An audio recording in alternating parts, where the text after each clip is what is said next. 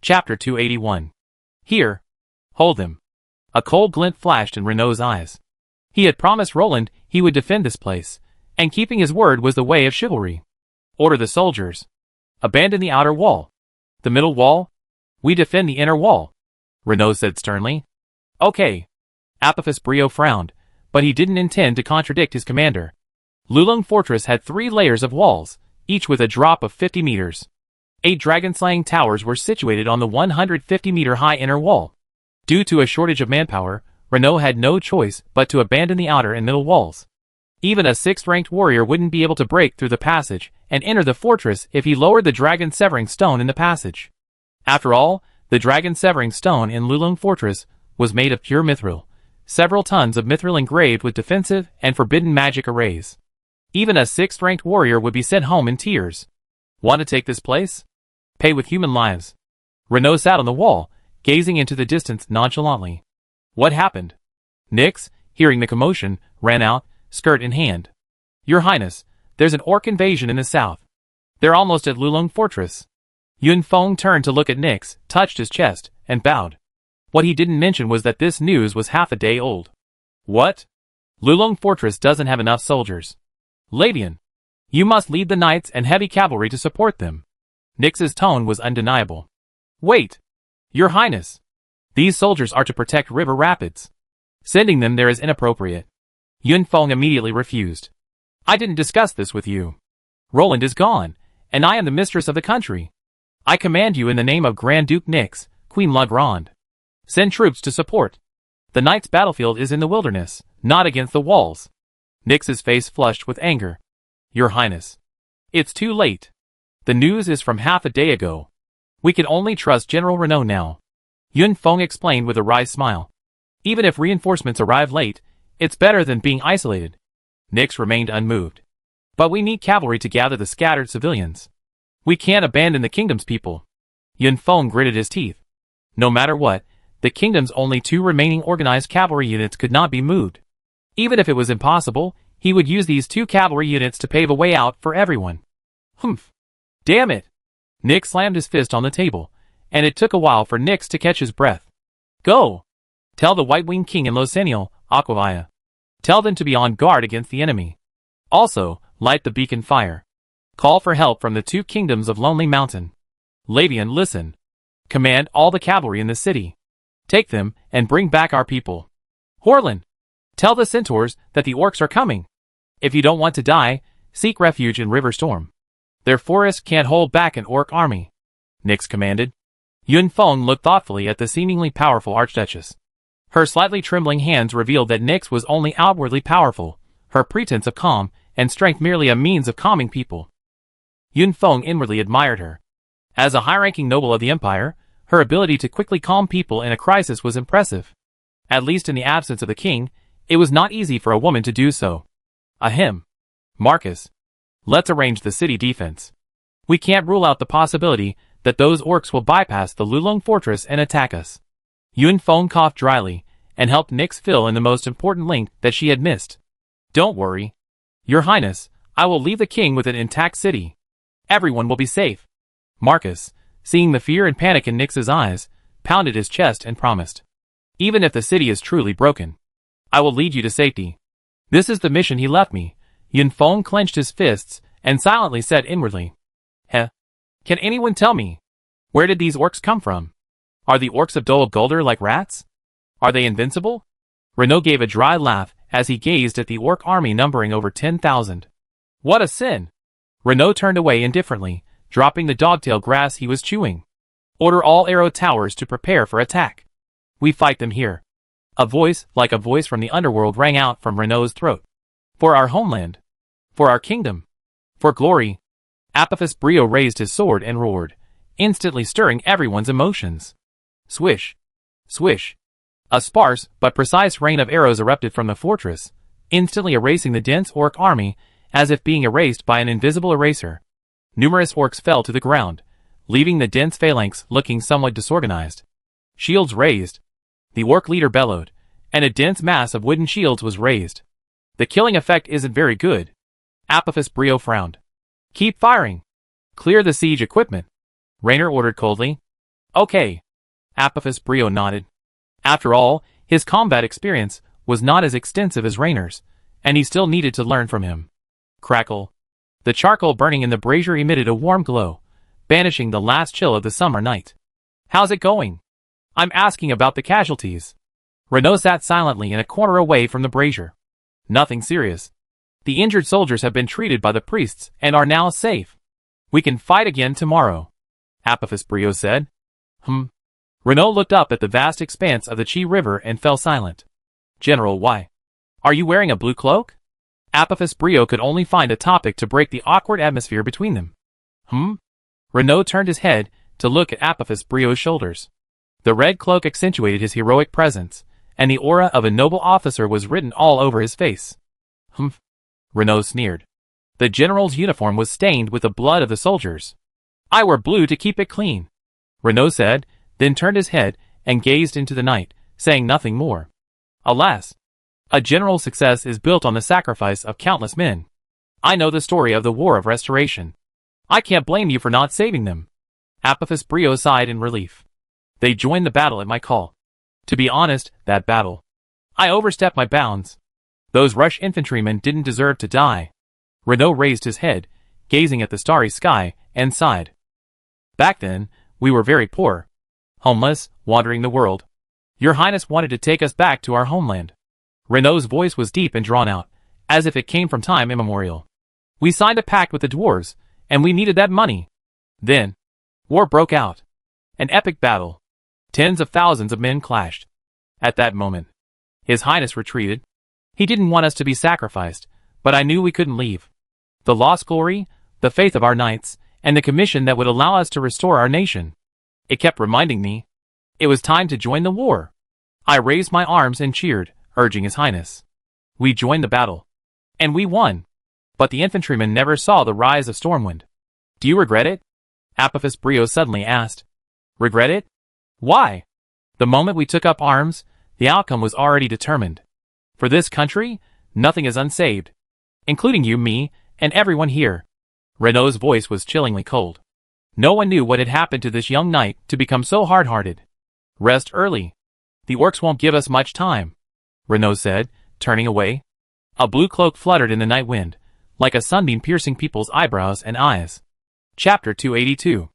A gentle breeze rustled the flags atop the Lulung Pass, their crimson tassels swaying in the wind. Plumes of black smoke rose from the distant earth. They were the bonfires lit by the orcs. They're making engineering equipment, Apophis Brio sighed. The dense undergrowth of the dark forest provided these orcs with natural materials. Trees as thick as a man were commonplace, and chopping down a few would provide the materials for a simple siege vehicle. Keep an eye on them. Don't give them a chance to breach the city gate. Renault glanced at them. Though I don't think they can do it, Renault added. How could a few simple battering rams possibly destroy a city gate engraved with magic circles, and a wall built of magic-patterned stone bricks? I'm more worried about those giant ogres breaking through the gates than the battering rams, Renault said helplessly, gazing at the orc army in the distance. He still vividly remembered the scene of those giant ogres crashing through the walls of Dale. I keep a close eye on them. If they dare to show up, I have the falling dragon tower slay them, Apophis Brio declared domineeringly. Despite the falling dragon tower's attack, those things are a bit overkill, but replacing them with ordinary steel arrows to strike high-threat single targets is actually quite cost-effective. Well, don't let them get close. One hit would be enough to give us a hard time. Renault nodded. If a giant ogre punched a hole in Lulong Fortress, Roland would probably kill him when he came back. I guarded up there. These 100 spearmen and shield men are in your hands. As for how you fight, it's up to you. Renault turned away, but ultimately decided to give the heir of the Junlin family a chance. Whether he could fight well or not depended on his luck. Thank you, General Renault. Apophis Brio expressed gratitude. The returned House of King's Landing lacked the strength and ability to match its previous status, even losing the title of Grand Duke of King's Landing. To rise above the rest, Apophis Brio could only earn it through military exploits. Even training the renowned Knights of King's Landing in the north could increase his influence, but the current kingdom of La Grande lacked the resources. Without a military force, the only thing Apophis Brio, the last bloodline of the House of King's Landing, could offer was his 16 Knights of King's Landing. This was a privilege granted to the House of King's Landing by successive emperors. These knights were Apophis Brio's personal soldiers. Not only could Renaud not mobilize them, not even Roland could command them. After all, in this world where my vassal's vassal was not my vassal, the only one who could mobilize them was Apophis Brio. The enemy is approaching again. Apophis Brio sighed. Shoot! Renaud unconcernedly continued his hail of arrows. Damn it! This can't go on. General Raynor, we can't just abandon the outer wall. Apophis Brio was keenly aware that the orcs couldn't easily ascend the fortress.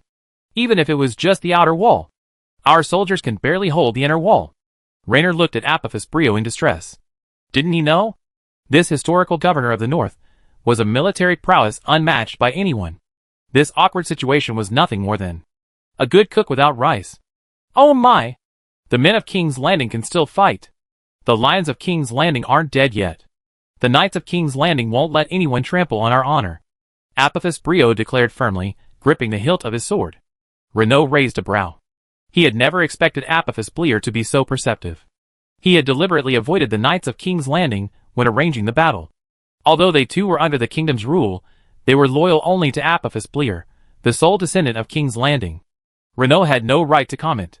He had never expected Apophis Brio to show no intention of preserving his own family's strength. He would start with the King's Landing cavalry? A powerful opening move? Could the orcs withstand it? Renaud's gaze swept over Apophis Brio and the group of 10 cans behind him, and his gaze softened. Very good. The King's Landing's blood is still lingering. It seems the orcs are about to experience a surprise. Be careful. Retreat when the odds are against you. Raglan cannot lose the Lion of King's Landing, just as the elves cannot lose Rivendell. Renaud patted Apophis Blio's shoulder, encouraging him. Don't worry. I won't die in this poor, shabby place. And certainly not at the hands of scum like orcs. I still have the mission of reviving my family to fulfill. Apophis Brio said proudly. At that moment, gazing at Apophis Brio's uplifted face and radiant golden hair, Renaud suddenly felt the urge to stop him. Lagran Calendar. 5th Era 2375.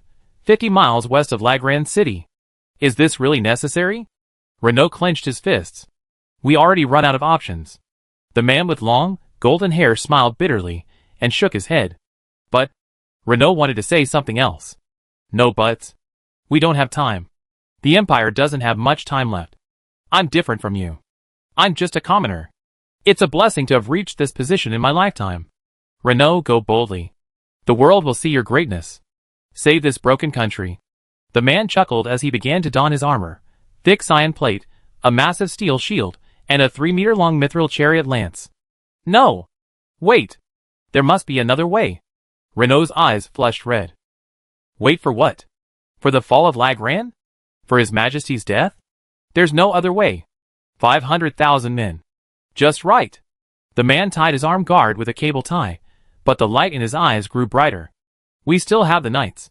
We still have the allied forces. And, Renaud argued, grabbing the man. Enough. Renaud. You're the only hope for the North and the Empire. Be reasonable. We have nothing. The man grabbed Renaud by the collar and roared. We only have 500,000 flood infantry. All you have to do is trust us. The man let go, and Renaud slumped to the ground. The knights can break through. And so can the coalition. Renaud muttered to himself. And then what? Sacrifice our only main force, the knights? Let us, mere cannon fodder, enter the city? Or rely on the combat effectiveness of the coalition forces? Dragon God. They even brought peasants with them, which Lord Player is so powerful. This is very punishing. Court-martial. The man exclaimed angrily. Trust me, Renaud. We can do this. We will definitely get you and the Northern Knights in. Trust me just once, okay? I beg you, as the commander of the Flood Infantry United Legion. Trust us. Trust this army. The man's eyes softened. You will die. This is not a battle you should be participating in. Those orc professionals are no match for you. Renaud shouted. Governor. This isn't your concern. You only need to focus on stabilizing Lagran City and protecting the royal family. The man smiled easily. Don't forget why we are the Swiftwater Infantry. We may not be professionals, but we were born and bred here. The Swiftwater nurtured us. No one can trample upon our mother river and her lands under our protection. The man donned his equipment and resolutely turned away, not even glancing back at Reynolds. Behind him, The northern governor Reynolds knelt helplessly on the ground, weeping bitterly. Woo woo woo. Accompanied by the blast of horns and the roar of the Swiftwater, this 500,000-man army, like their mother river, madly surged towards the besieged city of La Grande. Chapter 283. The powerful yearn for war. Ordinary people yearn for peace. Reynolds. From Memoirs of a Northern Governor. Someone has to sacrifice. If there's a choice, let us ordinary people do it. Luke Leopold. From the Ballad of Luke Leopold, the Commoner General. Fuck. Are those humans scum mad? What right do they have to fight us? They don't even have professionals. A ringwraith sneered at the boundless sea of men in the tide. Don't underestimate these infantry. These are the tide. Have you suffered enough at their hands? Another ringwraith's hoarse voice echoed. I doubt even gods would dare to pierce these lunatics. Another ringwraith laughed, his voice as harsh and unpleasant as the grinding of a broken gong. What should we do? Should we stop them? One of the ringwraiths asked sternly. After hearing this, the remaining 4 ringwraiths looked at each other and fell silent. Ha ha! Joel, are you crazy? Killing a chicken with a dragon-slaying sword? Leave it to the orc army. I don't even bother to fight. Several ringwraiths nodded in agreement. After all, attacking these ordinary people would be humiliating. They were guarding against the Empire's high-in-combat power. Be careful. Don't give them a chance. The human reinforcements from the other 3 directions have been delayed. I don't want to let them down here. General. The orc army. A torrent infantryman pointed at the dark mass of orcs in the distance, lost in panic. Snap. Luke Leopold slapped the young soldier's helmet. Open your eyes and look. Look at this turquoise ocean. Amid such a vast army, what do you have to fear? They're the ones you should be afraid of. Luke Leopold cursed with a laugh, but no one saw the worry in his eyes. Aside from their numerical advantage, these elite orcs, at least at the first level, were enough to inflict heavy casualties on them. What those poor flood infantrymen didn't know was that they would be leading a desperate charge against this army of professionals under the leadership of their most trusted legionary commander. General Luke, is this really a good idea? A nearby flood legionary commander whispered, a flicker of pity in his eyes. What then? Send those ragtag coalition forces to fill the gap? Will they be willing? Or let the elite northern knights attack the orcs? Time is running out for the imperial capital. Luke Leopold rubbed his weary eyes and sighed. I'm a sinner. Luke Leopold murmured softly. Someone has to sacrifice. If there's a choice, let us ordinary people do it.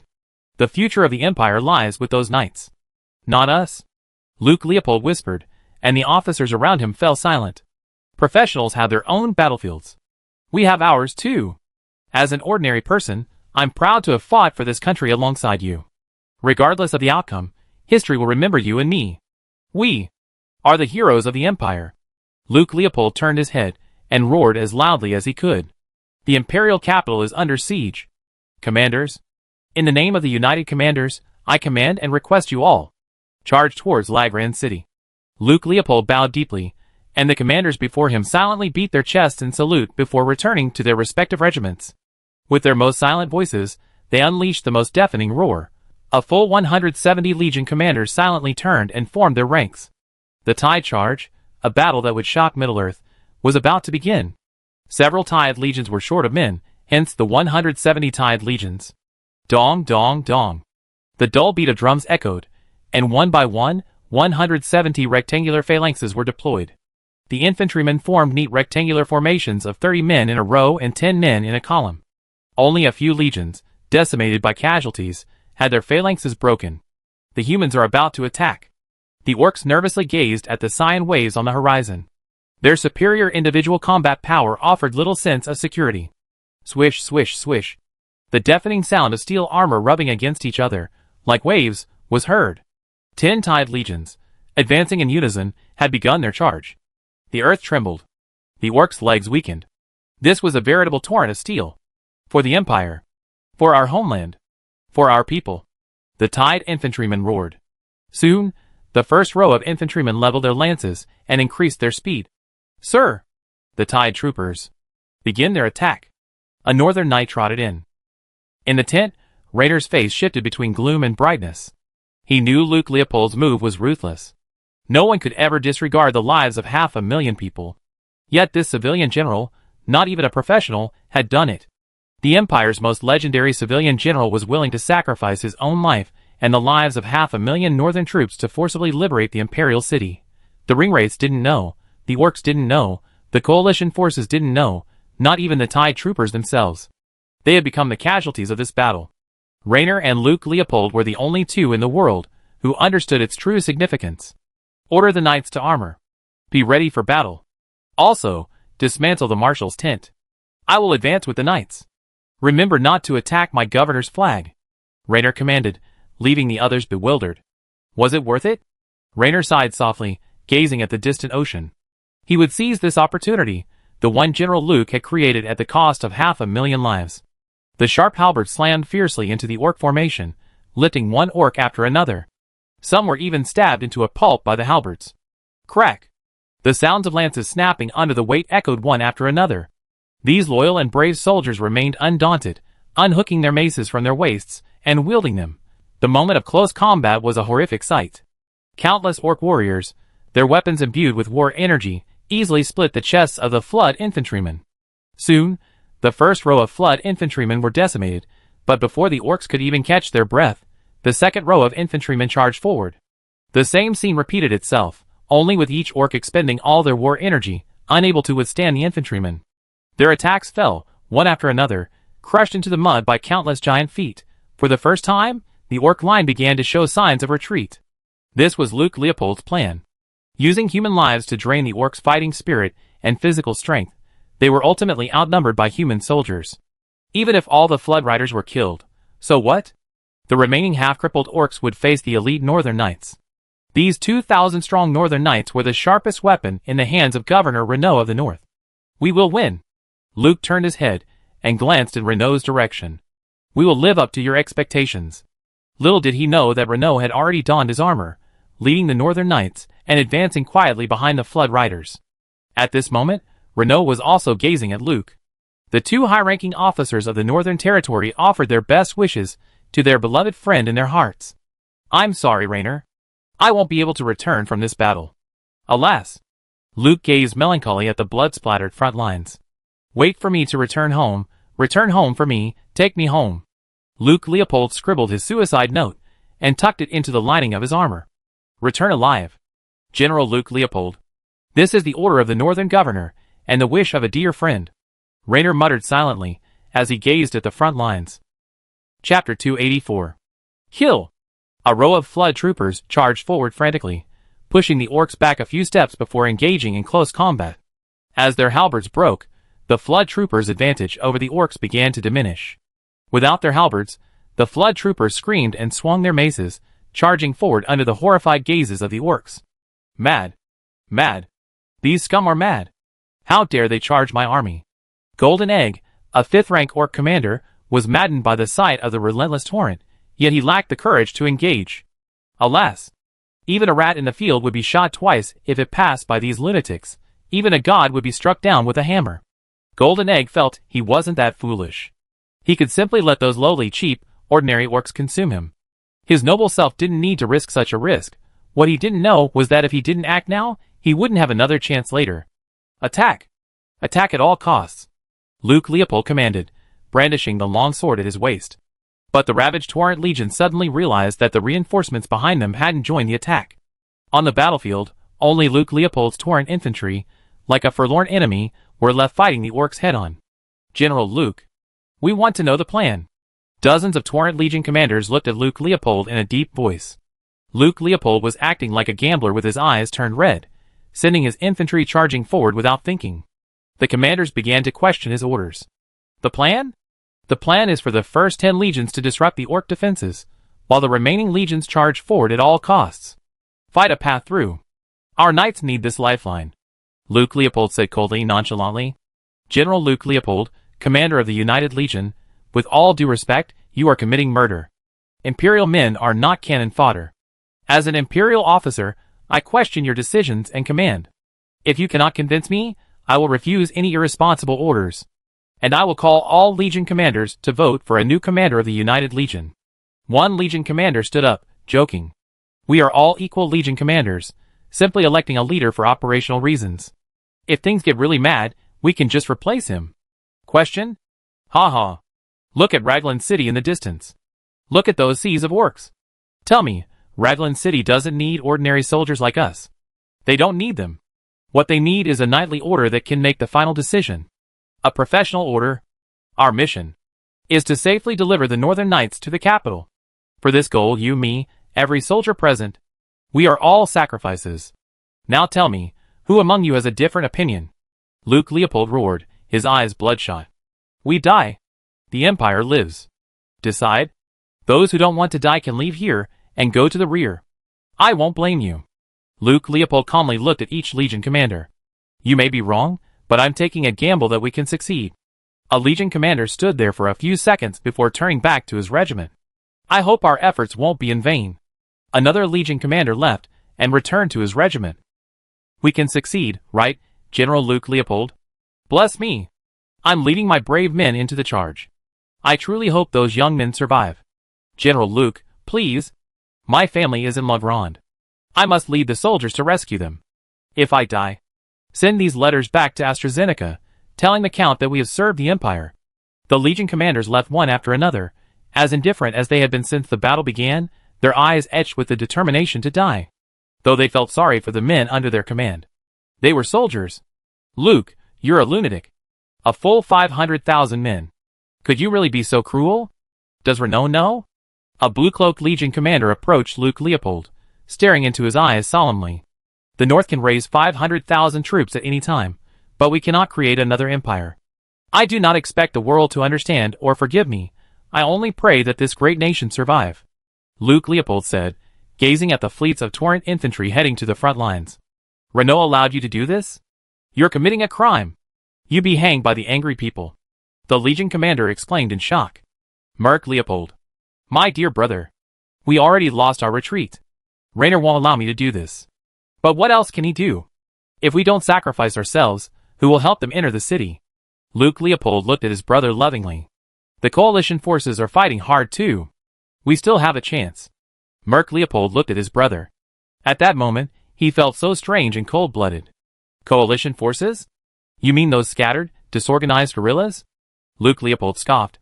He had no regard for the coalition forces that only knew how to fight when the wind was blowing. Player, are you offended? Did the player coalition provoke you? This? Mark Leopold couldn't help but feel overwhelmed. Honestly, the coalition forces' fighting capacity was truly worrying. I'm sorry. I dragged you into this, my dear brother.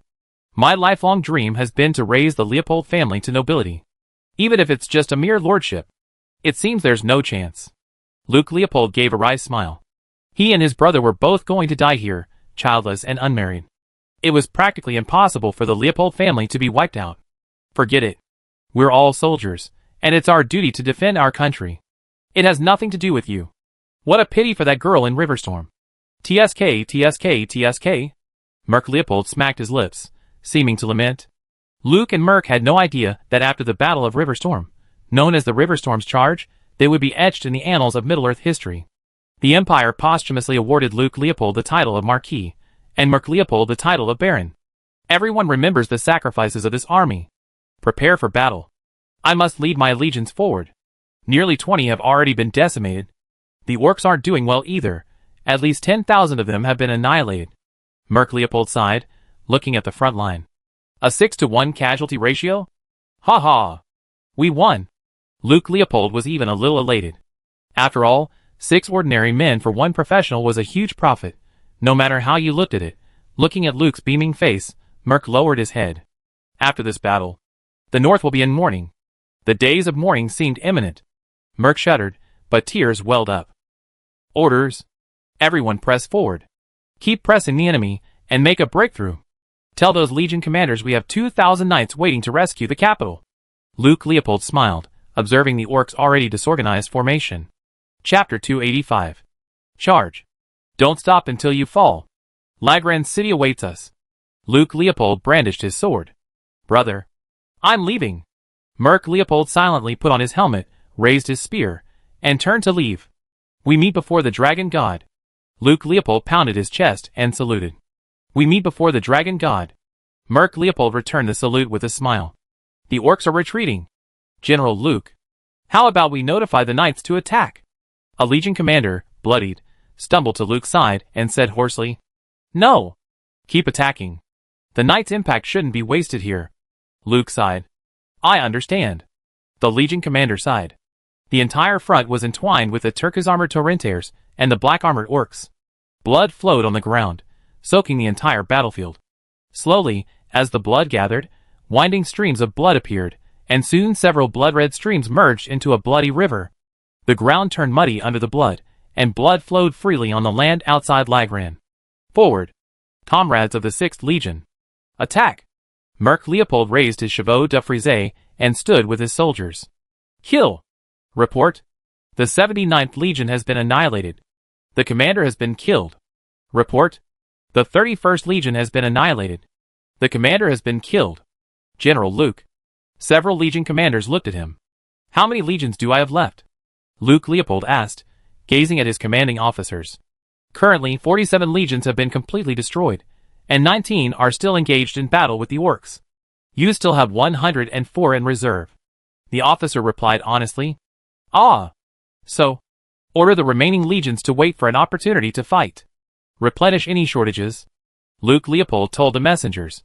Luke, where are you going? Seeing Luke stand up and leave the shabby headquarters, several Legion commanders followed him out. What? To teach those orcs a lesson, of course. Luke Leopold casually put on his helmet, his eyes full of carefreeness. Right. Pass on my final orders? This battle hinges on the survival of the Empire. I want everyone to fight bravely. If my banner falls, the highest-ranking Legion commander will raise it. Everyone, give it your all. Merc. Luke rushed onto the battlefield, catching sight of the figure lying on a mountain of corpses. His blue cloak had long since been stained red with blood. Only the flag of the Torrent Legion fluttered behind him, fluttering in the wind, along with the shattered body. Brother, are you all right? Oh, Dragon God, my brother. Luke Leopold hugged his brother tightly, trying to warm him. Brother, forget it, it's no use. Merc gently lifted his outer linen robe. The massive wound on his right abdomen revealed his spine, and his shattered internal organs were slowly writhing. No, no, no. Drink this. Guards. Guards. Get him out. Luke Leopold frantically pulled out a small crystal bottle, containing a precious, high-level healing potion. Don't waste it. There's nothing a cleric above level 3 can't save. Don't fool yourself. Merc grabbed Luke's hand tightly. No. I will definitely save you. Luke frantically searched for his brother's life. Oh. Dragon God. Why is my blue cloak black and red? Damn orcs. Merc Leopold pulled up his cloak and smiled hoarsely at Luke. Stop talking. Take it. Luke Leopold raised the potion in his hand and held it to Merc Leopold's lips. Don't waste the potion, brother. Look at this cloak. It's stained red with the blood of the soldiers.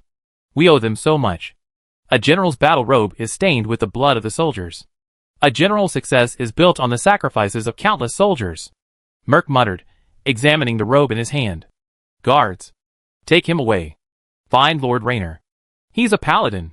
Luke roared. Brother, stop struggling. I live. Take me home. I miss Swiftstream so much. Merc's hand loosened weakly, a tear trickling down his cheek. No. Oh my God. Luke wailed in agony. He buried his face in his brother's chest and sobbed uncontrollably, tears and blood staining his face. After a long moment, Luke slowly stood up and saluted his fallen brother with a chest beat. Don't worry. We all get home. Luke gritted his teeth. Northern Swiftstream 1st Legion. Attack. Luke drew his long sword and pointed it forward. Kill. Charge. Boom, boom, boom. As the first row of infantrymen lowered their muskets and began to jog, the measured sound of their footsteps drew the attention of the orcs still battling the other Swiftstream infantrymen. Bang, boom, boom. After the first row of soldiers had run nearly 10 meters, the second row also lowered their lances and began to jog at an accelerated pace. Dodge the impact. Those lunatics are coming. Help. Archers. Stop them. The orcs still fighting were in a state of panic. It was clear that the fearless flood troopers' terrifying charge had left a psychological scar on them. Puff. The long lances passed over the crouching flood troopers and pierced through the orcs in front of them. One poor orc was even pierced through by at least 5 lances. Retreat. Keep some distance from them. Seeing these butchers continue to push their lances, carrying corpses, towards the orcs behind them, all the orcs jumped in fear. Cut off the spears. Led by some of their leaders, the orcs summoned their fighting spirit and easily cleave the halberds. Before they could even breathe a sigh of relief, they saw the frantic soldiers quickly abandon their broken halberds, raise their shields, draw their maces from their waists, and charge forward. Kill them! Kill them now! The orcs, watching these fearless flood troopers, were filled with fear. Puff! A powerful, heavy blow from the machete slashed down, instantly severing a flood trooper's shoulder, armor and all. The body fell to the ground, split in two, and was quickly trampled beyond all trace. Before the orc could raise his blade again, a gleaming mace sank into the back of his head with the force of a splitting mountain. The sudden pressure even forced his eyes out of their sockets. Roar! The orc, using his last bit of muscle memory, swung his sword, and 3 screams echoed. 2 flood troopers and an orc warrior were simultaneously severed in half by him. The last orc, lifeless, fell limply to the ground, quickly melting into the earth beneath the trampling of countless people. There are no wounded in this battle. Only casualties. Charlemagne commented. Fight. Do not fear. Keep attacking. Nearly half a day of all-out assault, and the death of his brother had left Luke exhausted, both physically and mentally. He had long lost track of his own soldiers, but his legionary uniform and the cloak behind him made him recognizable to the other soldiers as a high-ranking officer. Many scattered soldiers gathered around the nearest legionary and continued to fight. Luke was no exception, leading hundreds of men from a legion he knew only by name, desperately battling the orcs before him. What a mess! Luke casually glanced back at the soldiers behind him and couldn't help but grumble. Look! These soldiers bear not only the insignia of the Swift Dragon Legion, the first legion led by Luke, but also the insignia of the Striding Hunter Legion, the 52nd Legion, the 30th Legion, the 66th Legion. Dragon God. Now I'm truly the commander of the combined legions. Luke grumbled, shaking the blood from his head. Chapter 286. We're about to tear through their defenses. Tell Renaud. Have him advance through the gap we opened. Luke Leopold roared, blood-soaked. As you command? I understand. Knights, prepare to charge. Renaud waved his hand, his gaze fixed on the distance, where the Empire's loyal subjects were locked in a desperate struggle with the orcs. Born with honor. Die with honor. My heart is like my sword. I rather break than bend. Renaud drew his sword, raised it high above his head, and roared with all his might. Knights of the North. Charge. Let us charge to the city of Lagran. Let us charge to the end of the world. Let us charge to death. Long live the great empire. Renaud shouted. Glory. Mercy. Justice. Renaud roared, and a vast flame of holy war energy shot up into the sky.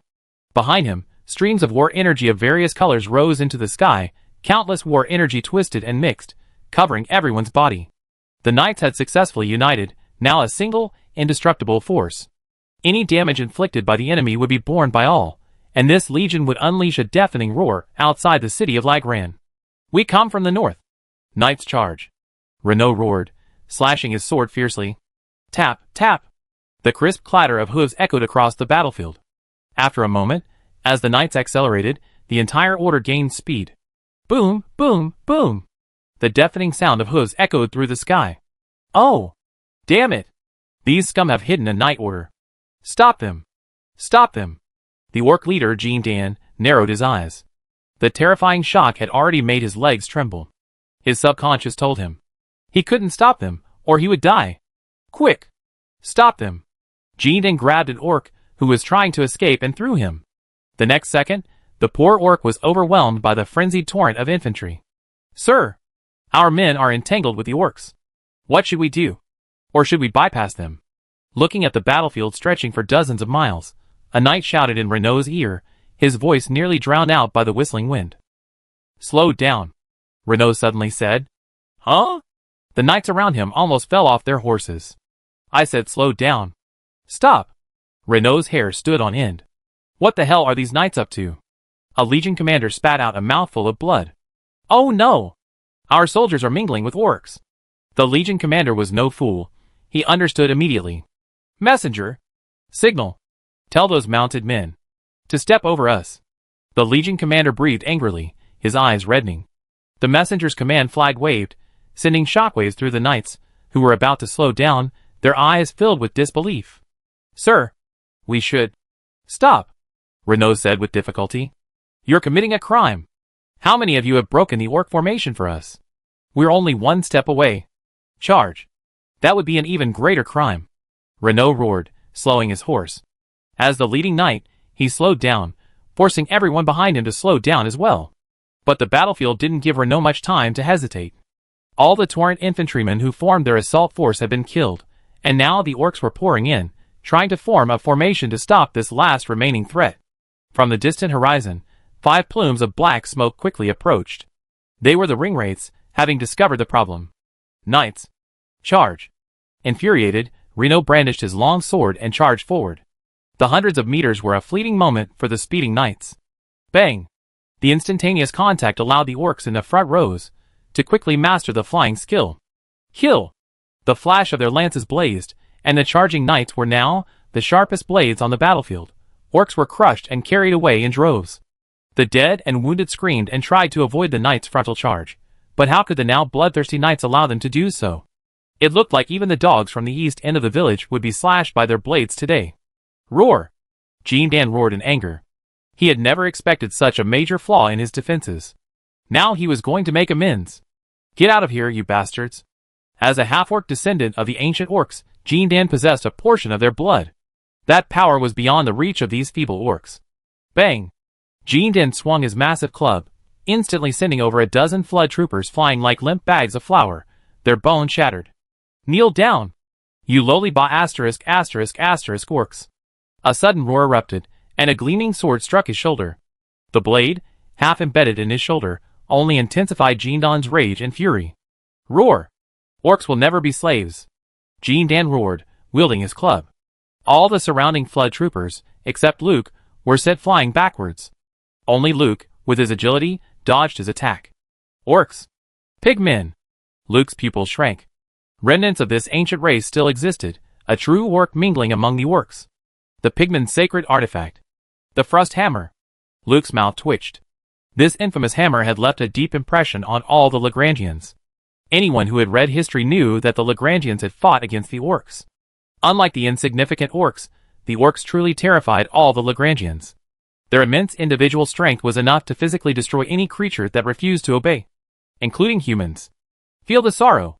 Jean-Dan, already stimulated by the blood, had fallen into a frenzy, having already lost his mind. Intercepting the knights?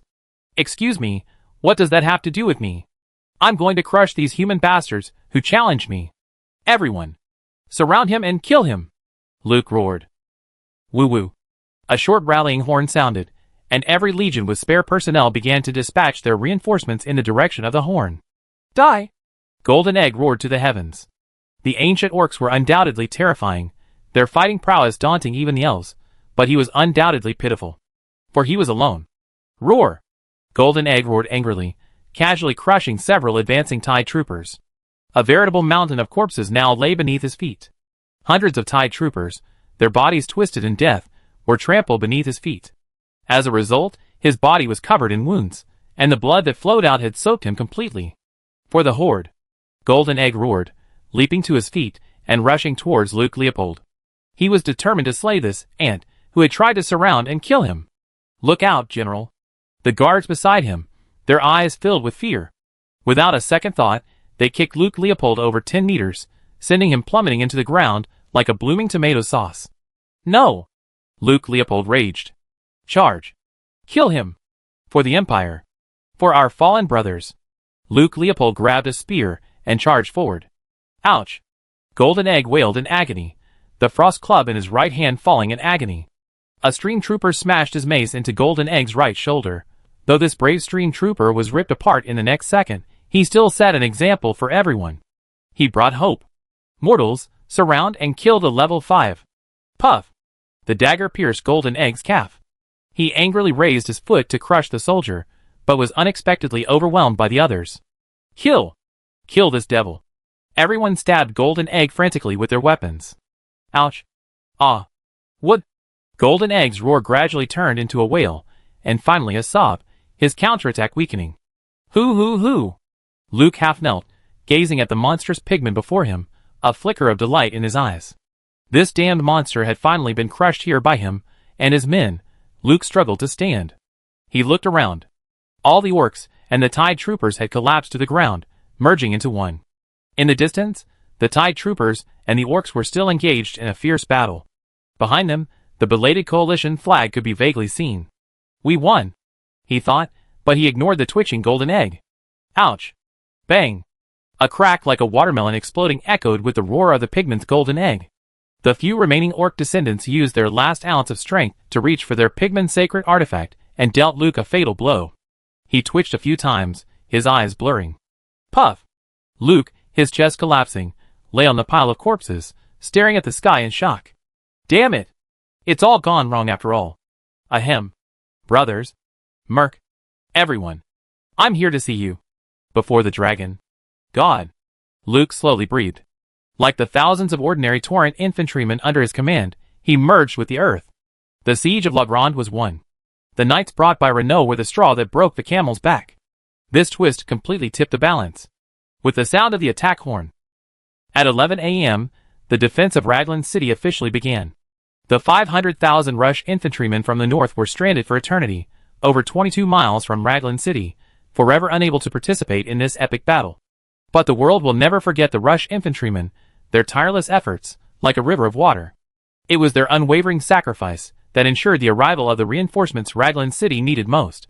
Each of them was a hero, and every Imperial officer's crimson cape was stained with their blood. The general's robe was stained with the blood of his soldiers, yet they fought to the bitter end. Chapter 287. That night, Renaud seemed to have a long dream.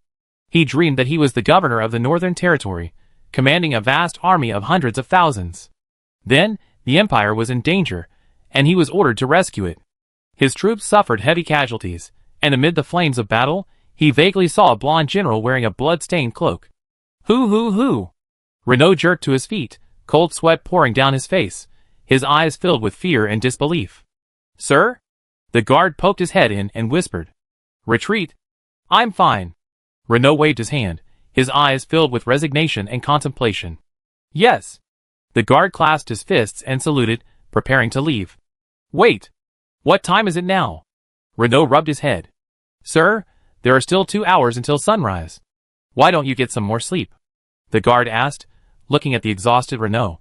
No, I go check it out. By the way, those damn orcs didn't do anything weird last night, did they? Raynor rubbed his sleepy eyes. Not really. But they've been cutting down trees and building siege engines all night. I think they're going to do something big today. Apophis Brio walked in and looked at Raynor. I just checked it out. The situation is pretty good. Our men can hold on. It just depends on how long we can wear those orcs down. Apophis Brio sighed helplessly. When both sides are powerless, a test of perseverance becomes crucial. Is there enough food in the fortress? Raynor asked, a thought flashing through his mind. It's enough food for a year or two. The problem is water. There's only one well in the city, and the output is limited. Apophis Brio told Raynor. That's fine. Just tell everyone to be more water efficient. Renaud smiled brightly. What's the problem? It's not a problem, is it? At most, everyone can wash less for a while, or eat more dry food and less liquid food. Just enough drinking water is enough. As for quality of life? Who cares about quality of life when the city is about to be destroyed? General Renaud, do you think the Grand Guild will send reinforcements? Apophis Brio asked worriedly. The reason the orcs haven't launched a major attack yet is precisely because they haven't figured out the situation at Lulong Fortress. After all, it didn't exist a while ago. On the other hand, they still have a sense of awe for the city-states along the rapid river. After all, a certain dragon knight nearly destroyed the Borg army with a forbidden spell. I hope the Grand Guild will heed my advice. Renaud sighed helplessly. If reinforcements do come, he hopes they won't be sent by Grand Duke Nix, but by His Highness Roland. After all, Roland brought not only powerful heavy infantry, but also dragon knights and 6th-level heroes. Calculating the time. His Highness should be back soon. Renaud thought of the agreement Roland had made with him, calculating that Roland should be back soon. Yes.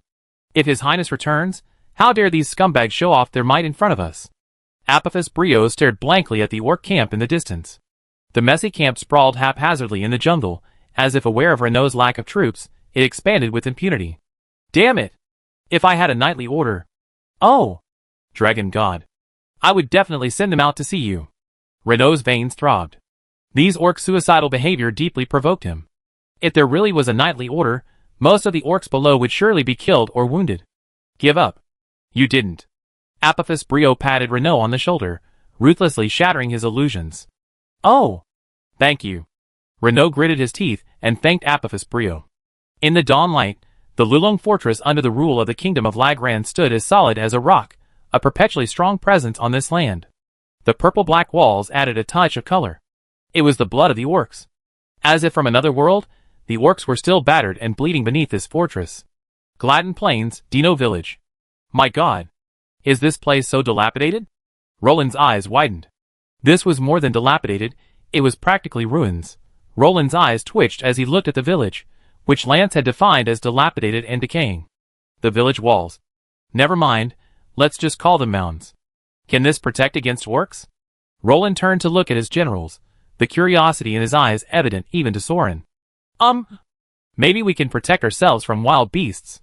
Castle lowered his brows, feeling almost guilty about saying this. Omsk is calling the door. Roland shook his head. Ahem. This is His Majesty King Roland of the Kingdom of Lagran. We like to stay here for one night. I swear by my kingship that I will pay you and leave you alone. Omsk shouted, his fighting spirit high. Oh my God! That army is coming again? What should we do? Hurry. Hurry and find the village chief. The two shabby militiamen defending the city were already trembling with fear. With Roland's 400 men under his command, they could easily take over the place. Well, welcome, King. I, Jean Dan, the village chief of Danua Village, am honored to be here. How can I be of service to you, your highness? Jean Dan bowed, removed his hat, and tucked it into a flower before saluting Roland. Not really. We just borrow a place to sleep for the night and leave tomorrow. Do you have any objections? Roland said casually, fiddling with the dragon-slaying sword as he sat on his horse. Of course.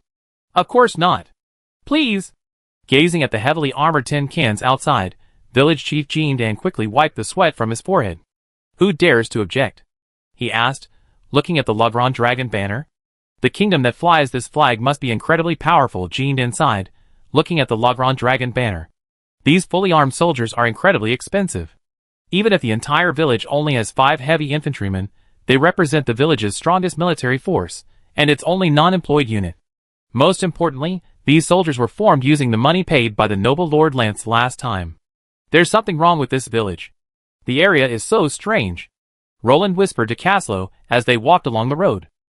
Judging from what they call city walls, this must have been a small town in the past. The current walls are probably what's left of the old walls after they weathered. Ajax looked around, seeing the traces of time everywhere. It's a blessing to have a village in this shabby part of the north. Omsk shook his head at Roland. With the orcs harassing everywhere, he was thankful for the fact that there was a village at all. Huh? Heavy infantry? Caslo exclaimed in surprise upon suddenly spotting a group of heavy infantry marching along the road. TSK, TSK, TSK. How can this shabby place sustain heavy infantry? Ajax marveled. This armor looks a bit like dwarven armor.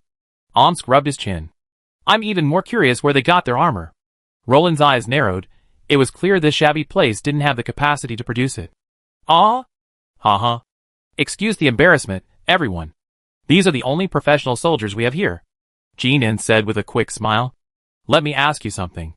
Where did this armor come from? Roland asked sternly. He wouldn't mistake this for standard dwarven-style armor. While it wasn't as impressive as the armor of his own troops, it was top-notch stuff for a small, isolated force. This? Jean Dan's sweat dropped, inwardly cursing the traveling merchants. Was there something wrong with this armor? No wonder they'd given him a few silver coins short. Don't worry, this armor isn't ours. Omsk intervened, as if sensing the village chief's fear. Oh, it was brought by a traveling merchant. These merchants have been roaming around Middle-earth all year, making their living by reselling supplies. Jean Dan breathed a sigh of relief and said without hesitation. Chapter 288. A caravan? There are still people trading in this shabby place? Roland's eyes widened in disbelief. These merchants truly value money over their lives. Of course. Jean Dan scratched his head, puzzled by the fuss. That's right. After all, commerce is pervasive. Roland nodded thoughtfully. By the way, how's the security situation around you? Castle asked, gazing at the dilapidated village. Low-slung shacks, dusty dirt roads, indifferent civilians on the streets, children huddled in their shacks, almost everyone in rags. The only real buildings were the few 2-story wooden and stone buildings in the center of the village. The situation isn't optimistic. Roaming orcs often intrude near our village, and have even invaded it before. Jinan shook his head bitterly. TSK, TSK, TSK? Roland marveled. It must be said that the humans here were truly remarkable. They managed to thrive here without any powerful weapons. He wondered how they managed to resist the attacks of the orcs. How many of you are left? Roland asked curiously, gazing at the equally curious villagers. Probably less than 500 left. About 200 young and middle-aged. Jinan pondered. Roland nodded in understanding. After all, in this environment, most of those who could survive were young and middle-aged. It was difficult for the elderly to survive to this day. Your Majesty, you can camp here. Jinan led Roland to a deserted square. The square's size gave a faint impression of the city's former prosperity. Why don't you consider leaving here? Roland asked a question that had been on his mind for a long time. Whether migrating north or west, it was far better than staying here and being harassed by orcs. Alas, you don't understand. Don't we want to leave? Where to? How will we get food along the way? Who will protect us? I can't take everyone to die. Jinan looked at Roland bitterly. This somewhat foolish, country savage nobleman had not lost his noble sense of responsibility. Alas, you don't understand. If we stay here, with the relics left by our ancestors, we can still deal with the scattered orcs. We can still live in warm huts. We still have land to farm. If we leave here, we have nothing. Jinan sighed helplessly, his eyes filled with bitterness and lament. I won't bother you anymore. Please rest well. If there's anything I can do for you, please let me know. Jinan bowed to Roland and left with a sigh. What did you see? Roland turned and asked Omsk. Ignorant, backward, cowardly.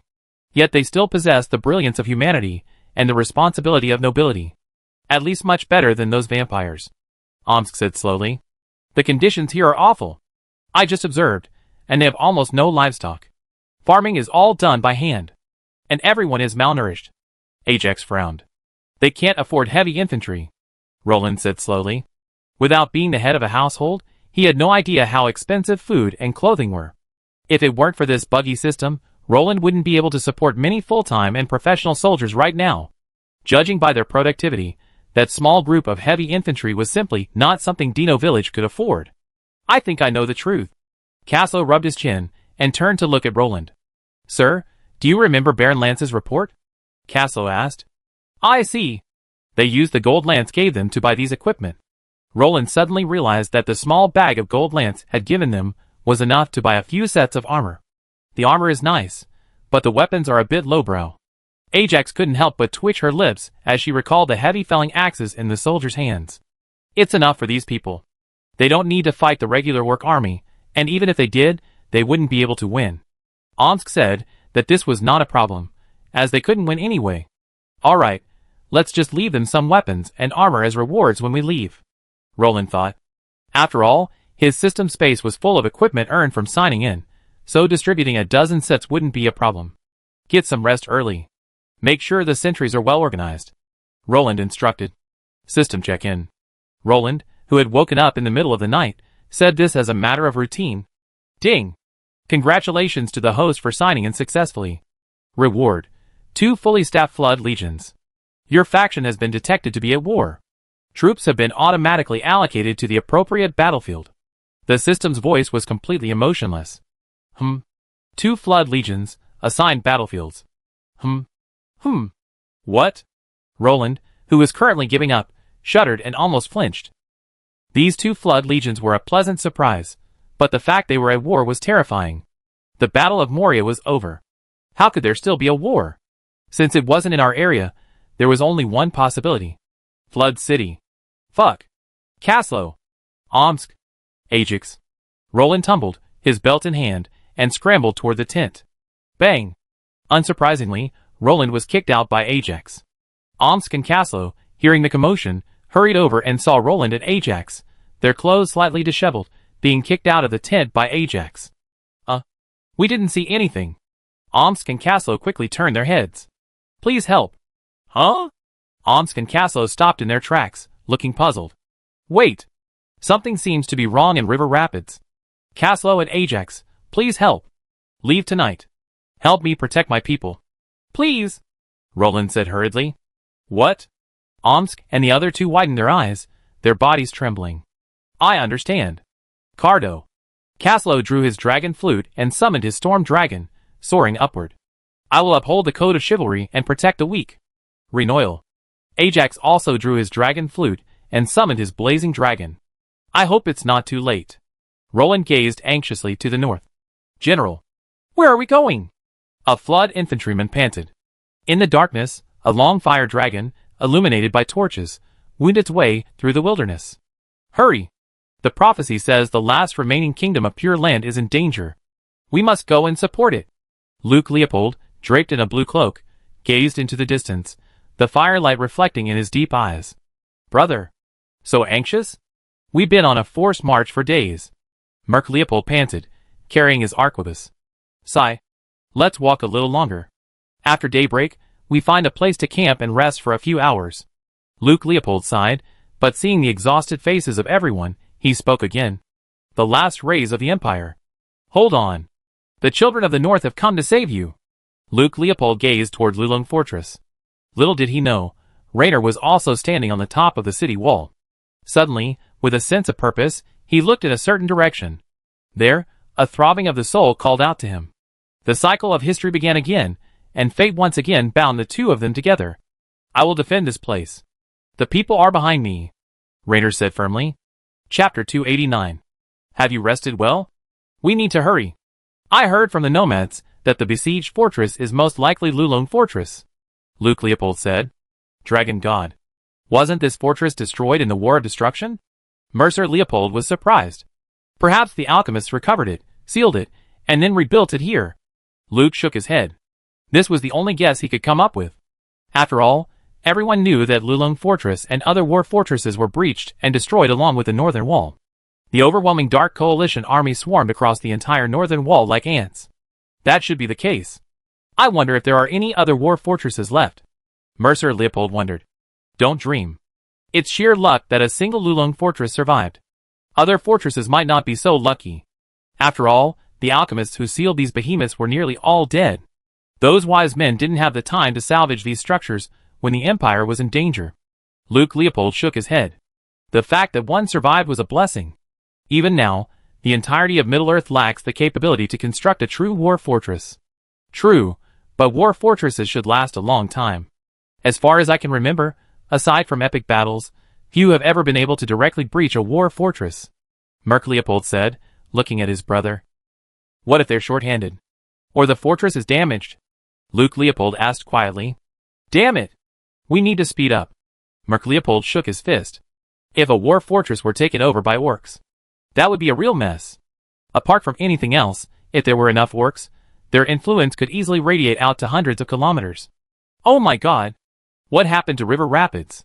Caslo complained, crouching on the dragon's back, his voice swallowed by the howling wind. Hey! Hold on, my knight. I'm about to have a race with the big guy next door. Cardo let out a long roar, communicating with Caslo through his mind. Damn it! The powerful push from behind made Caslo feel dizzy and ecstatic. Hey! Boy! Show them some of this. Ajax gently stroked Ringwar's back, her beautiful eyes flickering with a smile, as she gazed at the storm dragon tumbling through the sky. Oh! Good girl, I hope you didn't pee your pants. Ringwar roared, then flapped his wings, his speed soaring. Be careful to avoid the arrows. Hey! Be careful. Reno grabbed a soldier, and several sharp arrows whizzed past the battlement where he had just peed his head. Soldiers, stay safe. We're not those mindless bastards. It's not worth trading our lives with them. I want you to kill the enemy while keeping yourself alive. Reno emphasized loudly.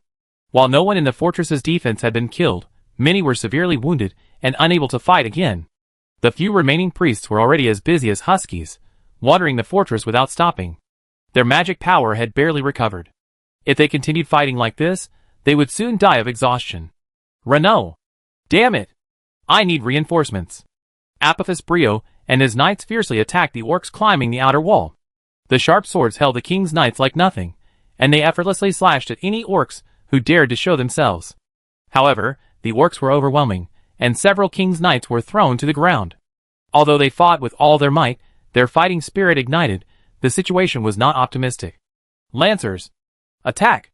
Renaud glanced at the figures below and suddenly felt overwhelmed. My goodness!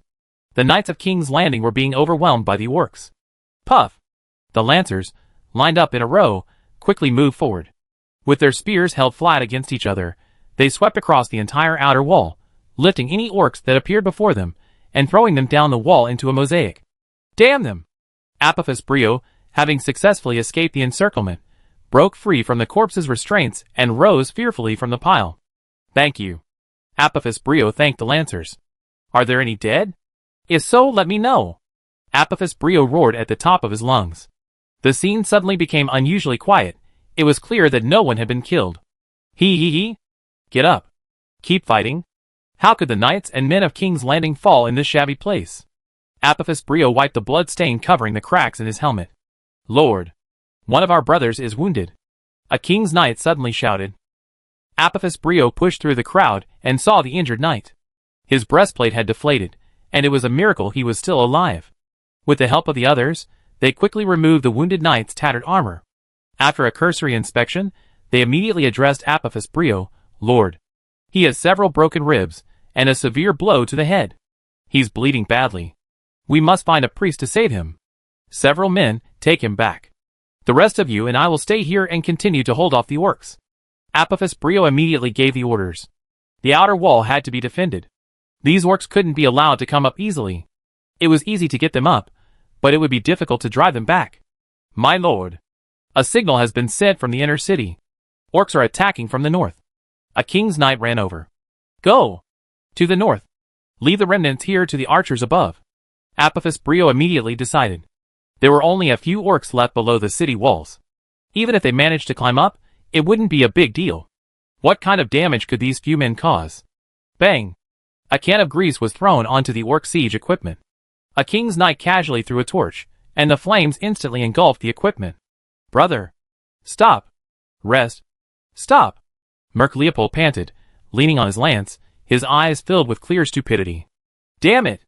Did orcs teach you your military training? You only walked a few steps, and you're like this? Luke Leopold's eyes widened, as if he were meeting his brother for the first time. We're almost there. I can smell blood. Luke Leopold raised his head and sniffed hard. The faint scent of blood seeped into his nostrils. Wait, let me smell it. Merc Leopold also raised his head and sniffed hard. Great. It was the familiar smell of rust. I think we might be there. Luke Leopold suddenly froze, pointing into the distance. Oh! My God! My God! Dragon God! What a magnificent fortress! Merc Leopold stood up, staring blankly at the majestic fortress towering over the rushing river. All troops, halt! We rest for half an hour. Prepare for the attack. Luke Leopold waved his hand. Lulong. Here I come! Chapter 290. What's the situation now? Raynor, covered in blood, battled Apophis Brio on the outer wall. The situation is bad. Most of the lancers and shield men are seriously injured and no longer able to fight. The king's knights can't hold their own. Their strength and fighting spirit are severely depleted. Apophis Brio panted as he looked at Raynor. Where are the Bedanian archers? Raynor frowned. After all, the Bedanian archers were their only hope. Without their bows and arrows, the Lulong fortress was as alluring as a stripped-down girl. All the Bedanian archers are in good condition. Those arrow towers have successfully protected them. Apophis Brio reported to Raynor. We can't stay here anymore. We have to retreat to the upper level of the city. Raynor sighed, frowning as he watched the endless stream of orcs. These formidable orcs, through their feints from all sides, constantly distracted the defenders and drained their strength and energy. The scattered attacking orcs deprived the arrow towers of their ability to crossfire, significantly reducing their effectiveness. Be careful to avoid the attacks. Let's go to the soldier's den, Raynor commanded. Pop! A simple magic flare exploded, instantly attracting the attention of some of the defenders. Send a squad. Open a passage for the general and his men. Let them retreat. The leader of the Bedanian archers gazed at the rising signal flare. Crackle. Crackle. The sharp sound of winches and chains rang out, and a hidden soldier's den was slowly pulled open. Let's go! Let's go! Raynor gazed at the open soldier's den and immediately pulled the king's knight beside him into it. Hurry! Get out of this damn place. Apophis Brio and Raynor stayed behind, shielding themselves from incoming arrows. Let's go! Let's go too. Raynor sighed, glancing at the now safe soldiers. He and Apophis Brio immediately left the outer city, each providing mutual protection. Deployed battle formation. Luke Leopold gasped as he watched the orcs, swarming like ants, attacking the city. He turned his head with difficulty to look at the 6,000-strong army behind him, then at the orcs surrounded by the heavy enemy force. Finally, he firmly gave the order to attack. Yes, said Merc Leopold and the other officers. As the soldiers moved, they gradually formed into their most skilled formation. The Flood Phalanx. Keep your pace. Don't let them detect us, Luke Leopold commanded cautiously. To maximize the impact of the attack, he ordered his soldiers to slow down. Otherwise, with the Flood Infantry's exceptional military prowess, they would have made a deafening roar. Remember, the roar of the 500,000 Flood Infantrymen's charge could be heard clearly even as far as La Grande. Don't worry, brother. Those bastards are dead. Merc Leopold's face curled with a bloodthirsty grin. Caslo, lead the way. Ajax, riding Renoirs, stopped in front of Caslo. Having rushed too hard, Ajax passed Caslo and suddenly realized he didn't know the way. Follow me. Caslo immediately pulled Cardo up and whispered to Ajax. Roar. Cardo roared like a dragon and flew high again. Renoir raised his head in response, unhappily. Wait. Rest for a quarter of an hour. Check your equipment. Rehydrate. Luke Leopold said, gazing at the two regimented Flood troopers in a hollow behind the orc army. Yes. Instantly, each Flood trooper began to straighten their armor and helmets, fastening any loose gear and maneuvering the maces at their waists into the most convenient position. Flood troopers, listen. Charge. Luke Leopold raised his chevaux de frise and joined the soldiers. He brandished his lance, pointing it in the direction of the Lulung fortress, and gave the final order to attack. Boom! Boom! The tremors, growing closer and closer, echoed across the battlefield as the Flood troopers' increasingly distinct footsteps echoed. Enemy! There are enemies behind us! Turn around! Fight back! Hold the line! No retreat! Roar! Anyone retreating in battle will be killed! A fifth-level orc leader, hidden among the ordinary orcs, emerged. With a swipe of his great sword, he decapitated several orcs who attempted to flee. Blood splattered, accompanied by the ferocious heads that flew off, instantly halting the orcs' retreat. They gathered again, ready to engage the human army. Huh? The orcs retreated? Renaud asked in confusion, wiping the blood from his face after slashing down an orc attempting to climb up the central city. The orcs weren't exhausted yet, they only sacrificed a few hundred beast lives. How could they suddenly retreat? Renaud was baffled. But Renaud's doubts were soon resolved by the overwhelming cyan torrent in the distance. Is this the Torrent Legion? Apophis Brio rubbed his eyes in disbelief. Not just the Torrent Legion. 2 of them. Renaud exclaimed in surprise. Don't be stunned. There are reinforcements. All weapons. Full coverage. Renaud reacted immediately. Regardless of the origins of this unfamiliar army, their high-flying Lagrang dragon flags and familiar figures clearly told everyone they were friendly forces from Lulung Fortress. All arrow towers, full fire. Apophis Brio shouted as he ran. If they could successfully halt the orcs and disrupt their formation, the remaining scattered orcs might not be able to withstand a charge from the Torrent infantry. Defend. Hold them off. Those human bastards are coming. Be careful to avoid the arrows, idiot. An orc officer kicked a stunned orc beside him, but the orc, who was kicked away, caught a stray arrow in his face and instantly fell to the ground, twitching and dying. The orc officer blinked, then froze in embarrassment. Then he turned and pretended nothing had happened, walking away. Hold your spear steady. Aim at the target. Don't pull back. If your spear breaks, swing your hammer. Luke Leopold emphasized the Swift Stream Infantry's 16-word mantra. Despite Roland's previous sign and reward of permanent equipment cards, each rewarded soldier came with a standard fine steel long sword. The Swift Stream Infantry still trusted their own maces more. Understood. Everyone answered in unison. The orcs on this side were also struggling to break free from the Lulung Fortress's defenders. The Bedanian archers stationed in the arrow towers nearly made the orcs question their lives. The orcs, their backs exposed, were wiped out by the Bedanian archers like a defenseless swarm. Charge! The officers in the Swift Stream Phalanx shouted, watching as the two armies neared engagement range. Chapter 291. The mighty Tide Legion rapidly approached the orcs' rear, rows of sharp spears flashing a blinding cold light as they charged towards them. Shields down! Luke Leopold roared. The Tide infantrymen in the first row, spears drawn, quickly held their shields draped across their left arms. Puff! Crack! Bang! Ah! Ouch! Many of the orcs in the first row were lifted up by the 3-meter-long lances. Some, unfortunate enough, were pierced through by the lances along with the orcs behind them. The initial collision inflicted heavy losses on the orcs. Many, startled, turned and retreated. Kill! The Tide infantrymen shouted excitedly. Ouch! The orcs huddled together, retreating orcs tangling with advancing ones, shouting and clamoring. The next second, a second row of Tide troopers charged forward, spears drawn. Another wave of orcs wailed. Thousands lay grievously wounded and dying on the ground.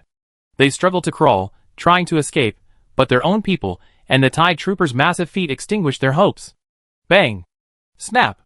A sound like a watermelon popping could be heard as the first row of Tide troopers, having lost their momentum, brandished their maces and began to recklessly harvest the orcs' lives. Kill! Luke Leopold took the lead. He threw away his broken lance, drew out his sword and chopped hard. The orcs fell down like wheat. The high-spirited Tide infantry stepped on the corpses of the orcs and launched wave after wave of attacks. The orcs retreated step by step under the terrifying lances of the Tide infantry. They could not stop the death charge from the Tide infantry at all. The 3-meter-long lance made the idea of hand-to-hand combat become a luxury for them. Keep formation. Don't rush. Luke Leopold and Merc Leopold shouted to their soldiers. The Torrent Legion's strength lies in fighting in large groups. Individual soldiers are actually less effective than their peers. Those with broken lances will be rotated to the rear.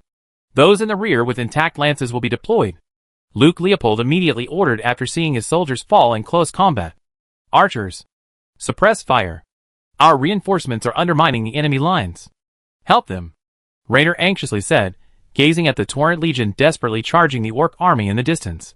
General, they seem to be charging into the city. Apophis Brio took a closer look and saw that the Torrent Legion was attacking purposefully towards the city gates, clearly aiming to break into the fortress. Keep an eye on their movements. Be prepared to open the city. Raynor leaned over the wall, peering down. Brother, where are the reinforcements for this fortress? Were they just us? Merc Leopold wondered, looking at the fortress's sparse counterattacks and the empty wilderness. Had the Empire abandoned this place? Perhaps reinforcements are on the way. Luke Leopold replied as he attacked. Luke didn't believe the Empire would abandon this fortress. No king or emperor would be so foolish as to abandon an intact war fortress. Be careful. We have to hold back. We won't be able to get close to the fortress. Luke Leopold was keenly aware of the strong resistance on the offensive. Although the orcs suffered heavy casualties, after the initial chaos, they gradually managed to hold their ground under the leadership of their officers. Damn it! The orcs are out of range of the fortress. The fortress can't provide us with fire support now. Merc Leopold's face sank as he watched the orcs gradually forming their ranks. Damn it! We can't attack anymore. Order the troops to halt the attack. Luke Leopold said grimly as he looked at the Floodwind Legion, which had lost nearly 1,000 men. Although the orcs were also suffering, Luke didn't want his soldiers to risk their lives with them.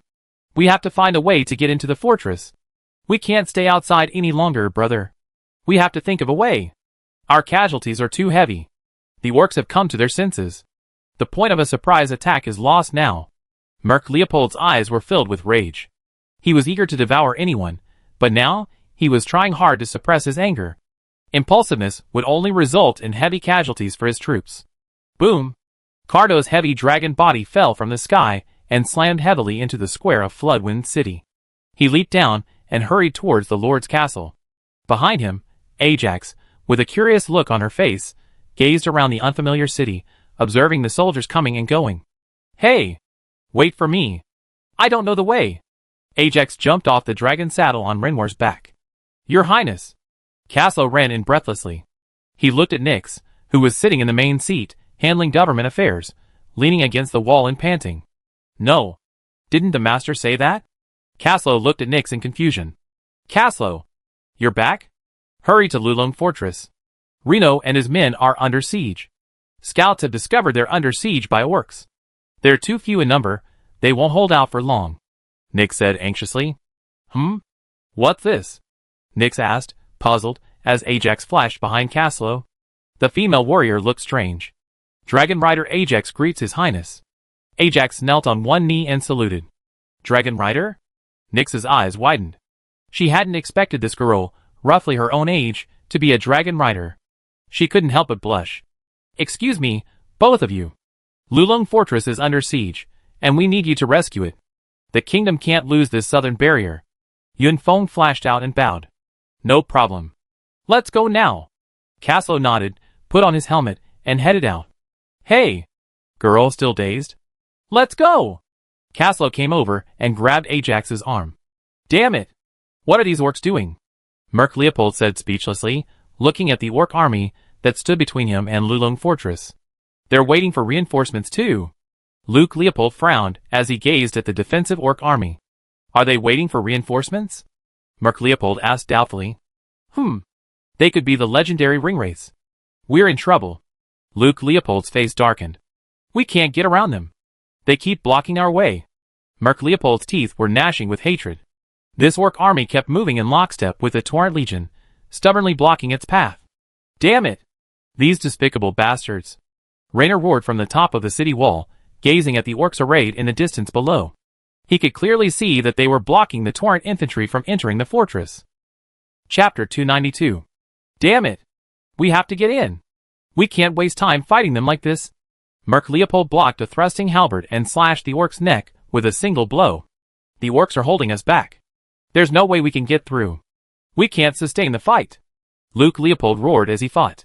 We excel at charging and breaking through enemy lines, not melee combat. Besides, we don't have the numbers advantage. Luke Leopold said to Merc Leopold.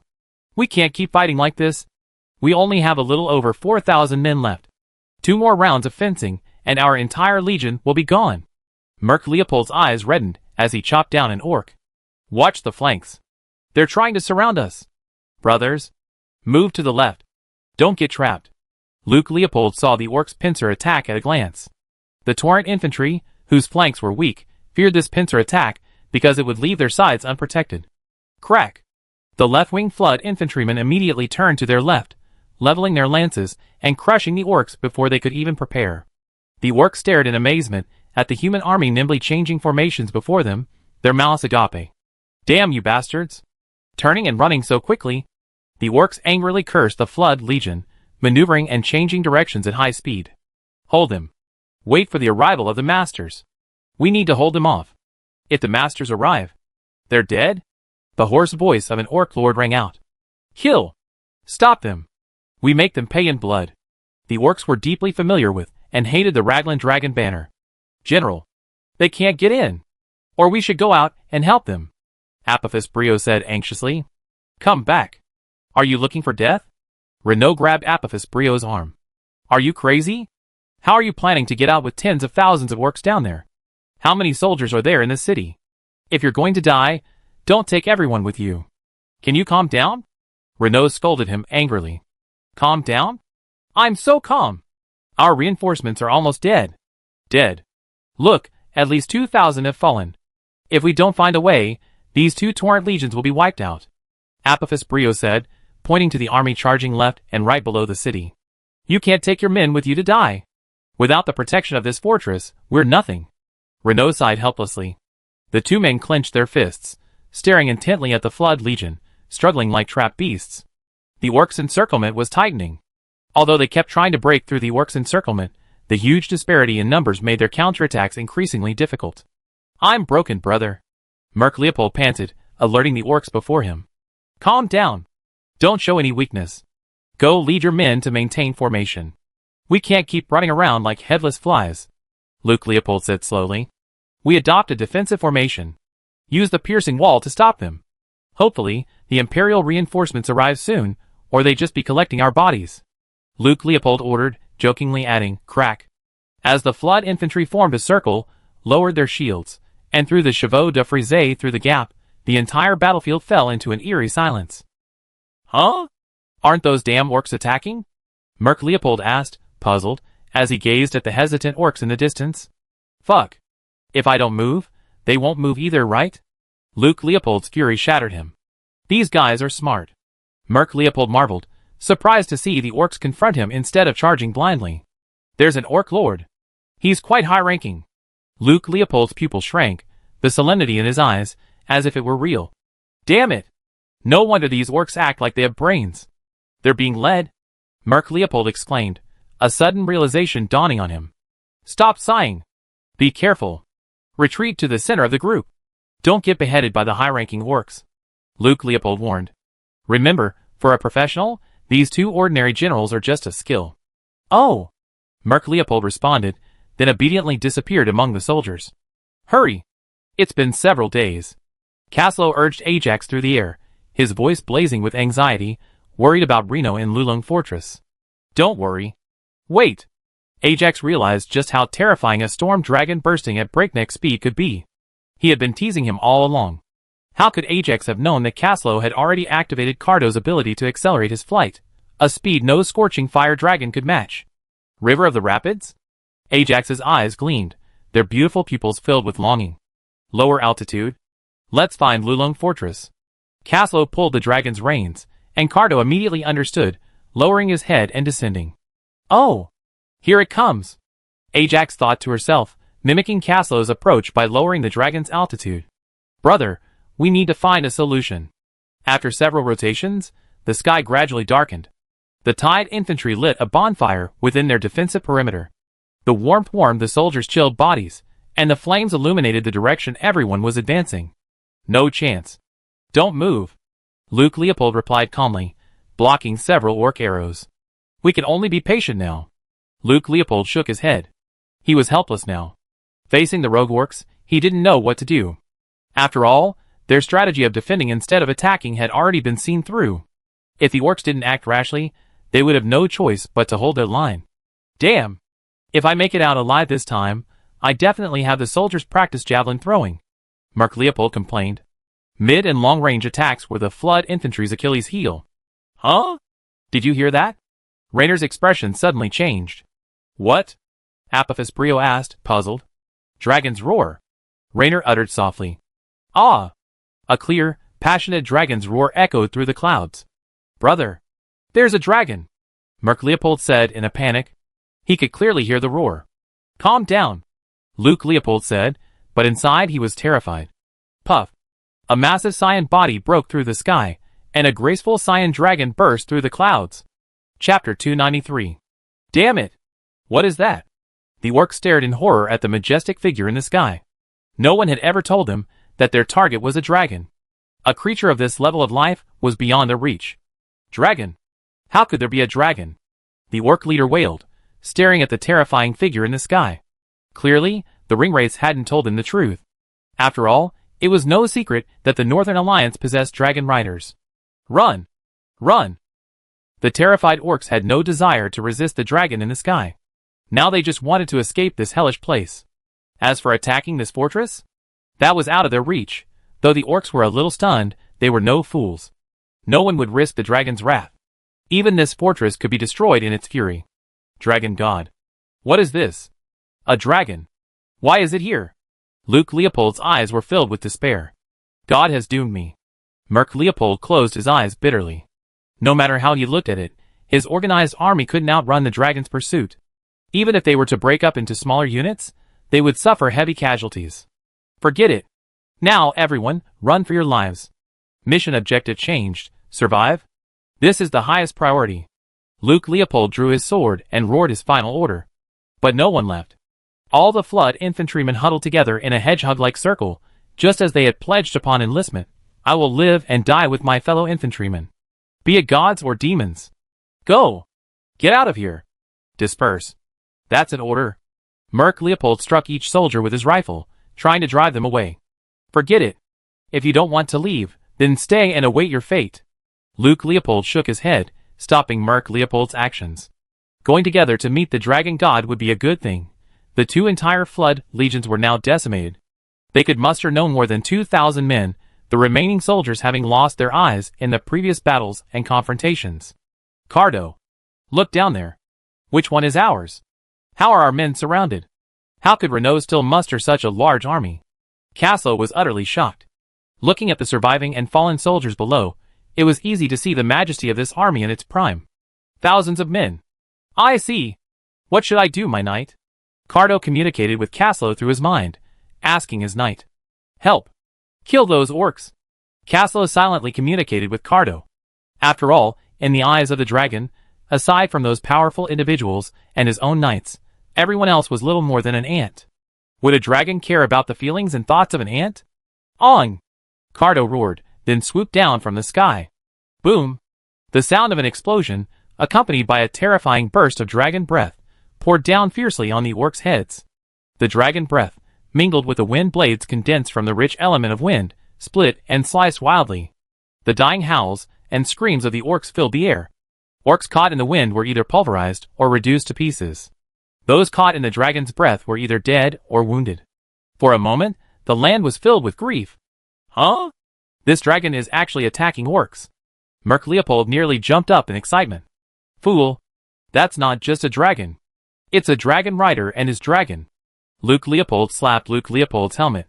He could clearly see Caldor's dragon armor and the intricate saddle straps. Luke Leopold knew that only dragon riders possessed such equipment, but it seemed that no matter what faction this dragon rider belonged to, he was not an enemy of the Empire. Oh! Long live! Countless surviving Torrent infantrymen cheered. Though they didn't know where the dragon had come from, they saw it swirl its breath around them, dissolving all the orcs within it with the wind element. The remaining orcs turned and fled without stopping. Seeing this, Luke and Merc wanted to say to the orcs, "We still admire your rebellious demeanor from the beginning of the battle. How about you recover in front of the dragon?" "Great! His Highness is back." Renaud cheered from the city wall. He waved his fists. He knew that when Castle appeared, it meant Roland's army was not far behind. He was proven wrong. Terribly wrong. Damn! Speed up. Run! Are you snails? I can crawl faster than you. Get moving. You're men, not women. A pitiful king, dazed and shaken from his horse, angrily berated his soldiers. A sudden downpour had made their progress even more difficult. For the extremely anxious King Roland, this was a matter of life and death. Renaud had no idea that the King Roland he was so concerned about was currently struggling with the slippery, rain-soaked ground in the muddy, dark forest. He'd have to wait a while longer to see him. But there was some good news.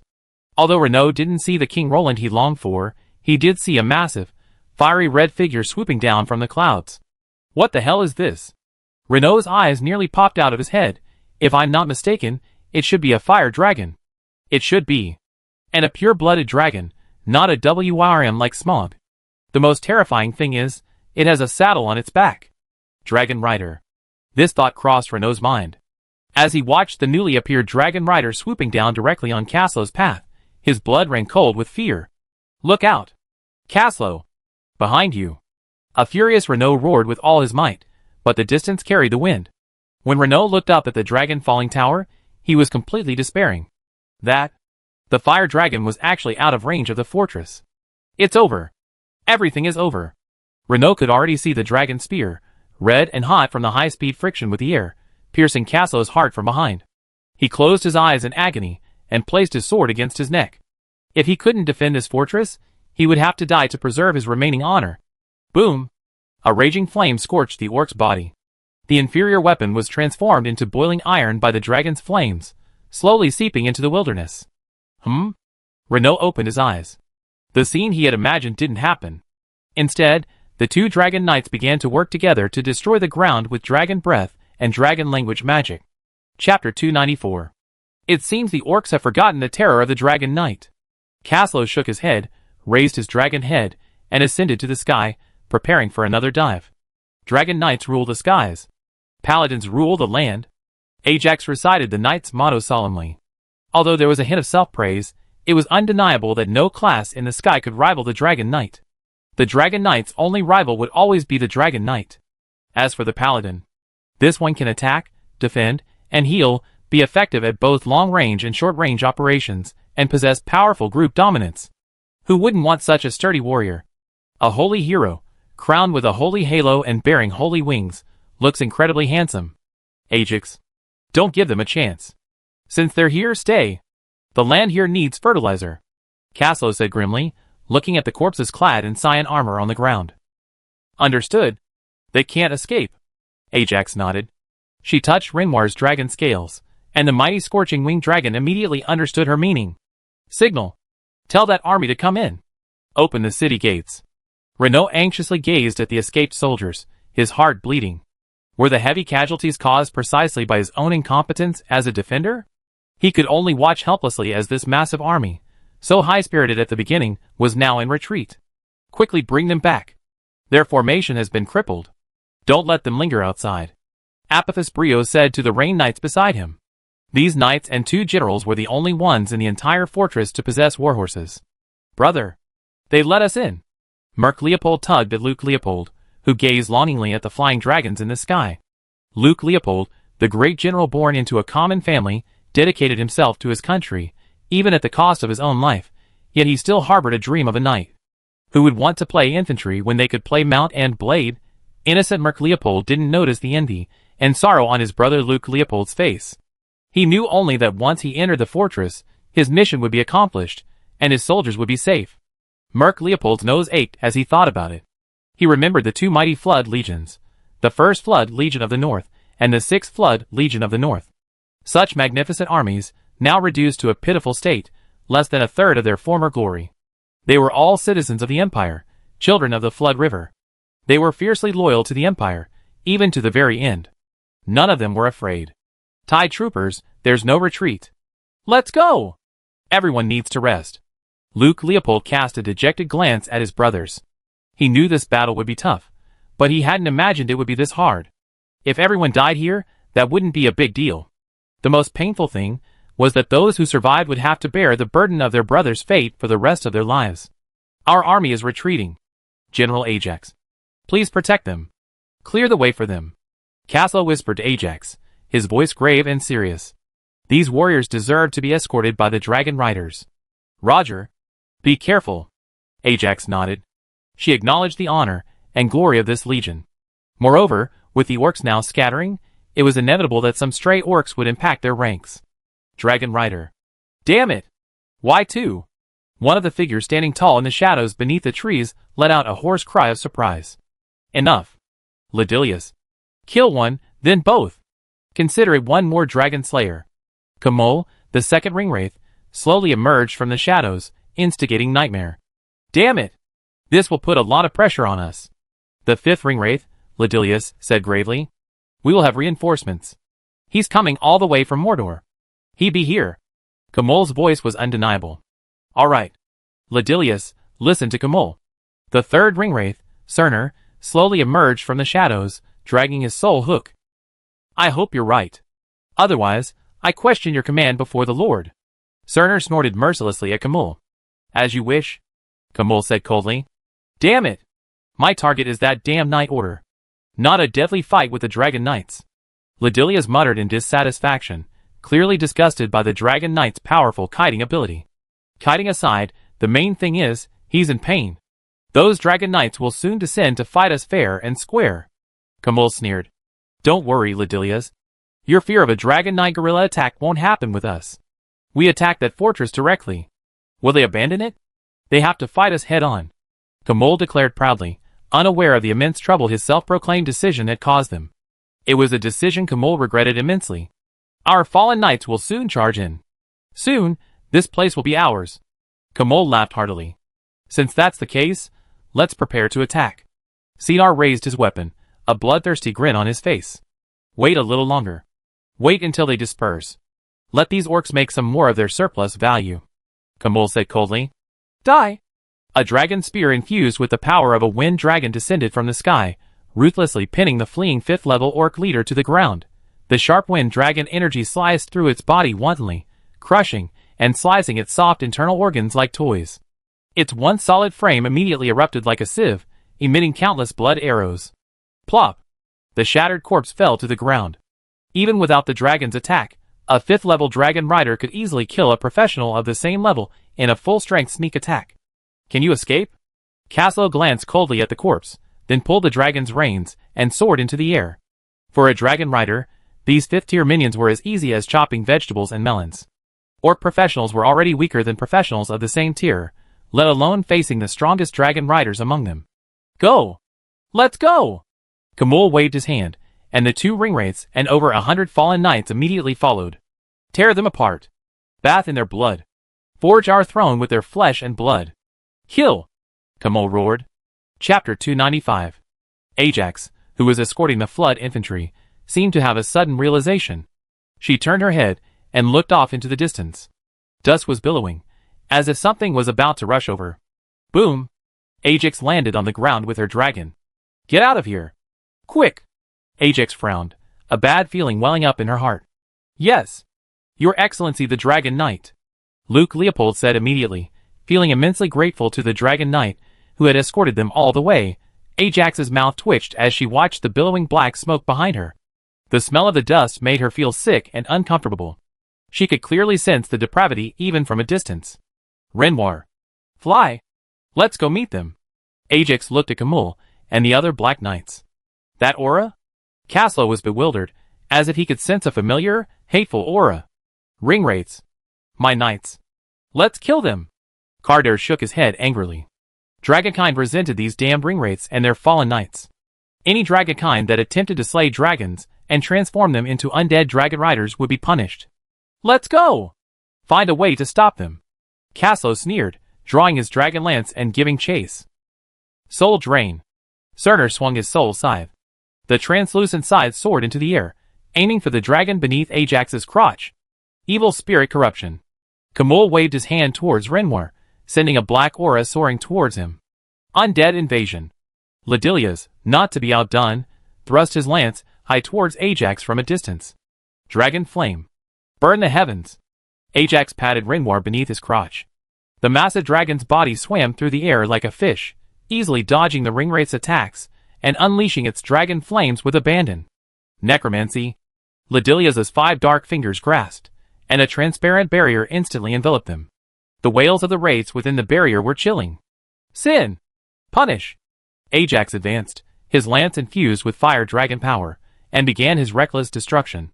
With a light tap of Ajax's lance, the immense dragon power instantly unleashed upon Ledilia's necromancy barrier. Crack! Fine cracks spread across Ledilia's barrier. Bang! The massive barrier suddenly shattered. Ajax watched in astonishment as the dragon spear, carrying immense power, thrust down fiercely. Crack! A fine cracking sound shattered Ajax's reverie. Just as Ledilia's necromancy barrier was about to shatter, Cinar unleashed another one. Lacking speed and power, the dragon spear could only create a few fine cracks in Cinar's barrier, which rapidly mended. Be careful! Renary roared, moving away. A translucent hook slashed past Ajax, nearly severing her in half. Assholes! Ajax cried in anger. These vile Black Knights dared to fight back. They actually tried to slay the dragon. If it weren't for Renary's quick reaction, Ajax would have been facing the dragon god directly. Ajax. Let's go! Seek cover at the fortress. Caslo rushed over, whispering to Ajax. As for the unethical practice of relying on a fortress for counterattacks, Caslo was well aware of it. After all, Caslo had evolved from a wyvern rider to a dragon rider. For a dragon rider, whose strength was far inferior to that of a dragon rider, relying on the cooperation of allies to kill the enemy was a piece of cake. It just so happened that the terrifying Dragonfall Tower at Lulong Fortress could satisfy Caslo's needs. But Ajax's face showed a hint of resignation. With the fortress, we can more easily annihilate them. Otherwise, we won't be able to stop them all. Caslo gave a sly smile. The 2 dragon riders would only leave 1 ringwraith behind during the battle, so if the others tried to escape, they wouldn't be able to do anything. Oh! Ajax suddenly realized and immediately flew towards Lulong. Huh? Why did they run away? Ledilias asked in confusion. Can the Dragon Knights escape the city? Camille's eyes gleamed with bloodlust. Could it be a trick? Cerner's eyes flashed with doubt and solemnity, bewildered by the 2 Dragon Knights' sudden retreat. Ha ha. In the face of absolute strength, even trickery doesn't matter. They're not level 6. Camille's voice creaked like scraping iron. He was incredibly confident. Could the 4 of them not take a city garrisoned by 2 Dragon Knights? Makes sense. When will the 9th arrive? Cerner, no longer suspicious, turned and asked. He'd probably need a while. After all, he's a fast runner, Camille said. The 9th Ringwraith was a rare space knight, possessing the ability to teleport short distances. His ability to survive and escape was unparalleled among the Ringwraiths. Well, let's attack. I can't wait to tear off their heads and smear my armor with their blood. Ledilias laughed cruelly. Kill! Kill! Kill! The Black Knights behind the Ringwraiths roared frantically, weapons raised high. The Black Knights. They actually brought a Black Knights? Caslow turned to Ajax as he flew.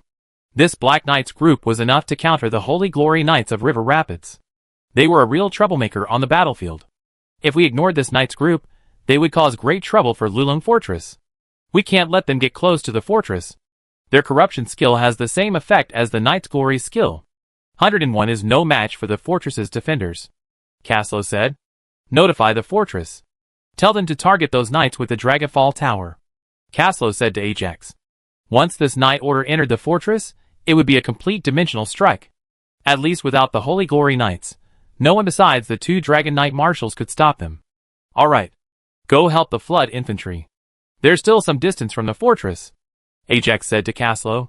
If they ignored the Flood Legion, the ringwraiths behind them, accompanied by the Black Knights, would attack this legion of ordinary people, who didn't even have any professionals, like chopping vegetables and melons. Hurry up! The ringwraiths are chasing us! Caslow roared, hovering over the Flood Legion. Hurry up! Luke Leopold shouted immediately. Abandon your shields and lances, Merc Leopold ordered, frowning.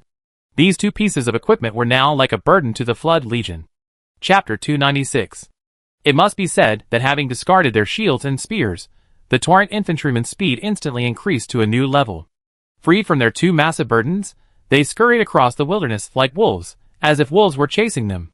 Luke Leopold, there are no wolves, but the ones behind are even more ferocious. Ha ha! These humans have abandoned their armor. The Black Knights scoffed harshly at the Torrent infantrymen ahead. If Luke Leopold had heard this, he would have cursed. Wait until you enter the fortress's range, and you know what cruelty is. The war fortress was a terrifying presence.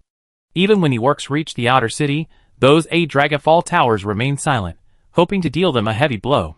Kill them! Kamul waved his withered hands, the soul fire in his eyes flickering. Open the city gate, Raynor said, watching the approaching Torrent infantry. Creak! Creak! The massive gate was slowly pulled up, the capstan making a teeth-grinding sound. Enter the city! Luke Leopold shouted anxiously. The Black Knights were only 10 miles away from them, a distance that could be reached in an instant for a knight. The enemy has entered our range. A soldier approached Raynor and said. Closer. Only the Dragonfall Tower can reach them now. Wait until they are within range of all the arrow towers before attacking. Raynor smiled a cruel smile, eager to enjoy the panicked expressions of the ringwraiths. Yes, General. Hello. Luke Leopold, first commander of the Northern Stream. Luke Leopold extended his hand. Hello. Merc Leopold, 6th commander of the Northern Stream. Merc Leopold followed suit. Hello, generals. Take your men to Midtown to rest for a while. We expect a major battle soon, Raynor said. Hey, Raynor. Caslow descended from the sky on his dragon and landed beside Raynor. What's going on? Where's His Highness? Raynor frowned. His Highness is still fleeing in the Mirkwood. Don't worry about that. With Omsk here, His Highness's safety is guaranteed. Caslow shook his head. As for the enemy before us, if I'm not mistaken, they're old foes. They have at least 2 ringwraiths in their ranks. And this group of Black Knights has at least 160 of them. Caslow shook his head. 3 ringwraiths. Ajax pouts, landing. This is... Renault stares at Ajax in confusion. A new Dragon Rider. Dragon Rider Ajax has just joined us. Caslow explains. Hello. I'm Renault, the defender of Lulong Fortress. Renault smiles friendly. Hello. Ajax waves a greeting, but his eyes are filled with resentment. After all, being repeatedly thwarted by attacks is unbearable for anyone. Never mind, those ringwraiths aren't just for show.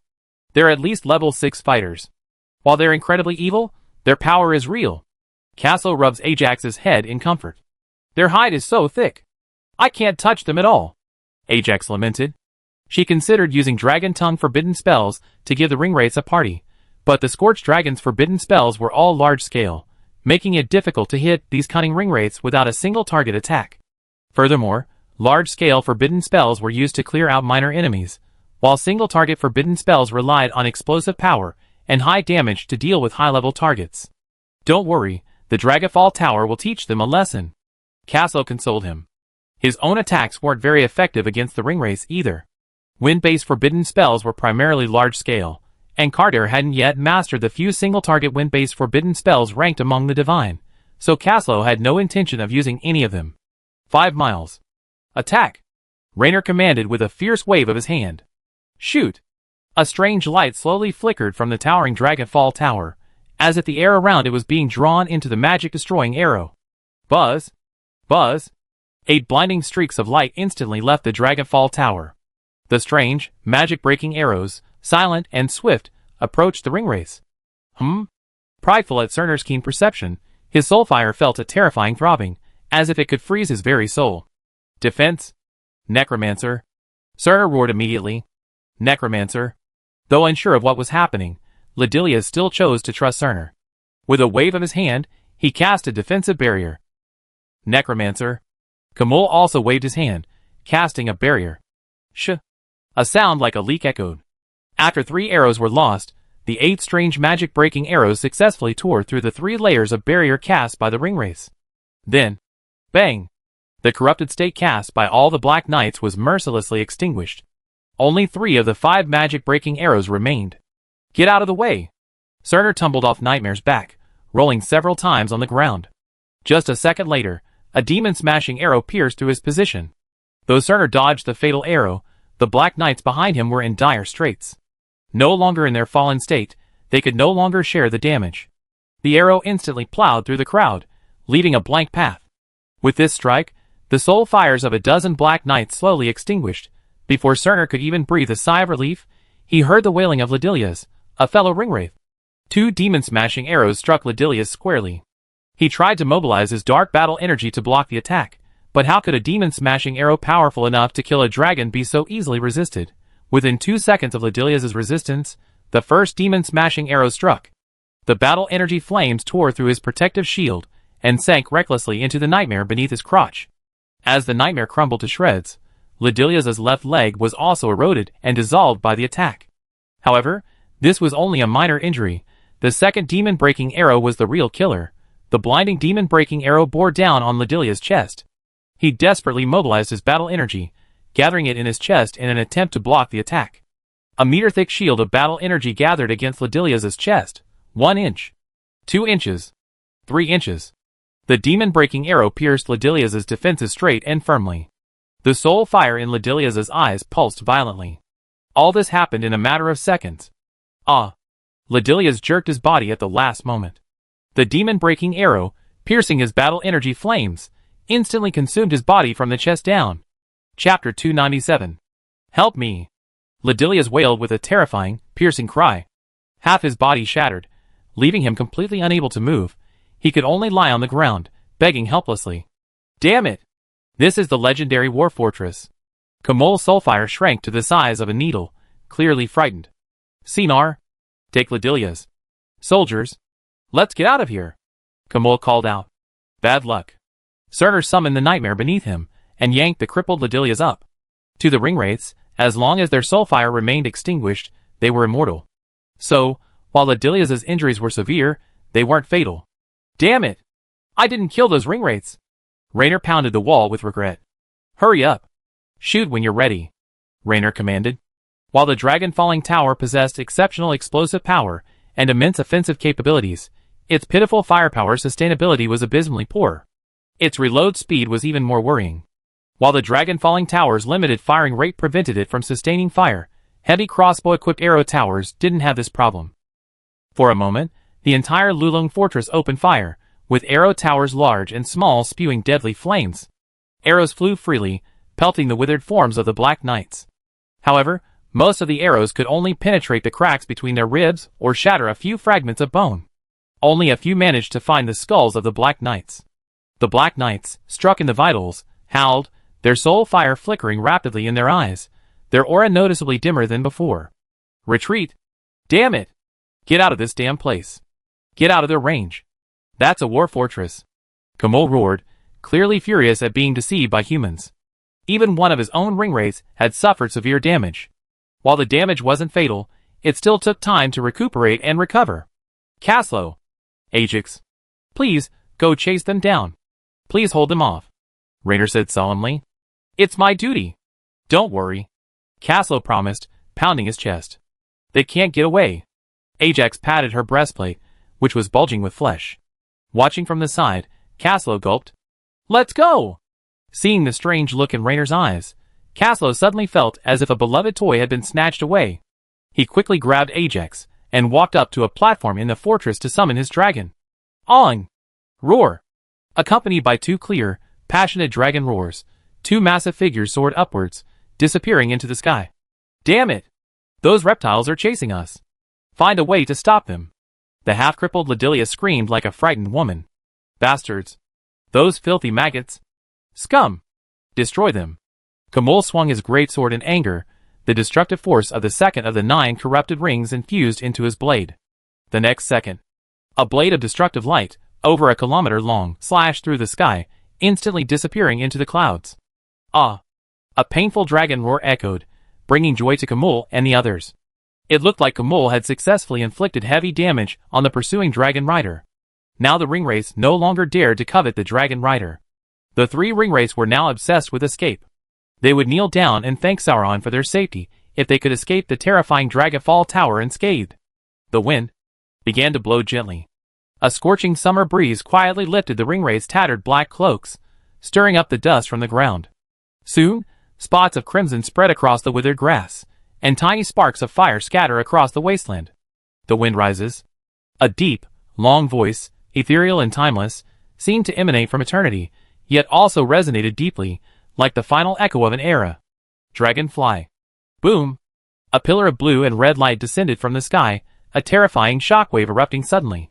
The surging dragon force devoured everything around it, forcing the ringwraiths and the Black Knights to take shelter. However, some Black Knights, who failed to evade the attack, were annihilated, their bones and horses annihilated, instantly incinerated into a pile of ashes. Where the wind blows, fire lives on. 2 figures, wielding dragon lances, slowly emerged from the smoke and dust. And 2 enormous dragons slowly emerged from the clouds behind them. TSK? Surviving the combined power of wind, fire, and dragon? Are they incredibly tough? Ajax's voice echoed crisply. The wind fuels the fire. Now we should be able to fight. A cold glint flashed in Caslo's eyes. With 2 level 5 dragon riders working together, fighting the 2 ringwraiths wouldn't be a problem. With the support of 2 giant dragons, taking on this group of ringwraiths and Black Knights, half destroyed by the Dragafall Tower, would be a piece of cake. And with the Dragafall Tower expected to be fully recharged in a few minutes, it seemed like these ringwraiths and Black Knights would have to stay here for the day. These ringwraiths are finished. Renaud laughed heartily, his face brimming with relief and satisfaction. Successfully slaying these ringwraiths was enough to make him proud. Who in the world could annihilate 3 ringwraiths in a single battle? General and Lord Caslo are working so well together. Apophis Brio exclaimed. The ringwraiths that had been so aggressive were now in a state of panic, even facing annihilation. Luke Leopold and Merc Leopold watched the ringwraiths and Black Knights fleeing in the distance, feeling a sudden sense of unreality. This legion had initially dared to confront the dragon riders, but they had never expected that, in just a few moments, it would be shattered by a single volley from the war fortress. Even the strongest ringwraith among the Black Knights was severely wounded, half dead, and rescued by his teammates. Now, it was their own side that was hunting them down. General, Dragafall Tower is ready. A sudden, heavenly voice echoed, and Raynor, who had been dozing against the wall, instantly opened his eyes and stood up straight. Shoot! Aim for 1 ringwraith. Injure all 10 of its fingers. Better to cut off 1. Reynolds said grimly. He wanted to eliminate 1 ringwraith first, so the 2 dragon riders could more easily kill the rest. Buzz! 8 more eerie streaks of light shot out instantly, high-speed armor-piercing, magic-destroying arrows heading straight for the ringwraiths. Kamul, currently facing off against Caslo and Ajax, suddenly felt a chill run down his spine. He turned his head, and saw only 8 streaks of light shooting towards him, their eerie glow gleaming with soul-piercing murderous intent. Chapter 298. I will die.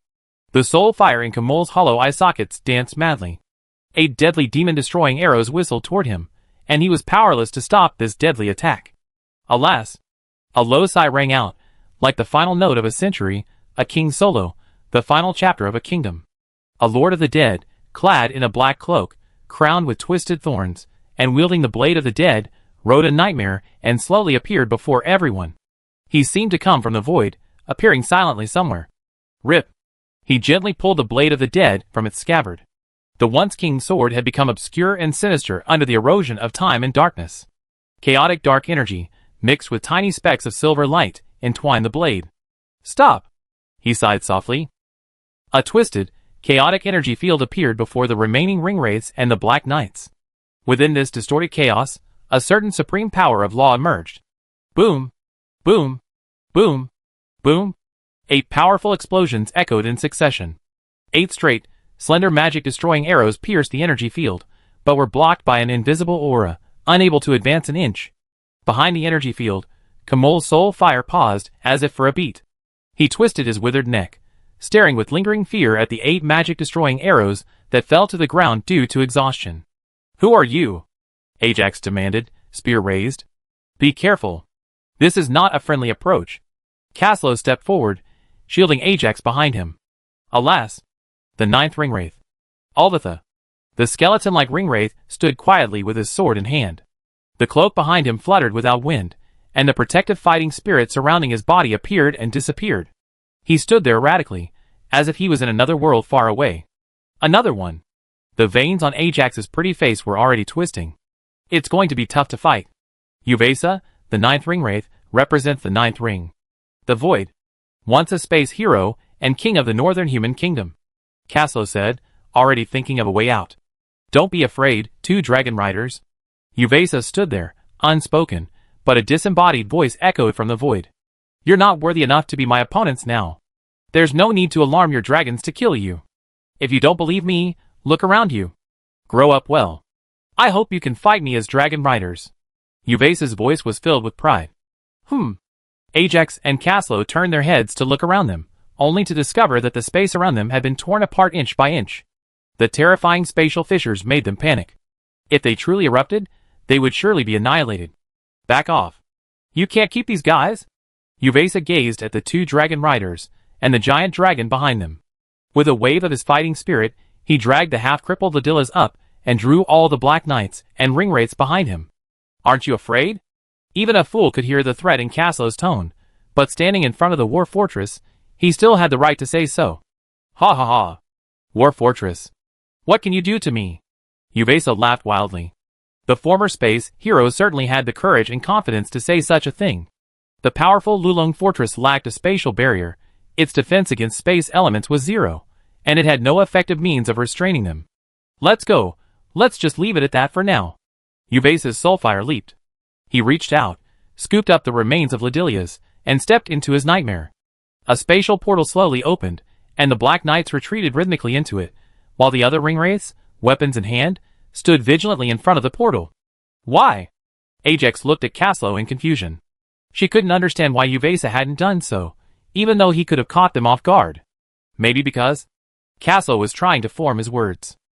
"Because I'm a knight too. Then and now." Uvesa looked up at the 2, as if sensing something, his hollow eyes pulsing with blue soulfire. Not attacking the weak is a knight's virtue. But I'm a ringwraith now." Uvesa's voice was filled with self-mockery. "Grow up. I hope you be strong enough to force my hand when we meet again." "Ha ha ha." Uvesa screamed recklessly, his figure vanishing into the spatial vortex, only his voice lingering there for a long time. "The 9th ringwraith? Uvesa. This thing is still alive?" Renaud rubbed his brow, a headache aching. After hearing the 2 dragon rider stories, he no longer wanted to be the defender of Lulong Fortress. That's it. A space-based ringwraith stationed in Dol Guldori. Life is going to be tough for everyone. Apophis Brio said with a headache. "Let's hold this place for a few days. We talk about everything after His Highness returns." Kaslo suggested. "Right. And to me, that ringwraith doesn't seem like a bad guy." Ajax muttered. "Evil or not, we can't pin our hopes on others. After all, he's already joined Sauron. It's the darkness. It's the ringwraiths." Raynor shook his head. "Apophis, go arrange for General Luke and General Merc and their soldiers to clean up the battlefield. Bring back the bodies of our brothers." Raynor sighed and continued making arrangements. "Okay, no problem." Before Apophis Brio could say anything, Merc Leopold and Luke Leopold agreed. "We brought them here. They're all citizens of the Empire. We can't just leave them buried in the wilderness." Luke's eyes welled up. "Too many bodies. No time to properly collect them." Kaslo shook his head. "Ajax, come and help me dig a few large graves outside the city." Kaslo shook his head. There wasn't enough time to properly bury the fallen brothers, but it was still possible to give them a peaceful rest. "Oh." Ajax nodded knowingly. She and Caslo rode their dragons out of the city. Damn it! I'm back! What the hell just happened? Roland kicked the massive, heavy city gate open a crack and squeezed his way in. Even the guards preparing to open it stared in surprise, but seeing Roland's fury, they decisively kept their mouths shut. Dear Nyx, who had just emerged, could no longer contain herself when she saw the figure she had longed for. She ignored the blood, dirt, and dust covering Roland's body and trotted over him. Whoa! Buried in Roland's arms, Nyx whimpered in frustration, shedding tears. Chapter 299. Good girl. I'm back. Roland rubbed Nyx's head lovingly and chuckled. Have you been good while I'm away? Roland smoothed her soft golden hair and leaned down to kiss her ear. Nyx, feeling her ear itchy, shyly tilted her head. Your Highness. Seeing Roland still holding Nyx without moving, Yunfeng couldn't help but stand up and bow. By the way, where was the attack? Roland finally remembered the important matter. Lulong Fortress. Yunfeng whispered. What's the situation now? Roland raised an eyebrow. How dare he go to the war fortress and cause trouble? It's still under siege. The exact number of casualties is unknown. Yunfeng said stiffly. Still under siege? You haven't sent reinforcements to help them? Roland asked doubtfully. Actually, to ensure the safety of River Rapids, we're unable to send reinforcements. Yunfeng grinned helplessly. What are the knights in the city for? Roland held his forehead. As for this question, I think you know better than I do. Yunfeng said. My orders are to protect River Rapids and the kingdom's safety. In the event of an emergency, the Grand Duke's safety is the top priority. The knights are my guarantee of this priority. Without assurance of safety around the city, remaining inactive is the best option. Yunfeng said sternly. Alright, now let's find a way to break the siege. Caslo and Ajax should have already gone. Roland said casually after looking around and not seeing them. Yes, I sent them there ahead of time. I hope they can stabilize the situation. After all, Lulong Fortress is very important to us. Yunfeng nodded. Alright. Gather all the cavalry. Infantry, stay and rest. Cavalry, follow me to reinforce Lulong Fortress. Roland ordered helplessly. Clack, clack. The dull clatter of hooves echoed across the wasteland. A massive column of 252 cavalrymen crisscrossed the plain. Comprising 100 Lagrang Knights, 100 Lagrang Elite Heavy Cavalry, 20 Cross Bohemian Knights, and 30 Duchy Light Cavalry. The cavalry, guided by a Lagrang red flag with a golden dragon king fluttering in the wind, charged southward. Oh my god! What's happening here? Roland exclaimed, gazing at the corpses strewn outside the city. Damn it! Oh! Dragon God. Onsk, whose face had been tense, breathed a sigh of relief upon seeing the Lagrang dragon flag still flying on the city walls. Open the city. This is the city of Lagran, the ruler of the great Lagran Plains. The rightful owner of the Rapid River. His Highness Roland himself. To prevent any deception, Omsk rode alone to the city walls. Hey! Omsk! Open the gate! His Highness is coming! Omsk listened to the voices from the city walls. Even if he were Ash, he would still recognize Caslo's voice. Come in! It's not safe out there. Raynor poked his head out and called out. God knows how far that damned ringwraith has gone. A single space-based ringwraith is enough to put everyone on high alert. What the hell happened? Roland asked anxiously upon seeing them. Your Highness, calm down. Raynor stopped Roland. Greetings, Your Highness. Luke Leopold and Merc Leopold emerged together, kneeling on one knee in greeting. Who are you? Roland asked doubtfully. Luke Leopold, 1st Commander of the Northern Flood Legion. Merc Leopold, 6th Commander of the Northern Flood Legion. Greetings, Your Highness. The two men clasped their fists. Stand up, you two. You worked hard. Take a good rest with your men. Roland smiled kindly. He reached out and helped the two generals to their feet. By the way, how many troops do you have left?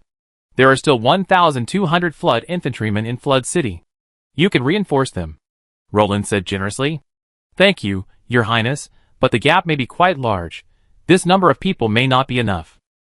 Luke Leopold said with a helpless wry smile. How many men do you have left? Roland asked immediately after pondering the situation.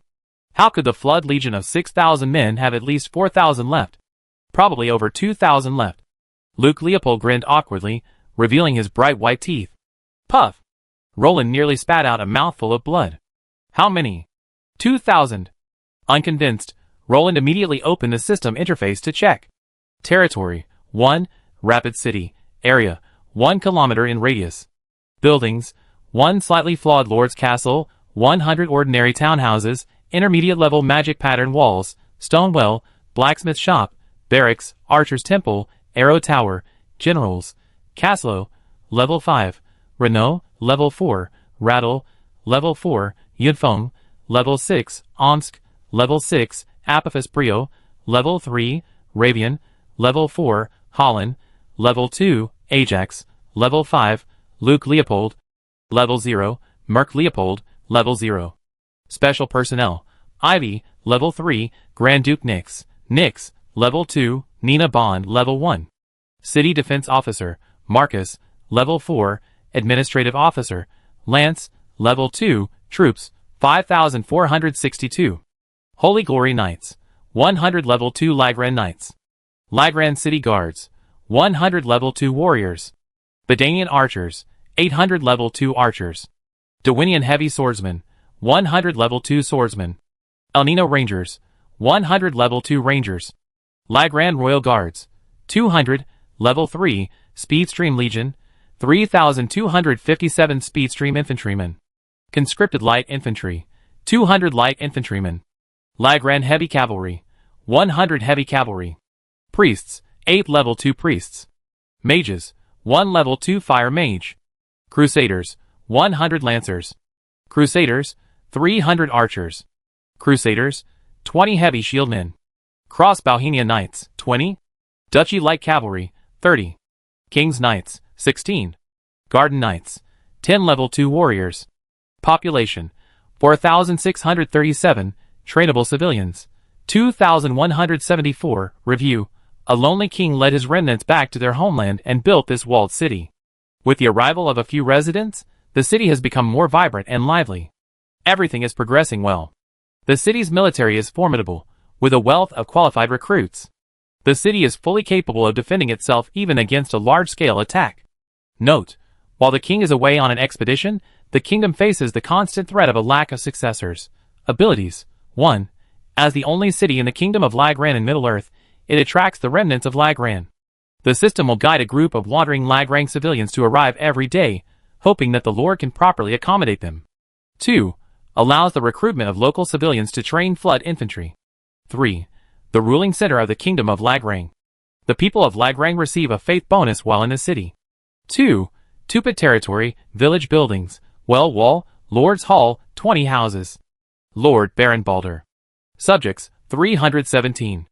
Review. One of the few remaining centaurs in Middle-earth. They serve King Roland of Lagran out of gratitude for his kindness. Note: while these centaurs are capable, their small population makes them ineffective in large-scale battles. 3. Lulong Fortress. Area, 1 kilometer in radius. Buildings, 8 dragon-killing towers, 100 heavy crossbow towers, super magic rune walls, war inscriptions.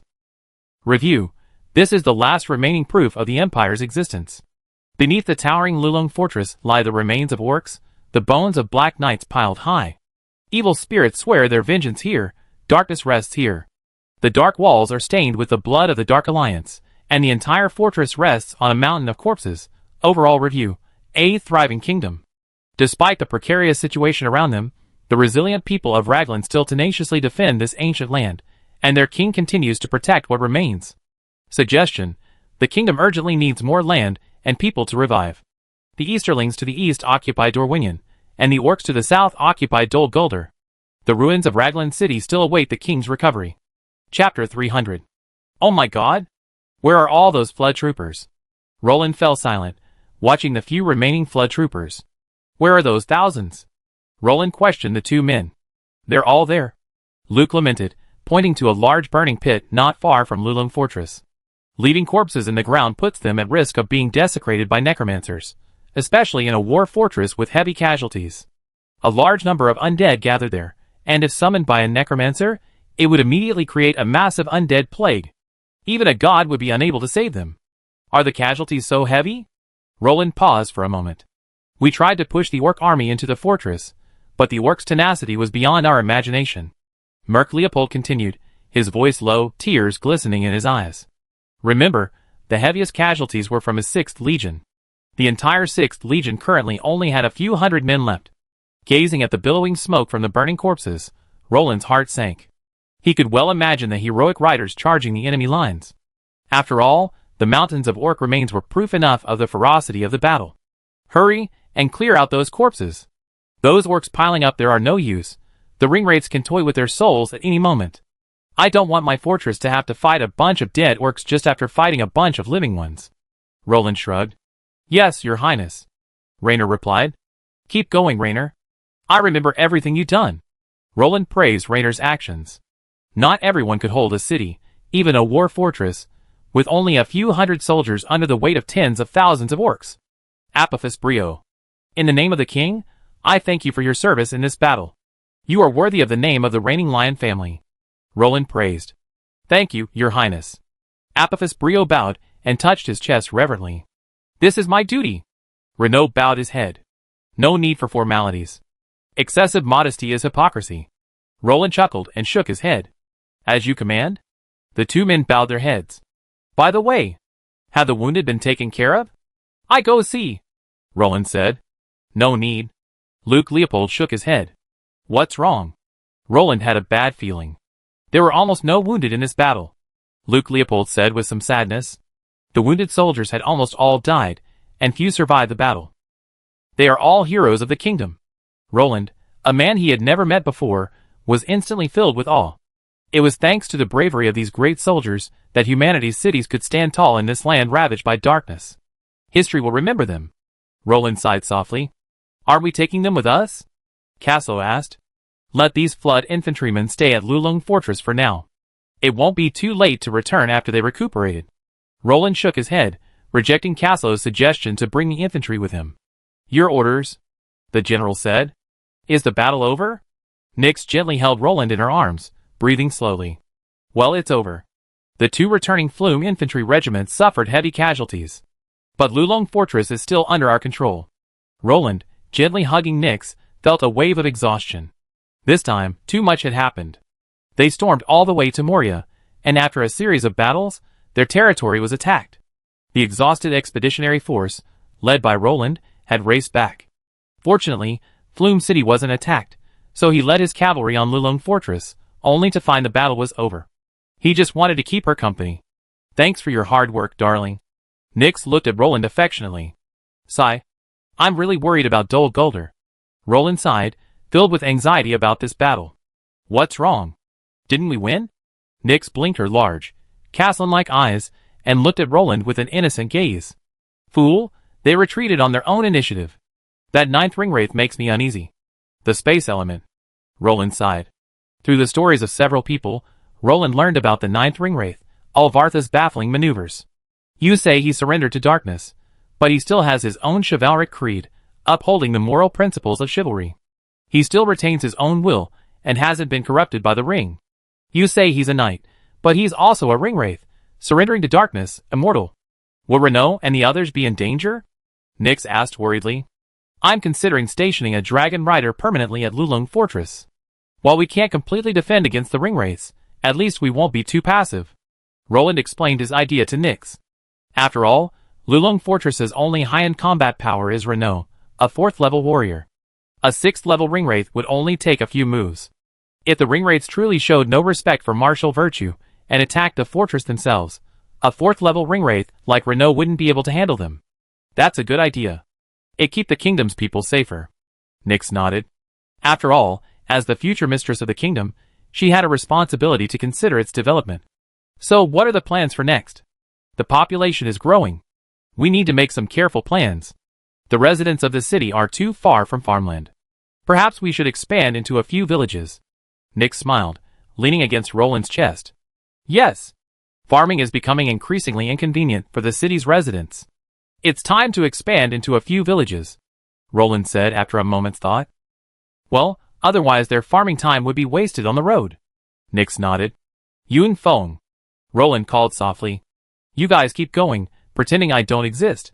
Yun Feng said, burying himself in a pile of parchment documents as he flipped through them. Stop joking. Let's get down to business. Roland frowned. What's going on? Yun Feng looked up boredly. He handled all the government affairs of Swiftstream City. Now a 6th level sage, Yun Feng had successfully transitioned into an administrator. Find a few suitable locations.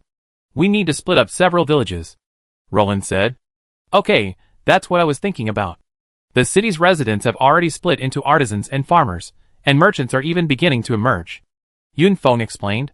It's time to expand our kingdom. A larger territory can support national development. A dispersed population can control a large amount of unowned wasteland.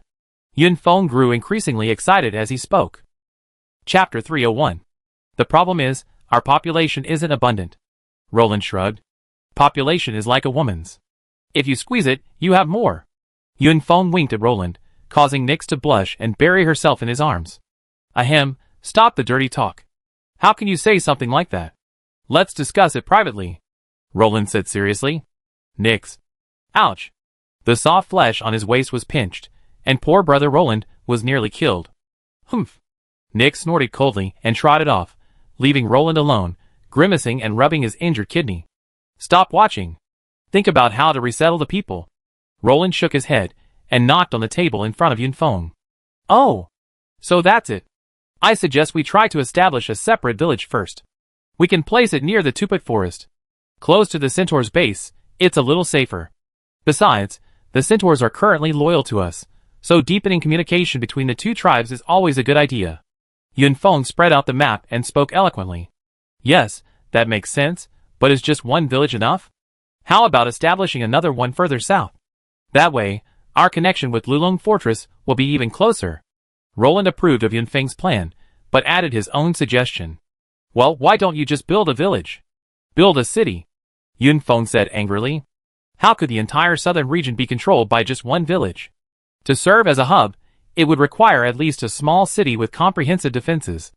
Otherwise, it would be impossible to stop the enemy from bypassing Lulong Fortress. Besides incurring casualties and stalling time, it would be worse than letting the enemy soldiers lay at the gates. Roland smiled awkwardly. He'd been too hasty. Thinking it over, he understood Yun Feng's concerns. After all, how many troops could a village garrison? It was still too much of a stretch for it to serve as a hub. Let's try building the village outside of Tupet Forest first. We discussed the hub between Swiftstream City and Lulong Fortress later. Roland rapped his hand on the table, finalizing the matter. Okay. I personally lead the team there. Yun Feng nodded seriously. After all, this was the first village to be spun off from Swiftstream City, so everything was still a work in progress. One had to sigh in admiration at Roland's bizarre rise to power. Others started with a small village and slowly developed it into a city. Roland started with a half-ruined city, never having experienced the pain and hardship of building a city. If he had, well, old Master Rattle could only say he shouldered the entire burden. Every brick and tile of Swiftstream City was constructed by me with my magic. Your Highness, the White-Winged King of Losenial City across the way is here to visit. The guard suddenly announced. Please come in, King White-Wing. Roland, who was chatting with Yun Feng, paused for a moment, then reacted. King Roland. My friend. Congratulations on your safe return from your expedition. White-Wing, wearing a crown and a simple robe, opened his arms to embrace Roland. King White-Wing. I accept your blessings and thank you for your visit. Roland extended his arms and embraced White-Wing fiercely. What happened? I heard your territory was attacked by orcs after you left? White-Wing, separated from River Rapids by a river, had also received Nyx's warning and had only recently lifted its combat readiness after seeing the situation resolved. Well, I was attacked by orcs and ringwraiths in a southern city, but our men managed to repel them. Roland shook his head, his expression gloomy. After all, the two torrent legions he had fought so hard to defeat were nearly wiped out. Did you suffer heavy casualties? White-Wing cautiously probed. It's not just heavy casualties. It's devastating. At least nearly 4,000 ordinary soldiers fell on the battlefield. Roland sighed. Ah! White-Wing jumped in shock. 4,000 people? That would be enough to declare the kingdom of Aquavia annihilated. Although their total population was growing, it was still only around 5,000. Send more of your soldiers north to plunder the population. We need to train our troops. Otherwise, we won't be able to stop the March of Darkness. Roland advised. Can you tell me more about what happened? I mean, the course of the battle. White-Wing said seriously. Nothing's hidden. Roland shook his head, indicating he could share the details of the White-Wing War, then began to recount. A large number of orcs. Our 2 remaining flood legions attempted to attack these orcs, but their charge failed. In the end, the 9th Ringwraith, Alvisar, rescued the Ringwraiths and the Black Knights but spared the 2 unsuspecting dragon riders. Roland recounted his confusion. I don't understand why that Ringwraith didn't seize the opportunity to attack and kill my dragon riders. Given the circumstances, he could have easily succeeded in a surprise attack on at least one of them. The power of a space Ringwraith is not something a single unsuspecting dragon rider can withstand. Roland scratched his head in annoyance. Perhaps, as you say, he still retains a last glimmer of humanity within him. The knight's honor hasn't completely perished with his descent into darkness. Whitewing pondered for a moment, offering this half-explanation. I fear the existence of this Ringwraith. Roland expressed his concerns openly. Coming and going without a trace is a real headache. Whitewing affirmed. I never knew these Ringwraiths had spatial attributes. Good God. What else can a space-based hero do? Why must they surrender to Sauron and become his minions? Roland complained helplessly. I suggest you send someone to notify the Lonely Mountain Twins. I send someone to notify the 2 Elven Kingdoms. A 6th level space elementalist deserves all our attention. If we can confirm he's in Dol Guldur, I suggest forming a coalition to siege and kill him. Whitewing's eyes were filled with murderous intent.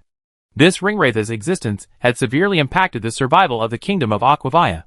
Without high-end combat power, Aquavia was like a stripped-down girl, at the mercy of these Ringwraiths. Of course, the Lonely Mountain Twins didn't have high-end combat power either, but their position was superior. They had become the rear of the battlefield. Surround and kill a 6th level space elementalist? Phew? Roland laughed and shook his head. If a 6th level space elementalist could be surrounded and killed so easily, he would have sent Yunfeng, Omsk, Rattle, Raynor, Ajax, Lavian, and Caslo to Dol Guldur to confront him. Damn it! Are we just going to wait for them to come knocking on our door? Whitewing waved his fist angrily. Don't worry. At least we can develop peacefully in the next 1 or 2 years. Most of the orcs are dead, and the Ringwraiths also need cannon fodder. It will take some time to generate cannon fodder. Roland looked at Bai calmly.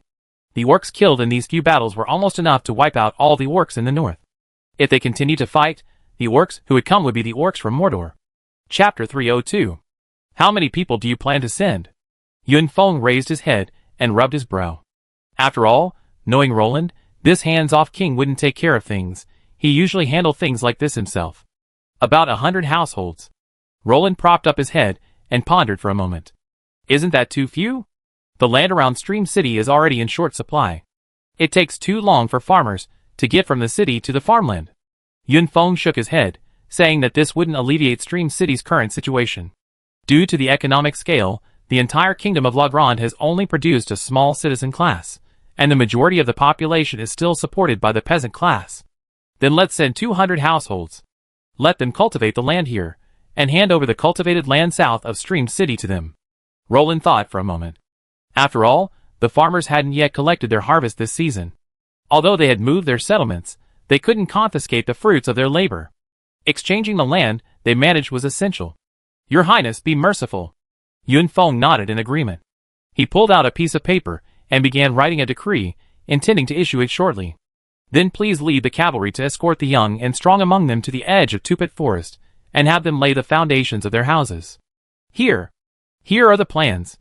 Yunfeng handed over a scroll of parchment and instructed Roland. Okay. Roland took it and left. Wait. Are you the king or am I the king? Why are you making these arrangements for me? Roland suddenly felt something was amiss. Turning to look at Yunfeng, who was sitting upright, he immediately understood where this feeling came from. Everyone else is busy, so you're the only one left to keep an eye on it. Yunfeng spread his hands and said, Why don't you go? Roland blinked. If I go, will you review these things? Yunfeng pushed the pile of documents on the desk toward Roland, saying unhappily, Thank you for your hard work. Goodbye. Roland turned decisively and left. Reviewing documents? Handling government affairs? I never do that in my lifetime. At most, I go play mount and blade with my 2 flowered red sticks. How can a real man waste his youth on something like this? Hey. Nix chuckled softly and chased after him. Perhaps knowing how Roland felt about all that stuff, Nix tapped his forehead lovingly and sighed. Some people are destined for the battlefield. Nix murmured. Who's talking about me?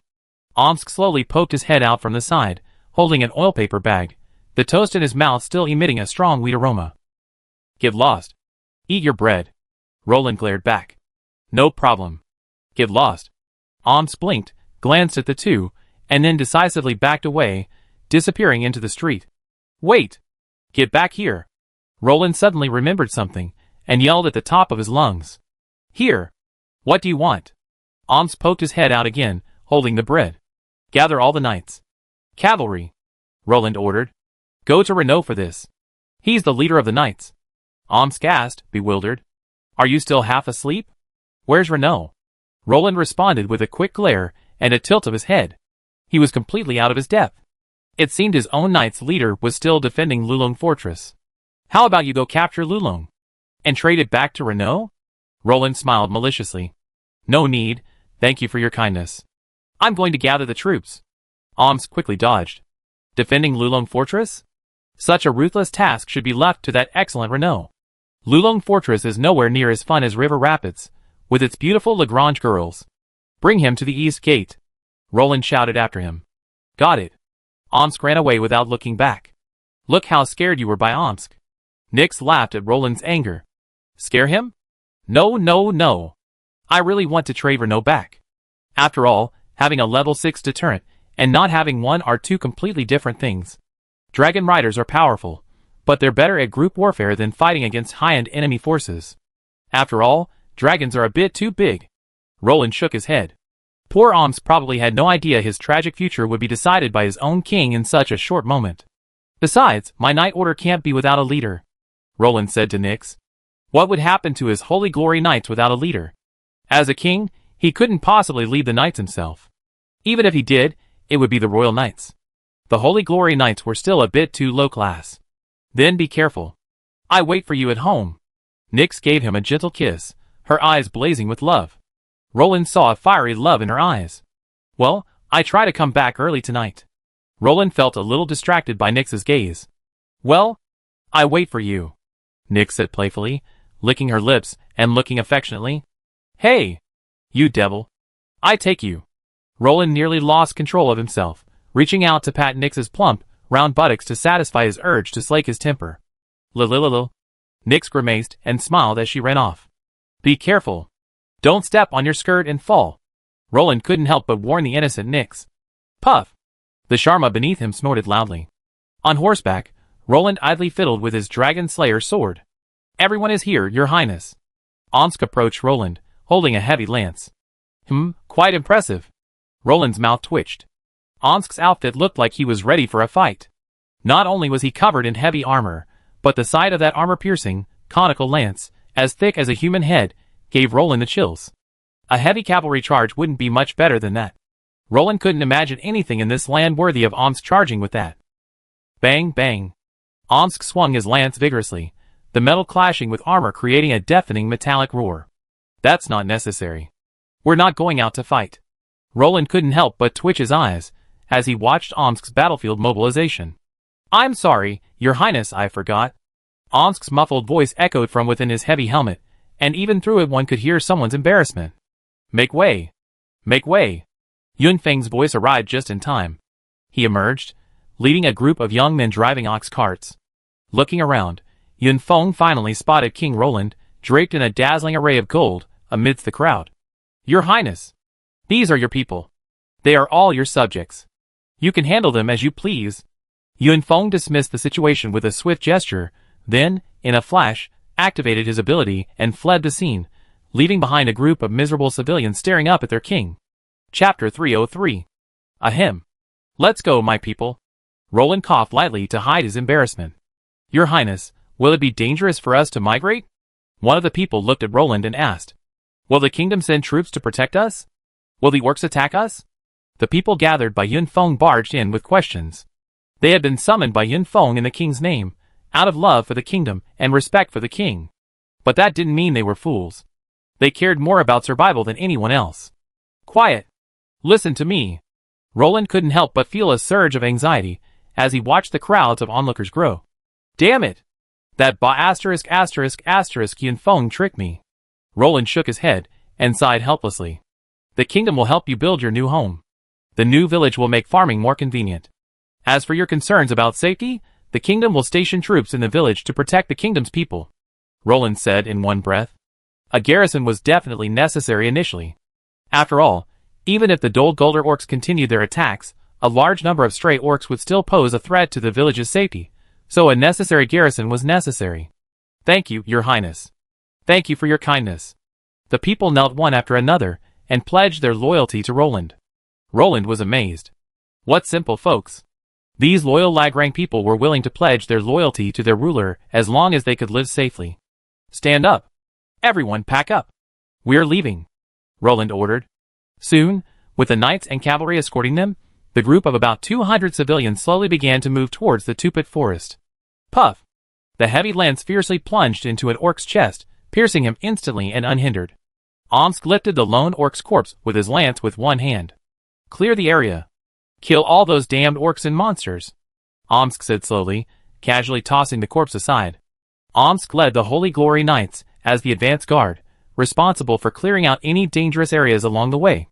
After all, those wandering orcs and monsters could be fatal to ordinary people.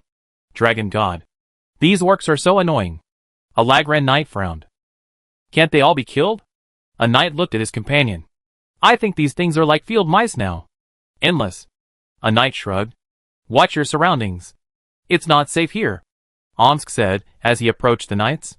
Understood. The knights pounded their chests. Your Highness, how boring. Ajax stretched, looking at Roland with boredom. What's wrong?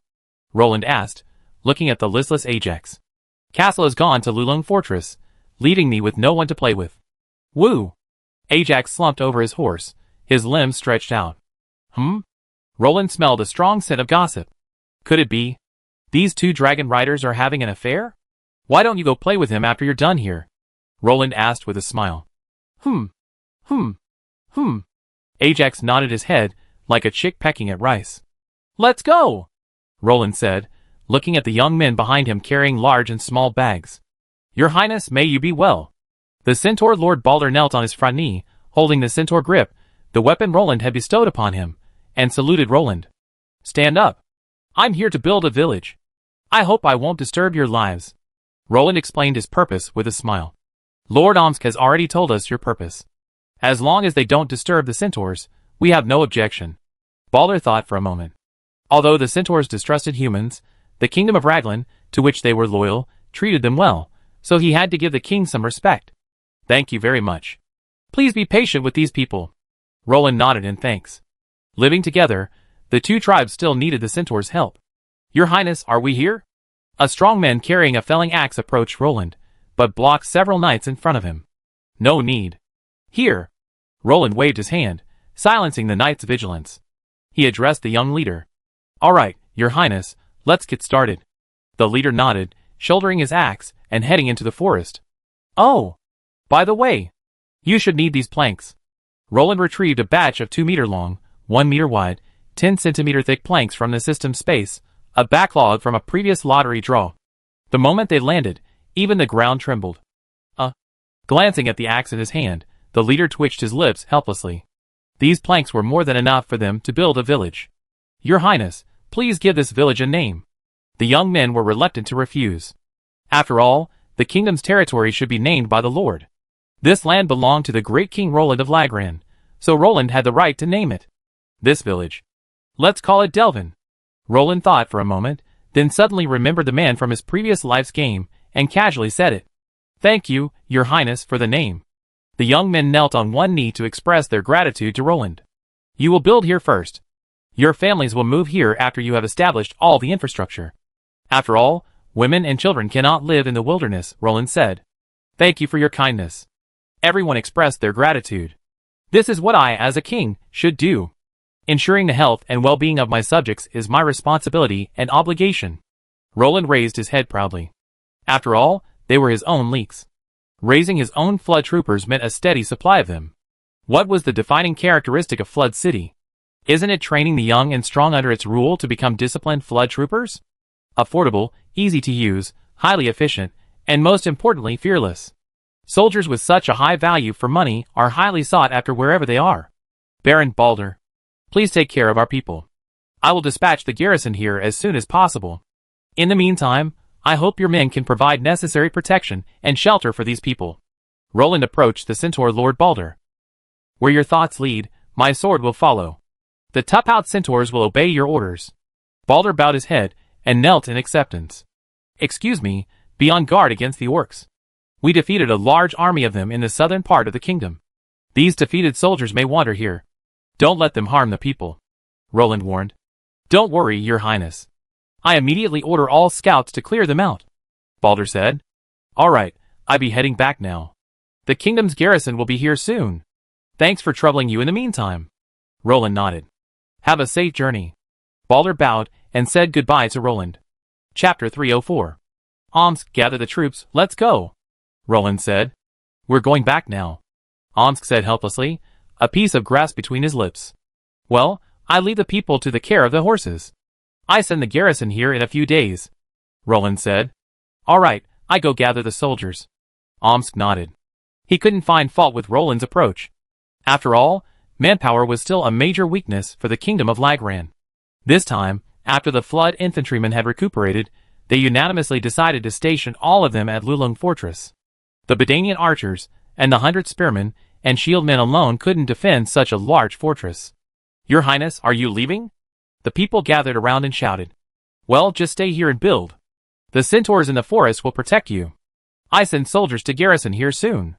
Once you built the village, just send someone to Riverwind City to notify us. I arrange for soldiers to escort the women and children to join you, Roland explained patiently. Thank you for your kindness, your highness. The crowd knelt in tribute to Roland. Stand up. Be careful. If you're in danger, go into the forest. The centaurs will help you deal with any uninvited guests. Roland urged again. We understand, your highness. Yunfeng. Come quickly. Roland walked towards Yunfeng's office upon entering his castle, howling at the top of his lungs. Your highness. What are you doing? Yunfeng helplessly pushed open the door and poked his head out. I almost forgot to garrison Delvin. What kind of soldiers should I send there? Roland scratched his head. Yunfeng's mouth curled. Wow, you sent all the men over, and you're telling me you haven't even arranged a garrison? We currently have 100 Knights of the Holy Glory, 100 Lagran City Guards, 800 Bedanian Archers, 100 Dorwinian Heavy Swordsmen, 100 El Nino Rangers, 200 Lagran Royal Guards, 3,257 Flood Infantry, 200 Conscripted Light Infantry, 100 Lagran Heavy Cavalry, 8 Priests, 1 Fire Mage, 100 Crusader Lancers, 300 Crusader Archers, 20 Crusader Heavy Shield Men, 20 Cross Bohemian Knights, 30 Duchy Light Cavalry, 16 Sovereign Knights, and 10 Woodland Knights. With all this, you can do whatever you want with it. Yunfeng pulled out a scroll, opened it, and read it grumpily. Wow! So many people. Roland realized that his army now outnumbered the civilian population. 1 soldier for every 10 civilians was considered excessive militarism, so what about his own? A universal military? A 1-to-1 ratio of soldiers to civilians. Even the orcs would have to shout hello. You just realized? Do you know how dangerous the kingdom is right now? If this ratio continues, we kill ourselves without the orcs even needing to attack us. Yunfeng was overwhelmed. After all, Roland hadn't recruited these soldiers. In Yunfeng's eyes, they were simply returning to his kingdom. The kingdom couldn't refuse to accept them. It needs to change. Roland nodded affirmatively. This couldn't go on. The distorted population structure would only lead to unhealthy development, and Roland couldn't accept such a result. It's good that you have an idea. But let's get down to business first. Yunfeng unfolded a map of the current Lagran kingdom. This is the location of the new village. It should be that Delvin, right? Yunfeng asked, pointing at the map. Well, I plan to station some soldiers there. Roland nodded. Are you planning to expand this village into a city? Yunfeng asked. No. I'm crazy. This village is only a few steps away from the city of Swiftwater. I'm crazy. Building a city here, Roland said speechlessly. In this era, cities are more than just settlements. Cities also have the responsibility of radiating power over hundreds of square kilometers. Radiating their power and controlling the surrounding territory is the true purpose of a city. Well, then we don't need too many soldiers here. Yunfeng was about to persuade Roland not to be foolish, but it seemed that was not the case. I plan to send all the woodland warriors there. Roland rubbed his chin. Delvin, close to the forest, was the perfect place for these woodland warriors to be effective. 10 soldiers? Isn't that too few? Yunfeng exclaimed in shock. At least 500 or 600 people had to be relocated. How could 10 second-level soldiers protect so many? We don't expect them to fight. They're just there to help the people clear out the surrounding monsters and orcs. If a war breaks out, won't we have to bring all the people back to River Rapids? Roland retorted. He didn't expect a village with a broken wall to withstand the invading army. That's right. Please write the transfer order. I arranged for their departure right away. Yunfeng nodded, approving Roland's plan. Don't worry. Let's deal with the Lulong Fortress garrison as well, Roland said. It's a good idea to herd a flock of sheep, and since we come to this point, let's also make arrangements for the Lulong Fortress garrison. What's your opinion? Yunfeng looked at Roland. The number of Bedanian archers remains the same. Roland thought for a moment before speaking. As you should? Yunfeng nodded. The hard work of the Bedanian archers was evident to all. Send all the Crusader archers and flood infantrymen as well, Roland continued. Also, Yunfeng was shocked by Roland's generosity, but he still felt his arrangements were reasonable. Lulong Fortress was nearly overwhelmed by the orcs this time. Wasn't it because the garrison was so few? Renault even considered abandoning the outer wall. If it weren't for Apophis Brio and his relentless raids, with his rain knights and spearmen, the outer wall might have actually fallen. Pull back the spear and shield soldiers. The flood infantry have already gone, Roland thought. The spear and shield soldiers' positions overlapped significantly, and the Nyx Principality's spear and shield soldiers were certainly inferior to the Raglan Empire's ace cannon fodder flood infantry. Any more? Yunfeng asked as he took notes.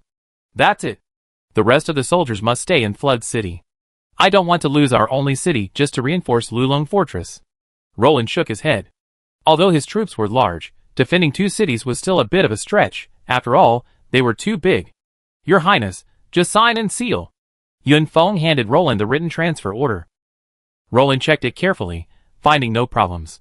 He grabbed a pen and signed his name in a flamboyant, scribbled hand. Then he removed his ring and placed the Raglan King emblem on the wax seal. Your Highness, an envoy from Erebor has arrived. Would you like to see him? Suddenly, a guard entered and saluted, beating his chest. Roland looked up in surprise. Someone from Lonely Mountain was coming here now. Chapter 305. Go ahead. Take them to the reception room and wait for me. I'll be there shortly, Roland said without hesitation. After all, the dwarves were his allies, so it was only right that he should meet them. Respected King Roland, may you be in good health. The dwarves, Keely and Philly, stood up together, touched their chests, and bowed to Roland. No problem. Take a seat. Welcome. Is Thorin well? Roland said. Thank you for your concern. Uncle is in good health. We all missed you since we left the Lonely Mountain. However, we were too busy in Erebor to come and see you, so we had to come, Keely said with a smile. By the way, what are you doing here this time? You came all the way to see me, didn't you? Roland asked. After all, it was unlikely that the dwarves would come all this way just to see him. Well, didn't you send someone to inform us that the orcs in Dol Guldur have begun to move and have invaded your territory? We come to see if you need any help. Keely and Philly quickly got down to business. If you're willing, we can provide 500 dwarf warriors to assist you. Philly stood up resolutely. Our soldiers are stationed 20 miles outside the city. We can mobilize them if you need us, Keely added. Roland was stunned. He hadn't expected the dwarves to be so honest, bringing their entire army with them. 500 dwarves was no small number for all of Erebor. I'm sorry, because it takes time to gather and integrate the troops, so we're a little late. I hope you can forgive us. Keely and Philly saw Roland's expression change, thinking they had upset him, and they quickly apologized. No. You misunderstood. I simply didn't expect you to send reinforcements, Roland said, somewhat surprised. He assumed the dwarves would only provide him with supplies at most, but he hadn't expected an army of 500 elite dwarf soldiers to arrive. Remember, even Balin only sent 500 soldiers to Moria Thorin during his expedition. That's as it should be, King Roland. You will always be a true friend of the dwarves. Whether it's your bloody battles at the foot of Lonely Mountain or your sacrifices in the mines of Moria, all the descendants of Durin have witnessed it. When we were isolated and helpless, you were the only one to offer us such strong support. Keely and Philly looked at Roland, deeply moved. Since the first battle of the Lonely Mountain, only the army of the Kingdom of Raglan has truly supported the dwarves. Whether it was because Roland needed gold or not, only Raglan fought for their dwarven allies. The elves and the humans of Lake Town fought for their own survival. If Roland knew what the dwarves were thinking, he'd surely laugh out loud. In reality, Roland was also seeking a safe haven for himself, but the dwarves' desire certainly wouldn't harm the kingdom of Raglan. The orcs in Dol Guldur have been dealt with, but this time, they sent 4 ringwraiths. Besides our 3 old friends, there's also the 9th ringwraith, Ulvather. He's a formidable foe. Be careful of the spatial ringwraiths. Remember to tell Thorin. The darkness in Dol Guldur has increased, Roland said. Ah! Keely and Philly exclaimed in shock. Beware of the ringwraiths and orcs attacking the Lonely Mountain. Oh, and you must also tell King Bard. Roland suddenly remembered King Bard, the great scoundrel of Dale. He should still be toiling away at rebuilding Dale with his people. Well, your highness. Thank you for the heads up. Philly and Keely finally said, finally realizing. By the way, your highness, are Balin and the others all right? Keely and Philly asked hurriedly. Although they knew Balin had successfully driven out the orcs and slew the Balrog in Moria, they didn't know the specifics. They should be doing well. After all, we purged all of Moria. Roland couldn't help but smile at this. Thinking back to the days of fierce battles in Moria with Balin, and the others still made his blood boil. What are their casualties? Keely and Philly asked quickly, deeply concerned about their own people's well-being. Didn't Balin send anyone back to tell you? Roland asked curiously. Why hadn't Balin sent anyone back to inform you of Erebor's situation?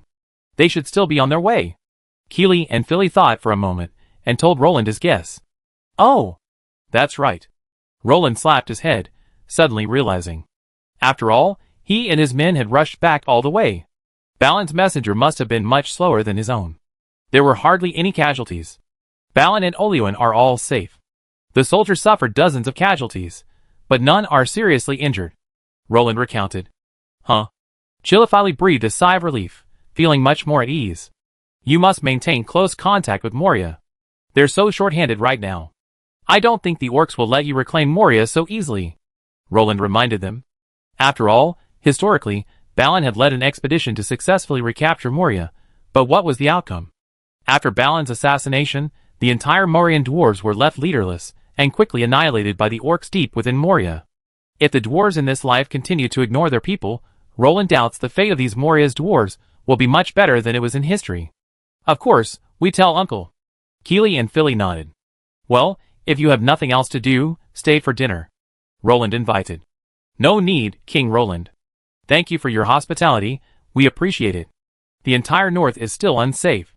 If you don't need our help, we must return to Erebor with our soldiers. Keely and Philly quickly declined. After all, the entire northern pressure of the north rested on Erebor. It was good enough that Dale could take care of itself. The soldiers patrolling the Lonely Mountain were all sent by the dwarves. Then give my regards to Thorin. May the kingdom beneath the mountain enjoy lasting peace and prosperity. I wish you a safe journey. Roland nodded in greeting. After all, the security situation in the north was far from optimistic. The arrival of summer had intensified the activity of the northern orcs, with large numbers crossing the Grey Mountains and arriving at the Lonely Mountain. The dwarf army of Erebor was already stretched thin. These dwarves were mopping up the orcs, who had come south from the Lonely Mountain to exploit the situation, but many still managed to slip past the dwarf defenses. The patrolling soldiers of River Rush were well aware of this, as more and more orcs were migrating from the north into River Rush's territory. Then we depart. If you need our help, the dwarves will never forget their allies. Keely and Philly bowed and quickly departed. TSK. Roland raised a brow. The situation in the north was becoming increasingly unstable. Chapter 306. Dear, what are you looking at? Nyx looked at Roland standing on the castle terrace, gazing out at the view. She walked over gently, put her arm around his waist, and asked softly. I was thinking, another autumn has arrived. Roland turned around and hugged Nyx, rubbing his chin against her head lovingly. It had been almost a year since he came to Middle-earth. Time flies. Roland sighed softly. In less than a year, Roland had gone from being alone to being the king of a nation. He had his own kingdom, his own lover, and his own concerns. Thank you, system. Roland, hugging Nyx, silently expressed his heartfelt gratitude to the system that had brought him to Middle-earth. But now, I don't think I'm as dependent on the system as I used to be. Roland frowned slightly. Now, Roland just did the daily routine of signing in and taking home a bunch of miscellaneous junk. While most of it wasn't particularly useful, it did bring a little fun to this dull city life. Back to the point, the kingdom of La Grande has already begun to establish its own ecological cycle. While still fragile, if you compare it to a free territory, River Rapids is actually developing quite well. Even if Roland loses the system now, River Rapids can still become a well-developed city-state. As for the kingdom, forget it. What are you having for dinner? Nyx suddenly smiled coquettishly at Roland. What do you want to eat, little idiot? Roland scratched her nose lovingly, his eyes full of doting. Nyx immediately and cheerfully leaned forward to kiss Roland passionately. Your Highness. Omsk rushed through the door, only to be met with this awkward scene. Well, I didn't see anything. I'm leaving. Omsk covered his face in embarrassment and fled. Hee. Nyx giggled, swaying back and forth, demonstrating to Roland what it meant to say I'm not embarrassed, you're embarrassed. Okay, what do you want to eat? I asked the kitchen to prepare it. Roland rubbed Nyx's head. Her long, soft hair felt incredibly smooth and slippery, a truly blissful experience. Roast chicken. Nyx thought for a moment, then hesitated. As Grand Duke Nyx, she certainly couldn't eat ordinary chicken. The farm's junior magical snow-winged chickens were just right, but due to limited availability, even Nyx couldn't get them often. Huh? Roland's eyes lit up. Why did this girl's words sound so strange? Ahem. Girl, let's not talk nonsense, let's be polite. Roland said to Nyx with a dry cough. Nyx nodded, seeming to understand. By the way, I'm going to check on Omsk. He doesn't usually barge in on random things. He must be in a hurry. Roland patted Nyx's hip, causing her to blush. She couldn't help but reach up and pinch the soft flesh around her waist before stopping. Humph. You always pick on me. Nyx pouted. Omsk. What's going on? Roland walked out. The autumn harvest is almost here. Omsk's words suddenly made Roland jump. Is everything arranged? Roland asked hurriedly. We're under a lot of pressure. The frequency of roaming orcs has increased significantly recently. Omsk frowned. Have all the knights and cavalry been dispatched? Roland's face was also grim. We're still short of manpower. Our mobile forces can't cover our territory. Omsk said helplessly. Recall the cavalry and knights from Lulong Fortress. Roland had no choice but to do so. I already made the arrangements, but we're seriously short of manpower. Don't forget, we have 100 heavy cavalry. Omsk was immediately overwhelmed. These heavy cavalry were only slightly more mobile than infantry, and their endurance wasn't enough for long-distance raids. Damn it! Where am I going to find so many cavalry to maintain patrols? Roland was instantly furious. Besides, neither cavalry nor knights were something Roland could afford. Dragon God. What does it mean that the kingdom's border has become a sieve? Can you tell me what happened? Yun Feng approached, holding a pile of parchment. We're discussing this. Roland held his head. Everyone knew by now that Yun Feng had mentioned the border being a sieve. Although no orc attacks had occurred, the large number of orcs crossing the cordon had already made the kingdom's high-ranking officials tremble with fear. Can we send out infantry? Station them at outposts along the border?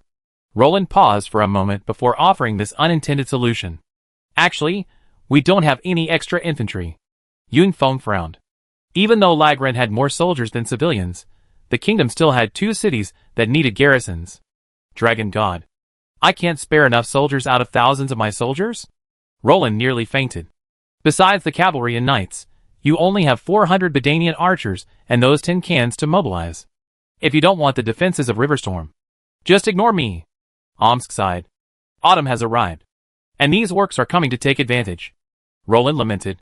If all else fails, let the cavalry and knights hold on for now. The kingdom simply can't spare the manpower. Roland said stubbornly. After all, issuing this order meant the cavalry and knights would enter a high-intensity patrol mode, and the constant work would undoubtedly be a tremendous strain on these soldiers. Your Highness. Nyx quietly leaned against the wall, staring at the group. Girl? Why did you come out? Go back, you don't have to worry about this. Roland smiled. Have you considered Baron Balder's soldiers? Nyx tilted her head. Roland. Omsk. Yun Feng. If we count the centaurs, we can still muster at least 200 men, no less powerful than knights. Yun Feng immediately began to calculate. Issue the call. Order Baron Balder to lead his troops to the king. Roland said immediately. I send the cavalry to inform them. Omsk hurried out. Thank you, girl. Roland rubbed Nyx's cheek. This girl was truly a good wife. As expected of an imperial noble, She truly thought much more comprehensively than a half-baked lord like him. Glad to be able to help you, Nick said gently, lowering her head. Your Highness, please go ahead. I go reorganize the patrol. Yunfeng could only grin as he watched the two of them flirting with each other. After all, he didn't want to be a third wheel. And with the addition of the centaurs, he also had to help this lazy king with government affairs. Chapter 307. Go quickly and return quickly. I dispatched all our cavalry and knights to the northern border. Bring back the centaurs and head straight for the northern border. Yunfeng instructed the knight commander, Lavian, before him. I understand, Your Majesty. Lavian nodded and took his orders. I hope the two countries of Lonely Mountain can stop more orcs. Yunfeng gazed anxiously toward the north. The large number of wandering orcs heading south made the entire Lonely Mountain region unsafe. The king summons. Baron Balder, receive the order. Lavian galloped to top out territory, holding high the kingdom's summons to the centaurs on guard. What's going on? A woodland ranger asked his companion, gazing at Lavian. Perhaps the king is summoning his lords? Another woodland ranger, protecting the civilians under construction, shrugged. Perhaps the recent increase in wandering orcs has drawn the kingdom's attention. Someone speculated. What's the matter? Where's the king's summons? Balder strode out with a swift, powerful limb, his muscles throbbing. Your Highness summons you. Lead your troops to patrol the northern borders immediately to stop the wandering orcs from advancing south. Lavian handed the summons to Balder, the centaur lord. Balder unrolled the scroll, looked at the shocking words Yunfeng had written, then glanced at the king's coat of arms beneath, and nodded in approval. Although the centaurs were reluctant to interact with humans, they still adhered to their oath of loyalty to Roland. Wait a moment, I go gather my people. Balder's face was grim. Leaving the wandering orcs unchecked posed a threat to them. When it came to dealing with orcs, humans and centaurs had the same formation. Time is running out, so I can only muster 200 centaurs. Let's go! Balder apologized. Let's go! Lavian nodded, slightly dazed. He was truly astonished by these centaurs. They were natural heavy knights. Balder was covered in 5 layers of armor. The innermost layer was soft armor, the second layer was hard leather armor, the third layer was chain mail covering the limbs, and the fourth layer was plate armor protecting the torso. The fifth layer was linen armor. Gazing at the centaur draped in 5 layers of armor, Lavian couldn't help but swallow. Could this really impress him? Holland! A symbol. The scouts have discovered a group of over 100 orcs, who have crossed the Dale State defenses. We must intercept them, Onsk said, raising his lance. Dragon God. What the hell are the Dale State soldiers doing? Are their defenses like a sieve? They're letting hundreds of orcs through? Holland was furious. They're not under the Dragon God's control, but their borders have been a sieve for a long time. Stop complaining. We have to deal with these orcs. Omsk shook his head helplessly. Damn it, we have to clean up the mess again. Holland was exhausted. It can't be helped. Apart from us, there's no other kingdom in the entire north that can organize a mobile force. Omsk smiled bitterly. Counting on the dwarves for positional warfare was fine, but sending them on long-distance raids would be too much for their short legs. What a shame! The cavalry and knights of the north have all gone south. Holland was referring to the current kingdom of Rohan. This coalition of northerners had now settled in the south. Let's deal with this group of orcs first. Bar water can't quench immediate thirst. Omsk's eyes were filled with determination. God of nature. Are these orcs mad? Balder, clutching the centaur's grip, stared at the orc corpses scattered along the road, his eyes widening. The number of orc corpses already exceeded the total of the past few months, indicating that the orcs from the north were moving south en masse. It's harvest time. They won't let us harvest the crops in peace. I don't believe there's no shadow of Gambata fortress behind these orcs. Ravian lifted an orc corpse with a look of disdain, revealing its totem clearly. I recognize this. The orc totem of Gambata fortress. It's fundamentally different from the one from Dol Guldur. Ravian spat, casually flicking the corpse off the tip of his spear. Hasn't the Gangbata fortress overreached? Balder's eyes brimmed with rage. How had his entire tribe ended up here? Wasn't it all because they'd been chased all the way here by the orcs from the north? As the saying goes, enemies often envy each other, and Balder couldn't help but want to shoot a few orcs to vent his anger. Stop! A sovereign knight stepped forward. Though alone, he stood undaunted before the hundreds of cavalrymen. Frontline. Stand still. Passing requires a warrant. The sovereign knight pointed his spear sideways at Ravian and his group. I am Knight Commander Ravian. Ravian raised his token. Kingdom of Lagran, Baron Balder of Tupet. Balder ordered his centaurs to raise their noble banner, featuring a majestic, prancing centaur drawing a bow. Excuse me, my lords, what do you want? The king's knight lowered his lance, still keeping a cautious eye on the group. I've been ordered by the king to summon Baron Balder and his men to his side. We're here to stabilize the border. Are you the only patrolman around here? Ladian frowned. If even the knights were to disperse individually to drive out the orcs, the defenses around Lonely Mountain would be practically useless. We still have 4 knights in this group. Lord Omsk ordered us to clear the orcs in groups of 5. I already killed 2. The king's knight shook his head beneath the tin can. Take me to Lord Omsk. I brought him reinforcements. Ladian said. Ladian, you're here? Welcome, Lord Balder. Omsk didn't exchange pleasantries, but instead glanced with satisfaction at the sturdy centaur knights behind Balder. That puts me at ease. Omsk grinned fiercely. Defense? Bullshit. Gather all our soldiers. Follow me to Lonely Mountain. I want to see what those dwarves and Dale are doing. Can the defense hold? If not, go back and have a feast with the kids. Omsk sneered. No. Your Majesty Omsk, His Highness's orders are to resolve the orc attacks on the kingdom and prevent them from advancing southward, not to initiate an attack. Radian quickly reached out to stop him. Resolve? Defend? As long as that heartless defense of Lonely Mountain remains. These ruthless orcs will never be defeated. Omsk said disdainfully. Go! I will lead you all on 1,000 cavalry across the plains today. Omsk said with a domineering wave of his hand. But he did have the capital to be so domineering. A 6th-level hero, without the ring wraiths, was enough to suppress the entire north. Chapter 308. Clean up the battlefield. Nearly 500 cavalrymen were scattered across the northern wastes. Omsk commanded them to clean up the battlefield. They had just annihilated a small group of orcs numbering several dozen. We're almost halfway across the long lake. We already slaughtered over 1,000 orcs. How many orcs from the north have made their way south? Radian said solemnly, wiping the blood from his helmet. A ragtag bunch. Unorganized orcs can easily get through the Lonely Mountain's utterly ruthless defenses, and they'd be no match for a regular army. Omsk was unconcerned. While the number of orcs from the north was vast, their quality was highly variable. They had encountered fewer than 100 armored orcs so far. Don't be careless. These northern orcs have the shadow of Fort Gambata behind them. You don't want our precious cavalry to die in a place like this, do you? Radian frowned. Don't worry, I'm well aware of the situation.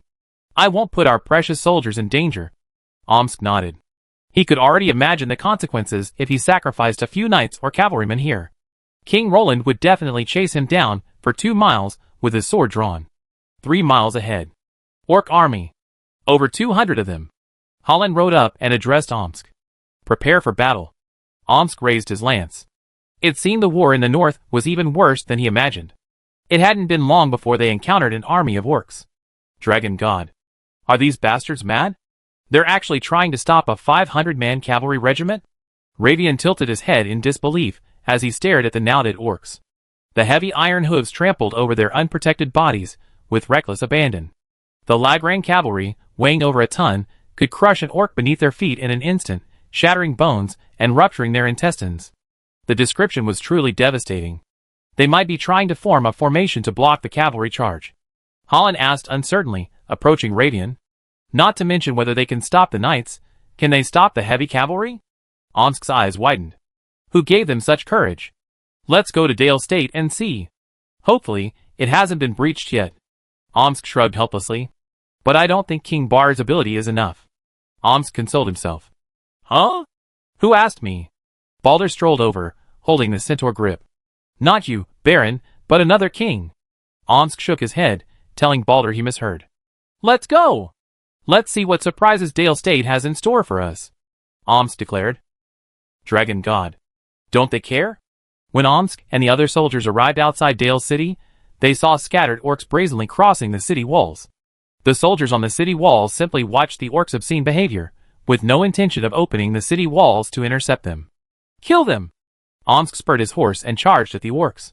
After all, letting these orcs pass would mean the vast expanse of river rapids. Kill! Ladian followed closely behind. The powerful Raglan cavalry spread out fiercely, swiftly eliminating every orc in sight. Kingdom of Raglan. Omsk, the hero of light and shadow, has come to pay a visit to King Bard. Omsk declared with full energy, standing at the foot of Dale City. Your Majesty, wait a moment. I go and ask for instructions. The soldiers on the city wall looked at Omsk's excited fighting spirit and talked a lot. Only a commander on the top of the city wall remained calm. He nodded to Omsk neither humbly nor arrogantly, and then disappeared on the top of the city wall. What's wrong, Raven? Bard was reviewing government documents, surrounded by piles of parchment. Countless decisions lay ahead of him. He rubbed his aching neck and said to the incoming commander, Raven, Your Highness, the Kingdom of Raglan has sent a large number of its cavalry, who are now outside the city. Their general, the light and shadow hero Omsk, wishes to see you. Raven said helplessly. Indeed. After all, we certainly haven't fulfilled our responsibilities. Bard pondered for a moment before coming to a conclusion. After all, his own utterly disingenuous defenses were truly impressive. Aside from a few strongholds, they were practically incapable of stopping the orcs from crossing the border. So what do you mean? Raven said awkwardly. After all, this was indeed a dishonest act on his part. The original alliance had already divided the defense zones, and the Kingdom of Raglan had lived up to its oath, blocking the northern advance of the southern orc army like an iron wall, while he himself had been riddled with the northern orcs. Go and meet him. You can't pretend you didn't hear him, can you? Bard gave a wry smile, his eyes filled with helplessness. Your Majesty, Omsk, I am Bard, Lord of the River Valley. Welcome. As the saying goes, one shouldn't strike a smiling face. Bard humbled himself from the start. After all, this was his own fault. King Bard, I demand an explanation. Does the original alliance still stand? Omsk asked coldly, gripping the butt of his gun. Of course, Your Majesty. Bard nodded. If you don't mind, you can come in for a cup of hot tea and have a good chat. Bard said sincerely from the top of the city wall. As the saying goes, sincerity is the ultimate killer move. No need. I just want to resolve this matter. The large number of orcs heading south has seriously threatened the safety of the kingdom's citizens. With the autumn harvest approaching, the people need to come out to harvest, but the orcs you haven't stopped have become a threat. Omsk shouted, pressing his gun. Apologies. It's our responsibility, but as you can see, Dale State is unable to stop those frenzied northern orcs. The 5 northern outposts are already overwhelmed. There are less than 100 soldiers in the city right now. I seek your and Raglan Kingdom's forgiveness, Your Majesty. Bard bowed deeply. Good heavens. Raven sighed, covering his face. He didn't think King Bard would lie about this. He only needed to send a soldier in to take a look. After all, Dale State is so small. Omsk froze in his tracks. He had thought of countless possibilities, but he never expected the answer to be so simple. What about the dwarves? Omsk said after a moment's silence. They still have an army of 1,000 men stationed at the northern foot of the lonely mountain, but their defenses are too long and their mobility is insufficient. So there are many gaps in the defenses. King Bard descended from the city wall and rode out of the gate. Are the dwarves so determined to fight so hard? Omsk exclaimed in surprise. After all, the lonely mountain had been reclaimed by the dwarves for so long, and they could only muster a maximum of 2,000 warriors.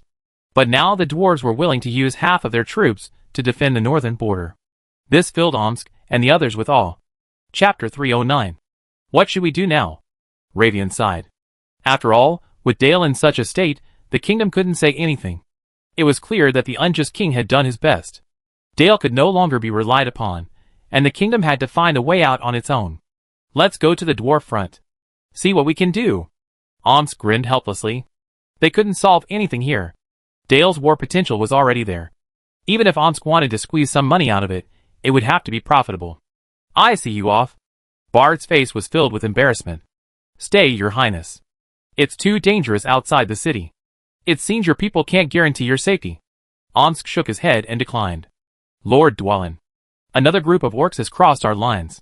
A dwarf, hammer in hand, entered the outpost. Send soldiers to intercept them. Dwalin ordered in a muffled, decisive voice. It's too late. We intercepted them 3 times. There are too many of them. Over 500. They already crossed our defense zone, and we can't pursue them. The dwarf warrior hesitated. Durin! Damn it! Another group slipped through. How many of them escaped? Dwalin muttered. At least 300 of them slipped through our lines. The soldier said embarrassedly. What? What are you doing? How could you let so many get away? Dwalin blinked, his eyes filled with shock and confusion. Each of our teams only has 50 warriors, and 3 teams can only intercept these. The soldier said in distress. The orcs were playing the game of severing their tails to survive. What could they do?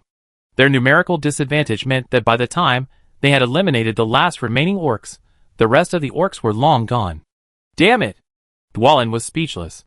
He had divided his 1,000-man army into 20 squads, which patrolled the 100-mile border, chasing away and killing any orcs attempting to cross the lonely mountain. Because the dwarves were heavily armored, there were always loopholes, but this time, missing such a large group of orcs was something Dwalin hadn't anticipated. I hope the soldiers of Dale are more effective. They should be able to stop those orcs. Dwalin still held on to hope. Little did he know that, aside from a few fixed outposts, the entire border of Dale had been riddled with orcs. Were the orcs stupid? Of course not. They wouldn't bother the garrisons for no reason. They would simply bypass them and continue southward. The soldiers in the outposts wouldn't dare pursue them recklessly. Hence the current awkward situation. Ride like a wall. Omsk roared angrily, gazing at the dark mass of orcs in the distance. These orcs were truly unbridled. They dared to advance in an organized formation? Did they truly believe that all the soldiers of the northern kingdoms were dead? Boom! Boom! Boom! The clatter of heavy hooves echoed through the air. All the knights, cavalry, and centaurs formed a single horizontal line, legs pressed together, shoulders pressed together. Their eyes beneath their helmets were steely and cold. Lancets tucked under their arms, they charged in unison towards the orcs. The outcome was self-evident. Without even a numerical advantage, how could they possibly stop this mixed cavalry? The scattered remains of broken limbs and bloody corpses testified to their futile resistance. Gombadan orcs. Your Majesty. Nearly 1/5 of this orc army is made up of Gombadan orcs. Lavian, carrying the orcs' tattered totem banner, approached Omsk. What do you mean? Omsk narrowed his eyes. Gombadan Fortress is definitely one of the driving forces behind this. They're involved in this war. Their soldiers have crossed the Grey Mountains and appeared here. Lavian's eyes were solemn. What? Afraid of a large army of Gombadan orcs behind us? Omsk sneered. Right. We can't take such a risk. I suggest sending scouts 50 miles ahead to conduct reconnaissance. Lavian said cautiously. The dwarves aren't completely wiped out. They won't let the Gombadan orcs invade their borders at will. There shouldn't be any danger for now. But we need to find the dwarves and see what's going on there. Omsk pondered. He hadn't seen any dwarven collapses along the way, indicating that the lonely mountain border was still under dwarven control. The orc army from Gombadan Fortress that Lavian feared hadn't appeared yet. While Omsk didn't believe the orcs from Gombadan Fortress would attack at this time of year, he still had to be on guard. But before that, he should find the dwarves to learn about the current situation in the north. I obey your orders, but I reserve my opinion. Lavian shrugged helplessly. Don't worry, if there really is a massive orc army, I won't be foolish enough to fight them head-on. Don't forget, we're cavalry. Omsk grinned. If he couldn't defeat them, wouldn't he just run? Did he really think he was mentally disabled? Would he just charge into battle with nothing to do? Lord Dwalin. A large number of cavalry are behind us. A dwarf warrior threw back the curtain and ran in. The momentum even knocked over the table in front of Dwalin, sending documents flying everywhere. Cavalry? Where did they come from? Dwalin exclaimed in surprise. The dwarven Argali cavalry had been nearly wiped out, and the Dale kingdom was so impoverished that even the king was practically riding a cow. Where could this unfamiliar cavalry have come from? Come on! Let's see! Dwalin, axe in hand, strode out at full speed. If it were truly an enemy. Dwalin shuddered. What would the presence of an enemy behind him mean? The lonely mountain had fallen again. The thought sent a chill through Dwalin, who could only hope his anxiety was overblown. Huh? Jerk! Look carefully. That's our ally. The flag of the Kingdom of Raglan. Dwalin stared at the familiar flag, stunned. Then, with a smirk, he kicked the soldier who had reported. The soldier had also just returned to the Lonely Mountain Kingdom, so it was understandable that he didn't recognize the flag.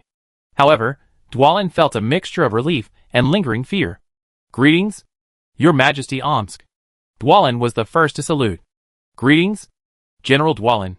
Omsk returned the salute. What's going on? Are you planning an expedition to the north? Dwalin asked, looking at the powerful Raglan cavalry. No, we're just here to deal with a large number of orcs heading south. Omsk dismounted and shrugged. Dwalin's face suddenly looked awkward. That's our problem. But we do our best to intercept those orcs, and try not to cause you any trouble. Dwalin said sincerely. It's already troublesome. The large number of orcs is already affecting our autumn harvest plans. Omsk sighed.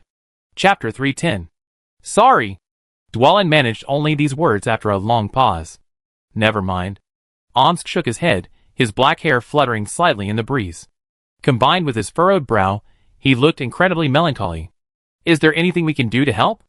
Dwalin watched Omsk trying to do something for his allies. Do you know the orcs' marching routes? Or where they must pass through? Or where the orcs in the north would gather? Omsk's eyes gleamed with bloodlust. What are you going to do? Ravian's face darkened, a sudden bad feeling forming. Nothing. It's better to be proactive than passively defend. Don't forget, we run on 4 legs. They only have 2. Omsk said calmly. Dragon Lord. Don't forget that His Highness only wants us to resolve the problem of orc incursions, not to provoke those orc tribes in the north. Do you want another battle of Lonely Mountain? Ravian leaped up like a frightened rabbit. If it weren't for his horseback ability, he could jump 2 meters high. I'm solving this problem. Knight Commander Ravian. Be aware of your position. Have years of wandering robbed the Knights of the Cross of their valor and courage? I never seen cavalry defending on the plains. Omsk roared. The Knights of the Principality never lose the courage to bear their lances. Just as the Imperial Dragon Riders never lose their wings. Ravian roared, his neck stiff and bloodshot, his pupils bloodshot, and veins bulging with anger all over his neck. Then follow my footsteps. Send those bastards to where they belong. I don't care if Dol Guldur or Gambada are behind them. I only know that we must defend the Empire's former glory. Anyone who stands in the way of the iron hoofs of the rampaging army will be killed without mercy. Omsk slammed the butt of his lance into his feet. A shockwave erupted, sending debris flying like raindrops. When the smoke and dust cleared, the ground around Omsk cracked, and the entire ground sank nearly a meter. While everyone was calming their mounts, Omsk calmly spurred his abyssal warhorse forward. He stared intently into Knight Commander Ladian's eyes, and demanded in a cold voice, "Tell me your choice." The Empire's once proudest knight. "I abide by your decision, your majesty." Ladian's chest seemed to burn with a raging fire. He looked around, surrounded by nearly 500 knights, horses, and cavalrymen. In their resolute faces, Ladian seemed to see the once galloping Empire. He sighed softly and agreed. Your Majesty, Omsk, our spies have detected 2,000-man tribes of orcs at the foot of the Grey Mountains to the north. We originally wanted to attack and eliminate them, but we were short of maneuverability and feared a trap, so we ignored them. Dwalin unfurled the map and pointed to the marked spot for Omsk. Spies? You dwarves have spies? Omsk, in the process of dismounting, nearly gave way to Dwalin's words. We actually still have some Dragonhawk Knights. Dwalin scratched his head and said awkwardly. Dragon Lord. I almost forgot you have Dragonhawk Riders? Omsk shook his head helplessly.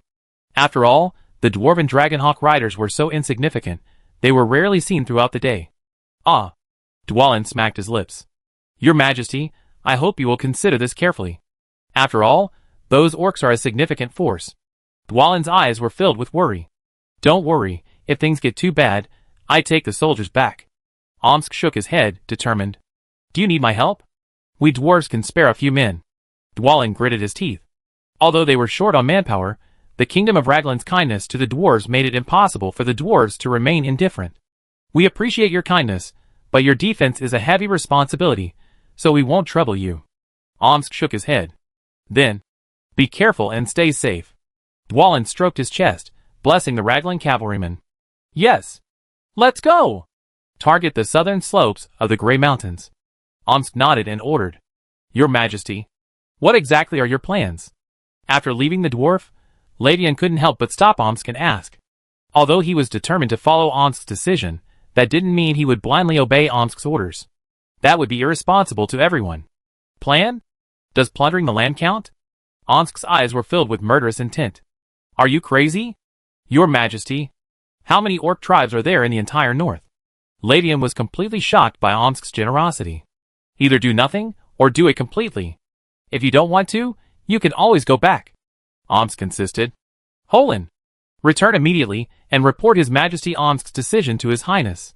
At this critical moment, Ravian chose to trust Holin, a fellow cross-Balhenian knight.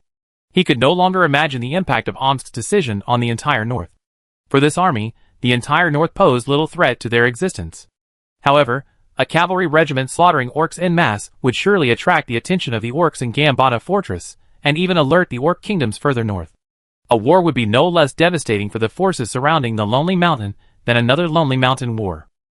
Yes. Holland didn't hesitate. The solemnity in his old superior's eyes told him that this situation looked ominous. Your Highness will approve of my approach. Omsk sneered.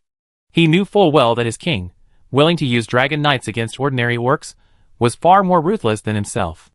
Knight Holland's expedition would be fruitless. Perhaps his Highness will even send a dragon rider to aid in the battle. Lavian remained silent, staring at Baron Balder, who had been silent all the way with them. My opinion is to send them all to the dragon god. Balder bared his white teeth, his arm muscles bulging as he gripped the centaur's grip. Damn it! He had hoped this centaur lord would persuade Omsk, but he had never expected these centaurs to harbor as much hatred for orcs as they did for humans. The North is about to change. This war was caused by us. Lavian swallowed. His Highness had unleashed 2 killers. Fortunately, the Elf King from River Rapids hadn't come along, otherwise Lavian had no doubt these men would dare to attack Fort Gambata. Damn it! I have to watch them. I can't let them bury these precious cavalrymen here because of a wrong decision. Lavian thought, and hurried to catch up with the main force. Chapter 311. The dusty group appeared less than 5 miles from one of the 2 orc tribes on the map. Your Majesty, Omsk. We don't have enough supplies. Damn it! We're running out of food. Ravian hurriedly approached Omsk. Remember, everyone had traveled light. They only had 3 days' worth of rations, and now they only had half a day's supply left. Just as Ravian was accusing Omsk of this irresponsible decision, Omsk smiled with deep disdain, raised his lance, and pointed it forward. Food? Aren't there plenty of it? Omsk pointed his lance at the orc tribe in the distance. Fight to support the war? Ravian was no fool. After a moment's pause, he realized. While fighting to support the war was considered the highest level of cavalry tactics, this tactic, which balanced mobility and combat effectiveness without relying on its own logistics, was a valuable one. The prerequisites for its implementation were extremely demanding. Prime Minister, you must be able to crush the enemy. Once a stalemate ensued, your weaknesses would quickly be exposed. Excuse me. Lavian tried to persuade Omsk, but was interrupted by a wave of his hand. Knight Commander, you don't think our mixed cavalry regiment can't defeat this tribe, do you? Omsk said calmly. Have you calculated the impact on the kingdom if any casualties occur? Lavian met Omsk's gaze calmly. I don't know the extent of the impact, but I know that if we allow these tribes to advance south, the kingdom will definitely be affected. Omsk pointed at the orc horde in the distance. Then we need to fight quickly. If we can't crush them in the first charge, the cavalry behind us might suffer. Lavian's eyes showed a solemn look. After all, those 100 heavy cavalry and 50 principality light cavalry didn't have the glory skills to mitigate the damage. So I will lead the charge. The knights will follow me. The cavalry will be in the center. The centaurs will be at the rear, and you and Baron Balder will be the rear guard. Any objections? Omsk looked at Lavian and the silent Baron Balder. Your Majesty. Balder's smile was cruel, presumably eager to make these northern orcs pay for their expulsion. I have no objection. Lavian shook his head. Even if Omsk hadn't said so, he would have brought up the rear. If Omsk was the sharpest spearhead of the entire army, then Lavian needed to be its most stable defender. He needed to block enemies who tried to split the team from behind and support those who fell behind. As the second strongest point in the team, this was his most suitable position. Ha ha ha. The human city-states to the south will tremble at our roar. An orc lord roared from his tribe. The battle flames of his third-level warriors soared wildly into the sky. The surrounding orcs roared and leaped around their lord. In their minds, their lord was the most powerful being they had ever seen. There are gorgeous human women. There are mountains of wealth. There. The orc lord brandished his broken sword, promising his tribesmen a glorious future, unaware of the impending catastrophe. What should we do? Your Majesty, Omsk. Ravian had already fallen to the end of the group, and Balder had taken his place. Charge. Omsk raised his lance. Knights. Charge. For the glory of the Empire. For the peace of our homeland. For our people. Charge. Omsk was engulfed in battle flames, black and white battle energy swirling around his body. Glory. Enhanced by their various combat skills, the Raglan Knights at the forefront had transformed into balls of light enveloped in battle energy. Halos of various colors converged, moving with the Knights' charge. Kill! After the Knights had charged a distance, the heavy cavalry followed suit, lowering their lances and charging in a single line. The light cavalry behind them sheathed their lances and drew their swords. ready to aid the heavy cavalry in striking down any orcs who attempted to approach and dismount them. Kill! Crush those bastards! The centaurs shouted. They were no longer the centaur tribe once chased by orcs. Equipped with the Raglan Kingdom's armor and weapons, their combat effectiveness had undergone a qualitative transformation. At the very least, they could hold their own against a knight of the same rank head-on. Furthermore, being half-human, half-horse, they possessed the innate skill of merging the human and the horse, a skill other cavalry races only learned in their later stages. Alas! Lavian sighed softly, spurring his horse into a gallop. Fight! Warriors of the Empire! Omsk roared, his lance blazing with light dozens of meters long. It's cavalry! Human cavalry! Finally, an orc felt the unsettling vibration. While the noise of 500 cavalry charging wasn't as earth-shattering as the roar of 10,000 horses, it was still a powerful and impressive sight. Run! It's knights! Human knights. A discerning orc suddenly spotted the war energy swirling across the sky. These weren't cavalry. They were knights. Get out of here! Run! The humans are coming! Orcs, young and old, fled in terror, flailing their arms and legs. Stop them! Kill these human scum! The orc lord charged forth brazenly, roaring angrily, his eyes gleaming with bloodlust. He was rallying his tribesmen to resist Raglan's cavalry. Huh? Are there any ants who dare to stop us? Omsk sneered, raising his spear in disdain, ready to deliver a chilling blow to the orcs. Hero! Human hero! Run! The orc lord froze in shock, as if struck by lightning. The next second, his limbs trembled. He clearly felt the pressure of the high-level power. Looking at the terrifying battle aura surging through Omsk's body, anyone with the necessary wit could tell he was a 6th-level human. Swish! The spearlight caught up with the orc lord in the next second. How could a mere level 3 warrior withstand a level 6? Even a casual blow from a level 6 would be fatal to a level 3. The spearlight suddenly pierced through the orc lord's vest and penetrated his body, then cut the orc lord in two. Kill! Leave no one alive! Omsk roared at his soldiers. The orcs' hastily assembled defense couldn't even stop the Raglan cavalry for a moment. The orcs suffered heavy casualties in an instant. Omsk immediately ordered each soldier to pursue the fleeing orcs. Dragon God.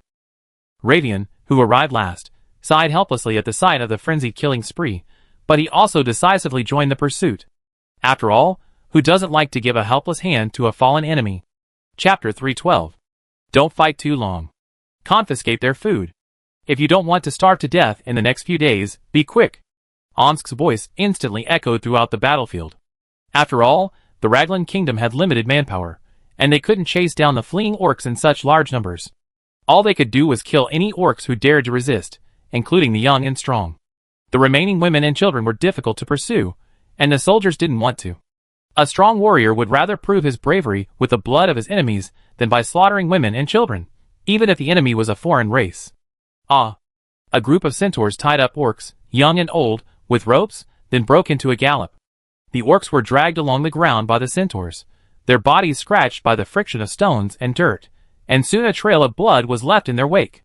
The centaurs roared recklessly, venting their resentment and anger against the orcs. One by one, the defenseless orcs were dragged across the ground by the centaurs. Dust suddenly rose around the orc camp, and the screams of the old and weak orcs were incessant. Hey! That's enough. Ravian's face suddenly changed as he watched the centaurs wantonly slaughtering the orcs, women, and children.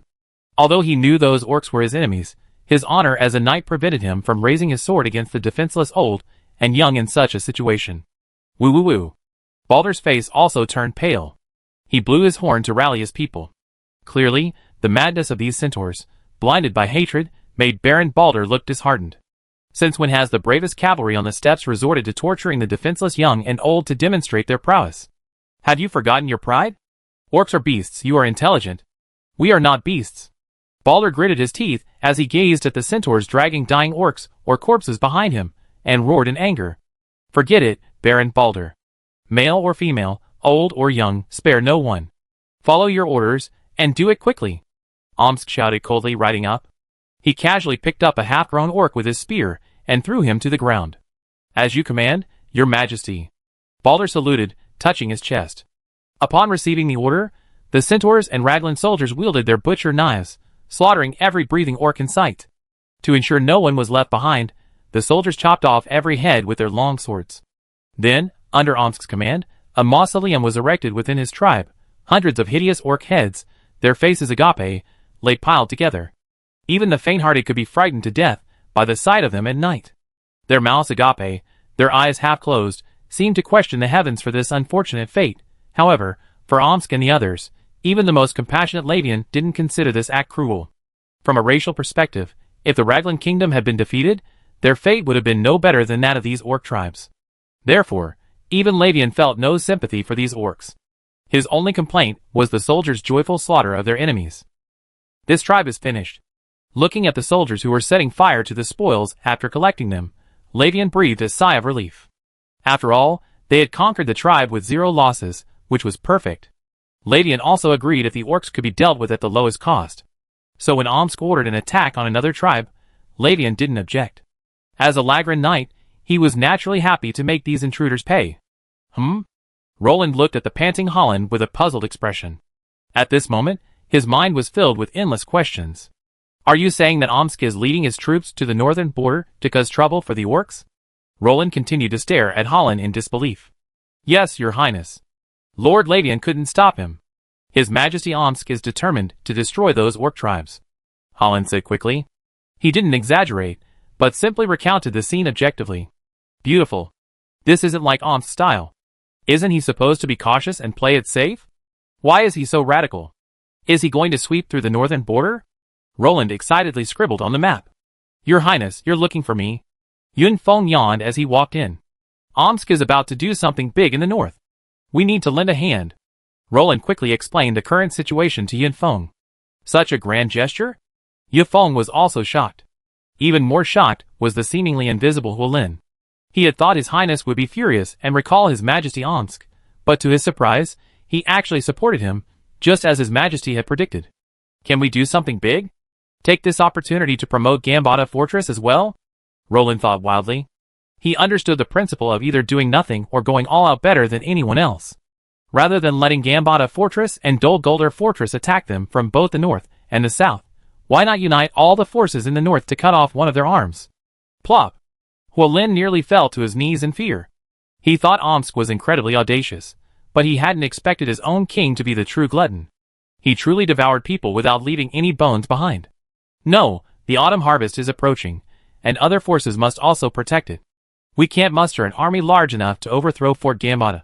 Yun Feng shook his head. Although Roland's proposal was tempting, the northern forces currently didn't have the conditions to implement it. What a pity. If we can't take Fort Gambata, the northern orc tribes won't have a good time. We have to support Omsk, Roland said firmly. Infantry is too slow, unsuitable for Omsk's battle to reinforce tactics. We only have the dragon riders left. Yun Feng looked at Roland with some embarrassment. Notify Ajax. Have her rush north to reunite with Omsk and obey his command. I hope the northern orcs won't dare move south for 30 years. Roland's voice was cold and sinister. Yes. The guard took Roland's order and turned away. Holland, go back and tell Knight Commander Ladian to obey General Omsk's command. I believe Omsk will not lead our cavalry into the abyss. Please trust General Omsk, Knight Commander Ladian, Roland said to Holland. Understood, your highness. I will convey your message. Holland nodded.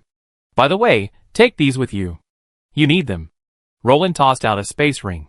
Your highness. What is this? Holland hesitated. It contains 100,000 arrows, some linen tents, and necessary dry food supplies. In the event of an emergency, you won't be helpless, Roland explained.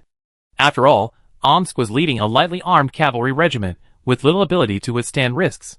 With these supplies, he believed Omsk would surely stir up trouble in the north. Chapter 313. At this moment, Omsk, the man Roland had high hopes for, was roaming the northern wastes, accompanied by the cold wind and desolate wilderness. A group of enthusiastic cavalrymen galloped recklessly across the northern wastes. Why did these guys settle in such a desolate place? Omsk stared at the locations marked on the map for a long time, unable to make any sense. Finally, the helpless hero rolled up the map, waved his hand, and ordered his knights. Carpet search. The Stonebone tribe was a small tribe among the northern orcs, with a population of just over 1,000. Nearly half of them were young and strong, the rest were women and children.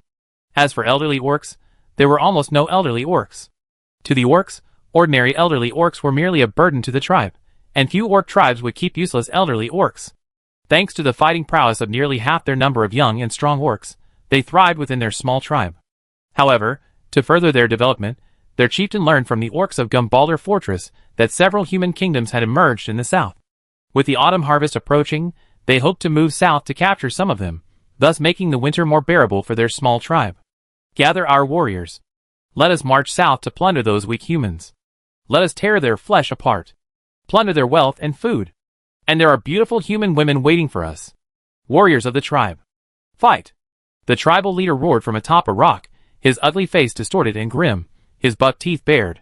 Since the main human forces north of the Grey Mountains had all moved south to support the kingdom of Gundor, remaining in the prosperous south to establish the kingdom of Rohan, human power throughout the north had waned.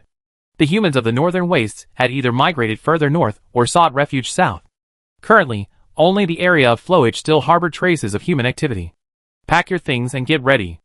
The orc lord brandished his broken blade, his eyes gleaming with madness and bloodlust. Prepare for battle. Onsk raised his hand, gazing at the orc camp where wisps of smoke rose. It looks like they're about to break camp, Ladian said, walking over and taking a look. Looks like they're planning to move further south. Balder, who had dealt with orcs frequently, immediately saw their intentions. Southward? No need. I already brought my men to find them.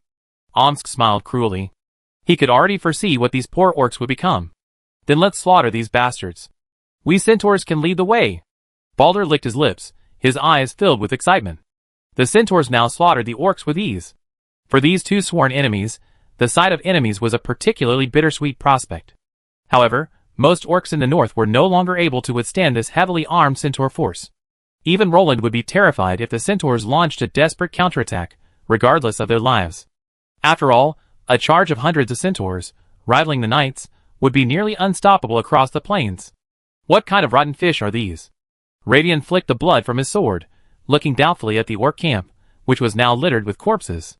He had originally been concerned about Omsk's reckless advance north. He had been vehemently opposed to the actions of the north, but now he could only say, what a treat. After all, there was no escaping the law of what a treat. What harm can these rubbish do to us? If Gumbalder Fortress doesn't take action, the orcs in the entire north will be in trouble. They're just a bunch of beasts with sticks. Omsk snorted disdainfully. In all of Middle-earth, he could only focus on the orcs of 3 regions, because at this time, the biologist Saruman hadn't yet turned evil, and the Uruk orcs of Isengard hadn't yet appeared. The orcs of Gumbalder Fortress, the old fortress of Dol Guldur, and the Mordor region were indeed quite formidable. There used to be orcs from Moria, too, but unfortunately, those poor Moria creatures were defeated by the dwarves at the Battle of Azanalbizir.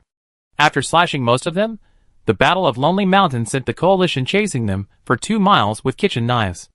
Not only was Azog slain by Roland, but Borg was also killed. It was already a tragic situation, but then a certain king, out of selfishness, led the dwarves on an expedition to Moria. And these entire families were completely wiped out. Well, I overestimated them, Ladian admitted. While these orcs posed a great danger to the civilians, for these heavily armed Raglan cavalry. After all, the duchy's light cavalry, with the poorest equipment, was besieged by several orc soldiers. If they could even be called soldiers, and then killed them almost without any damage. This made Ladian, who was about to rush to their rescue, freeze in his tracks. He was completely stunned by the orcs' poor fighting ability. He had never expected such a huge disparity in strength between the same orcs. This was a complete orc tribe, not just a few scattered bands of soldiers. With such fighting power, Ladian himself didn't know what he was worried about. As long as we avoid the main force of the Gangbada Fortress, we can basically run rampant here. I'm sure you've seen the equipment of those orc tribes. It's not just 1 or 2 tribes, but the entire northern border orc tribe is so backward. I really don't understand why we should be afraid of an enemy with less than 10% armor. Omsk shrugged speechlessly. I hope so. Radian agreed with Omsk's words, but he remained cautious. After all, he couldn't rule out the possibility that there were a few well-equipped orcs in the entire northern orc tribe. Pick it up. See if there's anything useful. Omsk remained noncommittal. After all, even if he truly couldn't defeat him, he could always flee. He simply didn't believe anyone in the orcs, aside from the wolf riders, could outrun him. Look what I found. Such a huge chest of gold coins. I'm sure His Majesty will appreciate it. Balder approached with 2 sturdy centaurs, carrying a heavy chest. Through the gaps in the chest, one could see it was filled with gold coins. A chest this large could hold 10,000 gold coins. Even the incredibly strong centaurs needed two to lift it, so you can imagine how heavy it was. Great. They're such good stuff.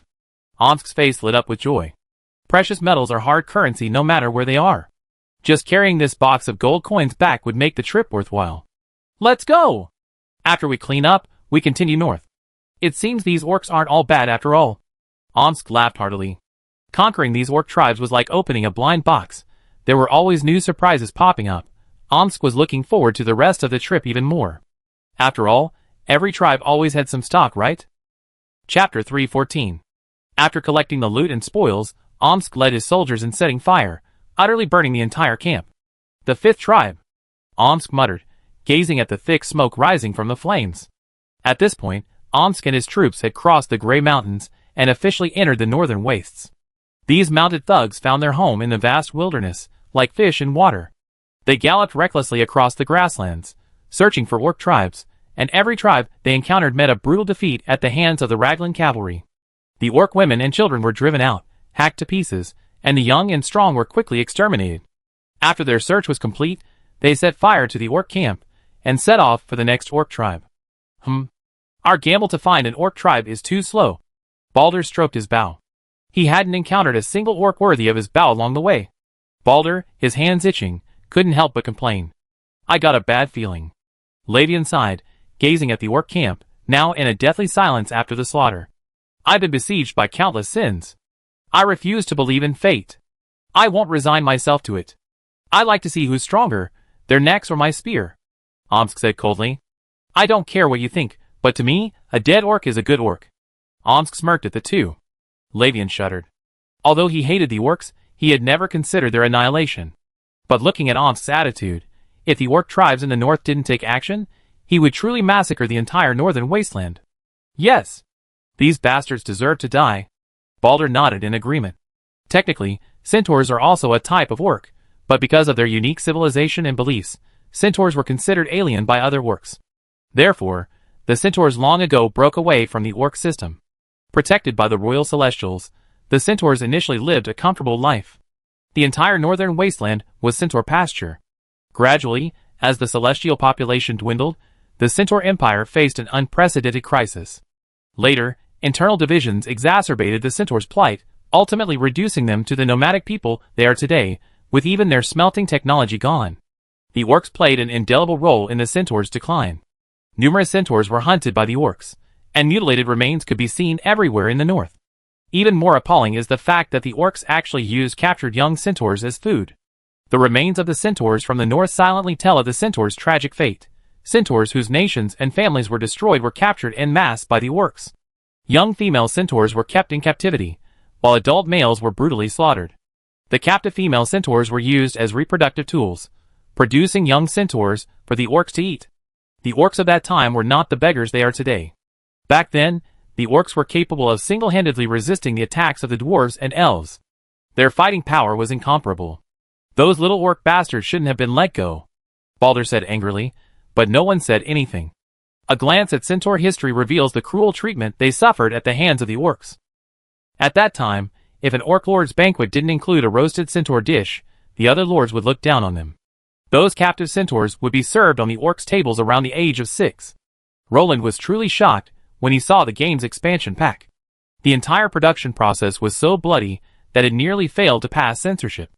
Even then, it was successfully presented to players in a mosaic-like veil.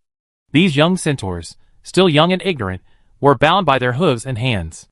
Then, after being cleaned, their rectums were gouged out with a knife, their intestines pulled out, and all their internal organs removed from the wounds, leaving only the heart and lungs. Then, branches were pierced through their bodies, greased, and roasted. The centaurs watched their bodies being cut open, feeling the excruciating pain and the emptiness of having their organs ripped out. Female centaurs were more popular than male centaurs. If it weren't for the difficulty of breeding centaurs, orcs might have even established a centaur farming industry. Humans? Humans left here long ago. How could they come back? Within a vast orc tribe, a burly orc, bearing a broadsword and a golden horse, sat on a chair covered in beast hides. A hint of hesitation and solemnity crossed his eyes. If those northern humans had truly returned, he already considered where to migrate. After all, Their ancestors had lost more battles against the human cavalry than they had won. How many are there? The orc chieftain, familiar with the terror of human cavalry, hurriedly asked the kneeling orc before him. He was one of the few survivors of the Raglan cavalry's spears. After his successful escape, he had raced for days, before finally finding the tribes patrolling wolf cavalry. About 500.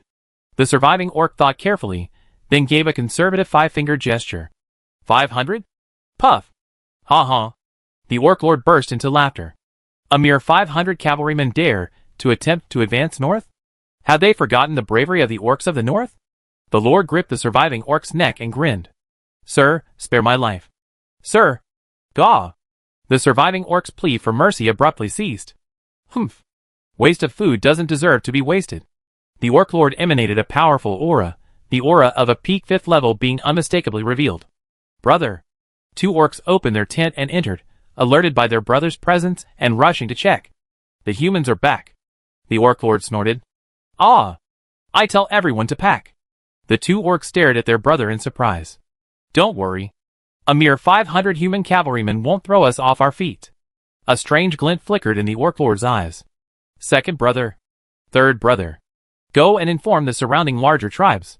Together, we dispatch our forces to devour this human cavalry. We can't let them reach the north again. The orc lord gave a sly smile. He believed that while he could devour this group, the losses would undoubtedly be significant, so he had naturally mastered the skill of risk sharing. All right. Let's smash those bastards' heads into our stomachs. Ha ha ha.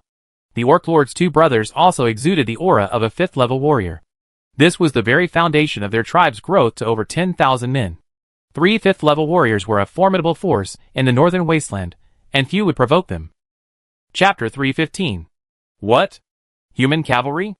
Upon learning of the humans' return to the north, most tribal chiefs instinctively prepared to migrate to avoid the human cavalry. Huh? 500 human cavalry? Tell your chief we send troops.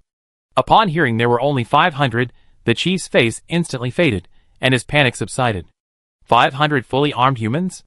Damn it! Do these southern bastards think this is the south? 500 men dare to cause trouble. An orc lord laughed in anger. Our tribe is sending 500 warriors. We got to teach them a lesson. These humans are completely lawless. 500 human infantry? Good heavens. That's the biggest joke I ever heard. Do they think our warriors are holding branches? Our tribe is sending 100 warriors. We meet at the end of the Fania Creek within the allotted time. 500 human light infantry? They're courting death. How dare they? If it were the human Northern Iron Cavalry, I would have led my people north without a word. Now even human light infantry dares to provoke us orcs? 500 armed human civilians? Are you serious? Are they sending us equipment because they see how hard we're living? The leader of a small tribe laughed uncontrollably. In any case, the orc tribes in the southern part of the northern wasteland knew that a human force had entered.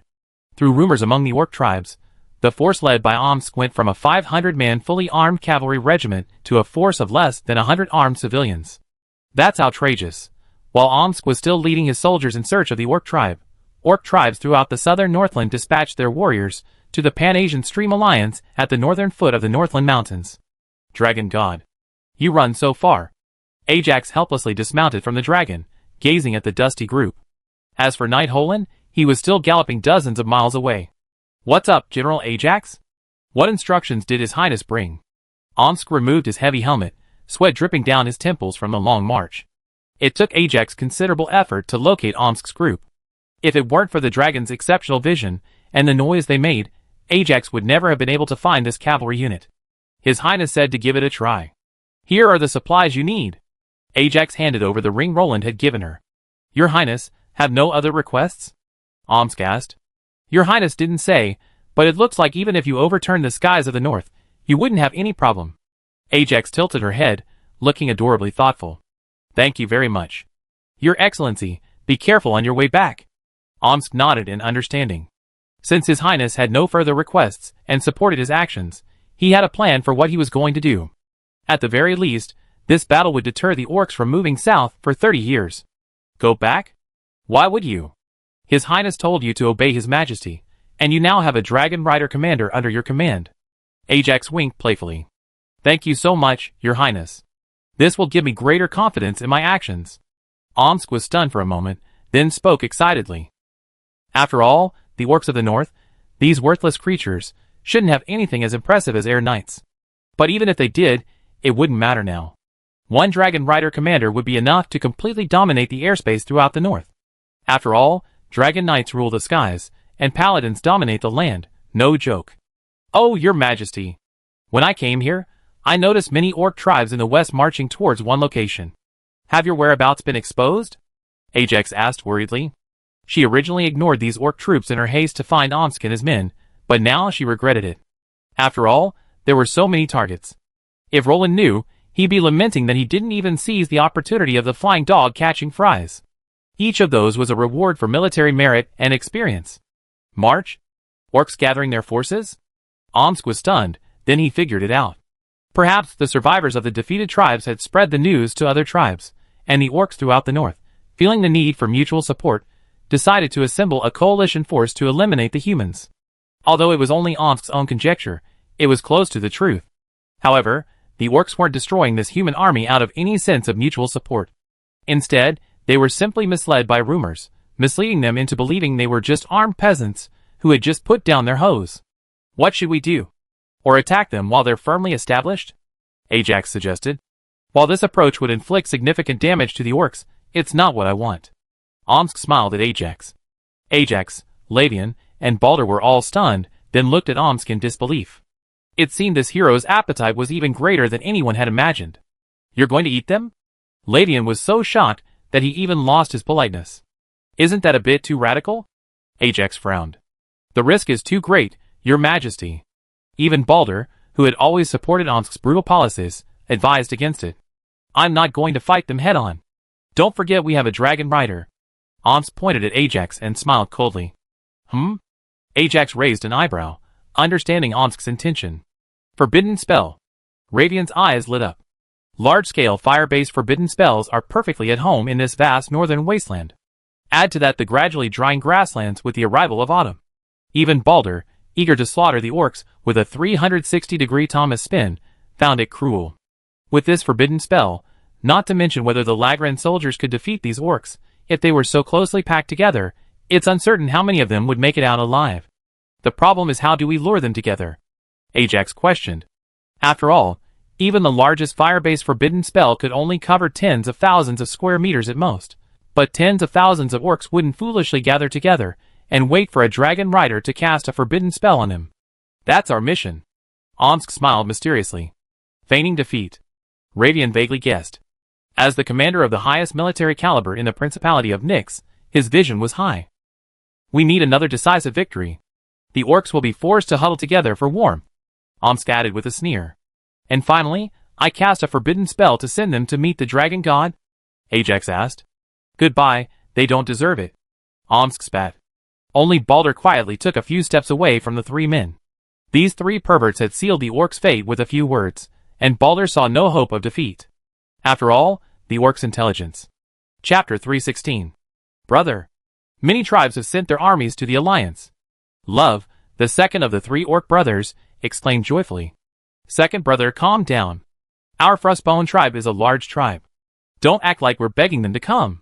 The third brother, Lore, panting as he shouldered his heavy battle axe. All right, my dear brothers. This time, we're going to take 50% of these human equipment. The eldest brother, Lord, extended his hand and made the sign of 5. The other tribes won't agree so easily, will they? The two brothers exchanged glances, each with a hint of surprise on their ugly faces. Do we need their agreement? The warriors of our Frostbone tribe are the best answer. Lord waved his hand vigorously, his eyes filled with fanaticism and ferocity. That's right. Under brothers' leadership, our Frostbone tribe will surely become the largest tribe in the southern part of the northern wasteland. No! A kingdom! Brother, if you're the king, grant us a few dukedoms. Ha ha ha! The two brothers burst into laughter. Sure! Sure! Lord, utterly flattered by the licking, was now completely intoxicated. He waved his hand casually, mimicking the king's gesture and tone. However, to outsiders, his behavior was like wearing a dragon robe and not looking like a crown prince. Even if you're feigning defeat and fleeing, you have to act convincingly. Come on! Take these weapons and armor. When we retreat, just leave them on the ground. Ajax said to everyone, pointing at the mountain of defective equipment. My dear, you went back all this way just for this? Omsk was stunned. Ajax had rushed back to River Rapids just to bring this junk here? Don't underestimate the orcs. They're still an intelligent species, after all. While their IQ may be impressive, they're not brainless. Ajax shook her head, her eyes filled with solemnity. As the saying goes, even a lion will fight a rabbit with all its might. Facing tens of thousands of orcs, one can never be too cautious. With a brain the size of a walnut? What kind of IQ is that? Omsk scoffed. Although their intelligence may be low, don't forget that they outnumber us dozens to one. Sometimes numbers can even outweigh a gap in quality. Your Majesty Omsk, I hope you can face your enemies squarely. They're not mindless beasts. A figure flashed from behind Ajax. Sir Caslow? Why are you here? Omsk stared in astonishment at the knight who appeared before him. Logically, Caslow should be stationed at the Lulung fortress. Your Highness was worried that Ajax wouldn't be able to handle the situation alone, so he sent me here for support. Caslow shook his head, his voice warm and refreshing. You're about to reach the 6th level. Omsk explained in astonishment, carefully sensing Caslow's aura. Caslow was now just a hair's breadth away from reaching the 6th level. Perhaps the kingdom of Legrand would soon welcome its first Dragon Rider commander. A lucky breakthrough. Caslow smiled. Huh?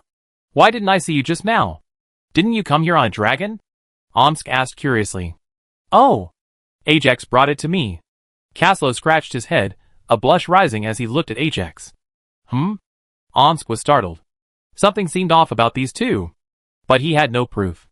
According to your Highness's orders, I will be assigned to your command, but I have the right not to follow unreasonable orders. Caslow handed Roland's warrant to Omsk. Okay. Omsk nodded. After all, having Caslow's help was a pleasant surprise. He had no intention of commanding Caslow. After all, as the most senior person in the kingdom, everyone had to give him some respect. My advice is to follow Ajax's advice. After all, you're all cavalry, so these loads won't affect you much. But they will greatly improve our plan. Caslow pointed at what they considered to be rags. Little did they know that what seemed like tattered equipment to Lagran and the other lonely mountain forces was, in the eyes of the other northern factions, truly precious treasures. After all, aside from Gumbator Fortress, the Woodland Kingdom, and Singri, no other northern faction possessed complete smelting capabilities. This equipment was likely superior to anything they were currently using. Alright. Although Omsk felt this was unnecessary, he didn't want it to affect his relationship with Caslow. After all, carrying a few extra pounds was nothing to the hardy Sharma and Centaur. Well, we need to be careful. The orcs can fail countless times, but if they succeed just once, we're all doomed. Caslow shook his head, his eyes filled with solemnity and fear. The sheer number of orcs frightened even him, who was about to become a dragon rider. Fortunately, these creatures, with an IQ of only 5, lacked complete smelting capabilities, and could not produce high-quality equipment. This remained true even after Soren's support and assistance. By the way, Your Majesty Omsk, there's a piece of news I think you should know. Caslow pulled out a map and pointed to a location. This is Panasia Creek. The orcs have gathered an army of over 10,000 here. Caslow said solemnly. Let's call it an army. Caslow grinned, as if realizing something. Any explanation? Looking at Caslow's expression, Omsk knew there was something going on. I used my dragon eyes to check, and the armor rate is pitifully low, probably less than 10%. The metal weapon rate should be around 80%. Caslow shook his head helplessly. Omsk fell silent. He understood Caslow's thoughts. According to the old Lagran Empire practice, the armor coverage rate of regular troops must be at least 90%. This was also to account for some special personnel who could not wear armor. Otherwise, the Empire wouldn't mind arming everyone to the teeth.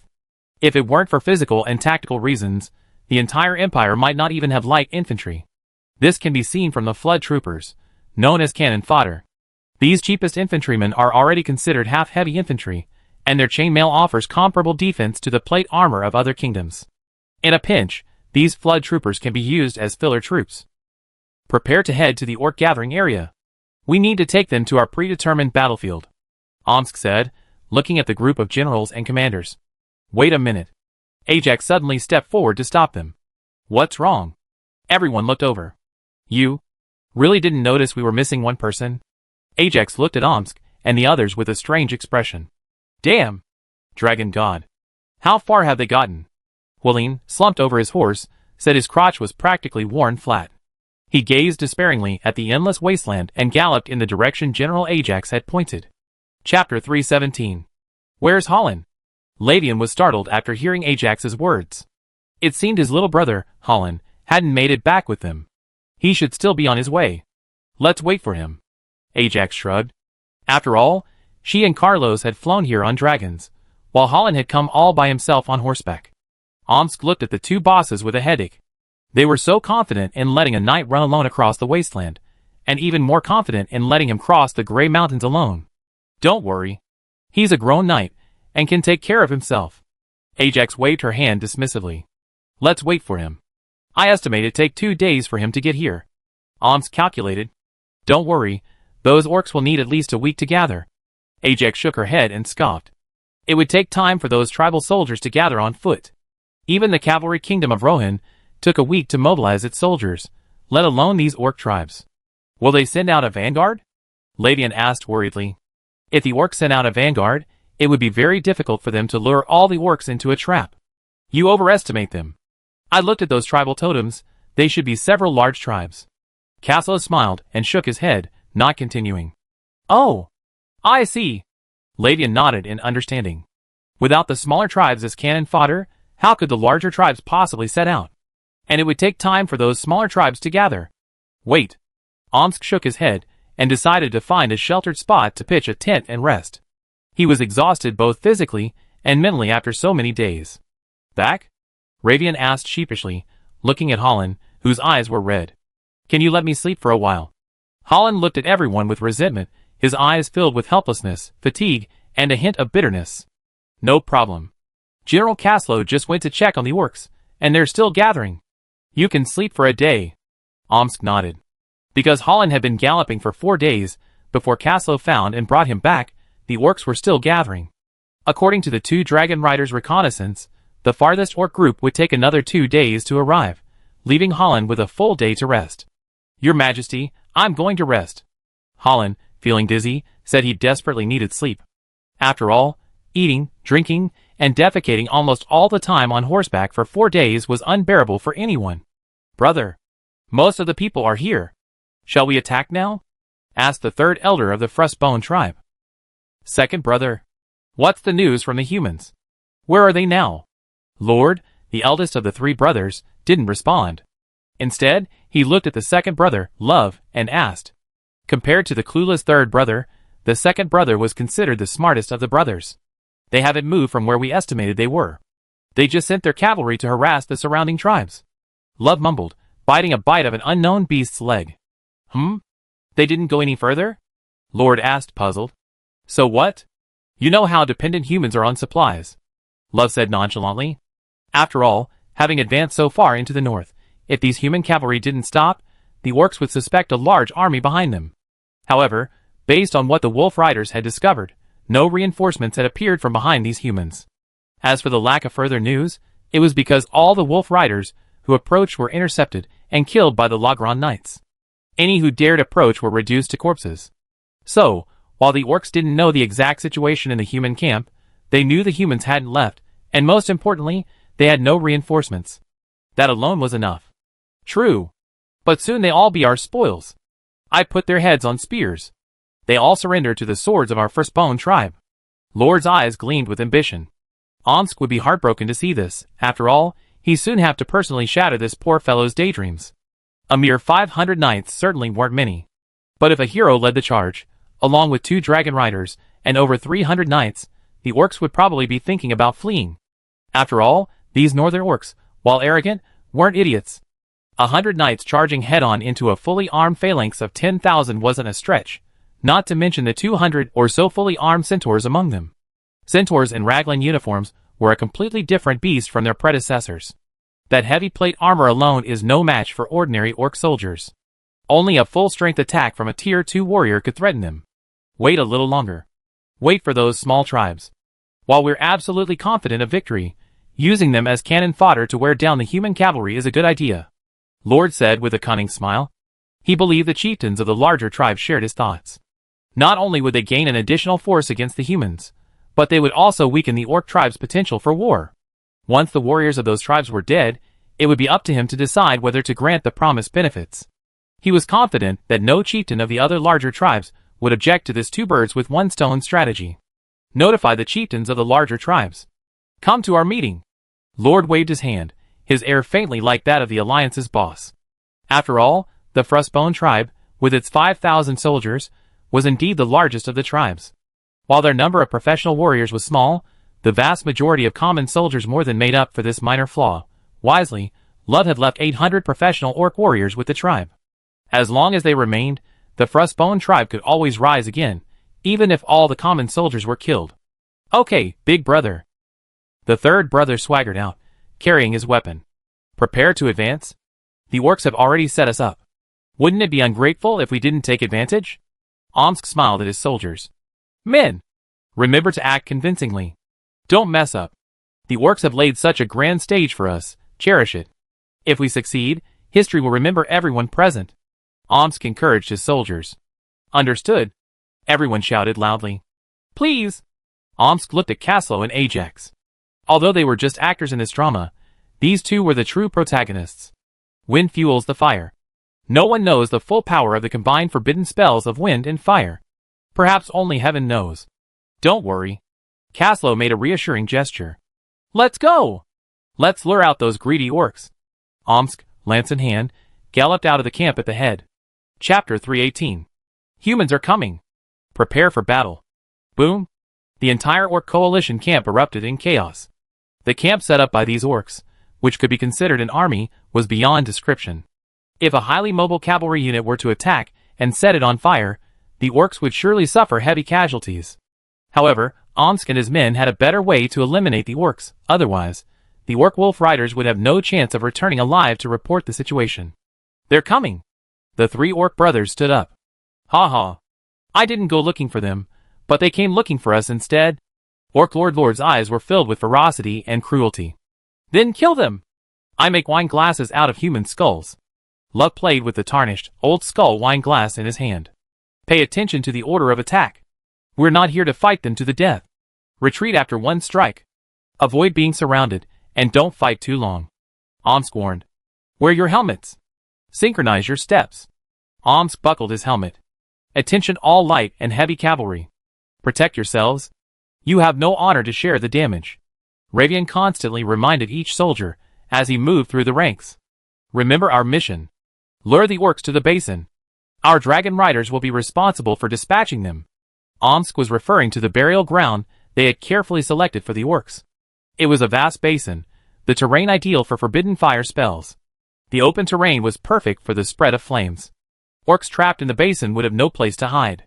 The all-encompassing forbidden spell would make all northern orcs remember this kingdom south of the Grey Mountains. Boom! Boom! Boom! The orcs began to break camp. After a series of minor skirmishes, the entire orc horde left their gathering place amidst curses and clashing. From the air, the orcs' marching formations were unusually interesting. Some columns numbered thousands, their formations not entirely orderly, but still presentable. Other columns consisted of only a few hundred orcs, marching along the periphery. Is this considered a division? Ajax was puzzled by the orcs' actions. They're marching in tribes? Aren't they courting death? Caslo communicated with Ajax through his telekinesis. I think we should change our target. Caslo pondered for a moment, then raised his dragon, Cardo, again and flew backward. Hey! Wait! Ajax hurriedly communicated with Caslo through his telekinesis, but by then, Caslo had already flown far away. Humph! Scoundrel! Leaving me here alone to watch this eye-popping shit. Ugh! Ajax muttered in frustration. It seemed these orcs didn't suit her taste. After all, with the dragon eyes, Ajax could even see every pore on their faces if she wanted. Ugh! General Omsk. I think you need to know this. Caslo descended from the sky, his massive dragon body slamming heavily onto the ground, kicking up a cloud of dust. Ahem. Let's just say. Ahem. Can you try a different approach next time? Not so straight up and down, it's terrifying, okay? Omsk reluctantly withdrew the lance he had nearly offered. If Caslo's voice hadn't reached his mind first, he would have subconsciously thrust it forward. I see you haven't started running yet. Caslo scratched his head and said sheepishly. All right. Tell me. What's going on? I hope your information is valuable. Omsk looked at Caslo and said. The orcs march in tribes. Those small tribes are on the outermost perimeter. Ajax and I looked, and those small tribes only have a few hundred people. I think we should consider annihilating those troops first, Caslow said. Are they mentally ill? How is this any different from dividing up the troops? Are they throwing those small tribes out as cannon fodder? Omsk was shocked. He assumed these orcs were of low intelligence, but they were utterly brain-dead. Aren't they afraid of being defeated piecemeal? Ladian was also shocked. Infantrymen were always afraid of being divided and defeated piecemeal against cavalry, and maintaining a complete formation was the most effective strategy for most infantrymen against cavalry. He had no idea the orcs were actually disarming themselves. Ladian had no doubt they would rip through even the largest of their forces. So, Your Majesty Omsk, what's your decision? Caslow looked Omsk straight in the eye. Since they're offering gifts, it's only right that we accept them. That way, we can return the favor, right? Omsk smiled, gesturing at the tattered equipment they were wearing, draped over his own. That's good. This is more realistic. You fought hard but found that there were too many orcs, and you had to retreat first. But because the attack was too fierce, your horsepower was exhausted, and you couldn't speed up to get rid of their pursuit. This way the orcs will definitely not be able to see any flaws. Caslow thought about it, and then laughed. Yeah, I thought so too. At least we should fight them first, and go through the whole exercise. Omsk said sternly. Okay.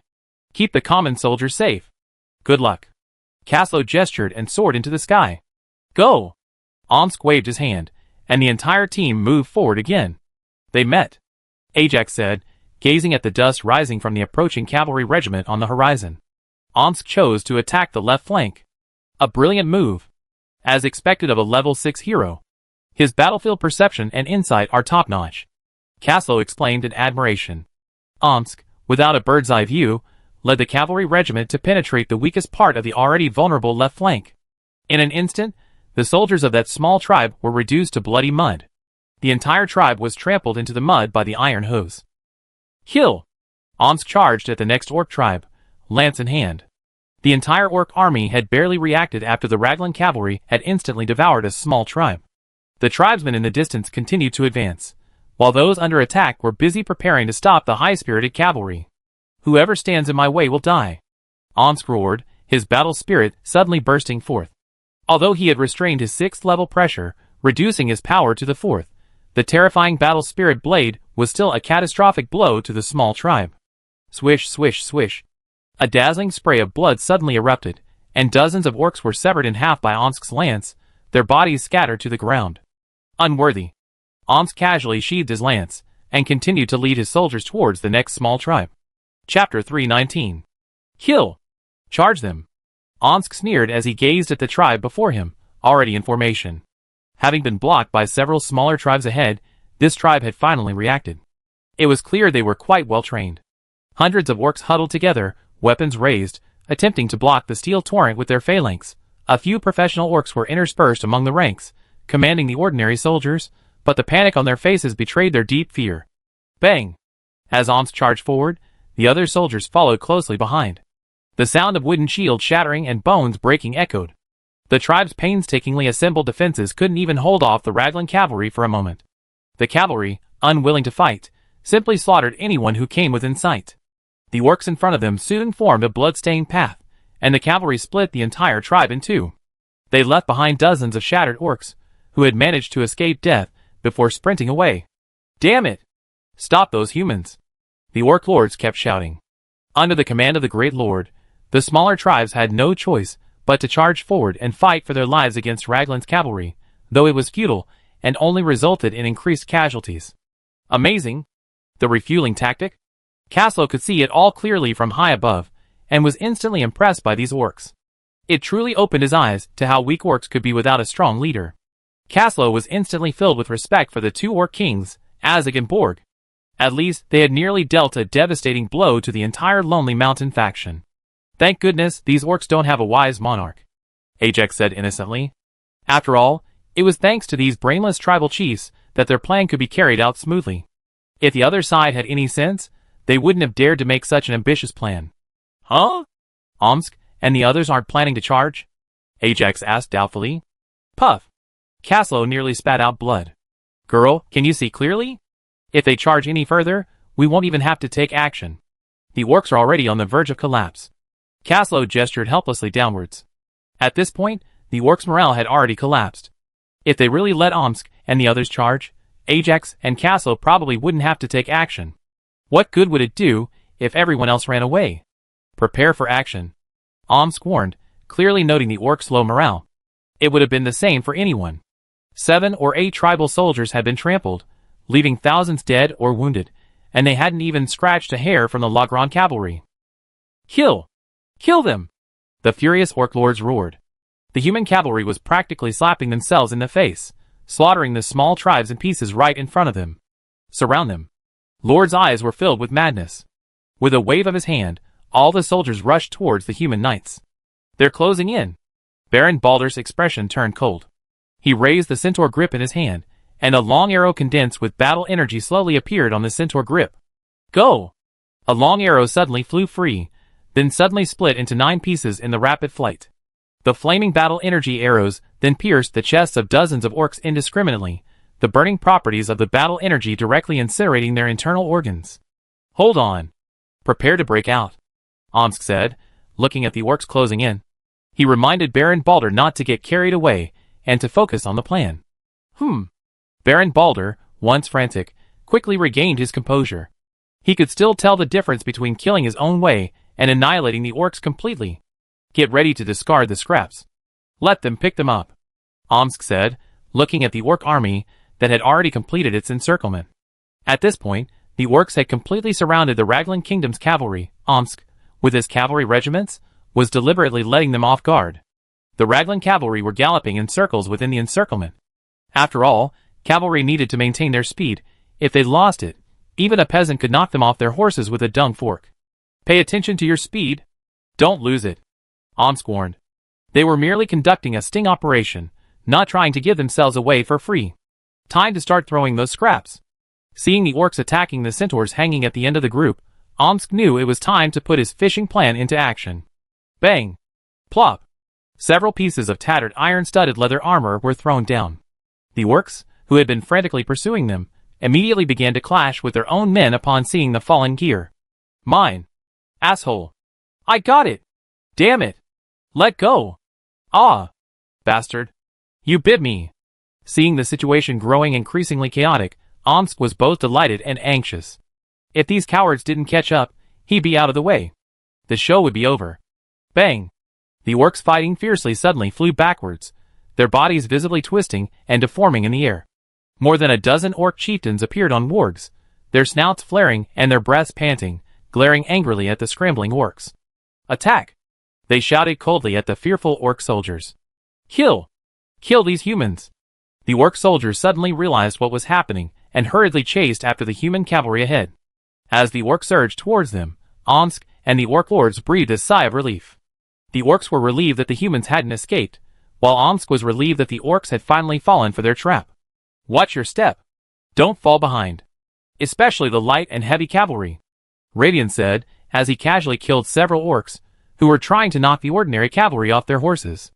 Although protected by the centaurs and the knights, there were always loopholes in the movement, and no sooner had an accident occurred. Damn it! Dragon God. Suddenly, several orcs pounced from the gap. After the centaurs cut down several, one of them finally escaped and pounced on a light cavalryman. It opened its bloody mouth and bit the light cavalryman's neck, which was only protected by leather armor. Swish! A burst of blood flew, and the orc was directly carried away by a spear. Be alert. Everyone turned around and saw Baron Baldur in a javelin-throwing stance. A centaur with a fine iron javelin was not a centaur with a wooden javelin. Baldur's blow almost cut the poor orc in half. Thank you for saving my life, Your Excellency. The light cavalryman thanked Baldur with lingering fear. Be careful. Baldur nodded. Charge. Omsk swung his spear. Now that they were already attracted, there was no need to be surrounded by these guys. Bang! Bang! The orcs standing in their way were either killed or wounded, as the Raglan cavalry trampled relentlessly. The unstoppable force of the cavalry was simply no match for these small fry. Throw some scraps at them. Let them think we're lighting the load. Ladian quickly commanded as everyone rushed out. Chapter 320. Ha ha ha. Those human cavalrymen are already throwing away their armor. An orc lord laughed, pointing at the scattered armor and turning to look at the other lords. Is it not too much for my stone tribe to take 30% of the equipment this time? Han Shuyang, the stone tribe lord, grinned sinisterly. Envious of human culture, he had adopted the name of a northern tribe, but with his ugly beastly face, he looked like neither human nor ghost. Although he yearned deeply for humanity's magnificent culture and prosperous world, his hideous face doomed him to be unacceptable to humans. 30%? Then my firstborn tribe will take half. The three lord brothers stepped forward. As the largest tribe in the Northern Orc Alliance, their words carried considerable weight. What? You're so greedy? Damn it! You're going to take it all for yourself. The rest of the tribes immediately stood up and denounced the two tribes that had stood up. They stared at the four men in shock and anger, the fury in their eyes unmistakable. Boom! The battle spirit of the 3 5th-level warriors suddenly erupted, sending a wave of flames several meters high. The sheer force of the battle spirit was so overwhelming that even Omsk and Kaslo in the sky were startled. TSK? So? An orc infighting? Kaslo looked at Ajax in confusion. Who knows? But those orc armies haven't stopped marching. Ajax shrugged unconcerned. She hadn't expected a single forbidden spell to wipe out all the orcs. That was unrealistic. However, even if the remaining high-level orcs escaped the forbidden spell's range, they could be killed instantly. After all, with air superiority, catching up with them would be a matter of a few flaps of their wings. Lord, you're courting death. Han Shuyang raged. Ha ha. Trash belongs in the trash. I give you 10 times the courage. Would you dare to do it? I give you half. Take it or leave. If you don't, get out. Lord emanated a murderous aura, clearly a being who had fought his way through a sea of blood and corpses. You? Han Shuyang's eyes widened in anger, his hideous face twisted in fury. Get out. If it weren't for your tribe's 3,000 soldiers, you have been killed long ago. With your 4th-level strength? What a piece of rotten fish. Luo Fu taunted recklessly, his mouth wide open in a ferocious grin. One more word and you die. The third brother, Luo'er, didn't tolerate Han Shuyang's bad habits. He carried his battle axe, the flames of battle energy surging wildly on the axe blade, as if Han Shuyang would kill him with just one more word. Han Shuyang was silent for a moment, then gritted his teeth and remained silent. Or perhaps he dared not speak. Ha ha. Coward. Lord observed Han Shuyang's reaction and sneered. If Han Shuyang had attacked them in a rage, Lord would still respect him as a man, but now? He could only laugh. Would Han Shuyang dare to move? He didn't. 3 level 5 warriors, weapons drawn, watched him. Anyone who moved at this moment was either a fool or a warrior, and Han Shuyang was neither of those things. He was a coward. Let's go! Having embarrassed himself, Han Shuyang, chieftain of the barbarian stone tribe, had no choice but to leave the place in disgrace. Ha ha ha! Doesn't he look like a stray dog? Lord pointed at Han Shuyang's departing figure. Brother! How dare you talk like that? Love quickly stopped Lord. Lord's eyes flashed with confusion and dissatisfaction. How can you insult a dog? This bastard, with no parents, is worse than a dog. Love said. Ha ha ha. Right. Lord's face immediately lit up with joy. Crack. Han Shuyang clenched his fist tightly, his eyes filled with anger and murderous intent. Get out. You're worse than a dog. You have a big appetite but a small stomach, and you don't even consider your own character. Do you want me to escort you? Chief Han Shuyang? Ha ha. It thinks it's human. A mere bastard, and it actually thinks it's human. Lord waved his hand. Damn it. Gather the tribesmen, let's go. Han Shuyang's face was grim. He no longer planned to stay here. Since others looked down on him, he might as well leave. Staying here would only lead to unnecessary humiliation. Woo-woo-doo. A long horn blast rang out, and a section of the orcs, who had been pursuing the Raglan cavalry in unison, suddenly halted.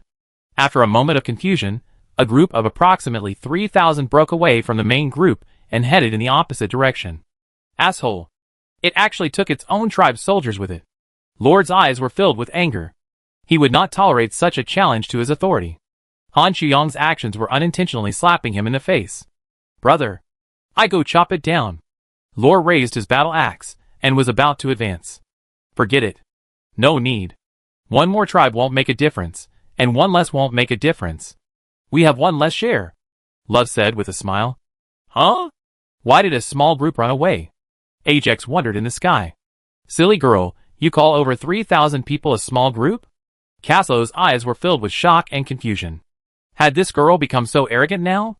She didn't even care about 3,000 orcs. Should we go and kill them? Ajax gazed disapprovingly at the retreating stone tribe. She was loath to let them slip away, as this would ruin the battle. No, let them go. Chasing them, and alerting the other orcs would be more trouble than it's worth. Caslo stopped them. Even if this group of orcs left, there would still be over 20,000 orcs in front of them. With these 20,000 men, they could still be killed in one fell swoop. Han Shuyong, now furious, could never have imagined that he had somehow managed to evade both his own men and the dragon riders. As a result, in the history of this plowing campaign, the Stone Tribe would be the only tribe in the entire southern north to escape unscathed. Return fire. Balder commanded his mounted soldiers to launch a counterattack. After all, the show had to be complete. If they continued to charge headlong, even a mindless orc would sense something was amiss. After all, they were only showing signs of weakness, not imminent defeat. Furthermore, a closer look would reveal that the dead were all orcs, while Raglan's soldiers hadn't even scratched a skin. Puff, puff. The centaurs turned and reacted, and hundreds of orcs fell to the ground in an instant, leaving a gap in the orcs' pursuit. Paw, paw!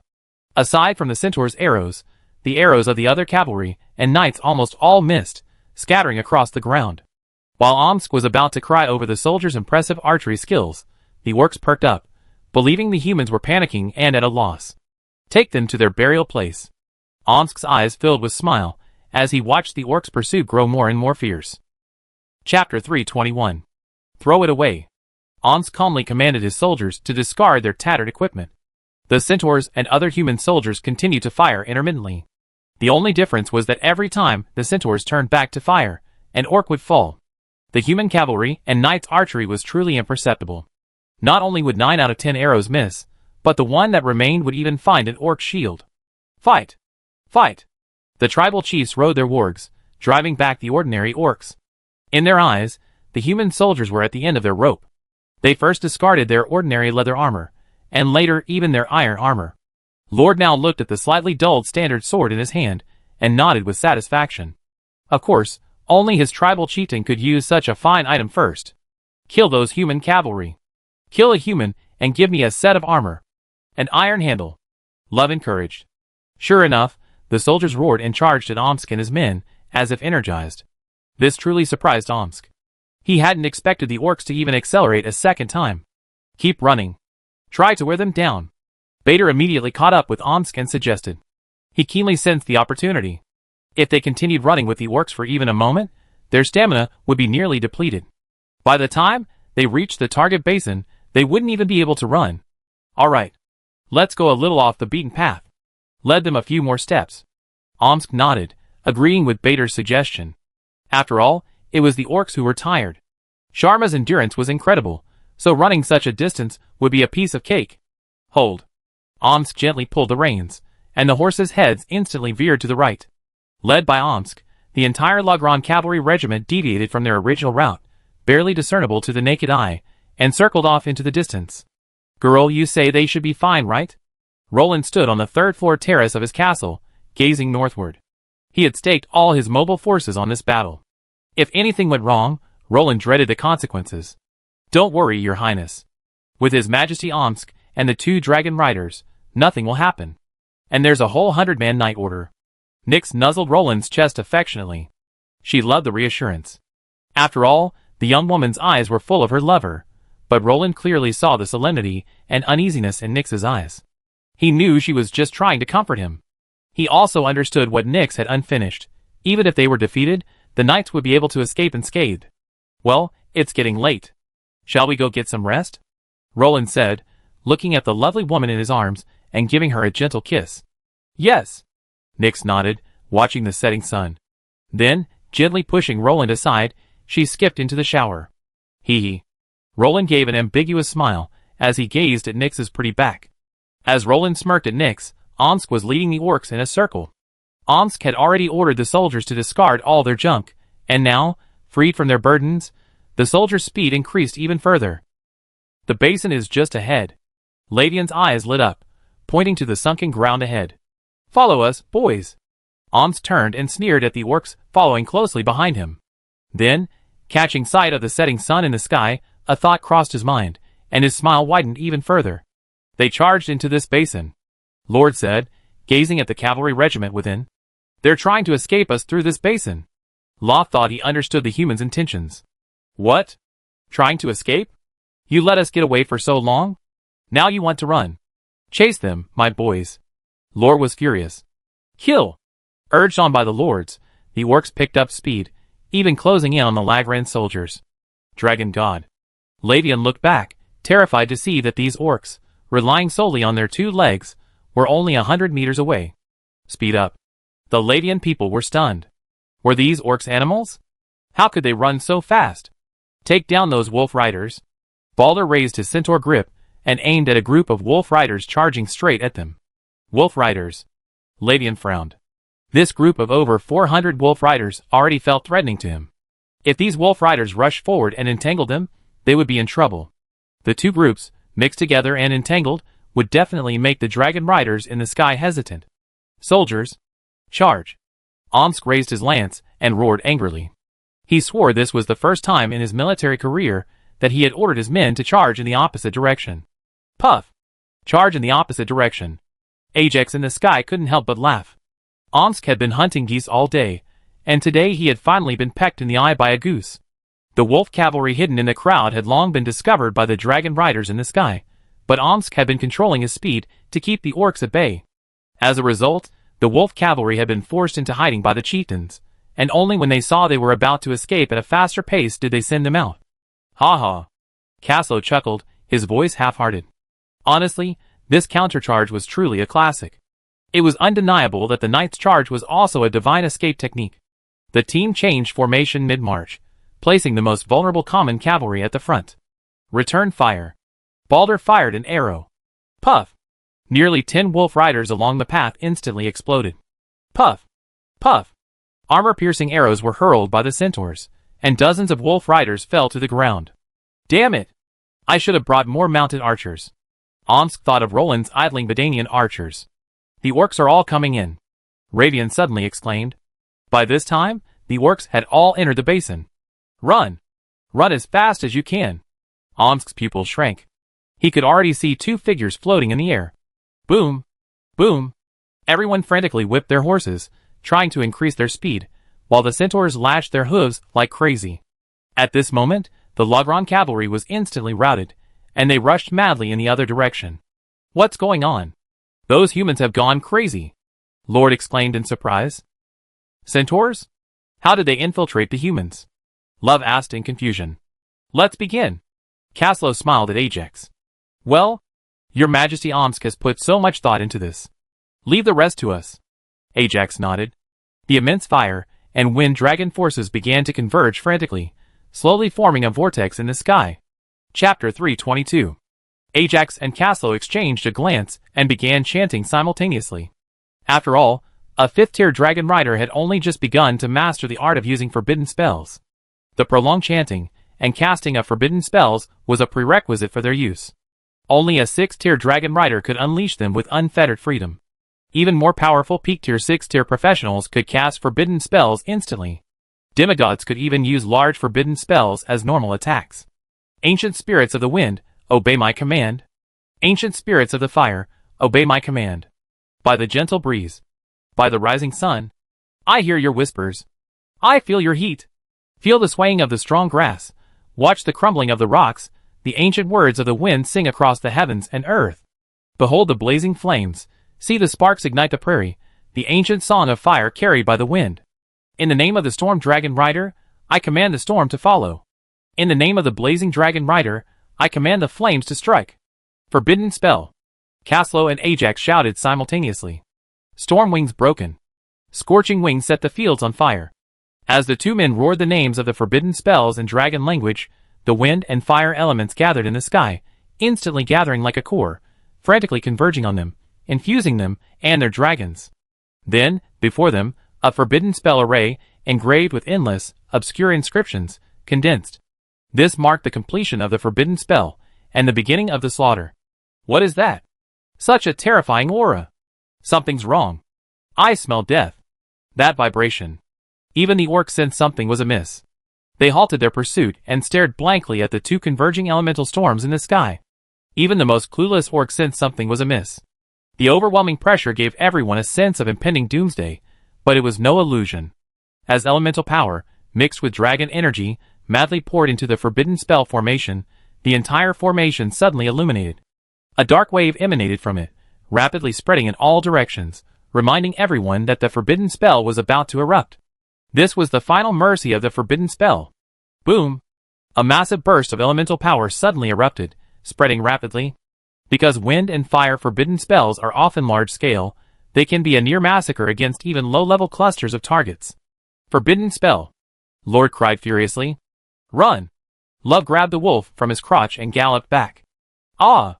One orc, frightened to the point of madness by the terrifying pressure, drooled, his mouth twisted, his eyes squinting, and he froze in his tracks, moaning and groaning. Run! Run as many as you can! Run! An orc lord roared in agony. Even if they escaped, there wouldn't be many left. Has it started? Omsk muttered, turning his head to gaze at the terrifying elemental vortex in the sky. Hurry, your majesty! Ravian shouted to dissuade him. After all, being under the influence of the forbidden spell was extremely dangerous. What's there to worry about? The forbidden spell's range isn't that terrible. We're already outside it, Omsk said, lifting his helmet. It's still dangerous. We'd better stay away. After all, the power of the forbidden spell depends on luck. Ravian tried to persuade him. You and the others should leave first. I need to take a look here. After all, forbidden spells aren't much of a threat to me, Omsk boasted. After all, for a hero, a forbidden spell poses little threat unless it hits him head-on. Lavian, seeing Omsk's unwavering resolve to stay, could only shake his head helplessly and leave. Huh? Ajax, why does this feel off? Rinwar asked his knight, Ajax. What's wrong? Ajax asked, puzzled. At this moment, the forbidden spell had already erupted. Starting from the point where the spell landed, the entire earth began to collapse, and wind and fire elements erupted wildly. This power isn't right. Rinwar asked, somewhat puzzled. Cardo, you said the power isn't right? Caslo stared at his dragon, bewildered. What's going on? Ajax and Caslo looked at each other in confusion. After all, this was their first time using a forbidden spell, so they couldn't see any problem. After all, for them, just being able to cast a forbidden spell was already a good thing. Isn't it a bit powerful? Rinwar asked uncertainly. Yeah. Are forbidden spells that powerful? Cardo stared at the spell erupting below, puzzled. Wait. Cardo's enormous dragon eyes narrowed. Rinwar, are you sure you're a fire dragon? Cardo turned to look at Rinwar, who was standing nearby, as if he had seen a ghost. What's wrong? Rinwar followed Cardo's gaze, and saw a faint sense of spatial collapse within the erupting forbidden spell in the distance. Spatial energy? Rinwar was utterly shocked. He looked at Cardo with suspicion. He was certain he was a pure-blooded fire dragon, but then Cardo, was he a silver dragon or a wind dragon? Damn it! Pull up. Cardo's eyes fixed, his expression changing dramatically. He flapped his wings fiercely, and soared into the sky. What's going on? Rinwar, apprehensive, watched the distorted space and the raging wind and fire elements below, following Cardo. We unleashed a great forbidden spell. Flame-blowing space. Cardo exclaimed in disbelief, looking at the orcs below engulfed by the elements. Great forbidden spell? I don't think we have the ability to unleash it, Rinwar asked doubtfully. The great forbidden spell, flame-blowing space, is essentially a three-element great forbidden spell of fire, wind, and space. But our forbidden spell, through the fusion of wind and fire, distorts space and generates spatial force, so... Cardo looked at the others in disbelief. They had accidentally unleashed a great forbidden spell capable of only adult dragons. And most importantly, a great forbidden spell is a terrifying attack capable of harming even gods. Damn it! Our people. Caslo's face fell. He had been relieved to have completely annihilated the orcs without having to deal with the final blow, but then he thought of the great forbidden spell's terrifying range. It seemed his kingdom soldiers were also within its reach. Spectacular. It's truly a forbidden spell, Omsk exclaimed in admiration. He stood outside the forbidden spell's range, admiring the magnificent spectacle. The two forbidden spells shone like oversized fireworks, bringing a dazzling display of death. This aura. TSK. Omsk frowned. He sensed something amiss with the energy radiating from the forbidden spell, but he couldn't immediately place it. Boom! The suddenly expanding great forbidden spell violently swept in all directions. Fuck! Great forbidden spell. Caslo, you're all going to die. Omsk yanked the reins, raised his lance, and struck the horse's rump. At that moment, he wished he could grow 4 legs and run alongside his abyssal warhorse. This was a great forbidden spell. A single blow from a level 6 could kill a mortal. Gee! Omsk spurred his horse to a furious gallop. He had finally found the source of the strange energy. It was the Great Forbidden Spell. Chapter 323. Damn it! Omsk's pupil shrank as a terrifying elemental shockwave swept in from behind. Puff! The ferocious shockwave swept past, and the abyssal warhorse beneath him collapsed to the ground with its hooves buckling. Ah! Omsk was sent flying by the powerful shockwave, collapsing on the ground and spitting out a mouthful of blood in frustration. Damn! The Great Forbidden Spell. How could they do that? Omsk climbed to his feet, feeling incredibly frustrated. Because he had already activated his battle energy to protect himself, he wasn't seriously injured beyond the ferocious impact. Furthermore, the abyssal warhorse was a high-level magical beast, so even at the edge of the Great Forbidden Spell, it wouldn't take any damage. At most, it would be covered in dust. Bang! Cardo's heavy body fell, and Caslo quickly jumped down. Your Majesty, Omsk. Are you alright? Caslo asked weakly. At that moment, Omsk was sitting on a rock that had been exposed due to the activation of the Great Forbidden Spell, gazing quietly to the south. It's okay. Ahem. You're all good. The Great Forbidden Spell. What a grand gesture. Omsk sighed, his eyes filled with depth. If he hadn't reacted quickly, he might have been among those orcs by now. Can the Great Forbidden Spell hurt you? Caslo sat down, looking at the pale Omsk with a look of disbelief. Not only can it hurt me, it can kill me, Omsk said angrily. If he had stayed where he started, he might have been wiped out by the Great Forbidden Spell. After all, this was the most terrifying spatial Great Forbidden Spell. Flame Brush Space. Great. The Great Forbidden Spell that precedes the Divine Forbidden Spell Yamabu Space truly lives up to its reputation. Omsk shook his head slowly. He clearly felt the power of destruction permeating the surroundings. This mighty force, born of the laws, was beyond the reach of even a 6th-level professional. It's over. Omsk stood up and stretched. Yes. It's over. Caslo muttered, gazing at the shattered earth in the distance. For decades to come, if no powerful being intervened, the elemental forces of wind and fire within would continue to linger, while the hidden forces of destruction within carried a terrifying, murderous intent, threatening all who passed by. A mortal desolation. Caslo's heart was shaken. The forbidden spell he had witnessed before, Dragonstar Skyfall, pales in comparison to the present scene. That spell had at most created an artificial lake, while the combined forbidden spell of his and Ajax's would render the area barren for decades within 100 miles. TSK. Some of those orc lords escaped, Ajax said regretfully. How many? Caslo frowned. None of those level 5 orcs survived, Ajax said, wringing her hands. Forget it. Omsk shook his head, indicating he wasn't concerned. He hadn't intended to leave all those high-end orcs behind anyway, and the massive cost of casting the forbidden spells kept the dragon riders from pursuing recklessly, so Omsk didn't have too many regrets. Wow! That power is terrifying. Ajax gazed at the terrifying attack unleashed by her own son, with lingering fear. How can the power of a great forbidden spell not be terrifying? Omsk glanced at Ajax helplessly. After all, even a 6th-level sage could only cast a great forbidden spell once. Middle-earth calendar, 3rd era 2942, autumn. The cavalry of the kingdom of Lagrang and the orc tribes of the southern northern wastes met in the Pan-Asian basin. The kingdom of Lagrang emerged victorious. Aside from a few high-level orcs who escaped, only the entire stone tribe escaped unscathed. The outcome of this battle would become known to the world in the future, and would be sung by countless bards to every corner of Middle-earth. 500 cavalrymen marched down the river, leaving 30,000 orcs terrified. The dragon's roar shook the wasteland for 1,000 miles, and the orcs of the north were still terrified. Kong kong kong! The dull clatter of hooves echoed across the wasteland. Smiles filled everyone's faces. Omsk took the lead, joyfully leading the group southward. After this battle, the orcs of the north would not dare to move south for at least 30 years. The basin, brimming with flames and storms, and containing immense destructive forces, served as a stark reminder of the consequences of their actions. Omsk had truly plowed the land and raised its grave. Although they didn't reach the orcs' home base, their young and strong fighting force was nearly wiped out. My god! Is that really within human power? Baron Balder muttered, gazing at the basin behind him, still illuminating half the sky in crimson. He gazed in disbelief at the most terrifying destructive power wrought by human power. Of course not. They need the power of a dragon. But a 6th level sage could. Ravian sighed. They could say they had no regrets in their lives.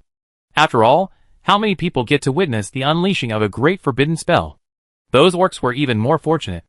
After all, how many people in a lifetime could die at the hands of a great forbidden spell? Besides, no sage would be so idle as to use a great forbidden spell on ordinary soldiers.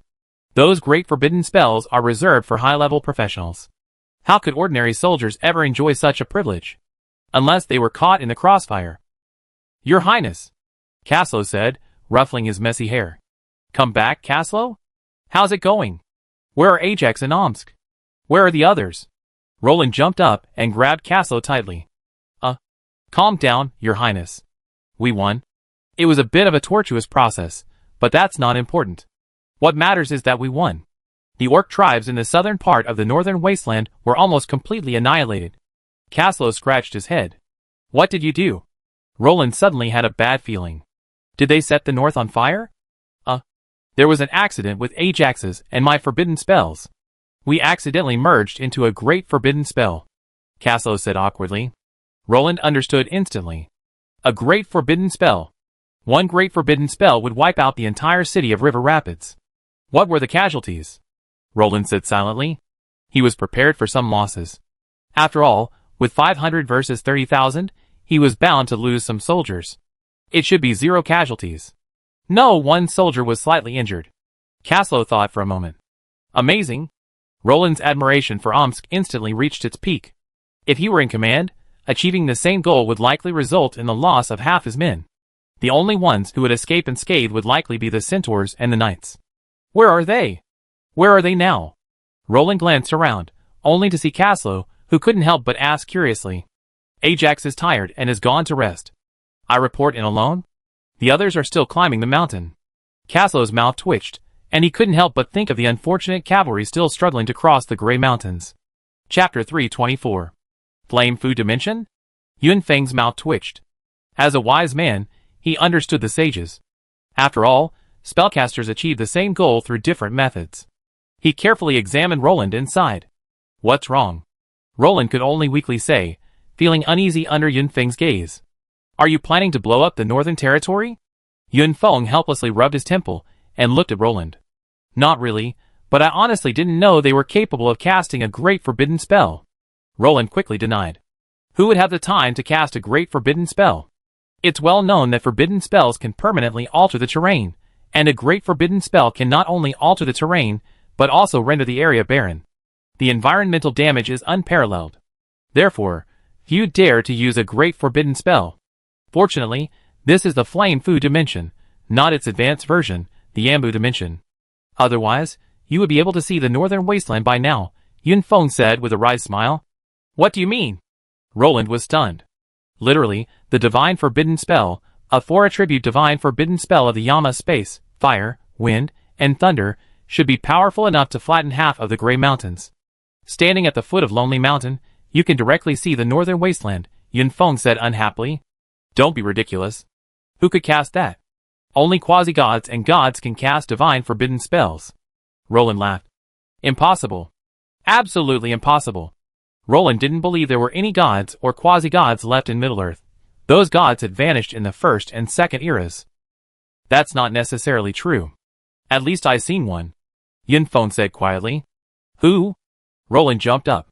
Yun Feng had seen anyone, a god, who could cast a divine forbidden spell. He didn't seem to have traveled far before. Roland felt a chill in his heart. Such a treasure right on his doorstep? It was such a surprise that Roland had even considered moving. Dragon Rider Commander Uzbea. Yun Feng glanced at Roland and said slowly. Puff.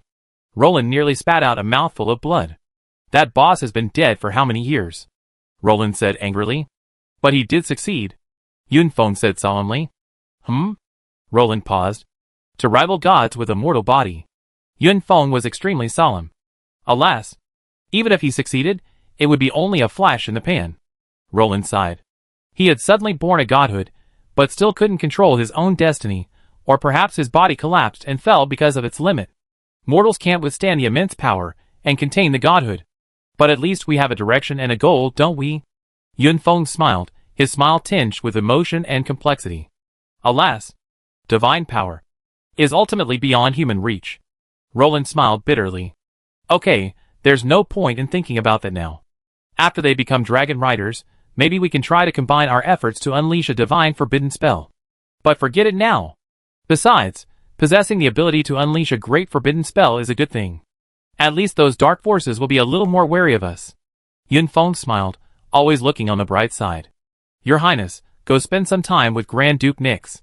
Yunfeng glanced at Roland. Okay. I leave these documents to you. Roland tossed the trivial and miscellaneous documents on the table to Yunfeng and ran out. Yunfeng blinked as he watched the ruthless king leave. The days that followed were incredibly uneventful. A few days later, the dispatch team returned, along with a pile of gold and silver coins brought back by Omsk. However, for the sake of healthy economic development, Roland did not convert these coins into wealth, but instead decided to recast them for circulation within his kingdom. Nix. I decided to issue our own currency, Roland said slowly, hugging Nix. In Middle-earth, issuing currency is the right of the great nobles, so Roland could only discuss this matter with his wife. After all, there were only 2 great nobles in the entire kingdom of Lagrang. While they had little experience, they also had far fewer control mechanisms. After all, the kingdom was ruled by the 2 of them. Of course, we need currency too. Before, we couldn't afford it and had to barter. Now that everyone's life has become more prosperous, bartering becomes very troublesome. Nix nodded in understanding. After all, this autumn harvest was a shot in the arm for the entire kingdom of Lagrang. This bountiful harvest had given Roland a boost of confidence. Now, people in the city were brewing beer. This was unimaginable before. Well, that's how it is. Does anyone have any suggestions or opinions? Roland gathered his men in the Lord's Hall for a meeting. A very wise decision, Omsk said succinctly. We need to be careful about controlling the amount of currency. After all, our economy is still fragile. One mistake could spell trouble. Yunfeng pondered. Prices need to be carefully regulated. Otherwise, inflation will be unbearable, Renault said, grabbing a handful of gold coins. By the way, have we decided on the style of our currency? Ajax gazed at the assorted currencies of various ethnic groups. Still using the Imperial Dragon coin? Later said, stroking his beard. Yes, let's use the Imperial Dragon coin. Although the Empire has fallen, we're still here. We still carry on its legacy. Roland nodded. Although he had considered designing a new currency, considering the centripetal force that the Imperial Dragon coin would bring, Roland decisively chose to use the Empire's original currency.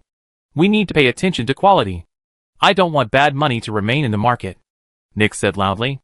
After all, it's not uncommon for bad money to drive out good money. What's even more worrying is the lack of weight. Don't worry, Your Highness. I personally take care of this. Yunfeng stood up and gently stroked his chest. Thank you, Your Majesty. Nix nodded. She trusted Yunfeng. After all, he was one of the kingdom's only 2 6th-level professionals, and a peak alchemist. A wise man. It would be a waste of his talent to ask him to handle such trivial matters. It's my duty, Yunfeng replied. All right, it's settled. From now on, we pay our soldiers directly. Baron Lance. You will then organize people to buy back the people's surplus food. We need to stockpile some. Roland nodded. As you say? Lance said quickly. He had lived through hard times with Roland, and knew the hardship of having no surplus food. Well, as for the face value. Roland propped his head up, pondering for a moment. 1 gold coin equals 100 silver coins. 1 silver coin equals 100 copper coins. Roland tapped the table, setting the tone. Okay. I get ready when I get back. Yunfeng took Roland's request to heart. Well, if there's nothing else, let's go. Roland stood up, waved, and took Nix's arm as he left first. Let's go! Get back to work. Yunfeng shrugged helplessly, looking at his own king, who had been so dismissive. Chapter 325. Have you heard we're getting our salaries? 2 soldiers on guard whispered. How much will it be? One soldier asked curiously. It said that His Majesty the King and other important figures are discussing prices in the Lord's castle. So far, all we know is 1 copper for a loaf of bread. The soldier puffed out his chest and swore confidently. Huh? How do you know that? Another soldier poked him. Isn't that what I overheard just now when I was on guard inside? The soldier in question said proudly. Speak sensibly. How much are you getting paid? Another soldier asked urgently. What's your hurry? Are you underfed or underdressed in the barracks? Why do you need money? The other soldier rolled his eyes. A soldier with free food and shelter didn't have much to spend. I'm getting ready to marry. The soldier, realizing his words had slipped up, immediately shut up. Oh, so that's it. You're getting married? Is she pretty? When's the wedding? The soldier gossiped, eager to share. This would be a source of gossip. Tell me how much it costs first. The soldier who was about to marry asked unhappily. It should be quite a bit. We're city guards, second-level professionals.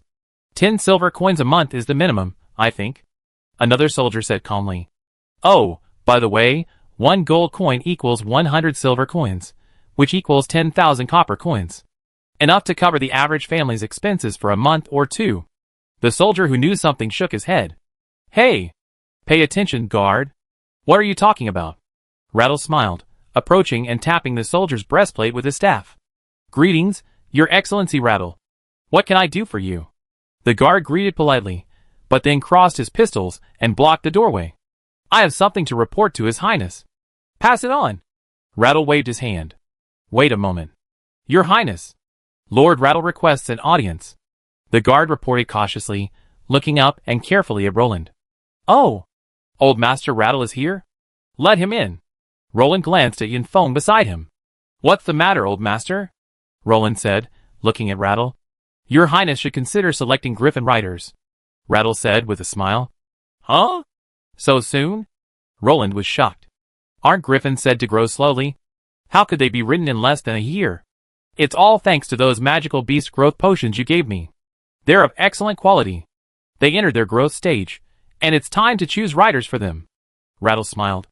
After caring for these 5 little creatures for so long, they've finally grown up. Let's go! Let's go and see, Roland said happily. Wow! Wow! So big? Roland stared in shock at the nearly 3-meter-long behemoth before him.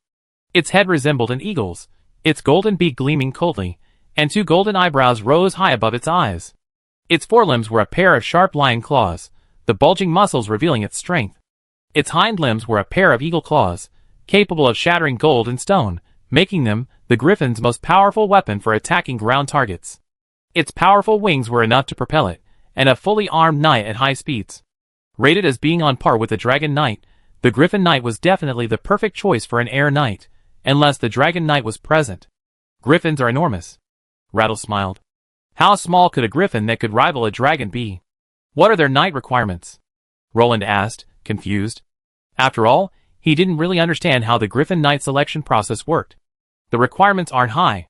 At least you need to be an apprentice knight. The rest depends on training, said Rattle, stroking his beard. Apprentice knight? The requirements are indeed not high. Roland was delighted. Although he didn't have any Knights Templar who had been transferred to the Knights Templar, he still had some knights in reserve. He couldn't move the Knights of the Rain, but he could still send the Cross Balhenia Knights. We have 20 Cross Balhenia Knights available for transfer. Do you think they meet the requirements? Roland asked. Of course. Rattle smiled. I called you here today for one thing. To select Griffin Knights. Roland stood with his hands behind his back, gazing at the knights in front of him. Griffin Knights? Lavian grinned. He wanted these land knights to become air knights? Well, what's with you, Lavian? Roland asked curiously. If Lavian wanted to become an air knight, he would definitely support him. No, I'm fine now. I'm used to the current combat mode, so I don't need to learn aerial knight. Lavian shook his head, his eyes devoid of any desire to become an aerial knight. I want to try. Huolin quietly raised his hand. Aren't you Lavian's deputy? I remember you. Roland recognized Huolin. Yes, your highness. Huolin puffed out his chest proudly. As a member of the Order of the Cross Balhenia, he had every right to be so proud. Why? Roland was curious. Because the aerial knights are fast enough. Huolin scratched his head sheepishly. This operation was still fresh in Huolin's memory. He was still running furiously even after the 2 dragon knights arrived. Ha ha ha. Indeed. Aerial knights are indeed convenient for traveling. Roland laughed. Alright, then go pick a griffin. As long as he approves of you, I approve you as an aerial knight. Roland laughed. As expected, Huolin successfully gained the approval of a griffin. With the addition of the other 4 chosen, the griffin squad was fully staffed. However, the question of how to train them became a problem. It wouldn't be a problem to have Old Man Radian take care of the little griffin, but asking a war mage to train aerial knights would be too much of a stretch. Foolish. Don't we already have the world's strongest aerial knight? Roland slapped his head, suddenly realizing. What aerial knight could be more specialized than a dragon knight? The mobile dragoons that other aerial knights could build could also be built, and the mobile dragoons that other aerial knights couldn't could still be built. Asking the dragon knights to train these griffin knights was a bit of a waste of talent. Huh? Train them? Caslo blinked, looking at the 5 docile griffins squatting before him with a helpless smile. Huh? Why are they so well behaved? Roland curiously gazed at the once energetic griffins, now crouching in front of Caslo like obedient puppies. Ah. If you had the might of a dragon, you could do the same, Your Highness. Yunfeng approached. Not bad. Rattle hasn't spoiled these little guys, they're growing up healthy. Yunfeng examined the griffins carefully. Caslo, you should be fine. These griffins aren't any harder to train than dragons, are they? Yunfeng asked. I can train them, but it's a bit tricky. Caslo was a little embarrassed. After all, the strength of a dragon's body was far beyond the reach of these griffins, and his training methods might not be adaptable to the griffins and knights. It's okay, let's make do for now. At least let them be able to fly and fight. Roland was unconcerned. After all, it was a step-by-step process. Chapter 326. Alright then. Caslo nodded, indicating he'd give it a try. Well, thank you, Roland said.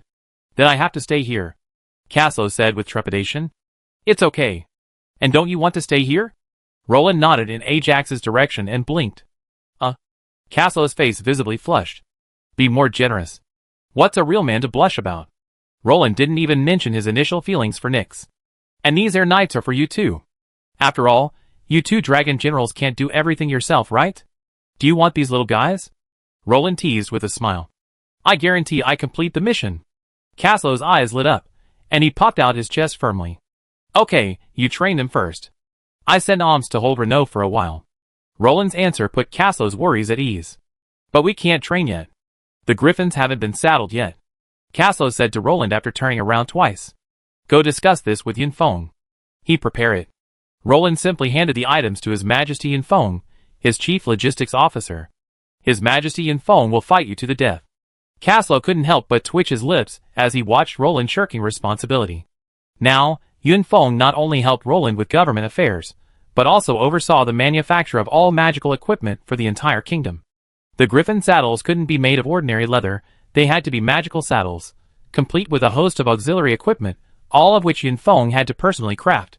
One can imagine His Majesty Yunfeng's expression when, exhausted after a day of government affairs, he saw the heavy workload his beloved king had assigned him. Your Highness, please kill me. Roland, who had just fallen asleep that night, was forcibly dragged out of bed by the guards and brought to the living room to meet with the resentful sage Yunfeng. He, the more capable, the more work, the more capable, the more work, Roland said with a forced smile. Am I an animal? Do you want to see if Gundor's plowing oxen dare to be used like this? Yunfeng's eyes flashed, and he collapsed on the sofa with a tired look on his face. There's nothing we can do. You are the only one among us who can make these things. The others can't forge magical equipment. We can't just let them hang on a rope and fly into battle, right? Roland explained. Crackle. Roland clearly heard Yunfeng's teeth grit. Roland had hit a sore spot for Yunfeng. This task really had to be handled by him alone. Leave the government affairs to you. I take care of the equipment. Yunfeng stood up and declared in an unassailable tone. No problem. Roland quickly agreed. If Yunfeng was forced to do both at this point, Roland had no doubt Yunfeng would melt him with a single spell. How about this? Let Lance handle the government affairs first. Let Marcus oversee the construction of Delvin Village. Is that okay with you? Roland asked Yunfeng for his opinion. I don't care. Just keep me out of these trivial matters. Yunfeng glanced at Roland. It's settled then. I sign the decree and let you know tomorrow. Roland nodded and said to Yunfeng. Have a good night. Yunfeng said dryly, then stood up and walked out. Ahem. Your Highness, you're too cruel. You can't even order an animal around like that. Nyx hadn't noticed when she rubbed her pretty head against the doorframe. Seeing Nyx scold him, Roland gave a helpless, wry smile. He was just an ordinary student in the modern era. He truly didn't understand the concepts of statecraft. Few of his subordinates possessed the talent for governing. After all, in Middle-earth, only the nobility could enjoy such an education, and he lacked such nobles with a rich heritage. Let Lance handle it first. I help review it after he finishes reviewing it. That way, there shouldn't be any mistakes, Nyx said, wrapping her arms around Roland's neck from behind. Roland felt the surprisingly softness behind his head, and couldn't help but rub it. Bad boy. You only know how to bully me, Nyx said coquettishly with charming eyes. Alas. Charming little elf. I will execute you right here and now, just to prove my point. Roland lifted Nyx's incredibly soft body into a princess hug and walked towards the house.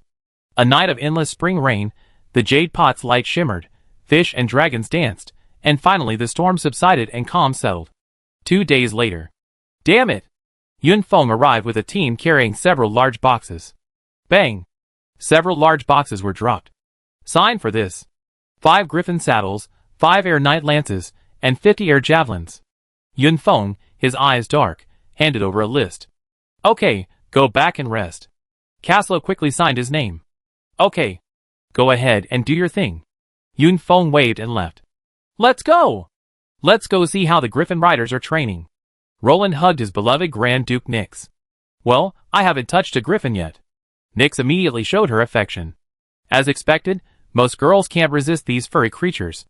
After all, who could resist a majestic and furry griffin? Come on!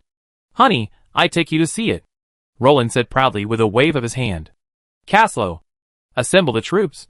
Roland arrived before the others, shouting at his dragon riders at the top of his lungs. Plop! Suddenly, the sky darkened, and then an indescribable object fell from the sky, rolling a few times after landing. What the hell? What's that? Roland was startled. If he wasn't mistaken, it should be a person, right? Are you okay? Nyx had already strode over. Oh, Your Highness. I'm fine, the fallen knight said dazedly to Nyx. What happened, Holin? How did you fall from the sky? Nyx asked with concern, helping Holin up. Holland's griffin had already fallen. He quietly walked behind Holin and rubbed his knight with a look of grievance. He must have realized he had gotten into trouble. As a mount, he had actually thrown his own knight away. This was simply a taboo. Someone just yelled, and my griffin got startled. Even though it was young, it reacted immediately and started to move. I didn't react and was thrown from above. Holin rubbed his head and complained weakly. Look at you! Nyx glared at Roland, her eyes full of resentment. After all, as the Grand Duke of the Grand Duchy of Nyx, these knights had once been her most loyal followers. My bad, my bad. Roland quickly forced a smile. Your Highness. Caslow landed with his eyes full of complaints. He was lucky this time, because the griffin was not high from the ground. If it was higher, Roland could directly announce that the number of knights under his command was reduced by 1, and it was a non-combat casualty, and he would be thrown out of the skyline in disgrace. Chapter 327. It's my fault. Roland raised his hands in surrender. After all, it was his fault that caused Hulin's crash. But we can't go out like this. Shouting and yelling will only cause stress. The battlefield is much more exciting. Roland frowned, expressing concern for the Griffin Knight's combat effectiveness. Come on. We're thankful we can be deployed for combat within a year. Those griffins are still cubs. Don't expect too much. They're supposed to live under the protection of their parents until they reach adulthood before they can venture out and live independently. Caslow shook his head, suggesting that Roland was being a little greedy.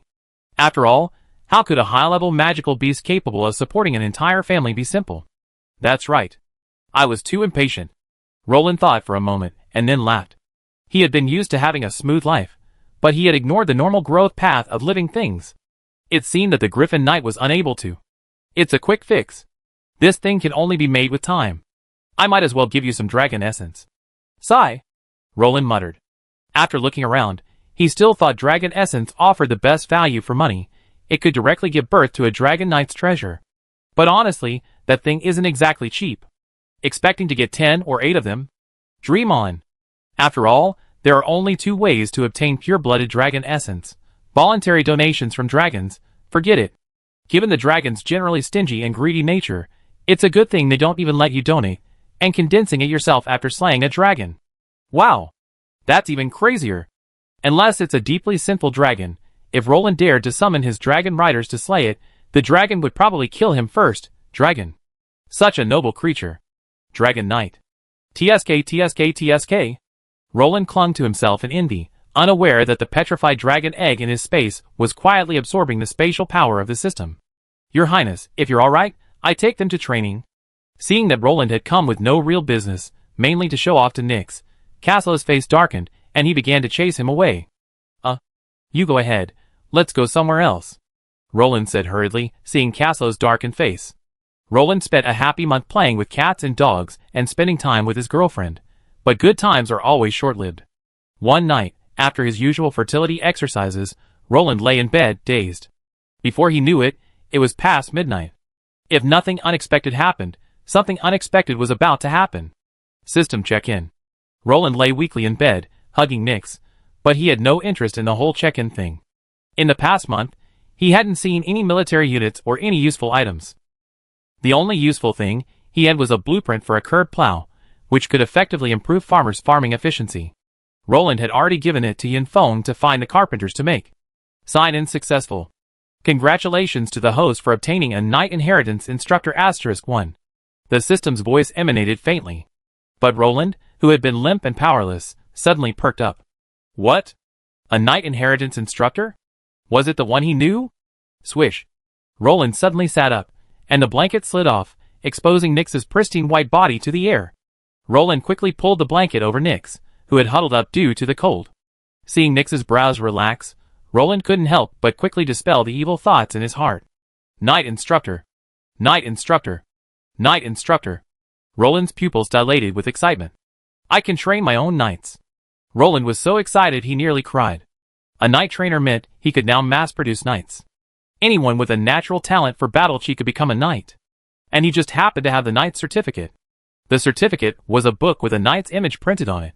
Anyone with a natural talent for battle chi could successfully transfer their battle chi into the certificate.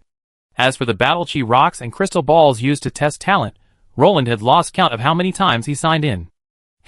What's wrong, my sweetheart? Nyx drowsily wrapped her arms around Roland's waist. Silly, it's okay. Go to sleep, Roland said softly, tucking her into the blanket. Nyx's even breathing followed a sweet, nauseating murmur. Clearly, she was back playing chess with Zhou Gong. Roland took a deep breath and lay down. So early? Nyx was startled awake by Roland getting up early in the morning. She looked at him curiously.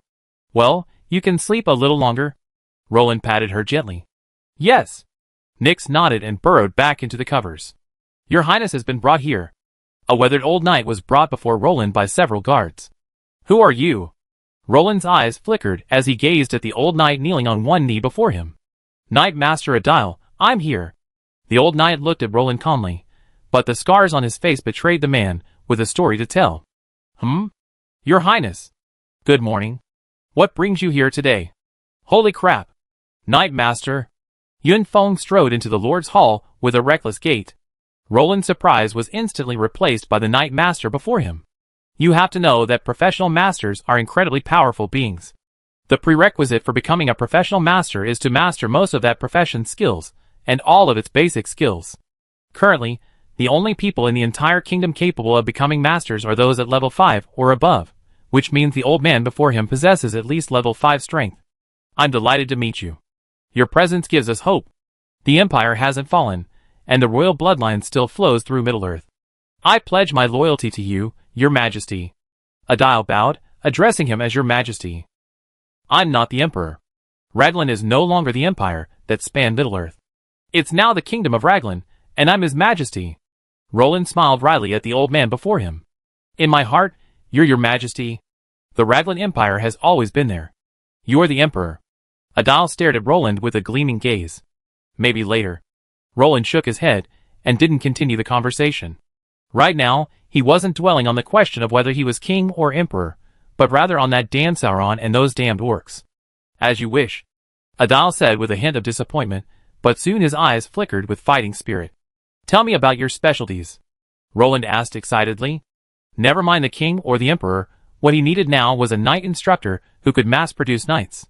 As you can see, I'm a knight instructor.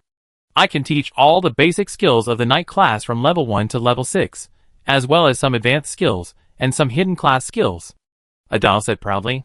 Huh? Hidden class skills? Can you transfer to a knight's hidden class? Roland was shocked. A class instructor who could transfer to a hidden class.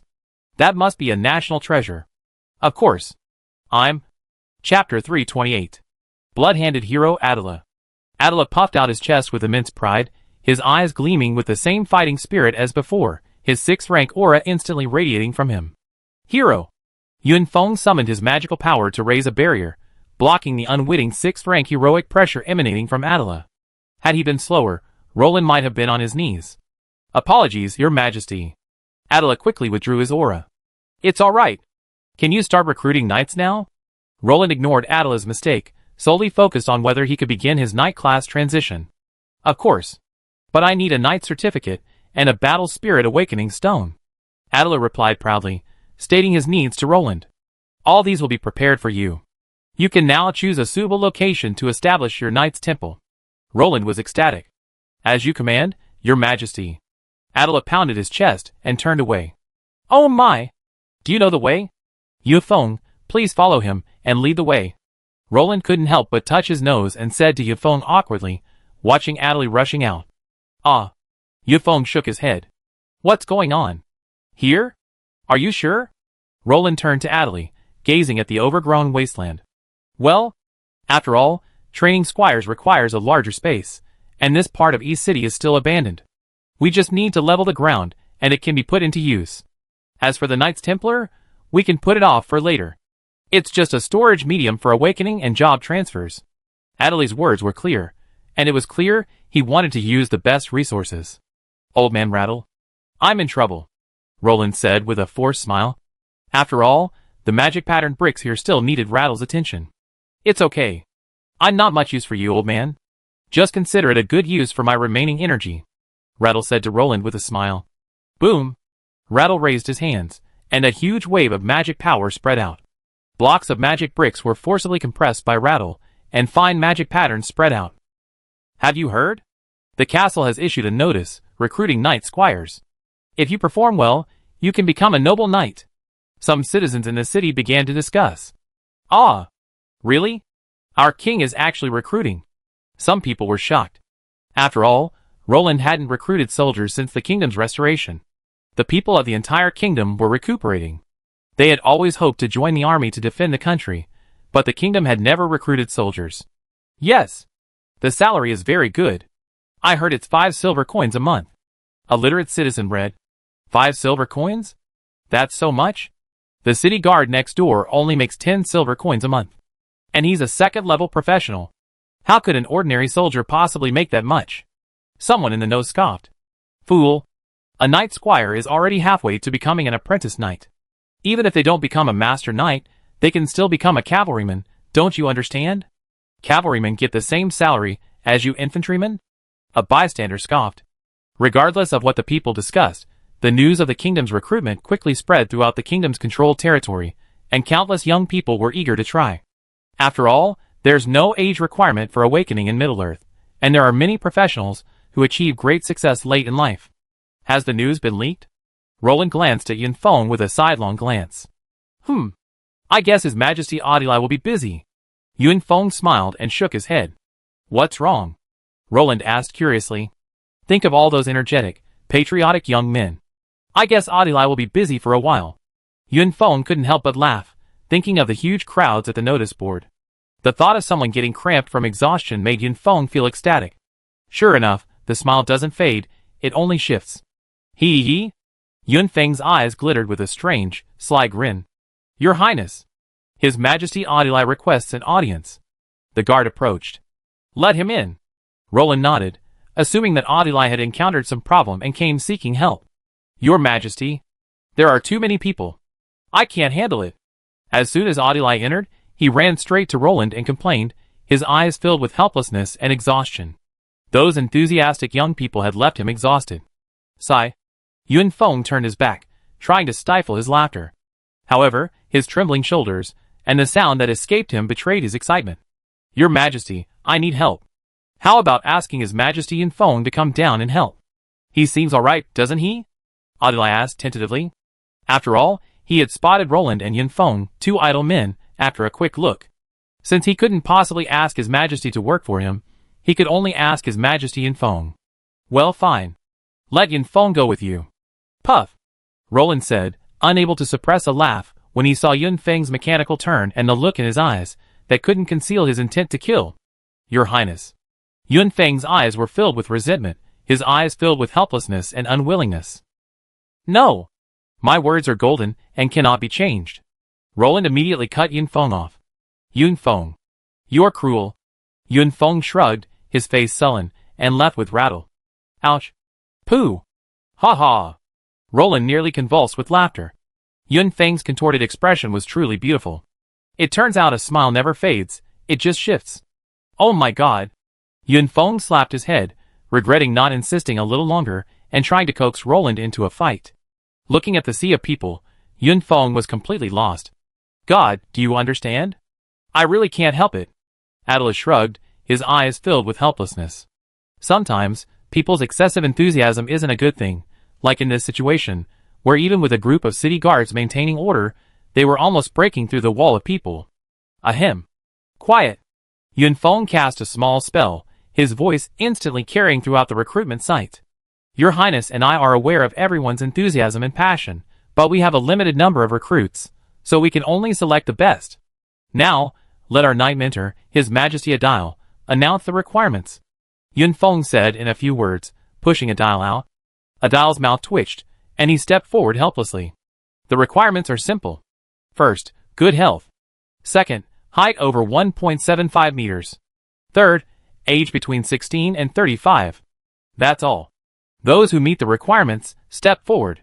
Adile's voice was incredibly commanding, and even without magical amplification, its resounding voice was clearly heard by everyone in the room. The crowd parted, and nearly 300 people emerged, looking at Adile with hope in their eyes. Chapter 329. Those with riding experience, step forward, Adela said, gazing at the throng of people. This time, only a few emerged. Does your experience riding a donkey count? Someone asked cautiously. Yes.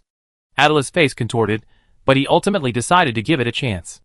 The man immediately and joyfully joined the line. Sir, is riding a cow okay? Yes. Sir, is riding a deer okay? Yes. Sir, is riding my wife okay? Someone asked shyly. Get out. All right. Finally, after a flurry of activity, Adela managed to single out the relatively tall men from the group of short men. 20 of them stood unsteadily before him. Well, we still need to train our mental state. Adela covered his face, overcome with indignation. As for why the knight squires weren't selected from the existing cavalry, it can only be said that these cavalry were originally failed knight squires. Now is your first lesson. Take the oath and pledge allegiance. Adelaide sternly addressed the reserved knight squires. Done? Roland said, looking at Yunfeng, who walked in with a weary face. Well, the registration process nearly killed me. Not to mention all the subsequent material distribution. By the way, when was our horse ranch built? Yunfeng asked, puzzled. Horse ranch? Oh, that. What kind of horse ranch is that? It's just a place to graze those fine horses. Roland shook his head and smiled. After signing in for so long, he had accumulated a large collection of weapons, equipment, and war horses. At least 500 Shire horses still had no owners. Roland had no choice but to abandon these horses to the Tupit forest, where they were being tended by Baldur's people. TSK. I had no idea we had such a deep pocket. Yunfeng smiled. Of course not. We're short-handed right now, otherwise we could have raised a knightly order of 500. Roland was filled with pride. Forget it. A knightly order of 500 has simply bankrupted you. Yunfeng bluntly exposed Roland. After all, a knightly profession as expensive as knighthood could only be supported en masse by the most powerful nations. Smaller nations simply couldn't afford to support a knightly order. If it weren't for the wise Yunfeng and Roland's system, he wouldn't have been able to afford the costs of a knightly order of 100. Hee. I hope His Majesty Adile can hurry. We're running out of time, Roland said solemnly. He could already sense that his knightly order of 100 was becoming less and less effective against the increasingly powerful enemy. There's no rushing this kind of thing. Training a knight squire into a knight takes time. Yunfeng shook his head. Sigh. Roland sighed, but the worry in his eyes lingered. Although the orcs in the southern north had been defeated in the Battle of Omsk, the enemies lurking everywhere still gave Roland a headache. To the west was the Gambata fortress, to the east were the Dani tribes, to the south was the Dol Guldur fortress, and to the north was the Orc tribal alliance. My goodness, a place of 4 wars. Don't worry, we're not fighting alone. At least our allies can hold off some of the enemies for us. Yun Feng analyzed. Look, Dol Guldur fortress is watched by the Singer elves, Gambata fortress is held back by the Woodland Kingdom, and the Lonely Mountain Kingdom can also fight the orcs in the north. Our main enemy is the Dani tribes in the east. Yun Feng shook his head. Charioteers are tough to defeat. Roland fretted. Think of the torrents of flesh and blood from those indigenous tribes. Roland broke out in a cold sweat. Honestly, those Dani tribes were just SOSO. Their chariots weren't advanced, but those light cavalry, numbering in the tens of thousands, were too much for anyone to handle. Even a knightly order of 1,000 could be wiped out in a head-on confrontation. Actually, I suggest you consider using the flood infantry to stop those tribesmen. Yun Feng reasoned. After all, the dense, orderly formations of the flood infantry would terrify even the knights. Their massive phalanxes would even dare to launch a counterattack against them. Not to mention the ordinary light cavalry, but the only downside is that those ordinary flood infantry would suffer heavy casualties. How much would that cost us? How many good men would die on the battlefield? How many families would be torn apart? They're not just citizens of the kingdom, they're fathers and sons. That's not how it works. Roland decisively refused. Rather than risking his life against the tribesmen, he preferred to use a full-class army to crush them. Alas, if our 2 dragon riders could grow into dragon rider commanders, we have it easier. Yun Feng gave a wry smile and suggested another solution. We can discuss this. I find a way. Roland nodded, agreeing with Yun Feng's suggestion. Well, Caslo has reached the peak of level 5, but whether he can reach level 6 really depends on luck. After all, so many people get stuck at level 5. Yun Feng couldn't help but smile wryly as he recalled his past. Anyone who could reach level 6 needed not only exceptional talent but also a bit of luck. TSK? What a hassle. Roland shook his head. He hated risking his life like this. The feeling of being out of control was too unbearable. If this group of young men is lucky enough, you have your first batch of apprentice knights in 3 months, and a new batch every month thereafter. Yun Feng looked off into the distance and nodded at Roland. Adal used a monthly recruitment method, recruiting a new batch of trainees every month for training. The advantage of this was a constant supply of fresh blood, and most importantly, each trainee received more time for guidance. After all, once the foundation was established, veterans could mentor the newcomers, freeing Adal's time to be more needed. Haha, I'd be waiting patiently. I'm really short of knights right now. Roland laughed happily. After all, he had now achieved knight freedom. As long as old man Adal lived, he could continue to gain knights. Although most of these knights would only achieve the level of a second-tier knight, it was enough for Roland. At least they were the only 2 regenerating classes under his command, and they offered the best value for money. TSK? We're still short of a warrior and a marksman trainer. A mage would be even better.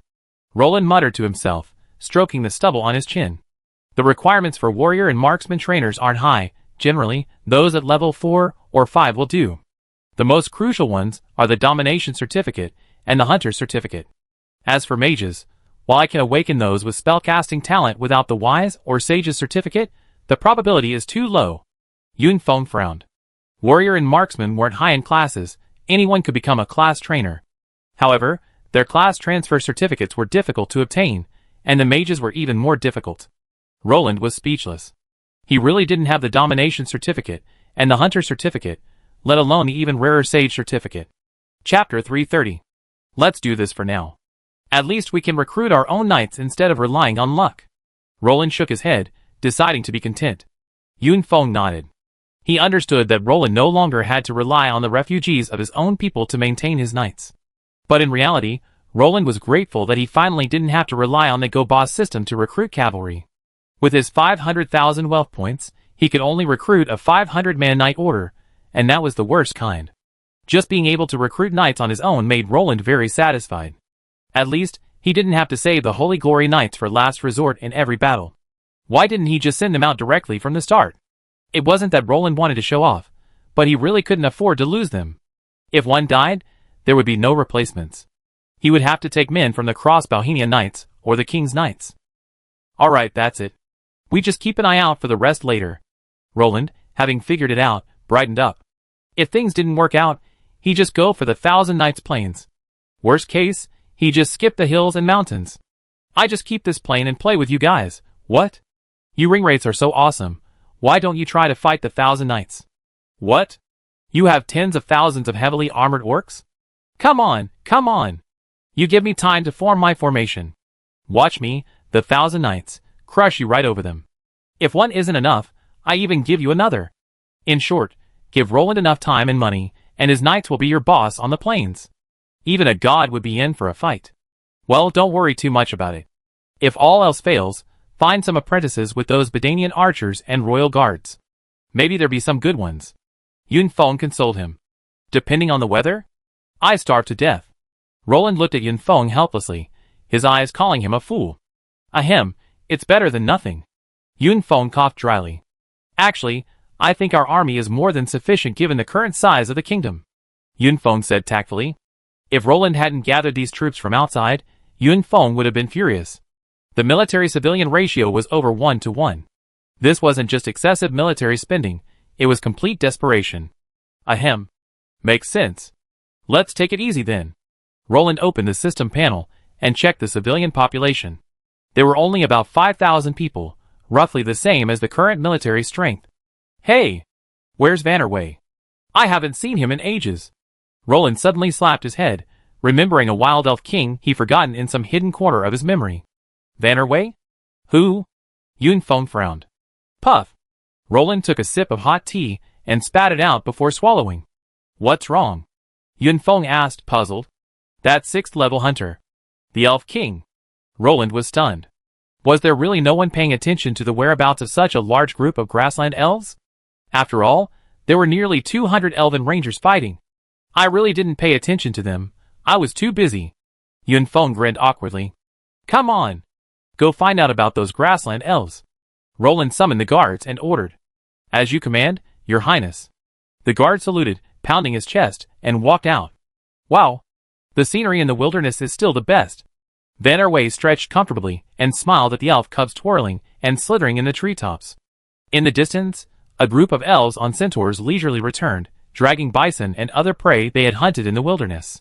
Everything was so peaceful and tranquil. Hee. King Roland probably didn't expect me to come here. Vannerway was happy that he had successfully teased Roland. Huh? You haven't come to see me in such a long time? I've been out for over a month, right? Vannerway was laughing when he suddenly felt something was wrong. Damn it!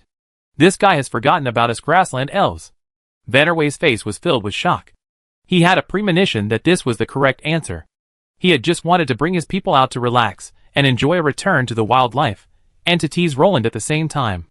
To think he hadn't even cared about him. He was so angry. Whoa! A sudden sound of reining in a horse interrupted Vannerway's thoughts. So they're here. The knight on horseback glanced at Vannerway in the treetops, then at the returning elves and centaurs in the distance. He nodded in understanding, turned, and rode away, leaving Vannerway alone, disheveled in the dust kicked up by his horse's hooves. Just leaving? You won't say anything. Vannerway roared at the knight. Are you kidding me? You came over to glance at me and then left, treating me like a monkey? Your Highness has investigated. The grassland elves haven't left. They've simply gone to live with the centaurs in Tupit Forest. The soldier knelt before Roland and reported respectfully.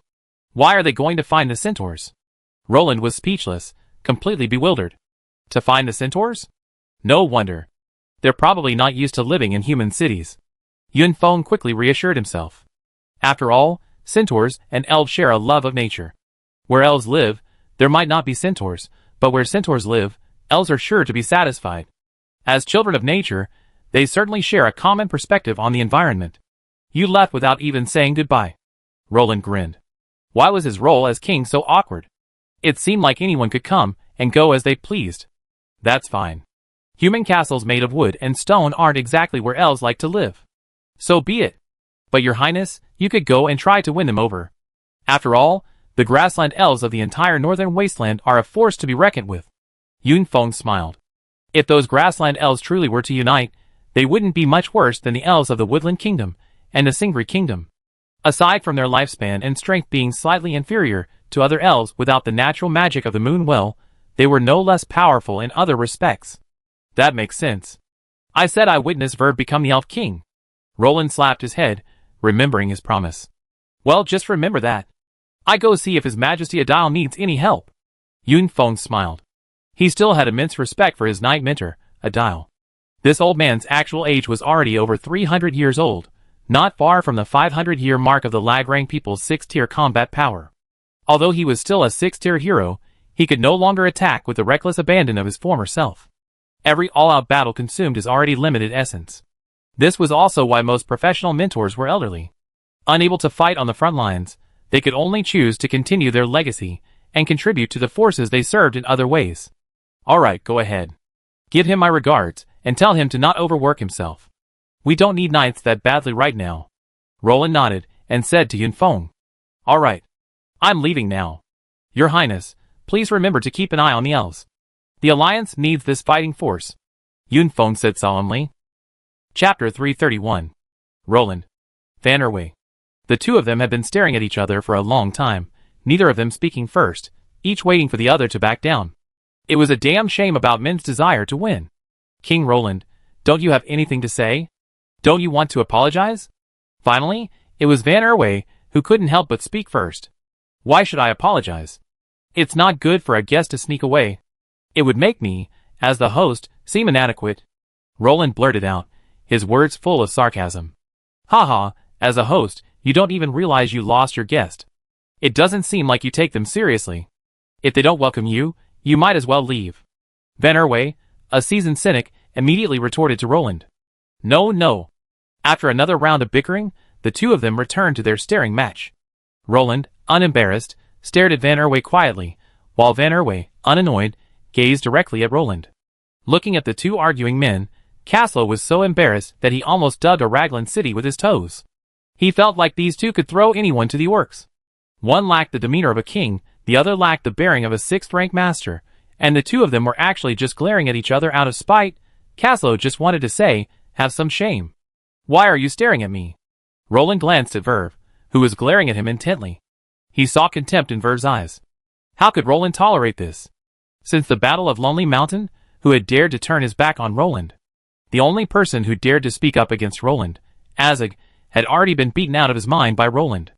What's wrong with you? Verway huffed. Elves were renowned for their arrogance in Middle-earth. Isn't looking down on others a compulsory lesson for every elf? Want some practice? Roland pursed his lips, feeling his kingly dignity challenged. You? Are you sure? A level 3 paladin? Fighting a level 6 hunter like me? Can you handle it? Verway delivered a fatal triple combo, practically writing his disdain on his face.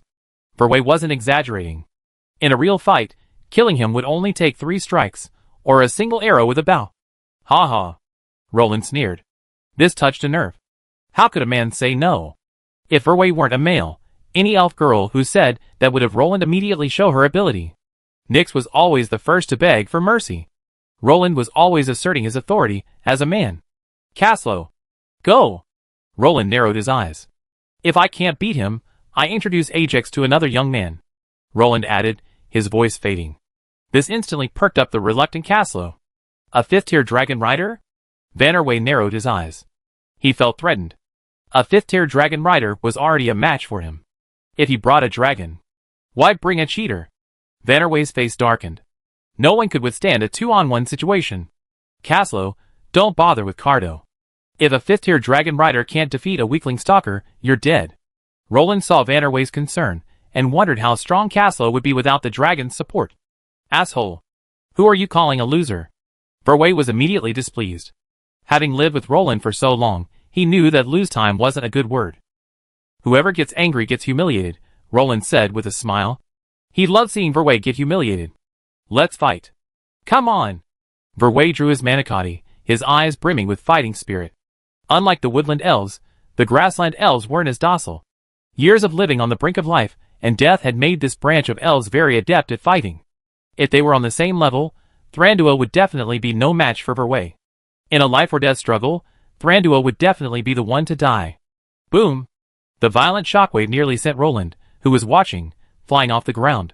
Verway's heavy slash and Caslow's thrust collided fiercely, their battle energy and dragon power tangling and erupting, nearly wiping out Roland, a level 3 Karami.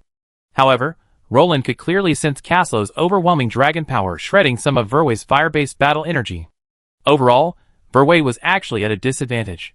How terrifying is the Dragon Knight? Roland sighed. Under the influence of the Dragon Knight's battle energy transforms into dragon power, the same energy level as dragons, and dragon power is significantly higher than battle energy. Although Verway was level 6 and Caslo was level 5, Verway still suffered the loss. It was only his vast battle energy base that made up for the battle energy lost to the dragon power, making the fight a draw. Swish! Verway unleashed a pursuit slash, instantly charging forward and thrusting his sword directly at Caslo's neck. Bang! Caslo raised his dragon spear without panic. The exaggerated length of the dragon spear was like the best shield, directly blocking Vannerway's tricky slash. Holy crap! Roland's eyes widened. What was he seeing? A Qilin arm? That was a hydraulic arm. Caslo wielded the 3-meter dragon spear like a delicate needle. No wonder he used to see Dragon Knight slaughtering enemies on foot in games. This 10-meter radius was a life-limiting zone, wasn't it? Add to that the dragon power unleashed by the spear. Wow! No one was alive within 20 meters. Boom! Caslo rammed his spear into the ground, sending circular shockwaves raging around him. Even before Vannerway could make a move, Roland unconsciously took a few steps back.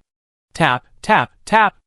Vannerway dodged Caslo's attack with a few light leaps on his toes, but Caslo had achieved his goal. To keep his distance. After all, a 10-meter-long dragon spear wouldn't be a good match for a close-quarters slugfest like a grassland elf. 10 to 20 meters is the most comfortable distance for a dragon knight in foot combat. Whoosh! Vannerway's eyes twitched as Caslo swung the spear. Hearing the whistling sound of dragon force tearing through the air, Vannerway's face turned green.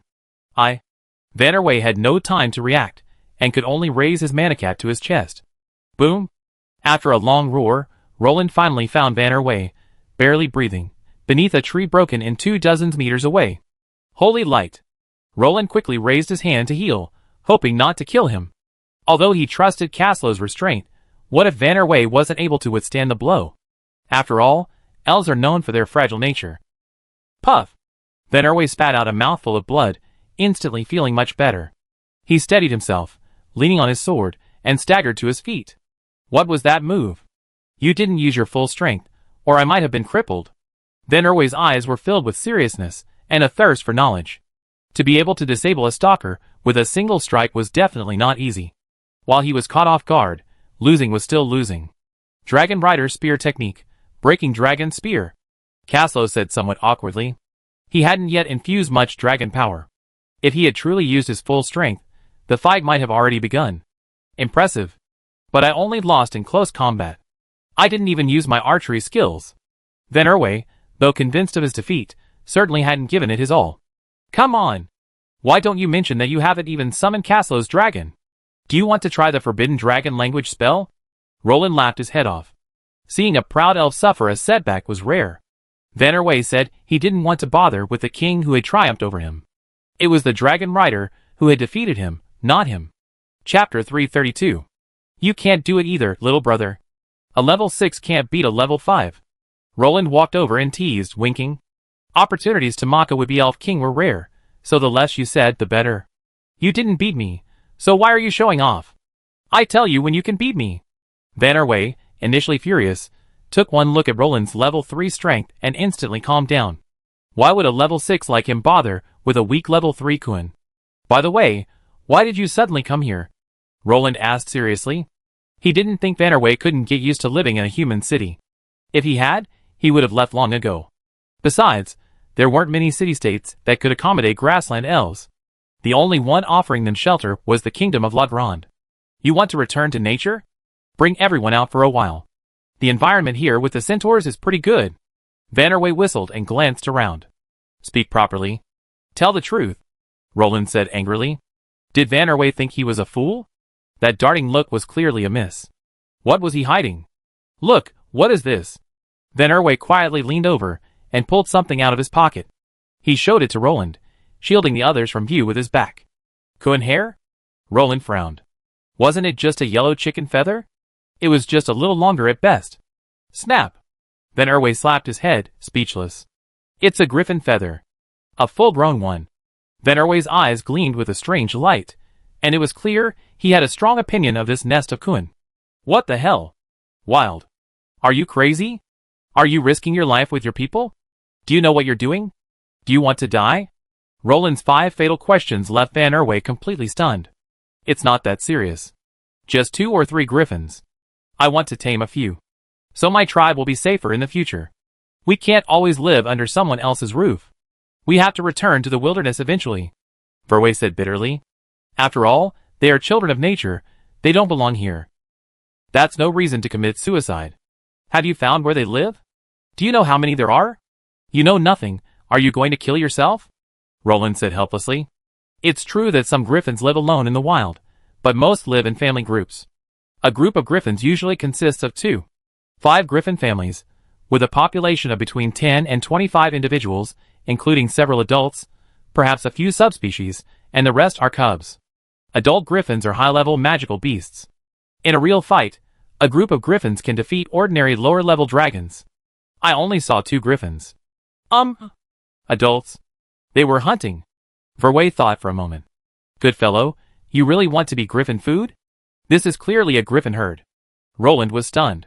The collective presence of 2 adult griffins was obvious. A herd of griffins must have wandered here. Wild griffins shouldn't be extinct in Middle-earth these days, given the vast uninhabited areas. This herd could have come from the Misty Mountains, or the Gray Mountains, or even further east. It's not that serious, is it? I haven't done anything. I just sent some people to track them down to see where they landed, Verway said casually. After all, he had great confidence in his people's tracking skills. If there were enough adult griffins, they could slay dragons. My elf king. Roland shook his head helplessly, his eyes filled with the pity he expected of someone with a mental disability. Can we find a way to steal a few cubs, or capture 1 or 2 adult griffins alive? Van Erway thought for a moment. Griffins are easy to tame. Even wild adult griffins can be cultivated with careful feeding, provided there's no hatred. So Van Erway was quite attracted to griffins. Roland pursed his lips and said nothing. Don't you have any ideas? Verway asked doubtfully. This is a griffin. A fully grown, high-level magical beast can take on a rank 6 warrior for 2 moves. Just 2 moves. No more. The 3rd move will almost certainly kill them. Of course I have some ideas. But I don't need to risk my life for a few griffins, do I? Roland glanced at Verway helplessly. He already had 5 griffin riders, plus 2 dragon riders, so the need for air riders wasn't that high. Besides, if he really wanted to capture the griffin cubs, he would definitely have to send 2 dragon riders to support them. If anything went wrong, wouldn't it be a waste of time? Don't worry. Wait until my people get back before you make a conclusion. I don't believe you're not tempted by the griffins at all. Verway grabbed Roland as he tried to leave. Okay. Let's wait. Roland was also single, so he wouldn't lose anything anyway. If there was an advantage, he'd take it. If there wasn't, he'd just leave. Roland didn't believe that Van Erway would dare to target the Griffin tribe again without his help. 1 griffin might not be a big deal, but if there were a group, the Dragon Knights would have to avoid them. Otherwise, how would other countries deal with the Lagrang Dragon Knights? Wouldn't they just use the Griffin Knights and Pegasus Knights to siege them? Your men haven't made any move yet? Roland fiddled with the campfire idly. Your Highness! They're tracking griffins. Not some random creature. Don't you know how fast those things fly? Van Erway twitched his lips. If the grassland elves didn't have their own secret tracking methods, Van Erway wouldn't have been sure he could find their lair. That's right. Roland didn't deny it. He still remembered the gray lightning in the city of Rapids. Even immature griffin cubs flew so fast, so an adult wouldn't be much slower. Be patient. I think those guys are quite far away. Van Erway frowned slightly. Griffins have a hunting range of thousands of miles. In the absence of dragons, they are at the top of the food chain in the sky. How about you guess how many griffins there are? Bored anyway, Van Erway started a game of guessing with Roland. The fact that 2 griffins can hunt together at once suggests this is a griffin pack. Griffins don't leave their offspring and cubs alone, so there must be at least 2 adults. Furthermore, most griffin packs hunt separately, so a griffin tribe hunting in pairs like this must be a large group. I estimate there must be at least 5 pairs of adults. Roland calculated. I think there should only be 3 pairs. How can you easily find a griffin pack of 5? Verway said disdainfully. A griffin pack of that size could already drive off a dragon. They're truly rarer than dragons. We find out when your people return. Roland shrugged. By the way, which direction did the griffins fly off to? Roland asked. Northwest. This direction could be the Misty Mountains or the Gray Mountains. Griffins often nest on cliffs, and only areas around here fit their habitat. Verway said casually. A bit troublesome. Roland nodded. If it were the Gray Mountains, it would be fine. There wouldn't be too many orcs. But if it were the Misty Mountains, Roland had already given up. Just for those damn, disgusting goblins, Roland didn't want to take even a single step into them. Even though goblins were trash, they were a bitch. A toad lying on your feet, it doesn't bite, it's just annoying. Chapter 333. Where's His Highness? Renaud asked, looking at Yunfeng in confusion. He went to look for Verve. Yunfeng didn't even look up from his review of the documents. Verve? The Elf King? Renaud frowned. Why haven't I seen him in ages? Where are the elves? Renaud asked, glancing around. He went to look for the centaurs. King Roland and Caslo went to look for them. Yunfeng smiled and continued reviewing the documents. Oh! Then please approve these provisions and equipment. Renaud handed a list to Yunfeng. Wow! This consumes so much? Yunfeng unfolded it, and immediately felt internally wounded. Were these people pigs? How could they be so productive? Why don't you try training 1,000 men every day? Renaud asked unhappily. With all the human and horse consumption combined, wouldn't the losses from training be high? Well, all right. I give you a note. Go get the stuff from the warehouse first. Yunfeng nodded. He had no other intentions, simply shocked that Renaud's consumption had exceeded his expectations. Oh! By the way, I'd like you to send a cavalry unit to help escort me. Renaud made a request. Who are you bringing with you? Yunfeng asked curiously. 200 Bedanian archers. After all, they're good at both long and short range. Renaud bared his white teeth. The Bedanian archers' mithril armor-piercing hammers were renowned for their formidable power. Alright, now that His Highness has left with the Holy Glory Knights, I can give you a squadron of 100 heavy cavalrymen. Yunfeng flipped through the soldiers' dispatch orders, and discovered that only the heavy cavalry were idle. The light cavalry had already been dispatched to help the people harvest grain. Well, it doesn't matter. Renaud was unconcerned. After all, he only needed some mobile forces to drive out those hidden villains. Alright. Go mobilize the troops yourself. Yunfeng quickly wrote the order, and handed it to Renaud. It's been almost 2 days. Roland looked up helplessly at the setting sun. Don't worry. My ranger set out 3 days ago. He should be back soon. Verway soothed. I kind of regret getting on board your pirate ship. Roland felt a headache. Although he could just leave, he still had some thoughts about these griffins. It could be summed up in one word. Greed. A true hunter must be patient, Verway advised. I do have patience, but I'm afraid of getting hurt by a griffin. Roland glanced at Vannerway with annoyance. Is catching a griffin a matter of patience? It's a matter of strength. Trust me. Our grassland elves have a formidable hunting skill inherited from our ancestors. Vannerway beamed with pride. After all, the grassland elves were once part of the Fengyun clan, who braved the forces of darkness. It's not surprising that they have some hidden gems. Is hunting the prey what I care about? I care about catching them intact. You don't want to be targeted by a few wild griffins, do you? Roland sneered at Verve. If he really let an adult or sub-adult griffin go, that would be a horrible situation. Griffins are known for holding grudges. There's always a way, right?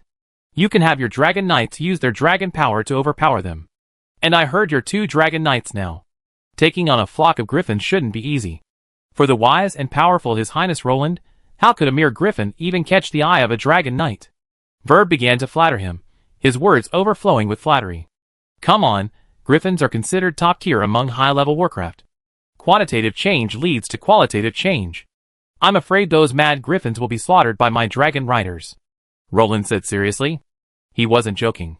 Whether in the game or in real Middle-earth history, there were indeed many unfortunate dragon riders and dragons slaughtered by griffins. Can you imagine what it would have been like if an entire cliff was a griffin's nest? Have you ever seen griffins blocking out the sun and battling dragons?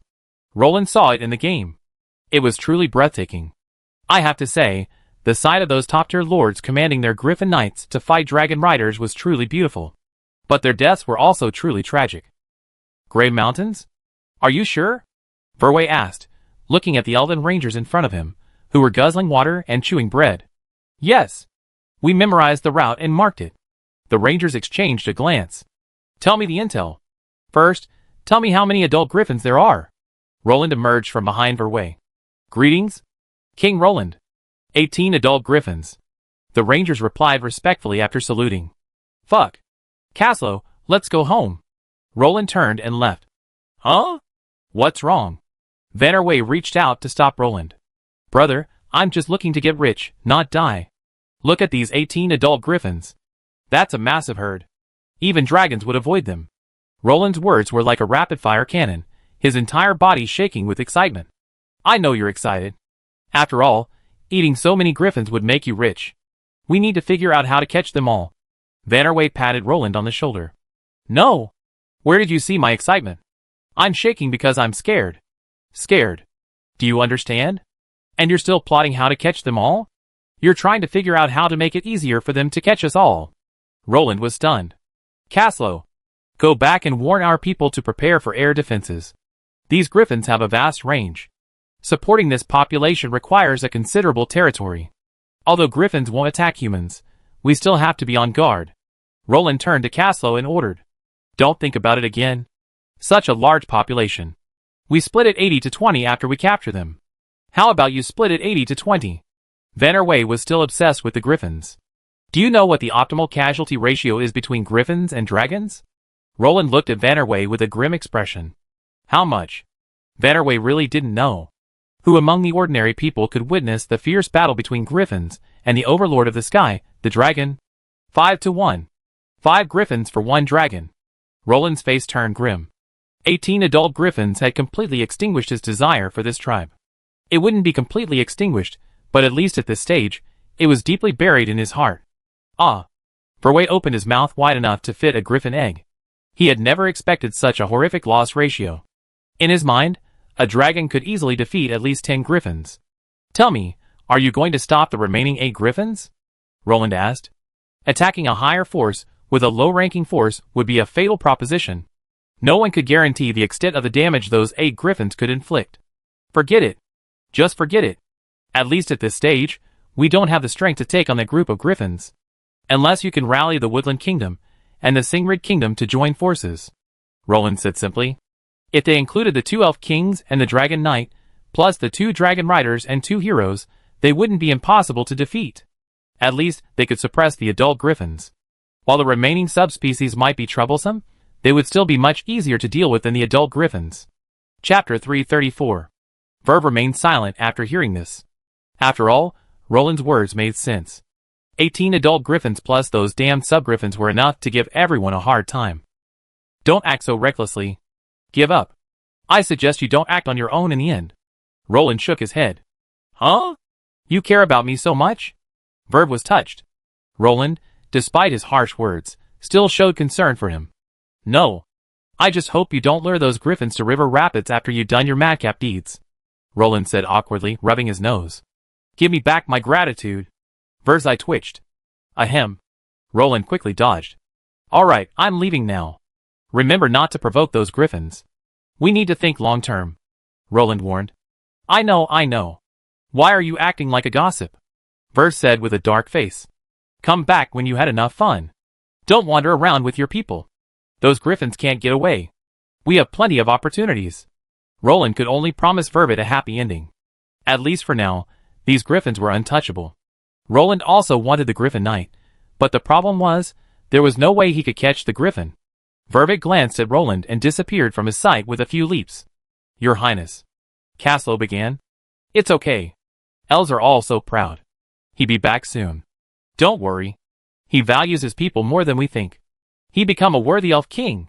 Roland murmured, watching Verve leave. Let's go! Let's go see our town. Roland smiled. All right. Caslow nodded and began to gather his knights. Your Highness. Marcus saluted respectfully, his eyes filled with reverence. How's the situation? Roland asked, looking up to see 2 woodland warriors standing guard at the town's entrance, their steel short halberds flashing with a sharp, cold light. Well, the general structure is almost complete, and with the recent influx of people, the total population has exceeded 800, Marcus explained.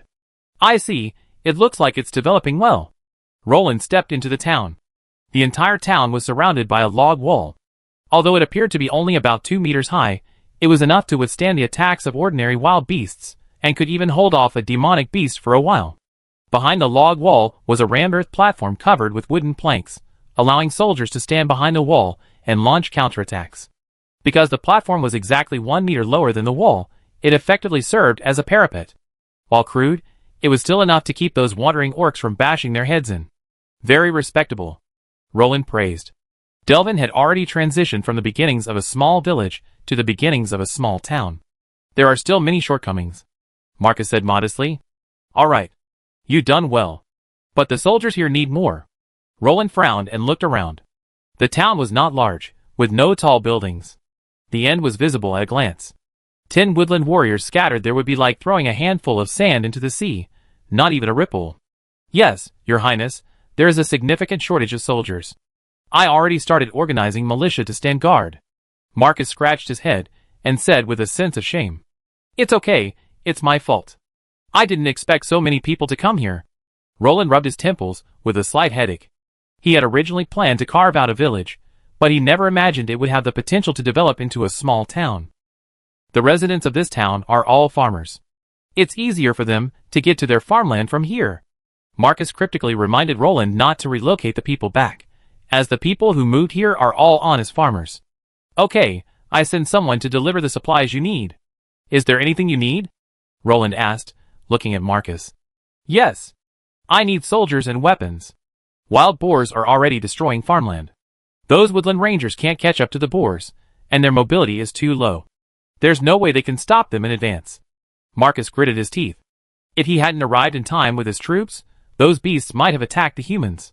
TSK. So rampant? Why not seek Baron Baldur's help? Roland raised a brow. Hadn't he already informed Baldur? Was he pretending to obey and refusing to help Marcus and the people? It's useless. Baron Baldur sent his guards to repel them. While they killed many wild boar, those centaurs can't stay here permanently. And the centaurs can't guard our fields. After all, they need to eat, right? Marcus shrugged. The centaurs had been helping them for a long time, and now Marcus was too embarrassed to bother Baldur again. After all, the centaurs had a limited number of warriors, most of whom were in hunting parties, roaming the wasteland for their tribe's survival. Baldur's only available force was his own guard. And as a result, Baldur's guard had almost become Marcus's. Well, that's really troubling Baldur. Roland shook his head and smiled wryly. Marcus had to owe Baldur this favor. After all, Middle-earth practiced a feudal system, and Baldur wasn't Marcus's vassal, they were equal barons. Baldur's willingness to lend his guard to Marcus was already a significant undertaking. Let me think. Roland tried to figure out what kind of personnel he could give Marcus. Open the territory panel. Roland silently called out. Territory, 1, river rapids, area, 1 kilometer in radius.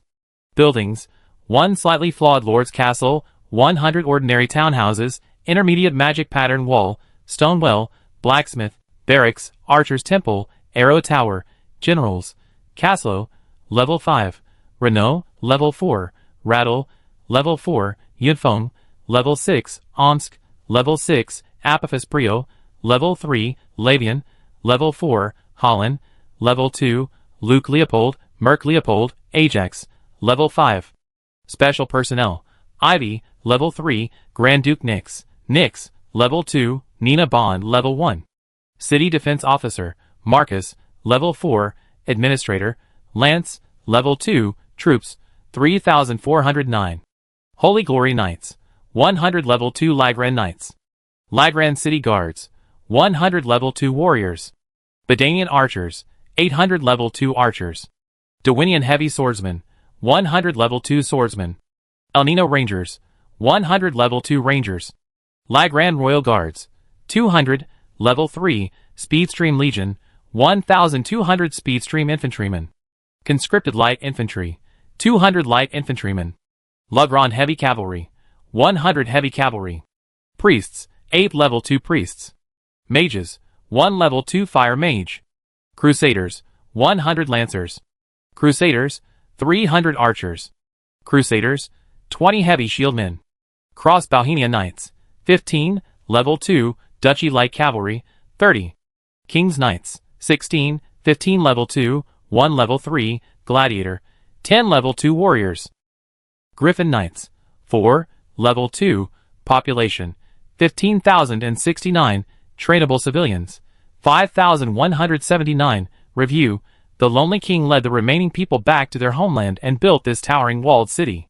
With the arrival of new residents, the city has become more vibrant and lively. Everything is moving in a positive direction. The city's military is strong, with a large pool of qualified soldiers. The city is fully capable of defending itself even against a large-scale attack. This city has its own annexed territory and seems to be thriving. Note: the population structure is seriously unbalanced. The military-civilian ratio is close to 1 to 4.2. Abilities. 1. As the only city in the kingdom of Lagrang in Middle-earth, it attracts the remnants of Lagrang. The system will direct a group of wandering Lagrang civilians to this location daily. The Lord is expected to properly accommodate them. 2. Recruitment of civilians is permitted for the training of flood infantry. 3. As the administrative center of the kingdom of Lagrang, the people of Lagrang receive a faith bonus while in the city. 2. Tupa territory, village buildings, well wall, Lord's Hall, 20 houses. 3. Lord, Baron Balder. 4. Population, 317. Review. One of the few remaining centaurs in Middle-earth. They are loyal to King Roland of Lagrang out of gratitude for his kindness. Note: while these centaurs are capable, their small population makes them ineffective in large-scale battles. 4. Lulong Fortress, area, 1 kilometer in radius. Buildings, 8 dragon-killing towers, 100 heavy crossbow towers, super magic rune walls, war inscriptions. Comment: this is the last remaining proof of the Empire's existence. Beneath the towering Lulong Fortress lie the remains of orcs, the remains of black knights piled high. Evil spirits swear their war here, darkness rests here. The dark walls are stained with the blood of the Dark Alliance, and the entire fortress rests on a mountain of corpses. Overall comment: a thriving kingdom. Despite the precarious environment, the resilient people of Raglan still tenaciously defend this ancient land, and their king continues to protect what remains. Suggestion: the kingdom urgently needs a large amount of land and population to revive. The Easterlings in the east occupy Dorwinion, and the orcs in the south occupy Dol Guldur. The ruins of Raglan City still await the king's recovery. Wow. A military-civilian ratio of 1 minute and 4.2 seconds. This isn't just militarism. It's universal military service. Roland couldn't help but twitch his lips as he took in the troops and population. How about this? I give you a crossed Balhenian knight and 10 cavalrymen, Roland said after a moment's thought. Thank you, your highness. The people will praise your kindness. Marcus' face lit up with delight. With these 11 men, he could organize cavalry patrols. Dealing with those wild beasts destroying the farmland would be much easier. At least, he wouldn't have to ask for help anymore. More importantly, it would be much more efficient, minimizing the damage. Well, that's all. On my way back, I organized the knights to clear the surrounding wasteland of wild animals. Roland nodded. The wasteland was covered with weeds more than half a man's height, and many wild animals hid there. However, the greatest threat to the farmers was the wild boar, and Roland planned to clear them out while he was at it. Chapter 335. Roland rode absent-mindedly on his char horse, swaying with the steed's pace, his mind already drifting to the distant city of Rapids. The population is still too small. The small daily influx of refugees simply can't increase the population quickly, Roland said with a bitter feeling. Although he had done his best to protect the people, the population base was so small, no one could conjure up so many residents out of thin air. System.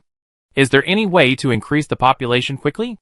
Roland could only turn to his own proud system for help. Other systems called their hosts dad, but Roland had to call his own grandpa. It ignored him without asking, and now it hadn't even issued the main quests. For every additional castle or city the host actually controls, the daily refugee base will increase accordingly. A castle doubles, a city fivefold. The current refugee base has tripled. The system's voice echoed. How are cities and castles calculated? Roland demanded hurriedly. A castle has complete defensive facilities and a garrison of at least 1,000 people.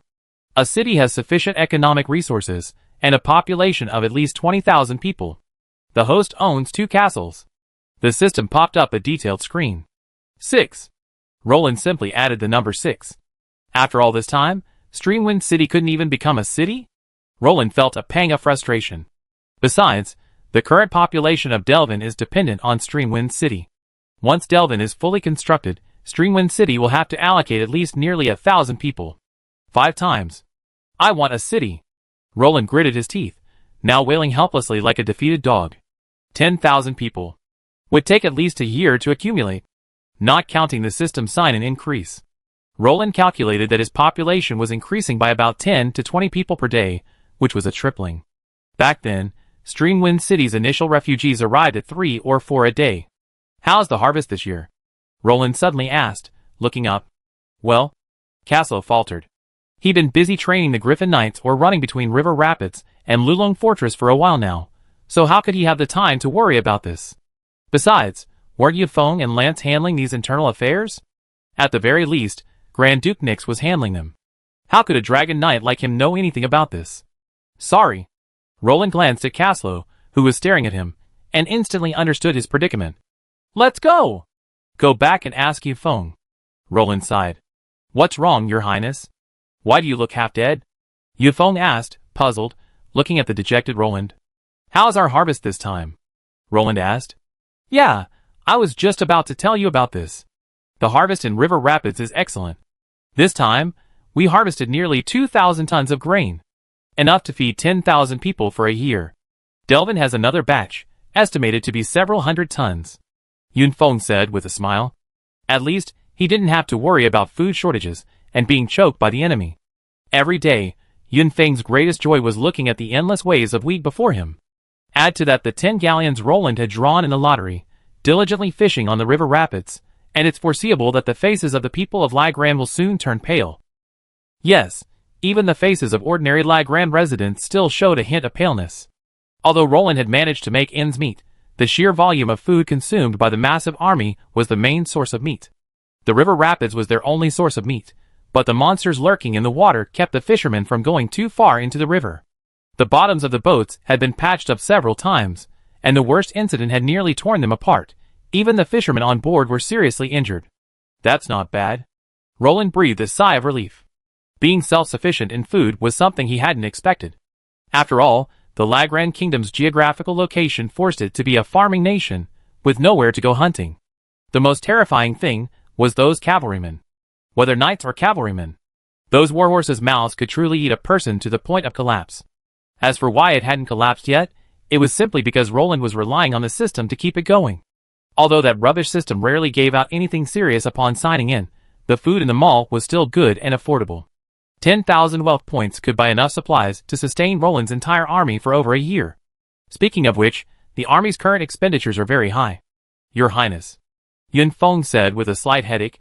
As someone in charge of logistics, he knew firsthand how productive those bottomless pits of beasts were. It was a good thing Roland had ordered them to collect the horse manure for composting, otherwise there would be nowhere to store the treasures these manure-making machines had churned out. That's right. As a member of the Transmigrator Army, Roland at least knew how useful manure is for crops.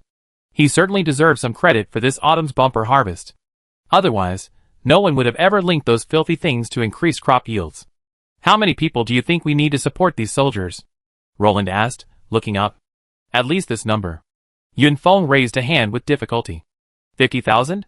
A 1:10 ratio of military to civilian. That's pretty excessive. Roland chuckled self-deprecatingly. If the system mall ever went offline, Roland could just find a rope to hang himself from the southeast branch. Well, that's the best-case scenario.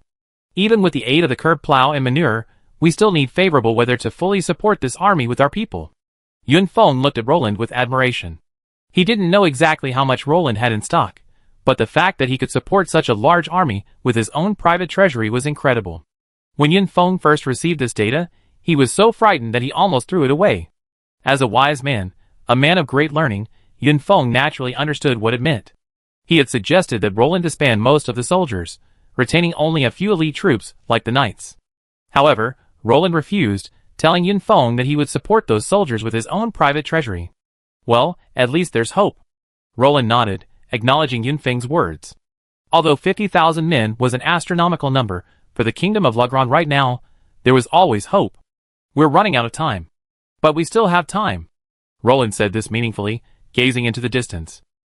Yunfeng was silent for a moment, realizing he couldn't grasp the meaning of Roland's second half. Come on. Come with me to the city. I heard there are quite a few vendors. Roland smiled, dispelling the slightly heavy atmosphere between them. Of course, Your Highness. It would be my honor. Yunfeng extended his hand. To him, whatever Your Highness said was true. If he couldn't figure it out, Then forget it. His Highness was far more intelligent and resourceful than he imagined. I stopped by to see old man Attila later. I really hope all those knight squires can successfully become apprentice knights, Roland said with anticipation. Chapter 336. Stand up, you bastards. Adil's resounding roar echoed across the training ground. Adil marched, wielding his wooden spear, and casually knocked down the knights' attendants from their mounts, cursing as he did so. You bastards! Did you spend all your energy on a woman's belly last night? You can't even sit still on your horse? Look at you guys. You still want to be knights? Go home and ride pigs. Adil's saliva flew. I'm honored to announce this, great gentleman. If this were a battlefield, you have been plucked from your horses by peasants with manure pitchforks. Adil taunted, casually knocking down a rider. Why are you so unconvinced? My fighting spirit is useless. You can't even sit still on your warhorse with just skill. What's there to be unconvinced about? Adil grinned at the furious rider before him. Come on. Let me see how powerful you are. Come on. Girls. Attack together. Adil gazed at the riders, who had already scrambled to their feet, speaking in the calmest, most pretentious voice. Go. Kill him. After all, they were a group of young men, their hearts still blazing with passion. The so-called youthful vigor was just that. These days riders, their wooden lances raised, charged at Adil. 20 of them made quite a formidable display. Pa! Pa! Adil employed no skills or battle chi, relying solely on her own skill as she darted through the crowd like a butterfly. With each explosion, a rider was swept away, then enveloped by Adil's battle chi and carried to safety. That hurts. Roland grimaced as he watched the riders being casually sent flying by Adil, and instantly began praying for these poor children. Ugh, how brutal. Caslo's mouth twitched, and a chill ran down his spine just watching. Although wooden spears didn't have much killing power, being lashed off a galloping warhorse, the thought of it was thrilling. Oh, dragon god! How barbaric! Yun Feng glanced at the riders dancing in the air, and smiled helplessly. Compared to the spellcaster's training methods of chanting incantations and drawing talismans, the knight's training was indeed a bit brutal. Haven't they yet been able to comprehend their battle chi? Roland curiously interrupted Adil's training. Your Highness! Hello! Everyone saluted. Well, it's not time to test their battle chi with the battle chi rocks yet. They still need to strengthen their bodies, improve their physical fitness, and increase their understanding of battle chi, Adil explained. TSK. Roland frowned. This was truly troublesome. Fortunately, he had become a Grand Knight directly, avoiding this painful process. Give me a month, and I should have some knight seeds. Adil pondered. Don't worry, we don't have a big knight shortage right now. Let's take our time. Roland wasn't pursuing 1,000-man knight orders anytime soon. Those massive orders could easily consume a small king like him. Besides, he had no plans to start a war with anyone anytime soon. Why would he need to maintain such a large group of manure-making machines? He'd be better off finding a way to recruit refugees to bolster the population. All right, Adil nodded in understanding. Since his king wasn't focused on quantity anymore, he could focus on quality. Now he had plenty of time and energy to train each batch of knight retinues. Well, please take the trouble. I hope to see the knights you personally trained galloping across this land.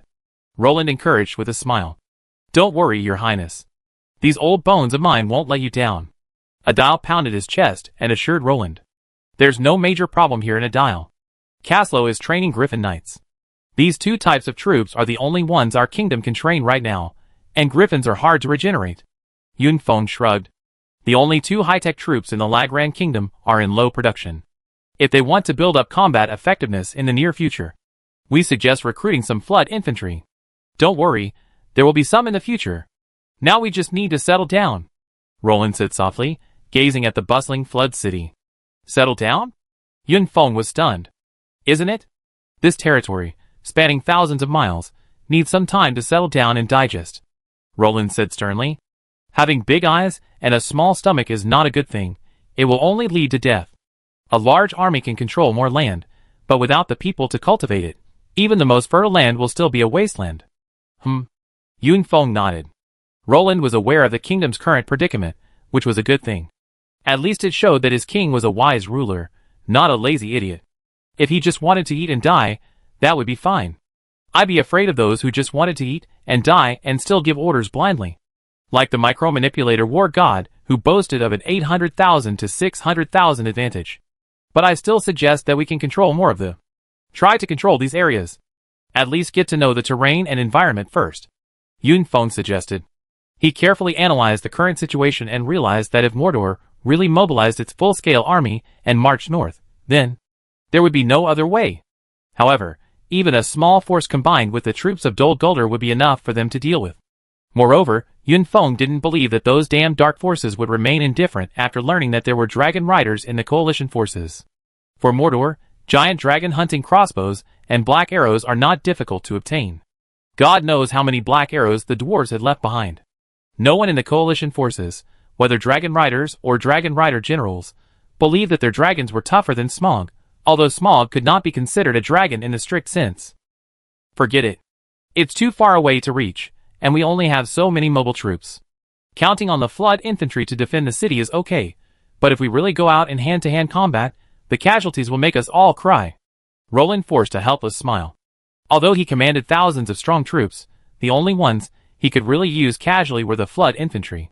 But those flood infantry weren't professionals. While a real fight with those orcs might yield a good casualty ratio, it would be a disaster for Roland's small kingdom, where one less person is needed. If 1,000 or so perished at once, Roland would have to hang himself. Yun Feng's mouth twitched helplessly.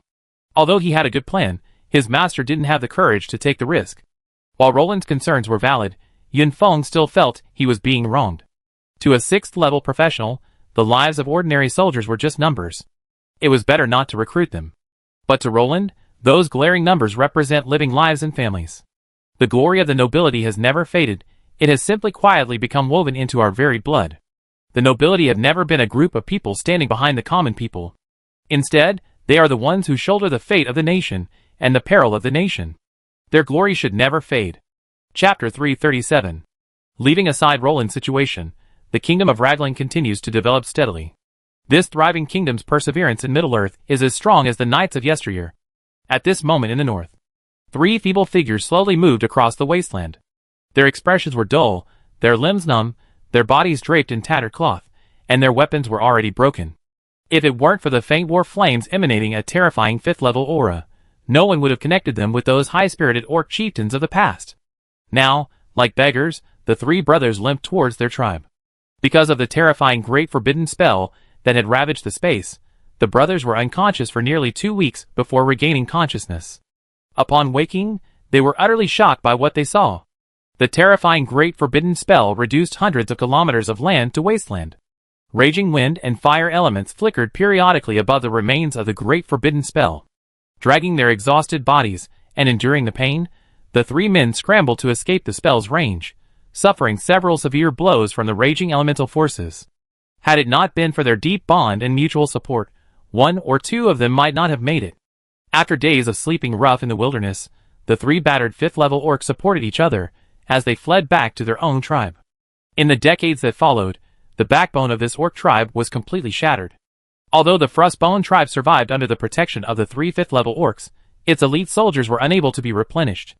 As for the Monsi tribe, they were the only tribe to escape unscathed from the catastrophe. Although Chief Han Shuyong hadn't personally experienced the terrifying Great Forbidden spell, its aftermath was clearly witnessed by everyone.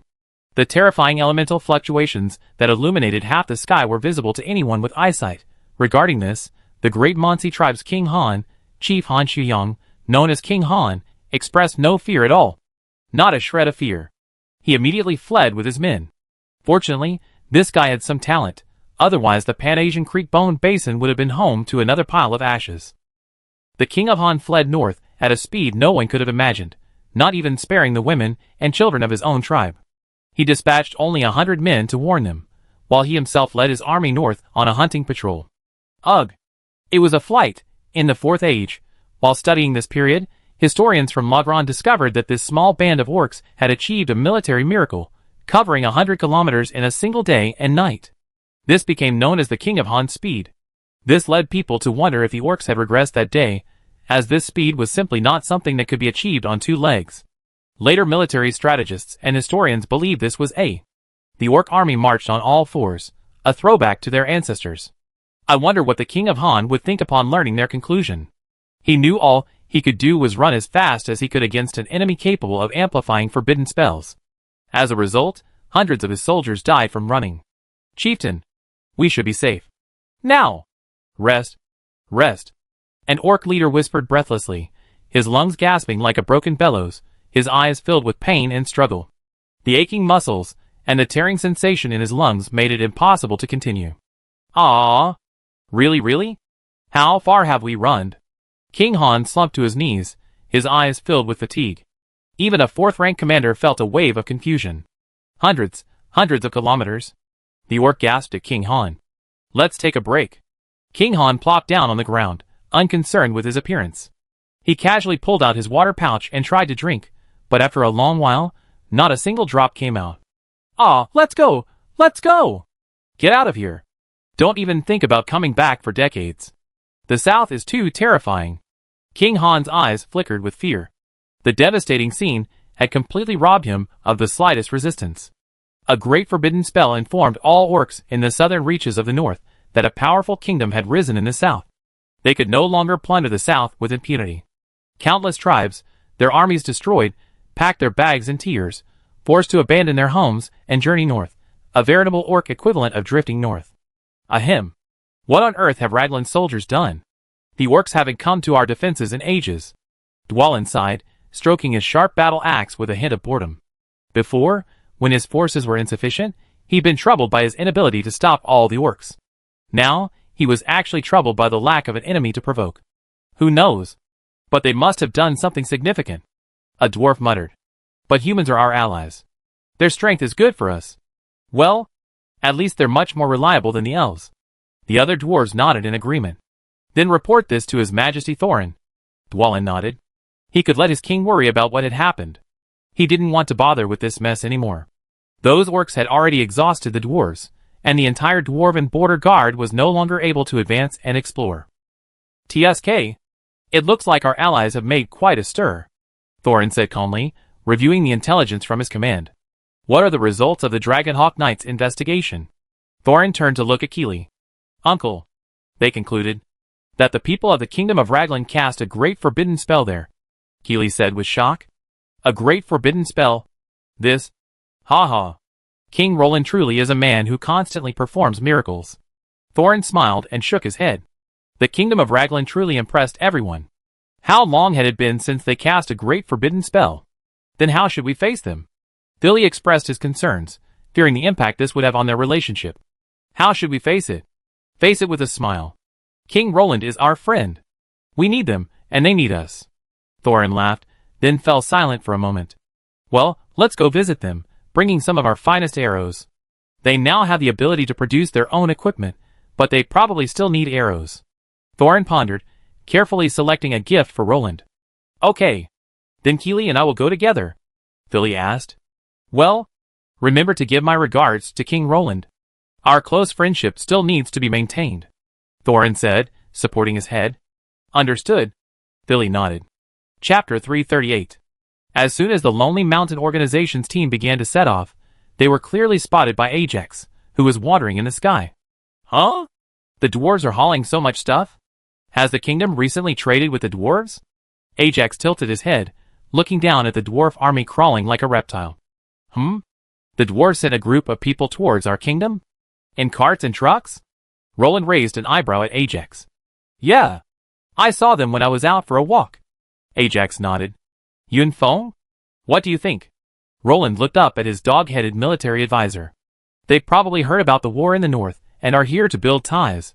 Yun Feng smiled. He calculated that news of the battle in the north should have reached Lonely Mountain. Faced with such a powerful ally, any dwarf king would know what to do. Roland nodded. That was probably the case. After all, the dwarves wouldn't just visit anyone when they had nothing better to do. "Keeley, we're here," Philly suddenly said. "Huh? Isn't this a wasteland?" Keeley was a little confused. "There's a boundary marker here." Philly gently kicked Keeley's leg and nodded. "Send an envoy to announce it. After all, with so many of us entering their territory, it could easily cause misunderstandings," Philly said cautiously. After all, facing a country capable of casting a great forbidden spell, they couldn't treat it the same way they treated other countries in the past. All etiquette must be perfect. What if relations between the two sides deteriorated? Whoa! As the two men were discussing who would make the announcement, a group of cavalrymen ran over. Dear dwarven friends. This way. The leading knight touched his chest and saluted.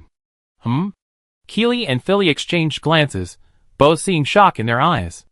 They were known to be coming from such a distance from River Rapids. Little did they know Ajax had seen them the moment they set out. Keely. Philly. Roland reached out and hugged them both. What's the matter? What brings you here? Roland feigned ignorance. I came to visit you and apologize for our mistakes, Philly said awkwardly. The dwarven defenses had been so thoroughly penetrated that a large number of orcs moved south, destroying countless Raglan farmlands. Some orcs even began attacking farmers. Unable to deal with the orcs, Erebor could only watch helplessly as Raglan sent out his cavalry, and then unleashed a great forbidden spell upon the north. It's okay. It's not your fault. Defending those areas was too much for you. Roland sympathized with him. After all, 1,000 dwarf border guards wouldn't even make a splash in an area as vast as Lonely Mountain. As for Dale, Roland felt a little sympathetic towards Bard. That shabby place.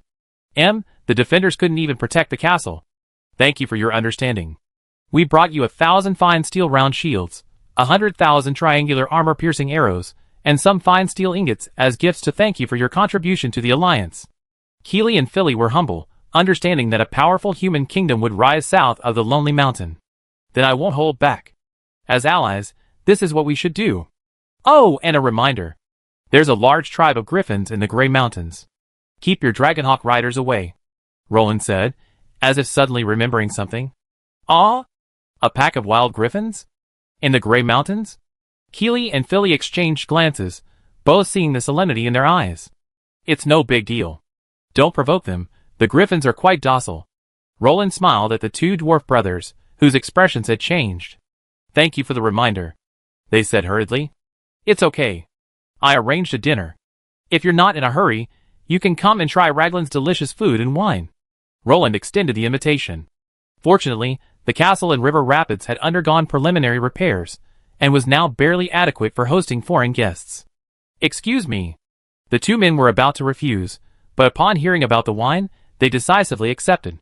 How's it going? Roland couldn't help swallowing as he stared at the two dwarves guzzling liquor at the banquet. He had brought out a bottle of genuine ergotu, and the two dwarves guzzled it like water. Roland's brows twitched. Strong. Truly strong. King Ro. Lawn. I toast to you. This is the drink a real man should drink. Philip's tongue was already twitching. Roland frowned. Oh my goodness. Is the liquor really that strong? As expected, drinking liquor from the bottle can lead to trouble. TSK, TSK, TSK. Yun Feng shook his head. He had distilled this liquor, and he knew exactly how much stronger it was than ordinary beer. I think you could consider selling this as our specialty, Yun Feng whispered to Roland. Seeing the dwarf's reaction, Yun Feng felt reassured. After all, a liquor approved by even the dwarfs, the wine barrel, must be good. Brewing requires a lot of grain. Liquor is the essence of grain. Roland glanced at Yun Feng. He knew ergwotu was stronger and more fragrant than rum, but with the bottomless pit that River Rapids was currently in, large-scale brewing was out of the question. Foolish. Once we open up trade routes, we can trade wine for food. Yun Feng shrugged. Once this stuff was packaged, there would definitely be a rush for it. The people of Middle-earth, who drank light ale like beer, had never experienced the baptism of ergwotu with a 50% alcohol content. For a drunkard, this stuff was as good as nectar. And I'm sure the wealthy nobles would be willing to pay for it. After all, wine is a crucial part of aristocratic banquets. When you can bring out a bottle of good wine, you're seen as a person of substance by the other nobles. I'm sure no noble would refuse this strong drink that would make them stand out. Your Highness, is this your specialty? Chile, who wasn't too drunk, raised his glass to Roland. The production isn't huge. Roland nodded in agreement. It's really good. Does it have a name? Chile asked curiously. It's called Qianlizui. We go through hundreds of processes. Roland gushed, almost exaggerating this ordinary ergwotu. Yun Feng's mouth twitched. If he hadn't distilled it himself, he would have almost believed Roland's words. What about the girl's feet fermenting it? Isn't that wine? Yun Feng stared at Roland's boasting in silence. Have you ever considered selling it? Chile said a little embarrassedly. He wanted to buy some to bring back to his people. Good wine should be shared.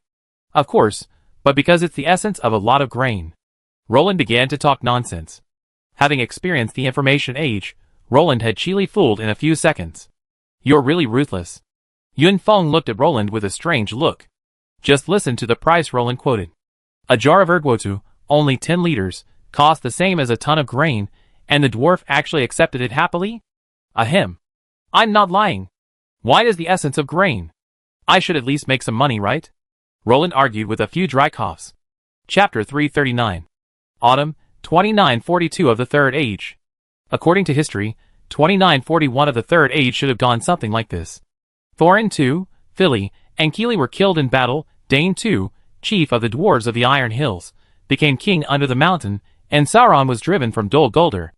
Now, well, history has been altered so much that even his own mother wouldn't recognize him.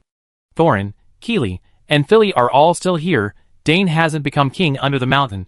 Sauron's power remains entrenched in Dol Guldur, and Moria, which was originally not to be recaptured by Balin until 2989 of the Third Age, was recaptured in 2942.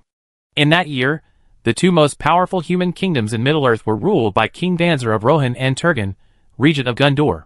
While neither of them achieved any special feats during their reigns, they also didn't make any major mistakes. No. Rohan's territory is constantly being infiltrated by orcs. Overall, the human race in Middle-earth is thriving. What a bummer. The humans of the north have long been crippled. Darkness is infiltrating the Shire. The small kingdoms of the Lonely Mountain are banding together for support. The armies of Mordor constantly threaten Gondor. Rohan is constantly under attack from orcs, and the pirates of the south are also restless. The biggest fear is that Saruman, Middle-earth's great biologist, will soon turn evil and backstab the Alliance. The entire Middle-earth is in turmoil. Not only is humanity weak, but it's also engaged in internal strife. The nobles are happily vying for power, unconcerned about whether the armies of Mordor will appear before the White King's gates. TSK. I wonder what's happening in the south right now. It's already 2942. Roland said quietly after seeing the dwarf off. A lean camel is bigger than a horse. I suggest you worry about yourself. Yun Feng rolled his eyes. Roland, a small country king, was constantly worrying about the entire Middle-earth. There's nothing I can do right now. Roland spread his hands out in boredom. King Roland was living a comfortable life these days. He spent his days as a scoundrel in River Rapids, and his nights talking with Nyx. He was enjoying his life to the fullest, seemingly never wanting to leave. I suggest you train hard and hone your skills. You don't want to be unable to hold a lance steady in the future, do you? Yun Feng glanced at Roland and said calmly. Gee. A team of mighty knights galloped through the dense forest. Their elegant silver knights' full armor gleamed in the light that filtered through the trees, their blue cloaks fluttering in the wind. Your Highness, is this the right way? The leading knight asked. This is the path. Let's not go this way.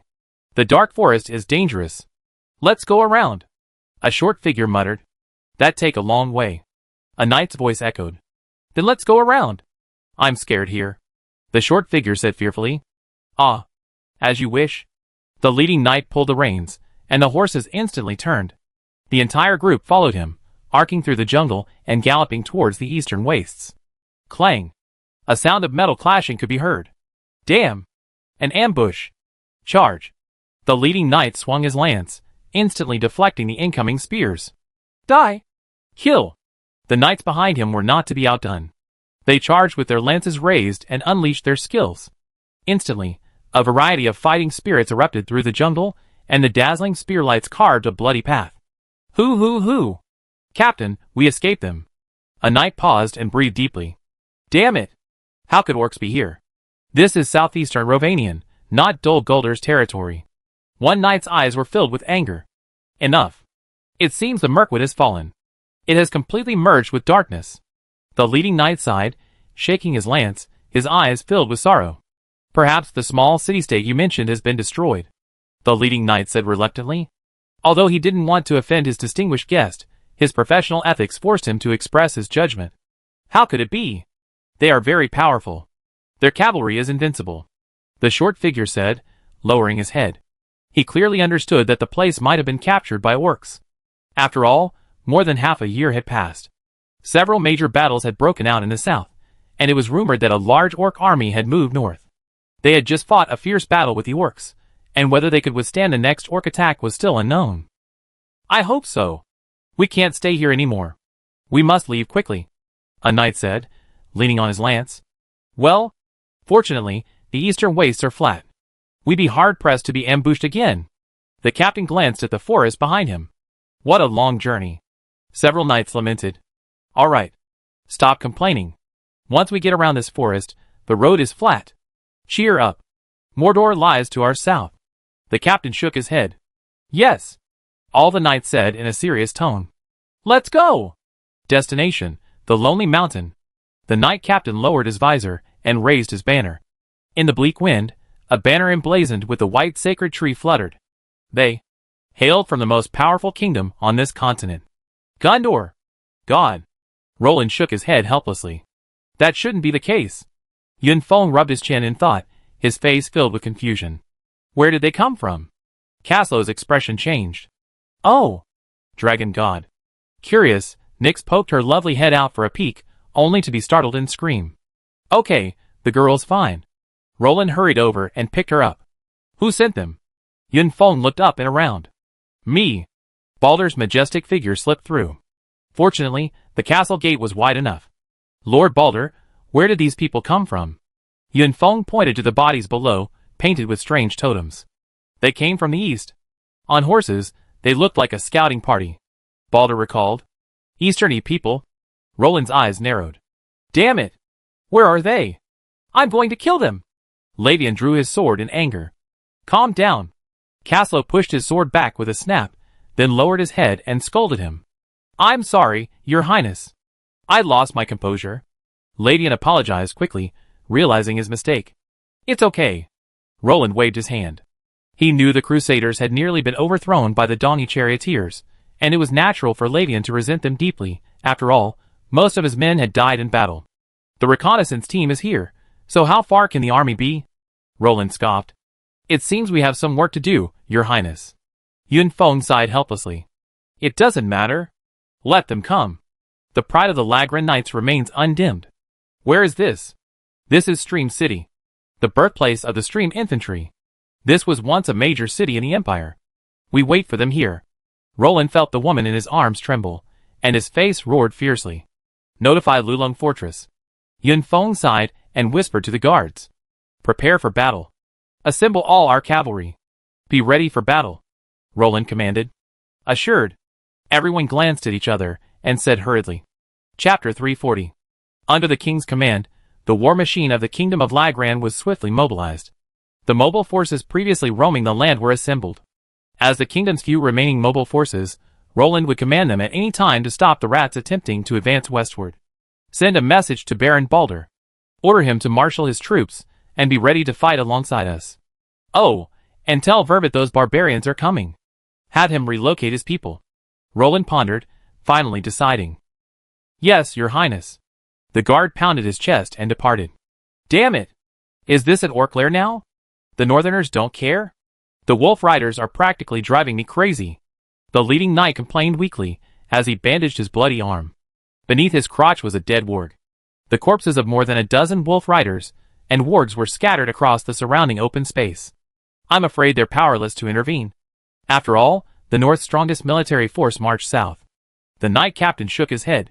It wasn't that they didn't want to expel these orcs, who were like leeches at their feet, but that they simply couldn't do it. Although the North was somewhat isolated from news, Gondor, as the strongest human kingdom in Middle-earth, still had some access. That's truly terrible. Another knight sighed, holding his sword and using his foot to pick at the orc corpse. It's okay. We're escorting them, not fighting. The knight captain waved his hand nonchalantly.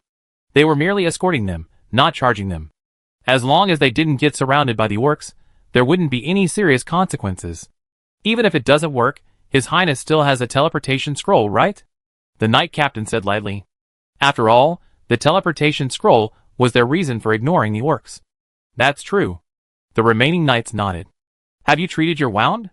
The knight captain smiled at the knight, who had just been bitten by a warg. It's fine, not a big deal. I can still fight. The injured knight assured, moving his arm to feel it. No one spoke, but they all breathed a sigh of relief. As long as he could still fight, it would be great. Otherwise, carrying another burden would make the journey difficult. Excuse me, sir. If I were you, I'd be alert to the north right now. Something is approaching us at high speed. The short figure produced a golden disc, a cluster of red dots moving rapidly on it. TSK? How convenient. The knights swiftly mounted their horses in amazement, quickly drawing their lances and donning their visors. Ah! A wolf's howl made every knight's eyes flash with a cold gleam. Damn it! They dared to come? One knight listened to the howling of the wolf in disbelief. Those who only care about food and not fighting. The injured knight tightened the bandage around his wound, then clutched his lance, and stared intently in the direction of the wolf's howl. They split up. Some are coming around from the left. The smaller figure watching the disc exclaimed. Oh my god! Take these bastards away. Several knights smiled bitterly, then thrust their lances forward and charged directly to the left. Bang! Bang! Snap! The distant sound of collisions was followed by the horrifying sound of broken bones. Several wolf riders, both men and wolves, suffered shattered fractures from the knights' impacts, collapsing to the ground in their final, dying struggles. Are these orcs crazy? How dare they? Several knights turned to look at each other, with a look of astonishment and disbelief. Logically, the wolf riders, with their smaller bodies, didn't seem like they could challenge heavily armored knights. Why were they so brave? Several knights expressed confusion, but they didn't need to understand. Puff! Puff! After a flurry of lance thrusts, the wolf riders and wargs on the ground were reduced to a shower of blood, now spitting out blood. Assholes! How could you be so perverted? You're making blood spurt out? After dealing with the attacking orcs in front, the knight captain rushed to support, only to see these men frantically whipping corpses. Get ready, we should leave. The knight captain said sternly. He had a premonition that he couldn't delay any longer, otherwise he might not be able to leave. Besides, it was said that there were ringwraiths in Mirkwood. Although they were in the eastern clearing outside Mirkwood, they were still within their attack range. Your Highness Jesieva. We should leave. The knight called softly, startling Jesieva, who had been distracted, back to his senses. That's right. That diminutive figure was none other than the Goblin King Jesieva. After being separated from Lance and the others on the Anduin River, he was incredibly lucky to avoid being harmed by the orcs, and instead managed to evade capture and successfully make his way south to Gundur. His story could fill a novel. Its twists and turns, and the plot's intensity rival those of the Battle of the Five Armies. After making his way south, Jesieva successfully infiltrated the White King's city and met with Turgon, the steward of Gundur, who was nearing the end of his reign. After Jesieva presented the contract, Turgon carefully examined it and verified it to be authentic. Turgon was quite kind, very satisfying. He quickly agreed to Jesieva's request. As compensation for the goblin's initial sacrifice, Turgon generously gave Jesieva 1,000,000 gold pieces and a host of items in exchange for the contract. This also declared that Gundur had fulfilled its promise and the oath had been lifted. To prevent Jesieva from encountering any harm while traveling alone, Turgon also dispatched 2 teams of swan knights to escort him. According to the agreement, these teams would escort him north of the Iron Hills. For safety's sake, Jesieva specifically requested that they take him via the Lonely Mountain route, as crossing Rovanian was too dangerous. The Swan Knights didn't object. After all of Middle-earth now knew of the King Beneath the Mountain's return. However, along the way, these Swan Knights expressed a profound pessimism about the situation in the north. They saw little hope for a land without the protection of a powerful kingdom. Perhaps only the dwarves were doing well, while the other intelligent races in the north were struggling to survive. Fight! This small but powerful group quickly set off again, following Jesieva's guidance to the Lonely Mountain region for supplies. Humans! Damn humans! Shortly after the Swan Knights departed, a group of orc-wolf riders arrived at their stop. They examined their fallen comrades, and quickly began wailing in grief and anger. Commander, shall we pursue them? A wolf rider roared, his bloodshot eyes threatening to devour them. No! To the north. There's a terrifying human kingdom. Let's go! The orc leader pondered for a long time, before finally deciding to give up. It was simply that this orc had participated in several major battles against the Lonely Mountain Alliance. Chapter 341. The enemy isn't following. Captain! Several knights caught up. In reality, the orc wolf riders had already spotted them, and they had also spotted the wolf riders pursuing them. However, both sides exercised restraint. The wolf riders were intimidated by the intimidating power of the tin cans, while the Swan Knights were wary of their sheer numbers. Let's go! The leading Swan Knight raised his lance and called out. He simply wanted to leave this dangerous place as quickly as possible. While they weren't afraid of an orc ambush, They had a burden in their ranks. And because they weren't a complete order of 100 knights, they couldn't use glory to protect each other, so there were still hidden risks. Your Highness, please keep an eye on that little gadget of yours. We can't spare any manpower to investigate the surrounding area. The leading Swan Knight frowned at Jesiava. The cost of dedicating manpower to investigate was too high. While they were willing to escort Jesiava back, that didn't mean they wanted to sacrifice the lives of their own knights. Every Swan Knight is precious. There's only one Swan Knight order of 100 men in all of Gondor. And that's Dol Amroth, the birthplace of the Swan Knights. Okay. Jesiava nodded, frantically pulling out the alchemical disc he engraved with the detection circle. At night, the group rested by a bonfire on the banks of the swift river. To prevent anyone from slaying them in the middle of the night, the Swan Knights assigned half their men to keep watch. Shit! These orcs are just like mosquitoes in a sewer. They won't go away. A Swan Knight on night watch drove away the mosquitoes that were buzzing at him, while feeding hay mixed with soybeans to their horses. Hey! Keep quiet, and don't disturb everyone else's rest. Don't you know how to use your battle chi? Just a quick release will be enough to eliminate all the mosquitoes around you. Another knight on night watch looked over and said helplessly, with a tone of concern for the mentally retarded. Thanks for the reminder. The knight, overwhelmed by the mosquitoes, quickly obeyed, and instantly felt at peace. Great! He exclaimed happily. God knew how disgusting those buzzing mosquitoes were. Now the whole world was quiet. The night breeze was filled with the dampness of mist, and the only sounds in the world were the rustling of treetops against the wind, the sound of flowing water, and the snapping of branches. Wait! The sound of branches snapping? The Swan Knight, thinking something was wrong, quickly grabbed his shield and said, "Enemy attack." A shrill cry echoed across the riverbank, and everyone instinctively jumped to their feet. Since they slept in armor, they could quickly get into combat mode. Plus, their horses were placed in the center, making them well protected. Bang! The alarm had just been sounded. The reported Swan Knight had already spun through the sky. Fortunately, the Lord of Dol Amroth wasn't such a ruthless boss, forgoing the paper plate armor and iron shields. This allowed the attacked Swan Knight to squirm dazedly from the ground. The child was still dazed and confused when another shadow flashed by. Bang! Sawdust flew. The struck Swan Knight fell asleep without a word, making everyone sigh at the virtues of youth. Help! The captain roared. If any of his men were killed by the orcs, he wouldn't be able to face his lord again. Bang! Bang! Bang! Several high-flying shadows were swatted away by the surrounding knights, and then a knight, bearing a large shield, protected the fallen knight. It's okay. The boy was knocked unconscious. Those crappy weapons can't penetrate our visors. He checked his teammates' injuries, and found them to be nothing serious. Damn it! Protect the horses. If you don't want to run thousands of kilometers on foot. Move. Mount the horses. Don't just sit there like a target. Get him on the horse. The captain commanded everyone to mount. Even the unfortunate man, who had been knocked unconscious, was helped onto the horse's back. What happened? Jesiava approached, holding up a magic shield. He frowned at the attacks that kept hitting his shield. I don't know. Maybe it's a monkey? Maybe it's something else? The knight captain angrily said as he blocked the attack. The enemy, hiding in the darkness, simply hurled wooden javelins one after another, and all the Swan Knights frantically fended off the attacks. If Roland and the others were here, they'd definitely smell a familiar smell. That's right. It was the troll whose shot nearly killed Roland.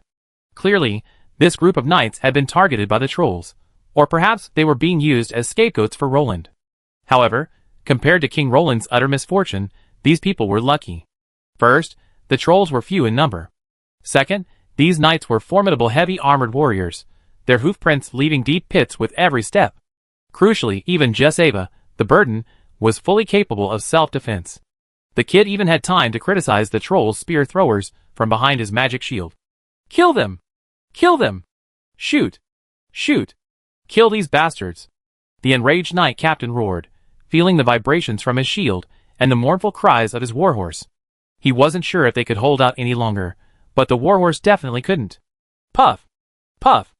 As the powerful bows were drawn, blood-stained flowers bloomed in the darkness. Ah! The troll's shrill screams echoed through the night sky. Trolls? Jesiava raised an eyebrow. How bizarre. Trolls are still a species today. Who knows how they survived to this day? If Roland knew what Jesiava was thinking, he'd definitely scoff. The Darkwood is vast, with all sorts of creatures, dragons, elves, wizards, trolls, orcs. You name it. The entire Darkwood is a hodgepodge of Middle-earth races. Roland wasn't surprised by anything he encountered there. Trolls? The knights exchanged glances, each seeing the surprise and confusion in their eyes. Weren't trolls, in their minds, supposed to be bloodthirsty cavalry killers? How could they be so pathetic? Whatever they are, kill them! The Swan Knight captain roared, swinging his shield in anger and sending 2 javelins flying. The knights remained silent, their pace quickening as they engaged the trolls in a passionate exchange of fire. Compared to Knight Logron's appalling archery, the Swan Knights were truly aristocratic. Even in the darkness, they managed to hit the target with a perfect 1 in 10 arrows. While the accuracy wasn't high, achieving such a high rate in the darkness was truly remarkable. Soon, the trolls' counterattacks became sparse. Gather. Advance slowly. The knight captain commanded, gazing at the sky, which was already turning pale. Everyone glanced at each other and gathered together. Although the previous exchange of fire had killed and injured many trolls, the Swan Knights had no intention of engaging them. Chapter 342. Oh my god! Those trolls hit me so hard! A Swan Knight, still trembling, pulled a half-lodged spearhead from his pauldron. Oh! It's a miracle you managed to survive! A nearby knight exclaimed in shock. Shit! It's an obsidian spearhead. The knight broke out in a cold sweat. Luckily, the damn thing struck the thick pauldron. If it had hit his head. He shuddered as he stared at the shattered spearhead. Move forward in silence. Stop howling if you're not dead. The leading Swan Knight turned around in dissatisfaction, clearly a bit annoyed. After all, being disturbed and then beaten was definitely not a good mood. Oh! Several knights responded listlessly. Tell the soldiers in the north. A dozen human knights are coming from the south. A tall orc riding a warg in the jungle vaguely observed the retreating knights in the distance through the dense trees. Yes! Roar! The orc wolf rider growled, immediately dragging his word back into the jungle. The orcs were confident they could intercept this group of human knights. After all, a warg in the jungle is no slower than a warhorse on the riverbank. Gravel and weight slow a human horse's speed, but the jungle undergrowth only speeds up a warg. The Swan Knights were completely unaware of all this, but even if they knew, they couldn't do anything. After all, they couldn't outrun the enemy, and they didn't need speed. The fully armored Swan Knights wouldn't even challenge an equal number of ordinary Lagrang Knights. If the defense of a Lagrang Knight's heavy plate armor is 1 armor bar, then the Swan Knight's mithril swan plate armor has a defense of at least 2.5 armor bars. Enemies? Just run over them, and they're done. It was this unbridled order of the Swan Knights that established the stability of southern Gondor. Even the Umbar pirates and the Haradrim in the southern kingdom were beaten to a pulp by these knights. They were proud and invincible. Whether it was the historical order that pierced the orc army like a fist, or the knights in the game that blocked Mordor at the Black Gate and slaughtered them, they were one of the few special forces in Middle-earth. Captain! Something's wrong. It's been so quiet along the way, isn't it? The knights behind him were almost breathless, oppressed by the eerie atmosphere. Watch your surroundings. God knows where those damn orcs are hiding in the north. The trolls have come out, and I'm not surprised by anything I see now. The knight captain said in a muffled voice. Everyone twitched their lips. I'm curious, Your Highness, how did you manage to make it south? The knight captain asked. Actually, the kingdom of Raglan sent a banner of heavy cavalry and half a banner of rangers to escort me, Jesse Ava said. In Middle-earth, a square flag represents a century, because knights and cavalry are organized into squads of 100, each with a square flag. Did they also fight like this all the way? The others couldn't help but wonder. Actually, the old forest road we took was relatively peaceful. Jesse Ava shrugged. Damn it! The group cried out in dismay. They hadn't fought those damn dark creatures along the way. It was only fair to say their route was quite clever. They actually planned to run rampant through the orc-controlled Romagna. Remember, this was only the end of the Third Age. Only after the Fourth Age could humans freely traverse this land. As for now, just look at these unfortunate guys. Fight! Fight! Kill them! Those damned orc-wolf riders. Kill them! Finally, not long after. Finally, the captain of this team collapsed. Just as the knights were warming themselves with a bowl of hot soup, those blind orcs leaped out of the woods and unleashed a barrage of attacks on the group. It's unclear how much damage they did, but the clanking sound of arrows ricocheting off them revealed their effectiveness. But if it were simply a provocation, even the dragon god would praise them for their pinnacle. And now look! A certain captain, whose bowl had just been shattered by an arrow, trembled as he dropped his armor, drew his sword, and charged forward with his shield at his feet, and then there was nothing else. The remaining 20 people watched as something was blown up by the wargs, then flew in a graceful parabola into the shallow water near the shore. Swan Knight. Jesse Ava. Orc Wolf Rider. Buzz. Dazzling ice flowers suddenly bloomed on the water surface. Bang! Scattering ice blades flew towards the orcs as if they had eyes. The wargs sensed the threat and tried to dodge, but how could they avoid the high-speed ice blades? In an instant, several orc wolf riders and their wargs were cut to pieces by the ice blades, and before their bodies could be scattered, they were frozen tightly again. Assholes! How dare you resist? You filthy black-skinned bastards! Damn bastards! The Swan Knight captain stepped forward on the broken ice, his long sword in hand. The surging battle spirit in his body plunged the once somewhat hot autumn into a bitter winter's chill. Only then did Jessava realize that the person who had been escorting him along the way was actually a 4th-rank Ice Knight captain. Gundor Kingdom, YYDS. A grand gesture. Seal. The Knight captain raised his sword and opened his lips, instantly, and quietly spreading a ripple of pale blue battle energy centered around him. Crack. Crack. Even the most obtuse wolf riders sensed something was amiss because their warg's claws were frozen solid. A layer of frost had formed on the ground at some point, especially around the warg's claws, a foot thick. The already solid frost was made even more unbreakable by the battle energy. No matter how the wargs twitched their limbs, they showed no reaction. Trash. Unfit for a fight. The Knight captain spat, sheathed his sword with a dashing gesture, and turned, leaving behind a mess of broken limbs and black blood seeping into the ice. What are you looking at? Pack up and let's go! The air around the Knight commander nearly froze. He glared at his men, then picked up the broken bowl, and threw it down as if remembering something. He's mad, seems quite angry. Someone whispered, nodding their comrade. I'm not blind. Another knight rolled his eyes. TSK, TSK, TSK. A nice bowl of soup. What a shame. Someone lamented, looking at the broken earthenware bowl discarded by the Knight commander.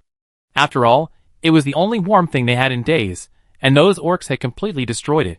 Remember, in a hurry, and to avoid the enemy, they'd been eating dry rations for over 10 days straight. The pot shattered.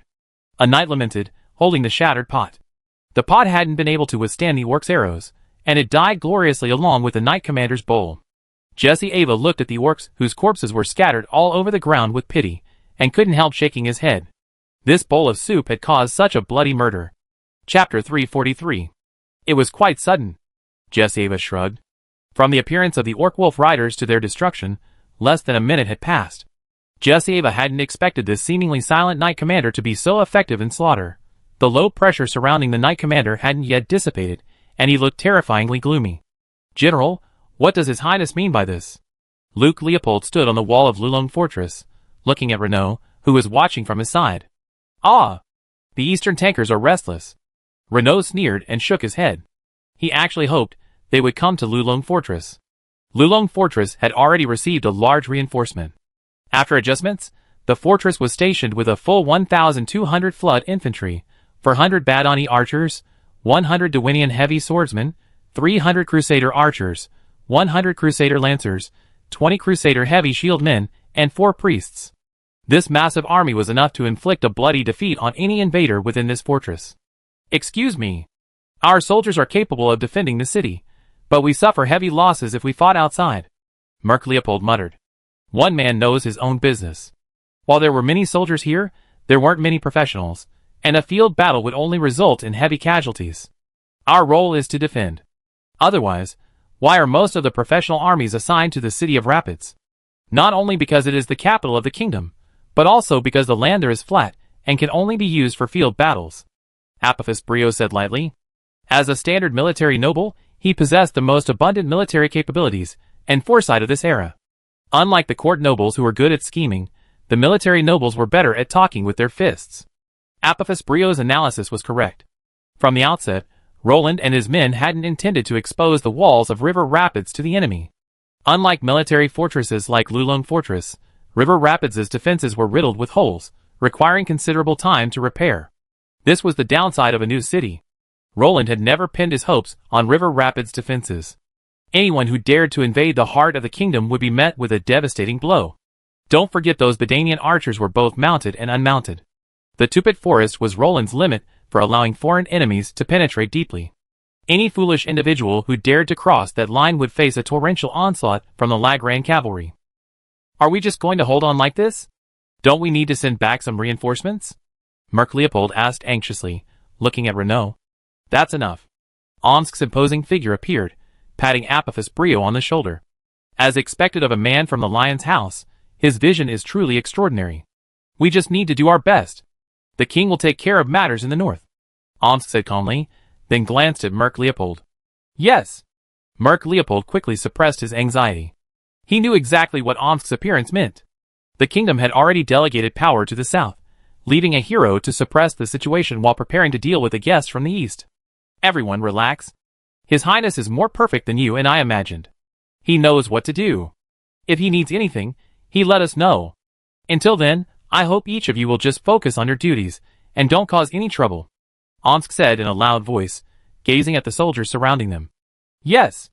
The soldiers shouted in unison. Many families had settled in River Rapids, and many had found their true love. When their families faced the dangers of war, no one was unconcerned. However, Omsk's reassurance came just in time, preventing the situation from escalating. The waters of River Rapids are deep. 2 dragon riders. Huh? Omsk gazed into the distance toward River Rapids. He wasn't worried at all. The world-shaking northern torrent wasn't for nothing. And with 2 dragons in tow, Omsk was even more confident that the orcs' fate wouldn't reach the ears of the East barbarians, for the East barbarians weren't necessarily any tougher than the orcs. How? Should we get across? The knight commander fell silent, gazing at the vast river rapids before him. How about we build a bamboo raft and transport the armor and horses across? A knight suggested. Would you mind listening to what you're saying? Come! Look at this river. Can a raft even cross it? Are you planning on giving the monsters in the river a treat? The knight commander, unable to bear it any longer, scooped up the clever fellow and dragged him to the riverbank. Take a closer look. How could a raft hold your plate armor? Then what should we do? Several knights gathered around, chattering. The knight commander glanced at Jesieva awkwardly. What's wrong, sir? How can I help? Jesieva approached, seeing a group of people hesitating at the riverbank. We can't cross, the knight commander said in distress. Oh! Jesieva was startled, then reacted. Wait! Let me look! Jesieva probed his mental power into his interspatial ring and began searching. Got it! Jesieva raised the metal ball in his hand, beaming like a green rat. What is this? The corners of the mouths of the onlookers swan knights twitched. They watched Jesieva pull the object from his interspatial ring, unsure of its use. TSK, TSK, TSK. The grandeur of goblin alchemy. No wonder you didn't know. Jesieva shook his head. Alchemy in Middle-earth was not only reliant on its past achievements, but also declining. It was already a relief for these people to recognize it. A simple magic airship. While only suitable for sightseeing, it can easily carry a few people across a river. Jesieva explained. Magic airships were once the subject of extensive research in goblin alchemy. Some goblins once hoped to use them to compete with air knights of various races for air supremacy, but in the end, they only produced these flashy, impractical luxuries. It's not very fast, not much faster than walking, but it's stable and safe, Jesieva said, as he released magic power to activate the seal inscription. Behold the magnificent goblin alchemical technology. Superspace compression. You're trustworthy. Soon, a 10-meter-long airship appeared in the open space before them. The entire airship was not much different from a small boat with an oval balloon attached. Only the 4 levitation devices on its sides, engraved with inscriptions and magical patterns, gave it the appearance of flight. He won't fall, will he? The knight commander observed the slender magical airship, a thin layer of cold sweat already forming on his forehead. It's okay. It can't fly high. It can't go up more than 20 meters. Jesieva patted his chest with pride. If he didn't know this thing was exceptionally safe for professionals, would he dare let anyone else board it? Gudong! The Swan Knights gulped at the simple goblin technology before them, resisting what looked like a 3-in-1 product. Chapter 344. Oh my god! I can't believe one day I have to rely on this thing for my life? The Swan Knights stared in shock at the simple airship before them. They ultimately decided to transport one knight at a time for both safety and security. I'm scared. Boss! The lucky first knight, who had taken the plunge, didn't seem happy at the moment. He looked at his knight commander with a mournful expression, his eyes filled with grief and indignation, as if he were about to die. Stop whining. Man, be brave. You're better than the women in the territory. Woohoo! The goblin airship takes off. Jaseva excitedly injected magic. Instantly, the magic inscriptions on the airship lit up, and it soared higher and higher under the incredulous gazes of the crowd. Tall devil. Looks pretty good? The Knight Commander sighed, observing the airship slowly drifting through the sky. It's a shame it flies too low and too slow. And the payload isn't good enough. Otherwise, it would be a powerful weapon. The other knights also began to discuss it. But alchemical technology will eventually improve, won't it? Perhaps we witness the future. These airships will complement the Air Knights. The Knight Commander muttered as he watched the receding airship. Who knows? The knights remained silent. After all, Gondor lacked air superiority. Their only recourse against air attacks was to counterattack with bows, heavy crossbows, or magic. Currently, there wasn't a single unit in all of Gondor capable of taking to the air. TSK. Raynor frowned and tossed the intelligence in his hand to Omsk. Your Majesty, perhaps you should take a look. It's getting increasingly chaotic. Raynor rubbed his temple in a headache. What's going on? Omsk took the intelligence report in confusion. The report clearly indicated a small group of elite cavalry, heavily armed to the teeth and resembling knights, charging towards the kingdom's border. Their armor was unlike anything they knew, and most importantly, they were not raising any identifying flags. It was the Swan Knights' negligence. After successfully crossing the river, they rested briefly before heading straight for the Lulung fortress, forgetting to raise their identifying flags. Their movements were spotted by the light cavalry sent out by Lugrand, who hurried back to report. Thank God. Thank you, Your Highness, for sending out the light cavalry. Otherwise, we would have been completely unaware of the situation outside. Omsk praised the king, while pondering a countermeasure. Roland had originally planned to rally all his cavalry as a single force, but Adil persuaded him otherwise. The old man told Roland that doing so would be irresponsible. No lord would allow light cavalry to charge the enemy alongside heavy cavalry and knights. That would be murder. The light cavalry's greatest role was to serve as the army's eyes and ears. Roland humbly accepted the advice and dismissed all the light cavalry, allowing them to scout freely. This led to his recent discovery. Click, click. Renaud tapped his fingers lightly on the solid city wall, lost in thought. Excuse me, but it's only 20 well-equipped cavalrymen. Even 20 knights wouldn't be able to take this fortress. Merc Leopold asked, puzzled, as Renaud and Omsk lost themselves in thought. Those cavalrymen or knights? TSK? What are they? Renaud scoffed. We're worried about whether the cavalry is just a scouting party, and whether they're followed by a full-scale army. Omsk shook his head. What do you say? How about an ambush and suppress them? Apophis Brio's first move was a killer move. TSK. The problem is, even if our men fight in the field, they might not be able to stop them. Raynor felt a headache. Should we ambush them together? A Tier 3 Lion Knight, a Tier 4 Paladin Captain, and a Tier 6 Light and Shadow Hero. I think the three of us can easily take them down. Apophis Brio suggested. Merc Leopold. Luke Leopold. The two exchanged glances, each wanting to ask Apophis Brio if he could hear what you were talking about. The three strongest fighters in the city going it alone to capture the enemy's spies? That would take a lot of nerve. Fine. Omsk stated his stance succinctly. We can consider it.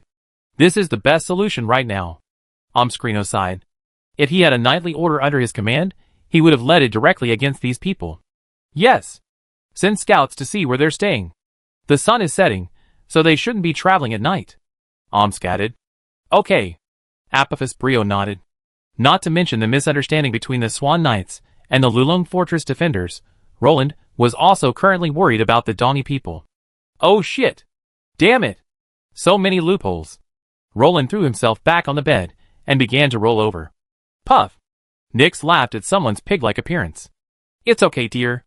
We relocate the people here, and those barbarians won't be able to break into the city of Rapids. Nyx consoled him.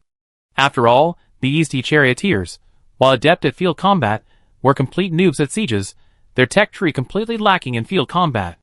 But Delvin and Tuphout will surely be utterly destroyed, Roland said somewhat dejectedly. Delvin was the first kingdom town he personally commanded and founded, and the prospect of its fall made him feel a little sad.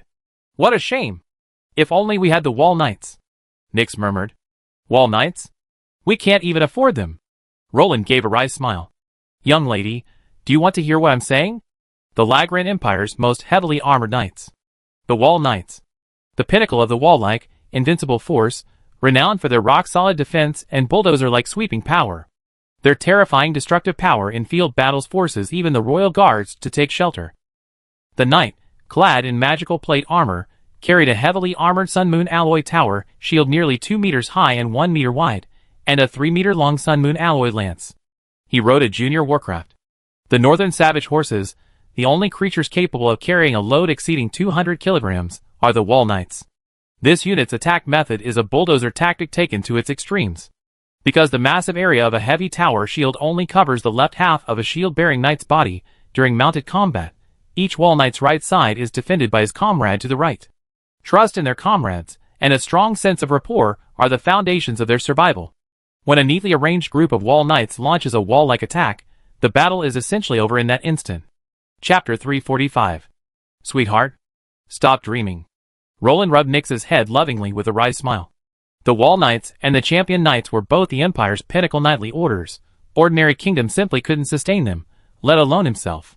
Wow! I'm not a child anymore.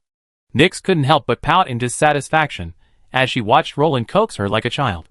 Even as she spoke, her head nuzzled gently against Roland's chest. Alright, stop messing around. It's getting late. Let's go to bed, shall we? Roland's heart swelled, as he gazed at Nyx's delicate face. He wrapped his arms around her slender waist, and whispered softly into her ear. Without waiting for Nyx to react, Roland gently tossed her onto the bed, and gently untied her skirt. Her fair, smooth body instantly brightened the dimly lit room. Roland, Nyx said delicately, caressing Roland's face. Roland smiled. This little girl was now in high spirits, slowly shedding her initial shyness, and learning to act coquettishly. A girl who knows how to act coquettishly is truly even more charming. Ah! Roland, transformed into a wolf, pounced. At this moment, the castle, bathed in moonlight, was ablaze with springtime beauty, emanating the scent of hormones. Finally, even the moon, unable to bear the sight, quietly retreated behind the clouds. Unlike Roland, who was enjoying life, Apophis Brio, Raynor, and Omsk were groping in the dark, heading in the direction predicted by the scouts. Are they crazy? Apophis Brio asked in a voice that was overpowering. He noticed that this group had set up camp on a plain with no obstacles, without even a single shelter, meaning they couldn't rely on the terrain to form a defensive line. They seemed quite confident in their strength. Omsk grinned. They don't need defense. A fully armored knight can just run and slaughter. Raynor said calmly. Something's not right. They don't seem to be from the Dark faction. I don't recognize this kind of armor. Omsk glanced at the Swan Knight's swan plate armor. God have mercy on them. If the Swan Knights knew what Omsk was thinking right now, they'd definitely cry foul. They're in Dol Amroth, the southernmost part of Gondor. It's a miracle you Yankees have any idea about them. So what should we do? Knock them all out first? Then slowly interrogate them? Apophis Brio clenched his fists. Should we take another look? Raynor's mouth twitched. What the hell are his teammates? Are they so reckless? Just as Raynor was still pondering, a powerful wave of battle energy suddenly exploded beside him. A 10-meter-tall black and white battle energy flame shot up over 10 meters. Me! Raynor was startled and about to make a move, but was sent flying by the blast. Damn it! The defenseless Reno thought in midair. Boom! Before Reno even touched the ground, he was hurled skyward by a shockwave of battle energy. It was none other than the dashing Apophis Brio. Fuck you. Beep, beep, beep! Reno performed an electronic music show in midair. Buzz! A soft holy light illuminated the darkness. Half kneeling on the ground, shield in one hand and sword in the other, Reno instantly assumed a certain air of authority, but his expression quickly extinguished it. Holy sword. Judgment. Reno roared tremblingly. Fury, he wanted nothing more than to vent his rage, unleashing his most powerful ability without reservation. Boom! 100-meter-long holy sword, shrouded in brilliant holy light, plummeted towards the camp below with the force of thunder. Fuck!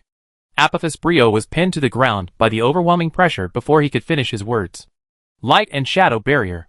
Omsk lifted the heavens with one hand, causing the terrifying falling holy sword to become a mere thunderclap without much impact. What's going on? Jesse Ava rushed out in panic, only to be confronted by the furious Apophis Brio. Green-skinned dwarf? King's sharp lance. Apophis Brio raised a brow and unleashed a relentless punch. His iron fist, imbued with the special skill of the King's Lion Knight, slammed down fiercely at Jesse Ava. King Sharp Lance's skill had a single effect: defense penetration. A Tier 3 Great Knight using this skill was enough to inflict damage on a Tier 6 professional. Bang! After piercing through several layers of magical barriers and shields, the iron fist slammed into Jesse Ava's face without losing momentum. Pah! The Great Goblin King was sent flying by a single blow from a Grand Knight. If it weren't for his countless alchemical and magical items, Jesse Ava's head would have been a bursting watermelon. Enemy attack. The Swan Knight commander reacted instantly to Omsk's unleashing of his battle energy, but soon despair seized him. When a level 6 hero slammed into him at 100 miles per hour, he couldn't even muster a struggle. The battle energy of a level 4 Grand Knight commander soared 7 or 8 meters into the sky. The icy blue energy quickly spread toward Omsk, frost quickly covering his body. But Omsk ignored it, pulsing his entire body with battle energy, and the icy layer instantly vanished. Dang! The knight's shield, as thick as a door panel, slammed into his head. Even with Omsk's restrained strength, he was nearly crushed to pieces. His eyes went dark, and he fell to the ground unconscious. TSK! Apophis Brio listened to the lingering sound of the knocks with a look of surprise. Is it nice? A nice sound means a good start. Omsk smiled and raised his shield. Boom! Omsk and Apophis Brio's eyes flashed.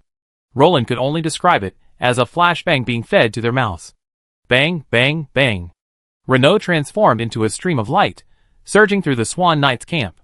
His scabbard knight's sword landed precisely on the Swan Knight's heads, quickly knocking them down one by one. TSK, TSK, TSK. So impatient? Omsk, having recovered, sighed. If Roland were to specify here that Qualino was the reappearance of the Golden Flash. We seem to be in trouble. Apophis Brio's expression suddenly froze, and his hands, which had been tying up the Swan Knight, stopped. What's wrong? Reno approached, puzzled. Reno was silent for a moment, unsure what to say. What's going on? No one's saying anything. Shit! Gondor! Omsk stumbled and nearly fell to the ground. So the three brothers had just been beaten up by Gondorian knights? And what was that little green monster just now? Why were the Gondorians running here? All three of them stared at the Gondorian Swan Knight lying on the ground with questioning faces. So, how about we just leave? Just pretend we never came. Apophis Brio said awkwardly, his lips twitching. After all, even a fool knew that Gondor, while not an ally, was part of the coalition. Beating up Gondorians in the wilderness would cause a diplomatic incident, even though diplomatic relations hadn't been established yet. Chapter 346. Wouldn't it be bad to just walk away like this? Raynor grinned. Wouldn't that be even more embarrassing?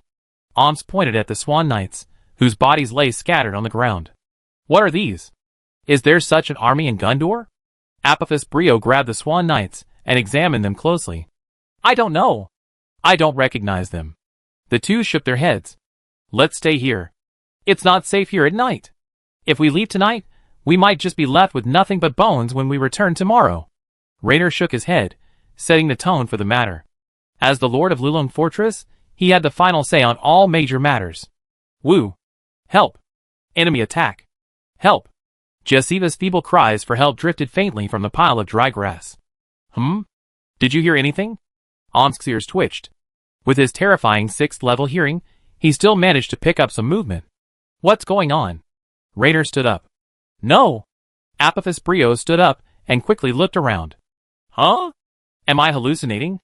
Omsk scratched his head in confusion. Help! Ah! Jessiva's lips twitched slightly, as he struggled to utter a cry for help barely louder than a mosquito's. Puff! Jessiva finally couldn't hold back a mouthful of blood. Huh? Omsk leaped over and found Jessiva, barely alive, in the dark grass. At this moment, Jessiva's mouth still stained with pale green blood, and his chest rose and fell. If it weren't for the badge on his chest that continuously emitted a luminous green healing light, Jessiva would have been dead by now. Huh? What a gem! Veteran-level alchemical magic equipment. This level of healing power is truly remarkable. Raynor raised an eyebrow, his focus more on the badge on Jessiva's chest. Are we getting off topic? Shouldn't we be focusing on where this orc came from? Apophis Brio grinned. Orc? No, no, no. It's a goblin. Omsk recognized him. Should we rescue him? Raynor glanced at the two. Maybe he's a prisoner of Gondor. How about? Rescue him? Apophis Brio asked with some concern. They already beaten the Gondor Knights, and now killing their captives wouldn't be a good idea. Yes. Let's rescue him. There was once a goblin king who visited our territory, and your highness even helped him. Raynor thought, and agreed. After all, it was just a matter of saving someone. All right. Omsk shrugged. He had no idea of Jesseava's past. Wow. Soft holy light slowly bloomed, strands of it silently merging into Jesseava's chest. Soon, the unfortunate creature's breathing stabilized. Ahem.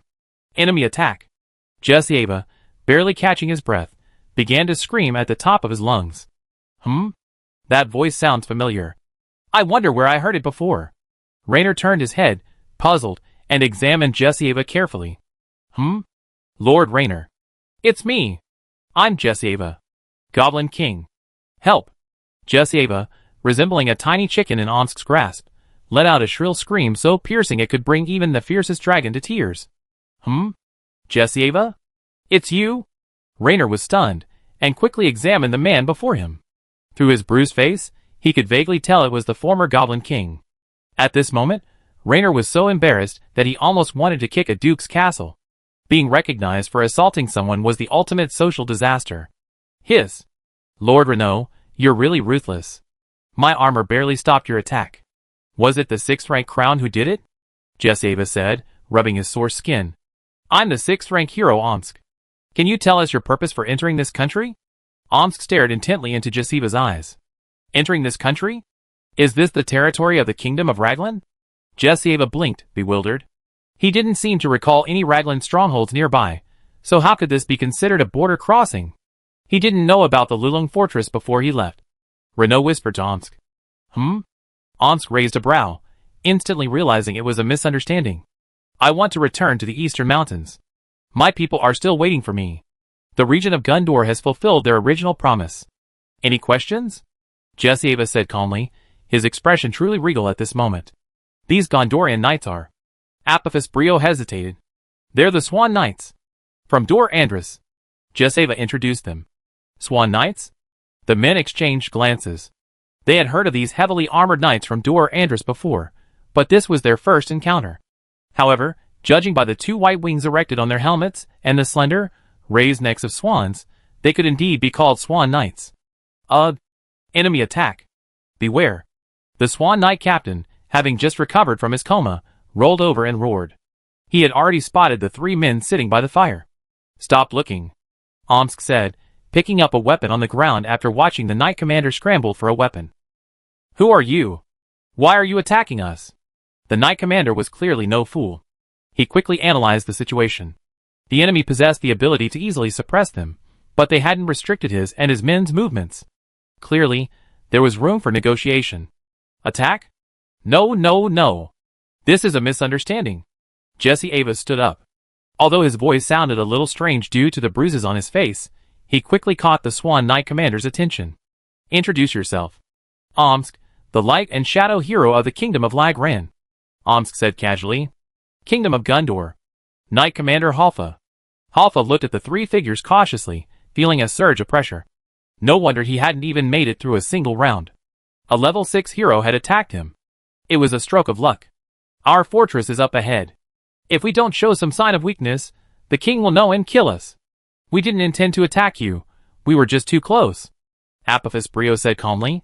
He still needed to explain, otherwise it would easily lead to a diplomatic dispute. There was no need for the kingdom to antagonize other human kingdoms right now. Your Excellency? Halfa said, looking at Apophis Brio. Apophis Brio, a noble of the kingdom of Lagrang, patriarch of the reigning lion family, Apophis Brio. Apophis Brio said. Although he wanted to claim the title of Grand Duke of Reigning, it was a bit embarrassing. Have you ever seen a Grand Duke without a master? Apophis Brio didn't intend to call himself the Grand Duke of Reigning until he was fully grown, for fear his ancestors would kill him. Renaud, the governor of Lulung Fortress in the kingdom of Lagrang. Renaud introduced himself awkwardly. Halfa returned the greetings one by one, which made him feel better. After all, being beaten up by nobles from 3 other kingdoms was not too shameful. Chapter 347. Oh my god! Is this a northern human fortress? Halfa, who had reached an understanding with the kingdom of Lagrand, was now following the group. After a short walk, Halfa suddenly saw the towering fortress before him. How is it? Not bad, isn't it? Don't look down on the northern humans. Apophis Brio snorted coldly. He had argued with this arrogant southern nobleman many times along the way. It is indeed magnificent. Halfa nodded in awe. The towering three-tiered walls were over 150 meters high. In terms of impressiveness, it was no less impressive than the White King's city. Creaky. With the sound of metallic friction, the heavy gates of Lulong Fortress were pushed open, and a group of neatly lined-up Swift-Stream infantrymen emerged from the city. It looked like a complete 300-man phalanx of Swift-Stream infantrymen. Well equipped, Halfa concluded. Although he didn't sense any fighting spirit in these people, just a group of ordinary soldiers, his muscular build made it clear that they were no mere decorations. General, Your Majesty. The Swift-Stream infantrymen lined up in front of them, neither servile nor overbearing. They demanded an explanation, as the group of Swan Knights behind them were clearly not part of the kingdom's battle order, and the Empire had no such remnants. While the likelihood of 3 generals rebelling together was low, and they likely couldn't stop them, military duty demanded an investigation. These are Swan Knights from Dol Amroth, the southern kingdom of Gundur. They're tasked with escorting the Goblin King back to the eastern mountains, Raynor explained matter-of-factly. Later, Generals Luke and Merc are on their way, the leading centurion of the Flood Phalanx said after scanning their faces. No problem. Renault and the others readily agreed. Wasn't this exactly the kind of disciplined team they had hoped for? Their only unconditional loyalty was to their lord, Roland. Everyone else needed to be cautious. What's going on? Only General Merc descended. His brother Luke remained in the inner city. This was a rule established by the Lagran Empire to prevent high-ranking officials from being wiped out and leaving the defenses leaderless. After all, the Imperial annals recorded several instances of ill-fated lords being captured and abducted before the war. Lulong Fortress has 3 gates engraved with magic circles, designed to prevent the embarrassing situation of being completely exposed if the gates were breached. Even if the first gate were lost, Luke Leopold could at least hold the central defenses. Furthermore, attempting to enter the city through the soldier holes and firing slits would be impossible. How could the cunning Lagran Empire leave such a gaping hole? If you tried that way, you only end up banging your head against a sea of magic circles. I met a knight from the kingdom of Gundur and brought him back, and he brought an old friend with him. Raynor nodded at Merc Leopold. Well, come in. It's not safe outside. Merc Leopold waved his hand, and a gap opened up in the neatly arranged formations of the Flood infantry. Are you going to flood?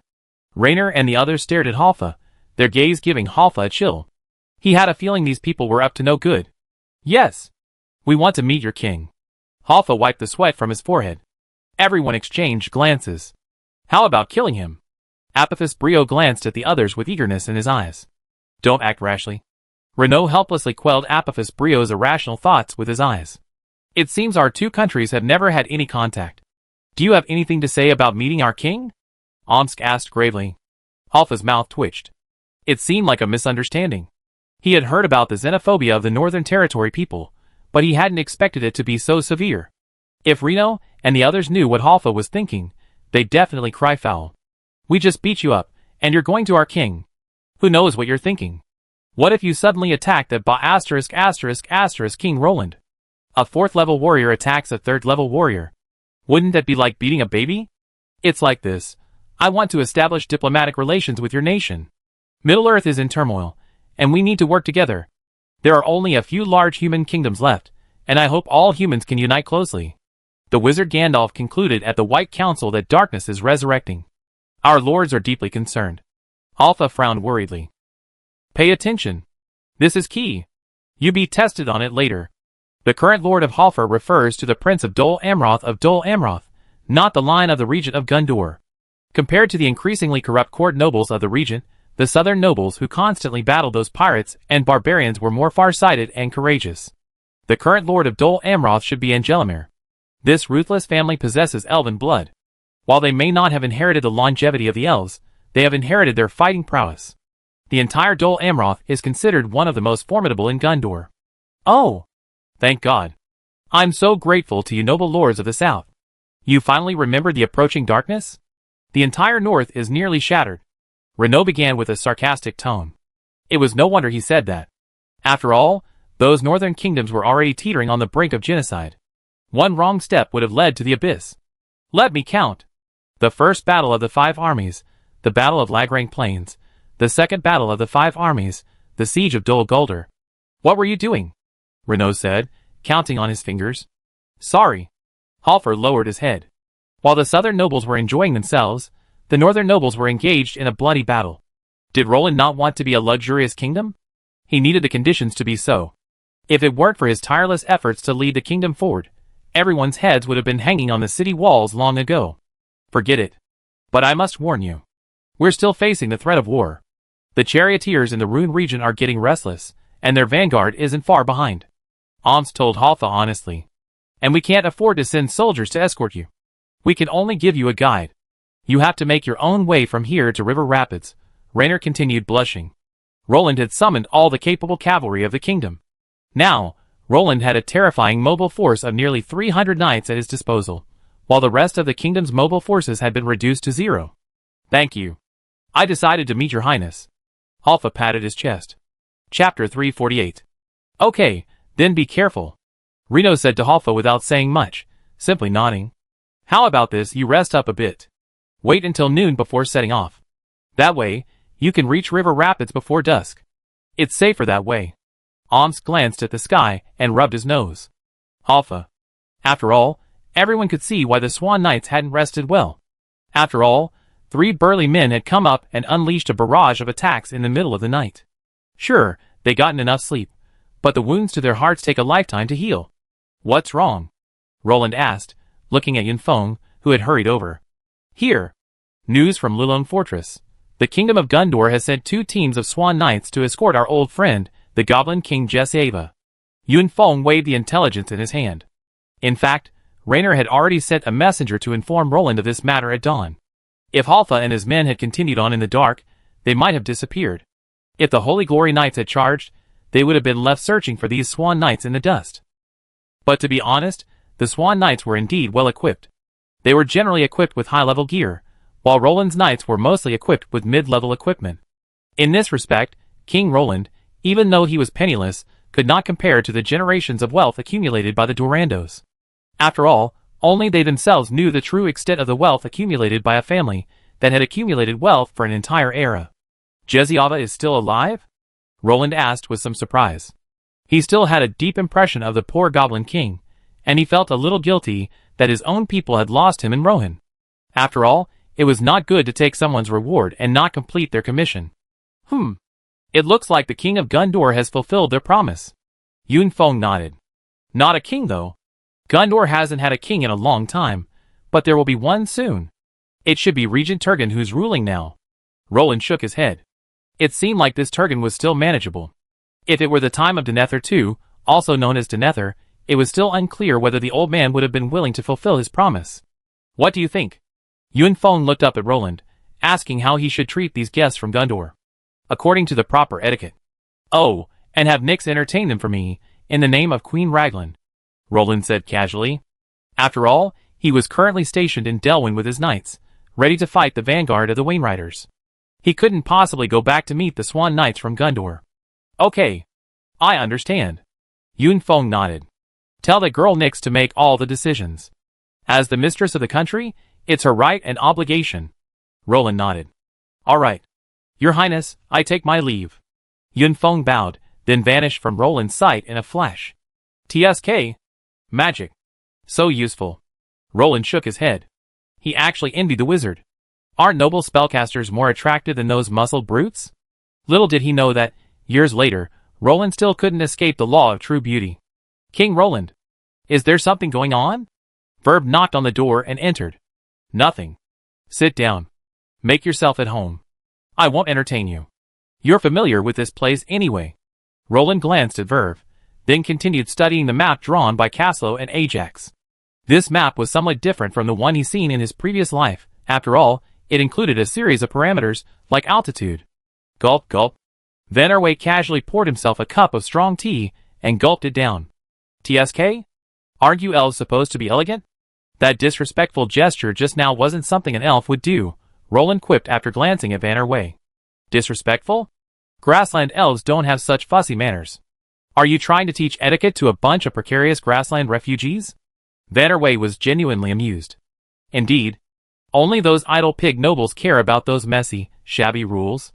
Roland nodded with deep understanding. According to the classification of nobility, Roland and Vannerway both belong to the military nobility, a category known as sword-bearing nobles. After all, a king in Middle-earth is merely a noble. The greatest characteristic of this type of nobility is the possession of an army and considerable combat power. These nobility often emerged from the ranks of newly minted nobles, who rose through the ranks of war, the country bumpkins despised by the court nobles. Waiting like this is too passive. How about I take my army deep into the wilderness and search? Vannerway suggested. Well said. That makes sense. If you want to die, go ahead. Roland rolled his eyes. I'm not as bad as you say, Burbot said with a disgruntled grin. Your 90-man ranger brigade is only useful for defending the city or in the forest. For a field battle. You're asking for death. Don't bring your people with you.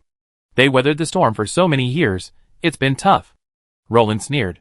If you don't want your people anymore, give them to me. I don't mind having a group of elves under my kingdom, Roland suggested. Go die. Call me if you have any news. I'm in the tree house up ahead. Burbot waved his hand and walked out. Yes. Roland nodded.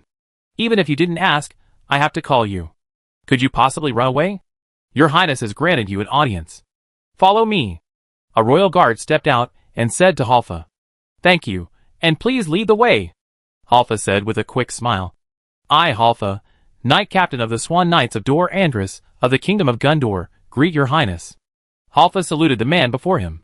No need for formalities. Are you from Gondor? Nyx's eyes flashed. Yes, your Highness. Halfa lowered his head quickly, gazing at Nyx's beautiful face. It's hard not to admit that his heart fluttered at that moment. Roland, my dragon-slaying sword is so large and long. What brings you here? Nyx sat gracefully on the spacious throne, tapping the armrest gently with her hand, curiously gazing at the knight captain, who had come from afar. Well, I hope to establish an alliance with your country. Halfa quickly stated his intention. Is this your intention, or Gondor's? Can you represent Gondor? Nyx asked curiously, her calm voice revealing an innate aristocratic demeanor and majesty. I can represent the Dol Amroth domain and the House of Dol Amroth, Halfa said calmly. The House of Dol Amroth held considerable weight in Gondor. This vast princely family was more than enough to represent the will of the entire kingdom of Gondor. Chapter 349. Nyx pondered for a moment. Are you going further north? Nyx suddenly looked up and asked. Yes, we need to escort His Highness Jessaba to the eastern mountains. Halfa nodded. Oh, His Highness Jessaba? I heard my husband say he's a very interesting man. Is he here? Nyx looked up and looked around. Your Highness. His Highness Jessaba is a little hungry. I arranged for the chef to prepare him a meal. Yun Feng came closer. Let's discuss this in detail when you return, Nyx said softly, ruffling her hair. After all, their journey was dangerous, and whether they could return was uncertain. Talking now was meaningless. They might be gone the moment they finished talking. Thank you, Your Majesty, Halfa said, stroking his chest with a respectful bow. Clever, he certainly understood Nyx's intentions. After returning, he had plenty of time to discuss matters with the Kingdom of Lagrang. If he couldn't return, there was no point in discussing further. Yes, Nyx nodded. Without Roland, she needed to exercise her authority as the mistress of the kingdom. Fortunately, the Kingdom of Lagrang was a dual monarchy, so Nyx's title of queen wasn't an overreach. After all, who could say the Grand Duke wasn't the king? Doghead. Leave quickly, Your Excellency Halfa. The kingdom is about to face war. If you don't leave, you might not be able to leave. Yun Feng escorted Halfa out, whispering to him along the way. After all, a potential ally couldn't be killed midway because of such a blunder. Thank you. We set off now. Halfa nodded. While the Swan Knights were powerful, he wasn't prepared to rely on just 20 of them to engage in a clash of iron and steel against a vast army. He was a brave warrior, not a fool. These were his family's private army, not his alone. Well, be safe. If you need supplies, you can buy them in the city. Yun Feng smiled kindly. Although his numbers were small, it was still indirectly boosting the market economy, wasn't it? Thank you, that's what I was thinking, but we don't have your currency. Halfa spread his hands. That's okay. We use the common currency of Middle-earth, with a 1:100 exchange rate for gold, silver, and copper. Yun Feng shook his head. Thank you. Halfa nodded, and turned to find his own troops. Send a few men to keep an eye on them. Yun Feng waved his hand, summoning a few of the Lagran royal guards. While one shouldn't harbor any intention of harming others, one should always be on guard. As you command? The royal guards exchanged glances. King, we... Baron Balder lowered his head, unsure of what to think. Have all the people relocated? Roland asked instead. Yes, they have all relocated, but... Baron Balder's eyes flickered. I know what you mean. I have no interest in your people. As long as you remain loyal to the kingdom will protect you. Don't worry about me devouring your people. Roland glanced at Balder and gave him a cold warning. He hoped everyone would put aside their inappropriate thoughts.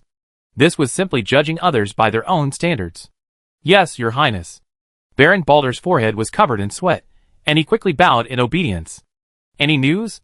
You? Roland glanced at everyone present. No news in the north. Casso shook his head. No news in the east. Ajax's head shook wildly. What about the south? Roland looked up. No news in the south either. Balder said hurriedly. All right. Then forget it. Let them fret on their own. We must remain constant in the face of change. Roland waved his hand. In this situation, where the enemy was hidden and we were visible, he could only wait for someone else to make the first move. Although he disliked this passive waiting, he had no other choice. All right, we continue to send out scouts to survey within 100 miles. Casso nodded. Although the two dragon riders had a wide search range, there was still a chance they might miss something. Sending out scouts for mobile reconnaissance could effectively fill in the gaps found by the dragon riders. 30 miles from the border of the kingdom of Lagrange. Guys, we might have hit a big fish. The 5 light cavalrymen exchanged glances. Luoshine Barbary. Go back and tell his highness. We encountered the vanguard of the charioteers. We encountered them on the Lagran plain, 60 miles southeast of Delvin town. There are about 500 of them. A light cavalryman with a tassel on his head, apparently a squad leader, said to Luoshine Barbary. Captain, you. Luoshine Barbary pulled on the reins and was about to leave when he suddenly remembered his captain and comrades. Get out. Get out of here. We have to hold them off. The captain waved his hand, impatiently dismissing them like a fly. Take care. Captain. Brothers. Return alive. Luo Xian Babuli narrowed his eyes, pursed his lips, and roared. Hurry. The captain, without looking back, led the remaining 3 light cavalrymen forward. What Luo Xian Babuli didn't know was that the war between the kingdom of Raglan and the Donu people had officially begun. Even less so was that his captain, leading the remaining light cavalrymen, engaged the charioteers in a small-scale yet still historic encounter. The charioteer stories of this battle spread throughout Middle-earth, recounting the stories of Raglan's pride. As you command? Luo Xian Babuli's eyes flushed slightly as he turned his horse and galloped away. He didn't dare look back, fearing his tears would soak his armor. That kid's gone? The captain said casually. Gone! A light cavalryman chuckled. That kid's still young. He should survive. The Empire's revival needs young people like them. The captain whispered, unsure if he was addressing the remaining cavalrymen or himself. What should we do, Captain? The other cavalrymen stared at him. Fight, the captain said firmly. His Highness said, we can't meet the enemy head-on. Someone said weakly. Bang! The speaker was suddenly thrown to the ground. Asshole! Open your eyes and show me. Who are those? They're the ones riding chariots and slaughtering our brothers. Think of the Crusaders. Think of those brothers lying in the wasteland. I saw them wearing our former armor. Tell me, if we take a step back, will we be worthy of those brothers who lie buried in the earth? The captain demanded, his voice low, overpowering him. He could shout no more. They were hiding behind a hill, only 2 or 3 kilometers away from the charioteers. No one could guarantee whether there were any powerful professionals among them. Kill them! Having said that, these former light cavalrymen of the Grand Duchy of Nyx would be cowards if they remained indifferent. Chapter 350. Look! Major events in history are always caused by unsuspecting individuals, and this time was no exception. If they had followed Roland's instructions and fled after discovering the enemy, the outcome might have been different. Regardless, the fate of this advanced team was sealed the moment they were discovered. Since Roland, wanting to give these barbarians a ruthless blow, forbade the scouts from using magic flares unless it was a critical moment, there was a delay of several hours between when Roland received the message. What could 4 light cavalrymen have done in those few hours? Perhaps only the dragon god can tell us. Seeing the knight captain's words reach this point, if he remained indifferent, he would be unworthy of being called Lagrange. Never again should he call himself a virile creature. Just stab himself and serve Roland in the palace. Seeing his 3 younger comrades all in a state of red eye, the captain nodded in satisfaction. Morale is good. The uncertainty of historical events sometimes carries a certain inevitability. For example, if Roland had opened the profiles of these daring light cavalrymen, he would have easily discovered some unusual features, such as their common origins as hunter families, or their states of excitement, rage, and bloodlust. The light cavalry had bows and arrows. The wealthy kingdom of Lagrang was so poor that all they had left was their equipment. The dwarves had donated a lot of materials, and while the average equipment level wasn't high, they were still very well equipped. For example, these light cavalry of the duchy. They were equipped with fine iron knight's breastplates, fine iron shoulder guards, fine iron wrist guards, fine iron greaves, and half-length shields inlaid with fleur-de-lis iron. Even their horses were draped with a thin layer of fine iron chain mail. Their weapons included a 3-meter-long fine steel lance, a fine steel one-handed sword, and a composite bow. While these were ordinary equipment, they were fully armed. Knowing they were light cavalry, those who didn't would mistake them for iron cavalry from nowhere. As for the ordinary fine iron triangular armor-piercing arrows, they were freely available in the warehouse. As long as they could carry them, and it didn't affect their combat effectiveness, they could take as many as they could carry. So, each of these light cavalry, who were hunters, had at least 4 quivers of 50 arrows hanging from their horses. It looked like there were going to be some hornets' nests today. Compared to the dismal archery skills of the knights of the kingdom of Lagrang, these hunter-gatherers were born archers. When they drew their bows, perhaps the countless nations trampled by the Mongol cavalry in another world will teach them the horror of being dominated. One day, I will remind them of the terror of being dominated by archers on the plains of Lagrang. Luo Xian Barburi. From the Chronicles of Famous Generals of Lagrang. Battles always start unexpectedly. At first, no one cares about the scattered arrows. They've seen how vast armies were scattered by them before. Until the first spray of blood, the first scream, the first person to fall, the first body soaked in blood. Insects. Enemy encountered. The charioteers and the light cavalry, who had unexpectedly collided with the principality's light cavalry, were stunned. Both sides quickly reacted. The charioteers spurred their horses to drag their heavy chariots toward the bewildered light cavalry. The sharp iron blades on the axles gleamed with a chilling coldness in the sunlight. "Run!" Captain Oaken shouted. There was no other way. They had originally planned to steal some chickens, but they had unexpectedly collided head-on with a small group of charioteers. The most important thing was that their lances were embedded in their saddles. Each lance, inserted into the side of the saddle, protruded nearly 2 meters from the horses' chests, giving them the majestic appearance of a cavalry. But that was bullshit. They couldn't let their horses charge the chariots. Although the lances tucked under their arms had a narrow attack range, at least they didn't have to charge directly. Now that the lances were fixed, the light cavalry had no ability to fight in close combat. "Captain! The dogs are biting."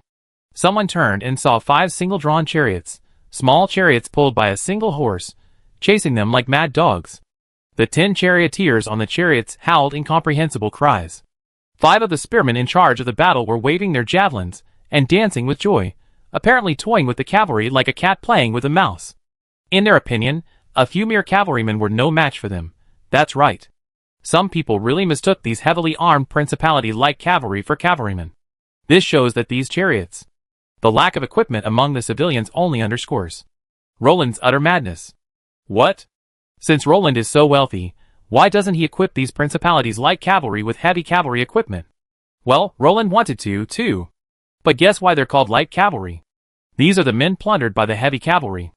They can't handle the weight of heavy armor and shields. Simply put, they can't handle it. This is the best Roland can equip them with within their capabilities. As for using basic magical equipment, Roland admitted he was simply too poor. Give them face. Shoot back. Oaken roared, spun around, and with a flick of his arm, a 3-edged armor-piercing arrow was already on the bowstring. The other 3 quickly followed suit, and the charioteers behind them immediately sensed something was wrong. Why had these people suddenly turned around? Bang! Bang! Bang! The sound of bowstrings trembling rang out, and even though they were dozens of meters away, it felt like they were right there. For long arrows flashed by, sending 4 men screaming and tumbling to their deaths. "Idiot! Shoot!" Oaken spat, leading his soldiers to circle the convoy. "Shoot!" Oaken shouted, and 4 more triangular, armor-piercing arrows were unleashed. At this distance, The hunters were as happy as target practice, and 4 more men fell to the ground. The situation on the field suddenly reversed. Now there were only 2 men left, but only one was the driver. The other spearman let out a strange cry and quickly jumped off the chariot, fleeing in front of everyone's astonishment. Does he think he's so funny? Okan drew his bow, watching the figure swaying his hips and screaming all the way. Buzz! The world became quiet. The 4 men returned their attention to the remaining charioteer. He swallowed hard, looking at the fallen spearman, and pulled the reins, trying to escape, but the chariot's poor maneuverability instantly dashed his hopes. Puff, puff, puff. 4 consecutive clashes of leather-piercing flesh echoed, and the poor charioteer, staggering like rain on a banana leaf, was shot. But he didn't deserve any sympathy. Recover the arrows, Okan said hurriedly, gazing at the charioteer reinforcements already visible. Chapter 351. Let's go!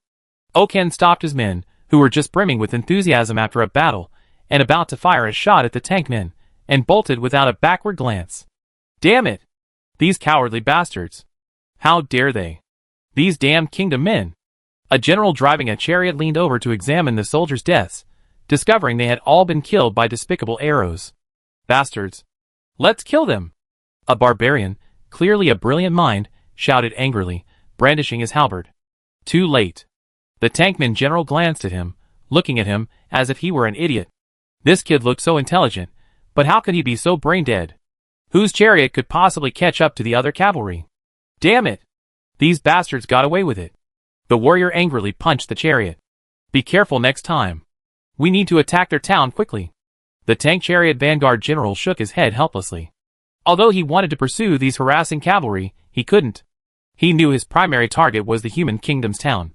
He needed to establish a foothold for the follow-up troops before the main force arrived. Go! He snorted coldly and turned his horse. Captain! Did they not fall for it? Someone looked back and saw that the tank charioteers hadn't caught up. Instead, they continued their journey westward. TSK? Seeking death? Go after them. This is our land. They have no right to run rampant. Okan's eyes pierced with a cold gleam. Understood.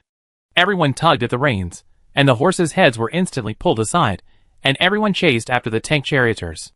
General, those cowards are catching up, a soldier said, pointing to the plumes of dust rising from behind.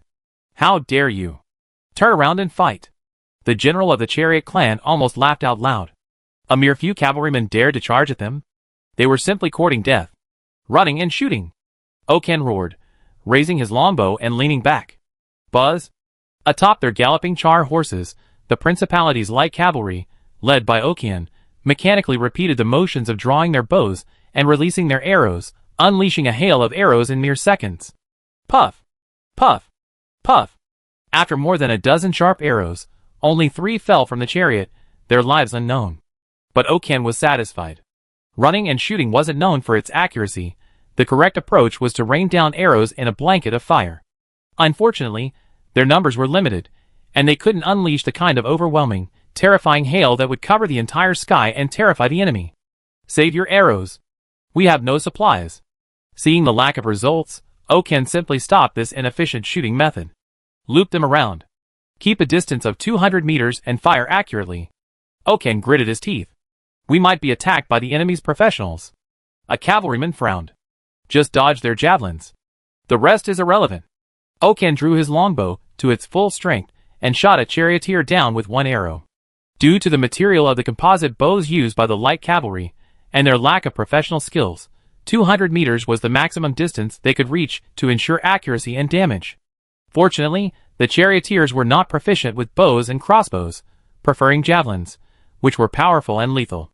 Therefore, 200 meters was enough to avoid most of their javelins.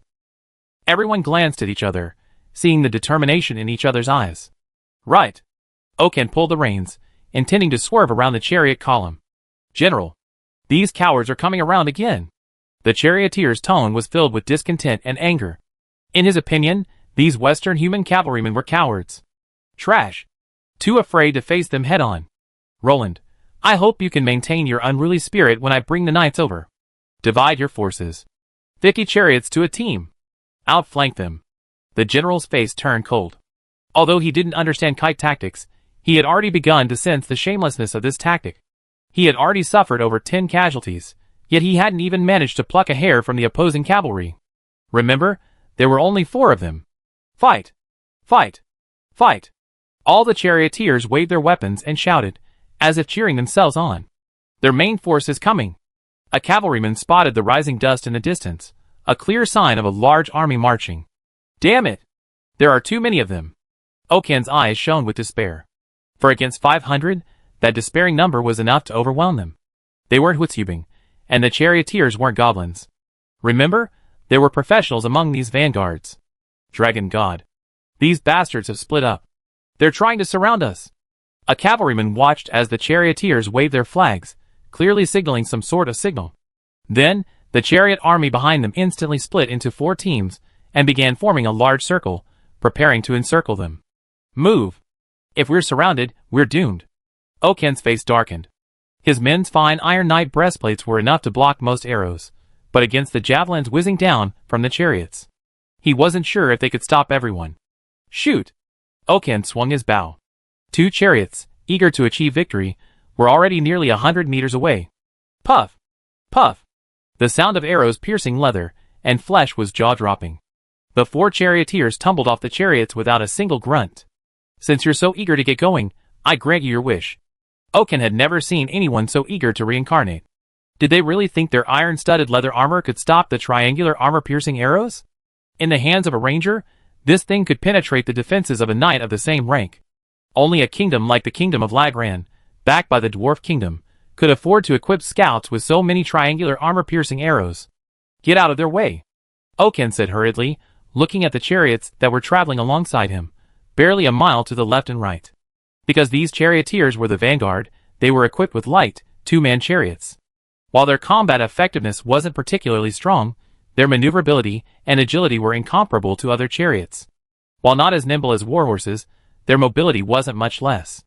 Return fire, Okan said anxiously, looking at the javelin that had lain limply on the ground over 20 meters behind them, its tail still trembling. Clearly, the charioteers weren't all passively taking the beating. The professionals among them could attempt a counterattack, but while their attack power was impressive, their range was strangely limited. Charge! Okan looked at the hill ahead. If they couldn't get over it in time, they would be blocked by these damn chariots, and the consequences were obvious. Chapter 352. From the sky, 5 dusty tracks swirled across the ground, attempting to encircle a small cloud of dust ahead. It was clear that these charioteers were no ragtag group, but an elite force. Their attacks were measured and controlled, and they remained in perfect harmony, driving the fleeing Lagran cavalry back on the march. Although their advance seemed harmless, Okan was certain that if they showed even a hint of laxity, the convoys on either flank would descend and rip them to shreds. The chariots might seem ordinary, but they each had plenty of power left, ready to accelerate and charge at any moment. They're sapping our horsepower, a light cavalryman muttered. Let them consume it. I doubt the rune horses can match the endurance of the Shar horses. Okan's eyes were bloodshot. In fact, the endurance of rune horses is not low. After years of training by charioteers, the endurance of these horses is enough to drag heavy chariots for hundreds of miles. Otherwise, they would not be used by charioteers to pull carts. The only difference between rune horses and Shar horses is their inferior explosive power. This is why the Lagran Empire, which occupies the entire Romanian and Rune regions, still uses Shar horses as cavalry and ordinary knights' mounts. After all, the excellent load-bearing capacity and endurance of Shar horses are enough to support the knights' heavy loads. Armored battles, the knights' superior explosive power also allows them to charge with ease. And the rune horse. Have you ever seen a horse that slows down mid-charge? Equipping a knight with one of these is sheer murder. Of course, archers are unanimously appreciative of rune horses, as archers never charge anyway. In reality, the rune horse's endurance is indeed inferior to the Shire horses. Not to mention, a rune horse pulling a chariot with 2 heavily armed men aboard, it's impossible for it to outrun a single-man Lagran light cavalryman, but the opposing charioteer generals were no fools. They had 5 teams of over 200 chariots. Besides the team of charioteers driving the light cavalry from the rear, the remaining 4 teams were rotating around, flanking and pursuing Okan and his men. This was excessive. After all, the charioteers could let their horses jog for a rest, but Okan and his men couldn't. They could already clearly feel the fine beads of sweat on their horses' bodies. If they kept running like this, trouble would arise sooner or later. Captain! We can't hold on like this. The opposing general is a veteran. They're constantly pushing us. This fluctuating pace is unbearable for the French horses. Go! Disengage. Let's rest. Oken glanced back at the charioteers following him unwillingly. In just a short while, they had been pushed at least 30 miles eastward, and the enemy had lost at least 50 lives. Fight! The Lagrang light cavalry, knowing they had won, pulled their horses back. As they tightened their saddlebags, the Sharma horses, which had been galloping, instantly gained another level of speed. With their superior explosive power, they quickly outran the tails behind them. Assholes! Cowards!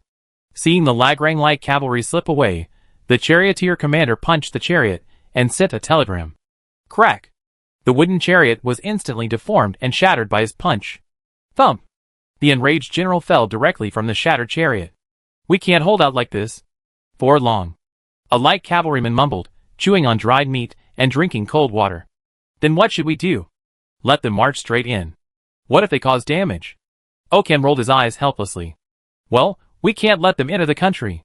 If the enemy shows up at the gates of Rapid City, it's our fault. A cavalryman echoed. The horses won't be able to handle it.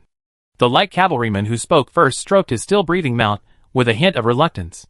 The horses are a minor issue. We may not have enough arrows. Oken scratched his head.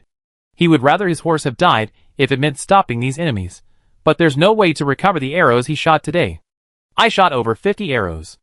I shot 39. How many are left in this bag? I estimate I shot over 40. I killed 10 people. Oken rubbed his brow. He could kill them with one arrow, but his men might not be able to do the same. We still have over 600 arrows. While it's a lot, our accuracy is questionable. We won't have enough to kill all the enemies, Oken said, rummaging through everyone's quivers. Our goal is to hold them back. Luo Xian will bring the intelligence here back to your highness. As long as reinforcements arrive, we be fine. We don't need to confront them head-on. We have to find a way to hold them back. Oken raised his head and thought. He knew they couldn't completely wipe out these enemies. While their mounted archery held a significant advantage over the charioteers, if the charioteers braved death and brave sacrifice, they could easily crush them. I'm familiar with harassment. A cavalryman nodded. If a head-on attack wasn't possible, harassment wouldn't be possible. That makes sense. When we encountered the enemy, they were over 60 miles from Delvin town. We just galloped and carried them for another 30 miles.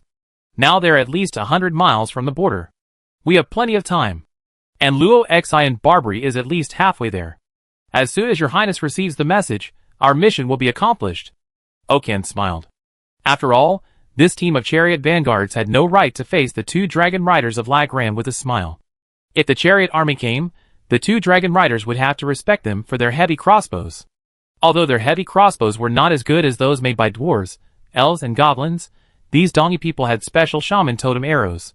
The endless curses were enough to make Caslo and Ajax curse their 8 generations of ancestors. After all, curses were really like a toad lying on your feet. If it doesn't bite, it will disgust you. Most curses are not lethal, but that disgusting curse is not. The degree of this skill's effectiveness is absolutely exceptional. A 10-fold increase in gravity and a deceleration are enough to cripple almost any air knight, even most dragon knights, turning you into a walking lizard. Hurry! Hurry! Faster! In the vast wasteland, Luo Xian Barbary galloped through bushes one after another. He gritted his teeth, his eyes bloodshot, and the veins in his hands bulged from the strain of his grip on the reins. He knew that time was of the essence, and the captain and the others were still waiting for reinforcements from the king. Chapter 353. Leaving aside Luo Xian Barbary, who was galloping away, Roland was staring blankly at the map. The boy had become somewhat obsessed, wishing every day that the charioteers would appear before his eyes, so he could lead his men in a fierce fight. It wasn't that Roland was bellicose. An enemy exposed to the light was more reassuring than one hiding in the shadows. It's a good idea to catch a thief for 1,000 days, but it takes 1,000 days to guard against him. Furthermore, Roland's knights could use glory, and the Centaur knights could use life. Without 2 level 6 or higher fighters targeting them, they would be in great danger. It was difficult for the tank riders to knock them into either the death or glory states in one go. Even more pitiful, even if they wanted to drain their fighting spirit and wear down Roland's mobile core, they couldn't do it. So Roland was eager to give these tank riders, who hadn't learned their lesson and were attempting a western expedition, a big surprise. This isn't the Western regions. You're not part of the Central Plains dynasty. A Western expedition is bullshit. What's so special about this remote and desolate north? Roland thought to himself. Even if Lonely Mountain was worth their attention, they couldn't possibly take it. Unless Sauron. Either they personally led the charge, or the ringwraiths arrived in mass, or the gates of Erebor would be their eternal pain. Roland now felt a pang of fear, as he thought about how suicidal their provocation of Smaug was. Thorin and Bard would likely never know they survived the clutches of a peak-level scourge beast. To put it more simply, these people provoked a near-divine beast and survived. This was something Yin Feng stumbled upon, while dismembering Smaug. Seeing Smaug's remains nearly paralyzed him. He thought his own king had gone to capture the dragons of Dragon Island. The grave has been dug. Smaug already possessed a faint divine aura. Though only a trace, a 6th-rank professional like Yin Feng could still clearly sense it. After all, Middle-earth no longer had any gods, but legends of the gods still lingered. The goal of all professionals was to become a true god, to sit on the throne, and to condense their godhood. You can imagine how dramatic their recapture of Erebor was. If Tolkien hadn't scripted Smaug's death, Thorin's ashes might have been scattered by now. After all, the fire dragons could conveniently provide them with a complete funeral service. But at this thought, Roland suddenly sighed. The world's most powerful flying dragon had fallen. From now on, only giant dragons would rule the skies. Dragons like WRMS and WRMS would never again rise to the top. The dragon race would never again allow dragons like Glorung and Smaug to rise to prominence. Roland even suspected that Dragon Island was now divided. After all, the Black Dragon Entre gang was a pure-blooded black dragon. Add to that the bizarre dragons under Morgoth's command, and it was hard not to wonder if the dragon race had some sort of deal with the First Lord of Darkness. Quick! Get out of the way! Border military intelligence. I want to see His Highness. Luo Xian Barbary, waving a banner, rushed straight towards Roland's residence. In the town of Delvin, a madly galloping horse galloped. A knight tried to stop him, but seeing the crimson banner he waved, he had to retreat aside. Anyone who dared to obstruct urgent military intelligence was beheaded. Fight! Suddenly, a child, no more than 4 or 5 years old, dashed out from the road. Bewildered, he stared at the oncoming warhorse, met Luo Xian Barbary's ferocious expression, and immediately sat down on the ground, bursting into tears. Child. The child's mother let out a shrill scream. Anyone who got trampled or run over in the path of a scout delivering military intelligence would have to consider themselves unlucky. Fight! Luo Xian Barbary yanked his horse's head. The already exhausted Sharma, his eyes red with pain, leaped up, barely leaping over the child who sat limp on the ground, leaving behind the mother, weeping in fear, and the child, still unaware. Bang! Luo Xian Barbary, holding a crimson military flag, slammed open the gate to Roland's courtyard, under the hesitant gazes of 2 Logron knights. Your Highness! Your Highness! Help! Luo Xian Barbary screamed miserably, tumbling inside. Hey! Your Highness is over there, you've gone to the wrong place. A bystander pointed in a direction. What's going on? Shit! Seeing an indescribable object suddenly lunge at him, Roland instinctively kicked it. Ouch! Your Highness! Help! Help! Luo Xian Barbary, slammed hard, tumbled 7 or 8 meters, breaking 2 ribs. Huh? Roland looked closely. Damn! He had kicked his own scout away? Holy light! Roland healed the unfortunate Luo Xian Barbary while pulling him to his feet. Your Highness! 60 miles southeast of Delvin town. The scouts have encountered the enemy. Over 500 men in the vanguard. The captain is leading his troops to stop them. Requesting support. Luo Xian Barbary grabbed Roland's hand, his eyes filled with anxiety. Caslow! Roland was stunned, then immediately said. With lives at stake, it was too late to rely on the knights. Only the dragon riders could reach the battlefield quickly. Here! Caslow bowed. Take Ajax to the place he mentioned and search for our men. Roland frowned. Understood, Your Highness. Caslow touched his chest and saluted. Don't worry. Everything will be fine. Roland, sensing the anxiety and worry in Luo Xian Barbary's eyes, reassured him. Assemble the troops.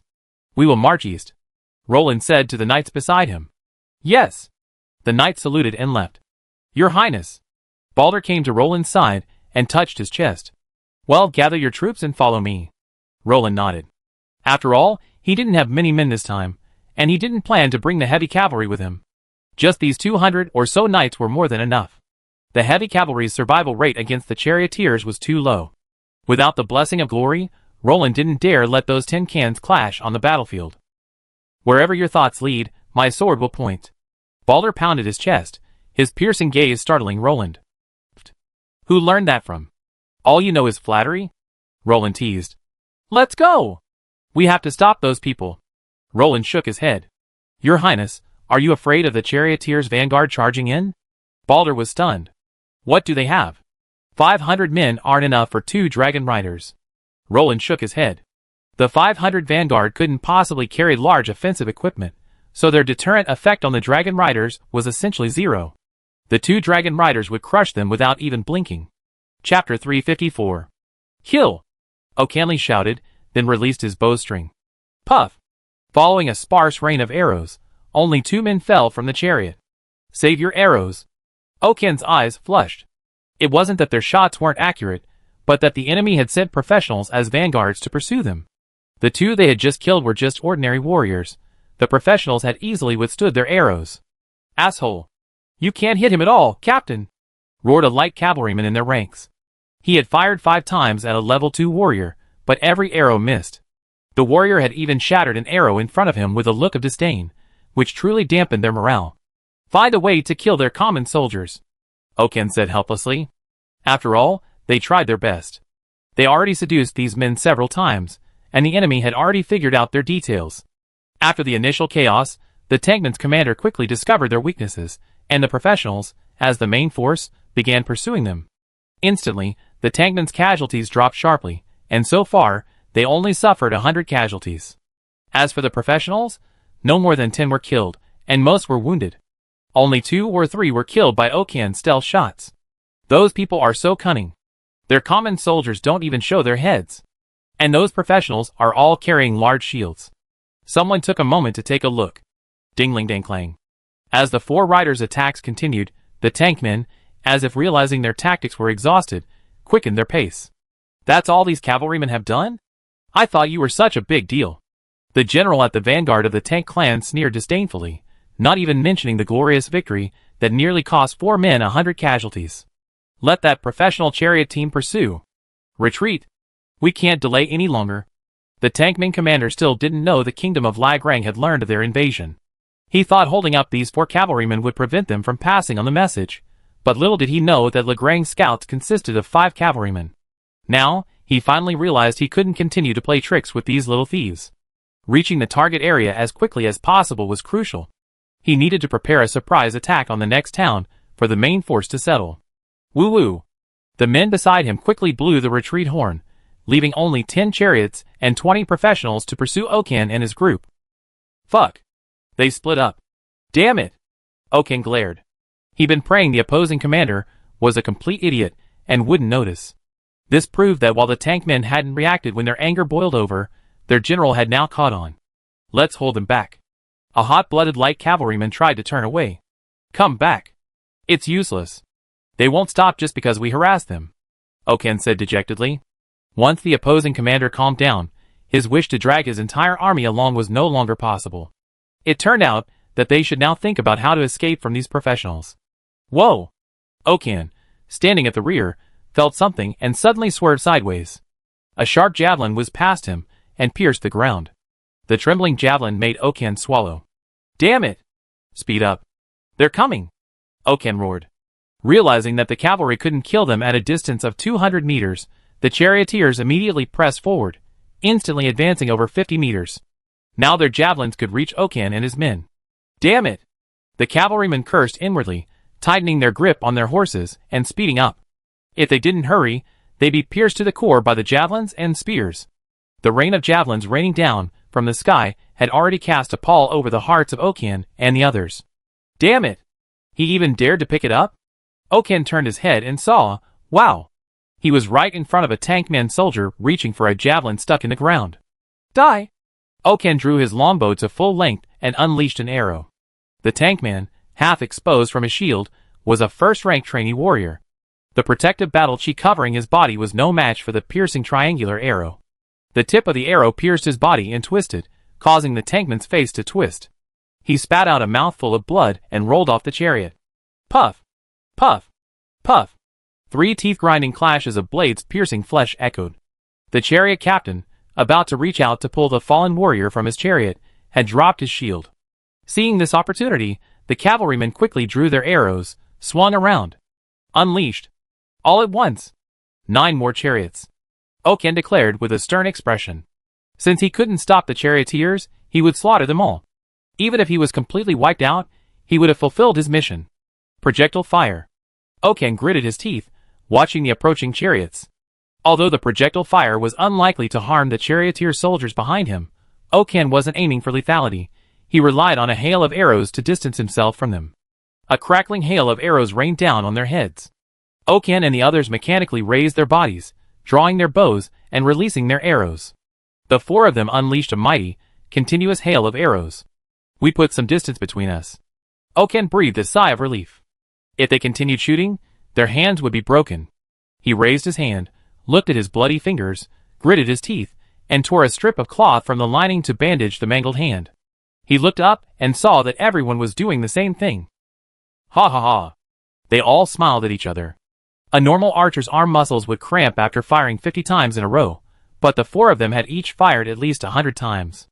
And the price was a bloody hand. It's getting dark soon. A look of hope crossed Oken's face. Hold them. We deal with them tonight. Oken ordered everyone to put some distance between them again, at least 500 meters. They had to find a way to rest their horses. The Sharma, after running for half a day, was already panting. Puff! Oken looked back and laughed. The rune horses were in even worse shape, already foaming at the mouth. If they kept running, they'd probably be pissing and shitting. They stopped. Oken laughed. Ha ha. They still couldn't outrun us. The others laughed. All right, they're carrying a cart and 2 people per horse. That's not easy, Oken said with admiration. Rune horses. Their endurance is well deserved. Let's take a break too. Run farther. We deal with them tonight. Oken grinned strangely. Chapter 355. Crackle. The crackling of burning wood echoed endlessly. On a hill, the charioteers' army was busy preparing meals. They had been misled dozens of miles by those damn cavalrymen. Just thinking about it now made the charioteers' commander crumble. It was truly humiliating. He was only a centurion, and his troops were only about half full. If he hadn't previously fought against the Western human army, his tribe wouldn't have sent him as a vanguard. He already lost nearly 100 men. If he couldn't atone for his losses, he'd be dead by the time the 10,000-man commander arrived. Damn it! The centurion spat, gazing at the pitch-black night sky. This cavalry unit had successfully held them back for a day. Time was running out. They had to make a move within 2 days. After all, the army behind them was only 3 days' journey away, and they already wasted a day. It's getting dark, Caslow said, gazing at the dimming sky. What should we do? We haven't found the enemy yet. Will His Highness blame us? Ajax asked worriedly. Don't worry, the night sky will make our search easier. Keep an eye out for the 5 bonfires on the ground, Caslow advised. Perhaps they'd be able to find a hidden army more easily at night than during the day. Huff, huff, huff. Captain! A principality-like cavalryman whispered to Oken after greedily downing the last drop of water. Let's search along the flowing river. Perhaps we can find some useful supplies. Oken shook his head. They were now out of food and water. They hadn't planned to stay out long, so they hadn't brought much with them. Yes. The other 3 nodded hurriedly. If they kept running, they would starve to death. They would pounce on even a piece of raw meat and tear it apart. So the 2 groups, once locked in a fierce battle, now peacefully separated and dispersed. I'm waiting until nightfall. What are you waiting for? Oken said speechlessly, looking at the pursuing troops, who had already set up camp. Resisting the urge to shoot a few arrows at them, Oken and his men slowly retreated. They might just wait to die. The others choked back laughter. TSK. These bastards got it easy. If I couldn't draw my bow right now. A light cavalryman's eyes were bleak. TSK. If they come over at night, a single blow to the neck will kill them. Oken's eyes were filled with fury, as he spread out his bandaged hands. Their still bleeding hands showed that their injuries were not good. Forced bows had caused their fingers to burst, and the wounds had not been properly treated, resulting in inflammation. Hush. We need to find a way to fix our hands. If this keeps up, I won't be able to hold my gun steady, a light cavalryman said with a grin. Well, it looks like I can't draw the bow with this hand. Okan lamented. He could have safely taken down some enemies at night, but now he had to fight them in close combat. But Okan and his men had no choice. If it weren't for their reckless, frantic bow fire that intimidated the enemies during the day, they might have been caught and chopped into pieces long ago. Crackle. The wood crackled, sending sparks flying. Gulp. The water in the helmets on the bonfire was now boiling hot. The water's boiling. Okan tossed the cloth in to sterilize it. Clean it all up. He took the lead, selecting a sterilized piece of cloth and removing the blood-soaked one from his hand, then carefully cleaned the wound. Hiss. Hiss, hiss. It hurts, it hurts. The 4 men, faces distorted, cleansed the blood from their hands. The other 3 turned to look at Okan. You? Okan paused, acknowledging his bad luck as he continued to tear the cloth from his shirt. This dress is almost cooler than a brothel girl's. Okan muttered, his shirt already mostly ripped. Thank you, boss. Several men grabbed the cloth and tossed it into the boiling water to sterilize it, then continued bandaging their bruised hands with grimace. All right. I caught a few lizards and bugs. Let's make do with them for now. Okan tossed the protein he had gathered into the fire. Everyone had no complaints. Having food was already good enough. They all rolled out of the dead, so they eat nothing but bugs. When they were starving, they even gnaw on rotting corpses. Crunch, crunch. Several people quickly devoured whatever food they could find to replenish their energy. After we were done, put out the fire, muzzle the horses, and wrap their hooves, and then we go hide near them. Okan wiped his lips. While the meal was enough for energy, the taste was truly disappointing. It's hard to describe, but I can only say I'm bittersweet. Even now, my mouth is still full of dregs. Attention! Don't fall behind. Roland led the way. The Dragon Slayer's sword and Ilyar in his hand still gleamed coldly in the darkness. The Ring of Honor and the Ring of Mercy on his right hand also shone faintly. He looked incredibly impressive. Understood. Your Highness. Balder walked among the troops, maintaining order.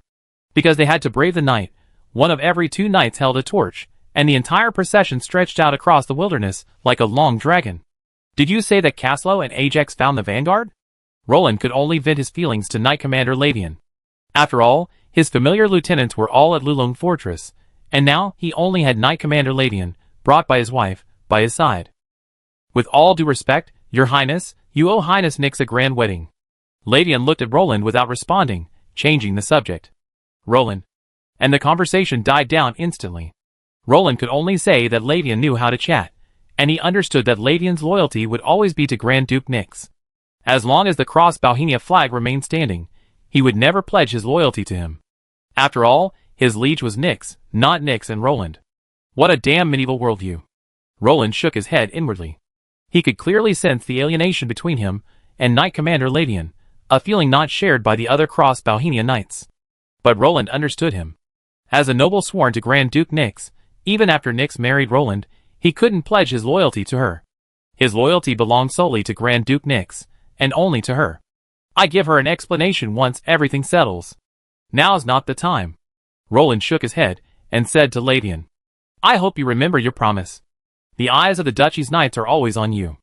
Lavian said calmly. Roland, having been turned down, wasn't the least bit upset. All Lavian needed was loyalty to the kingdom. Even if he contradicted the king, it didn't matter. After all, the king wasn't his vassal. Even if he jumped up and pointed at Roland's nose and scolded him, Roland would have to bear it. But if he went back and tried to persuade Nyx, would Nyx beat Lavian to death? Roland wondered with amusement.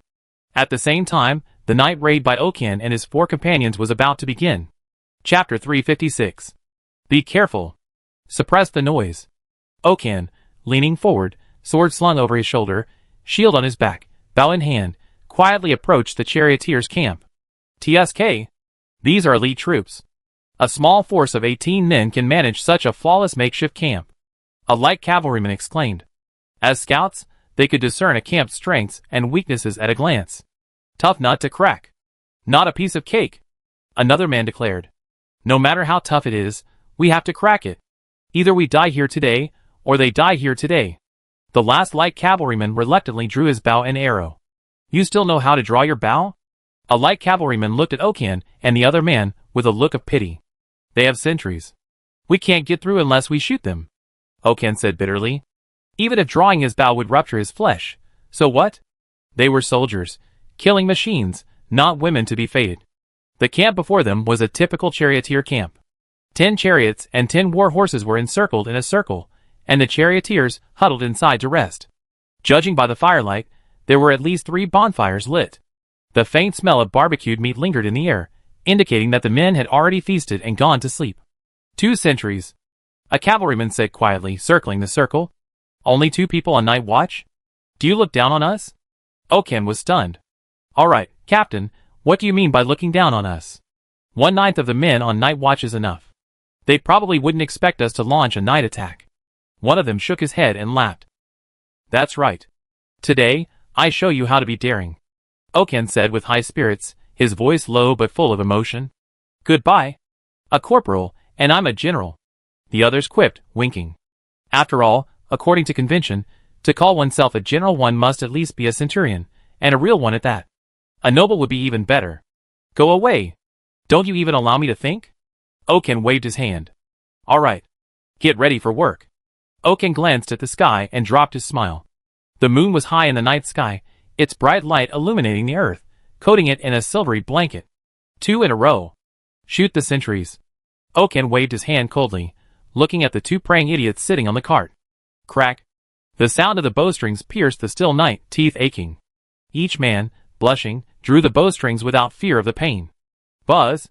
Arrows flew, and 2 dozing sentries instantly fell onto the chariot. 4 men rushed forward, balancing iron-lined shields and drawing their one-handed swords. They nimbly climbed onto the chariot, casually grabbing handfuls of dirt and pressing them against the wounds of the 2 bodies. They were lucky. They had managed to sneak up. The charioteers, having expended considerable energy during the day, had lost their usual vigilance during the night's rest. This, coupled with the irresponsible sentries, gave Oken and his men an opportunity. Crucially, they had lost their sensitivity to the smell of blood. When the dirt covered the bloodstains, even the men most likely to wake fell back into a deep sleep. Several men exchanged glances and quietly climbed off the chariot. Oken untied water bladders from his waist and distributed them to everyone. They quickly doused the fire, and a chill instantly settled in.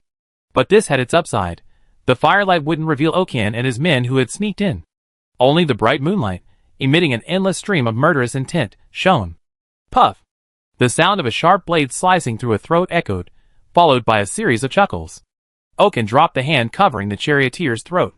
The pros, helpless during the day, lay like lambs to the slaughter under the cover of darkness, letting Oken and his men wield their butcher knives.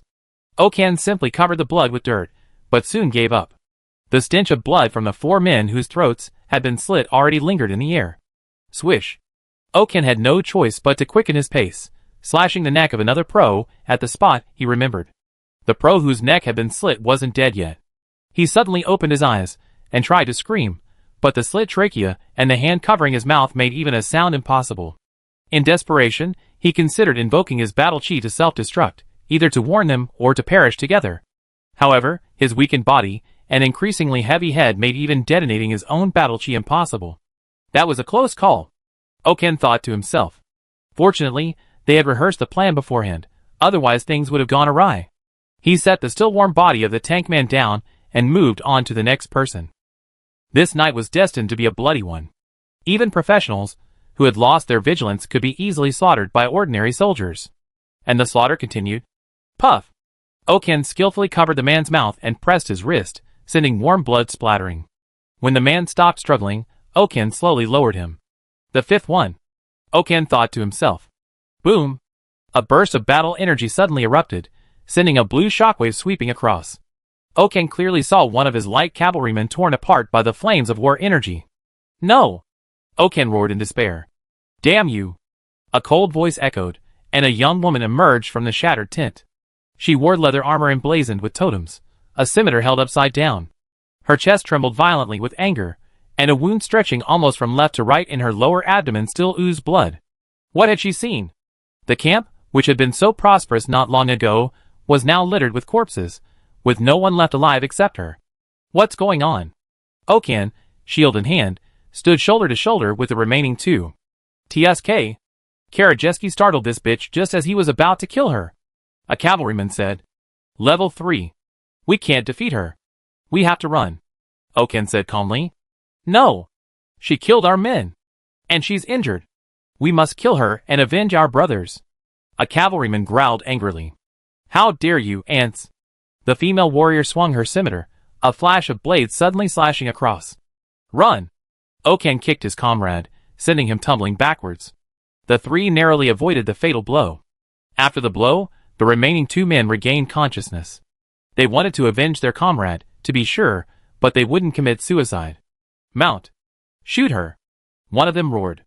If a wounded third-level warrior were truly being tossed around by three cavalrymen skilled in mounted archery, there was no way she could escape unscathed, unless she could use a burst skill to instantly kill them. Bang! The woman had already caught up. She enveloped her fist in battle energy, and smashed the chariot frame against the horse's back.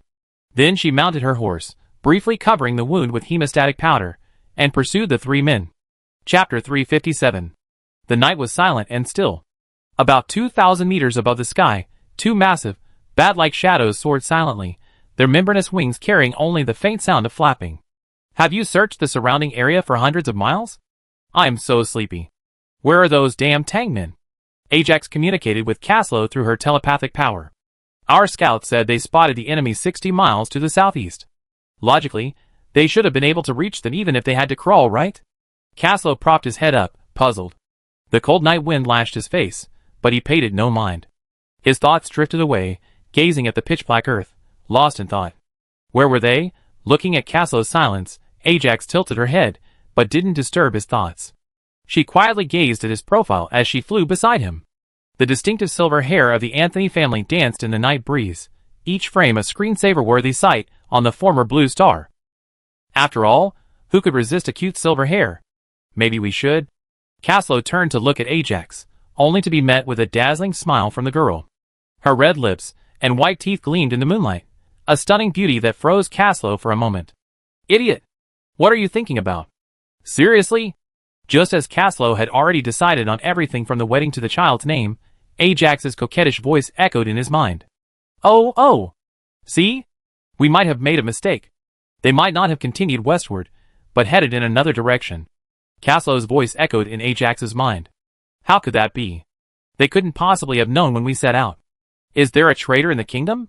Ajax's mind was instantly wide open, and all sorts of conspiracy theories began to surface. Fool! What nonsense are you imagining? Caslow gently shivered Ajax with his mental power. Don't forget that scout team still has 4 members. We haven't seen any trace of them, or their remains along the way. It's very likely that they distracted the vanguard of the charioteers. Caslow pondered for a moment. Then we... Ajax twisted her hands, her brow furrowed. Let's expand our search. Caslow shook his head. Huff, huff, huff.